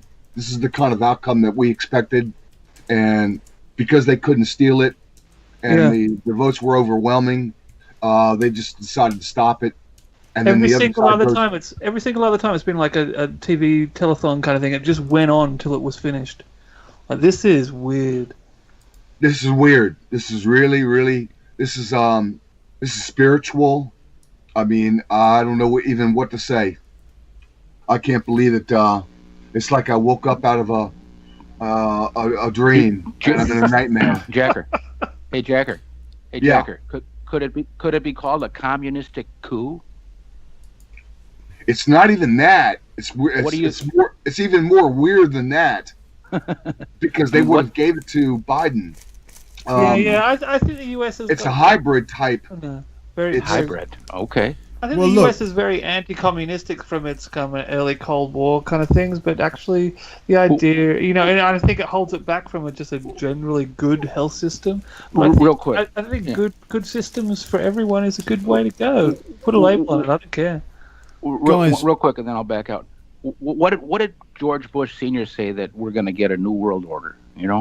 What's up with that? Is that not anything just to do him. with what we're dealing That with? must be what it is. It must Not be just him. It has to deal with economics. Successive it's got to deal with this leaders, new power system that's coming in, and this is actually organic. I don't think know they that actually Trump's got planned anything to do this. with that.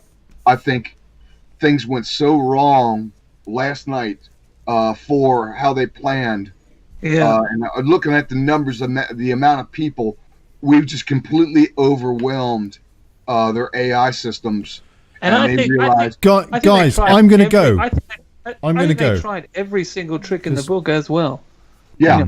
As well. I want to say, God bless you, Revolution Radio. Thank you so much, Hijacker, Cortec, and Robe. Is that Robe or Mr. Rowe? Is that Mr. Rowe? It's Robe. I can I'm set my confused. equalizer to sound like Mr. Robe, but no, this is Robe, Rob. Robe. Eagle eye. Well, look, God Yeah, bless you eagle eye. guys. God bless you guys. God Thank bless you so. by the way. Thank you so much for allowing me to have a rant, and I want to say, Revolution Radio, thank you, all of you, for sharing coverage of this ridiculous election. Historic global event. Oh, well, it should have been, and it is, but for all It has the been. wrong It still is. reasons. It's been, for yeah, all it's the been wrong an absolute, reasons. it's been an as it absolute turns out. pleasure kind of getting the point of view from someone on a completely different continent, and it is so very, very useful to get an accurate picture of what people on the ground think, because you can't rely on most media these days because they're just out for their own agenda. You can't look at anyone who's getting paid to tell the story. Well, look, God bless you. Something happened. God bless you. Something happened to compromise President Trump not to claim victory. There's something that was said to him in which was so horrible and frightful that here he was, he realized his dream. He defeated the enemy. He did, 2 weeks of nonstop barn burning, came from behind, beat every system they had, overwhelmed them, and then a phone call happened. One phone call. One thing happened to where it made the guy so terrified that he says, you know what? I'm not going to sacrifice 30 or 50 or 100 million Americans. What do you want me to do? Exactly. What do you want me to say? Something like that happened. Where do you reckon that came from, Hijacker? I don't know. Who makes that I have a theory. I got Go a ahead. theory. How about the truth of maybe 3 men dying in a helicopter crash? IRS agents from the 90s back to an audit of a casino. Ed Opperman, one of my friends, did a show on it. Ed Opperman. But who knows? It's just theory, right, Hijacker? You never know. Well, no. Trump, he's already in it for his life. You couldn't get Trump to do this, to traffic in his own life. He wouldn't care. Now, if But it was his Ivanka, family. it might be that he would go along with it to save Ivanka's life. Okay.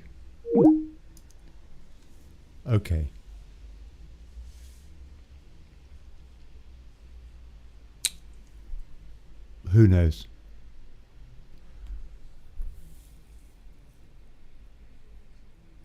Is Trump the grandest psyop of all.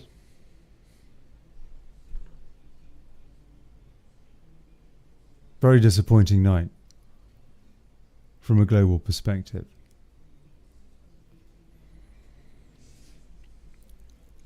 No result tonight because America had to go to bed.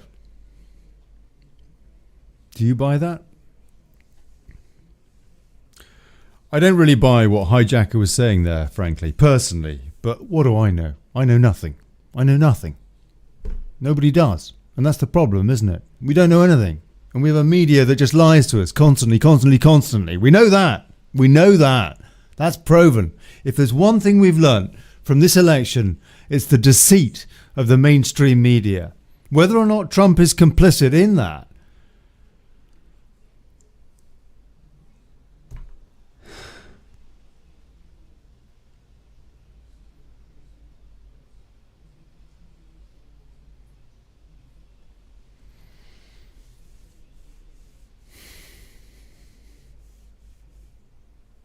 God bless you, folks. Aye, aye. I'll catch you soon.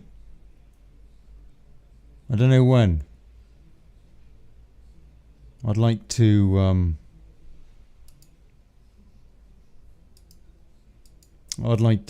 think soon.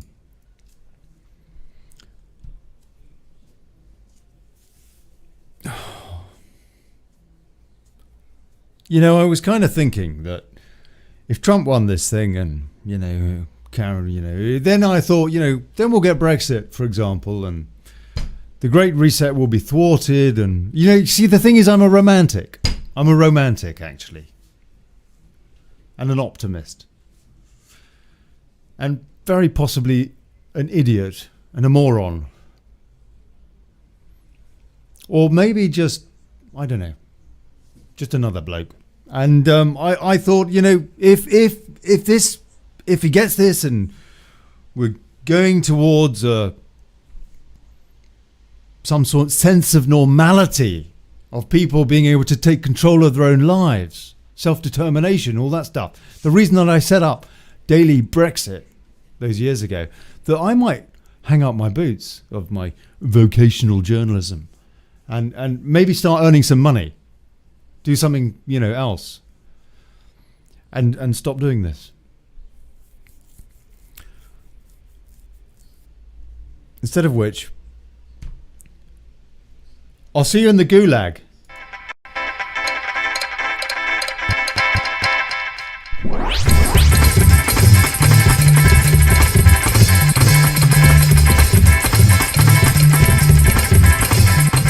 This has been an interesting show. I didn't drink as much wine as I had expected to drink. But now I need a bloody big whiskey. You know what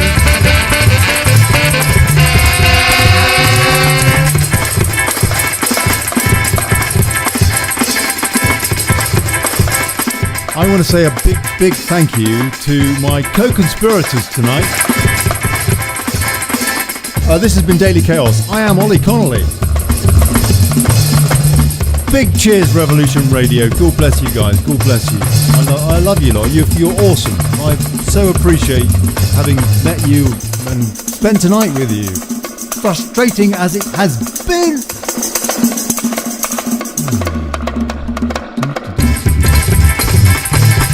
And with Wake Up UK.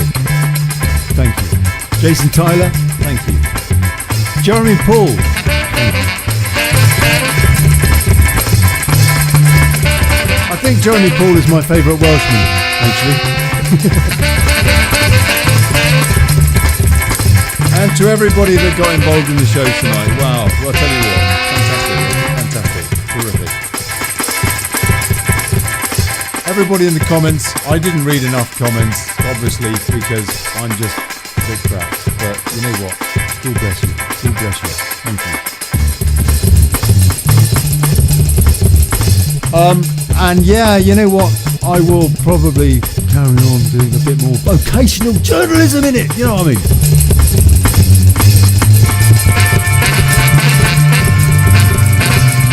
But I seriously was thinking, that I might just be able to have a relatively normal life. Yeah, let's face it. It's just mad. Mad! I'll tell you what, it's going to be fascinating to see the Brexit response to this. Because if this thing is going to go on for, into January, this stateside presidential decision, where does that leave Brexit? Boris is really caught now. Really caught. They needed a Biden win for him to wriggle out of Brexit. He has a job now. That's interesting. That's interesting.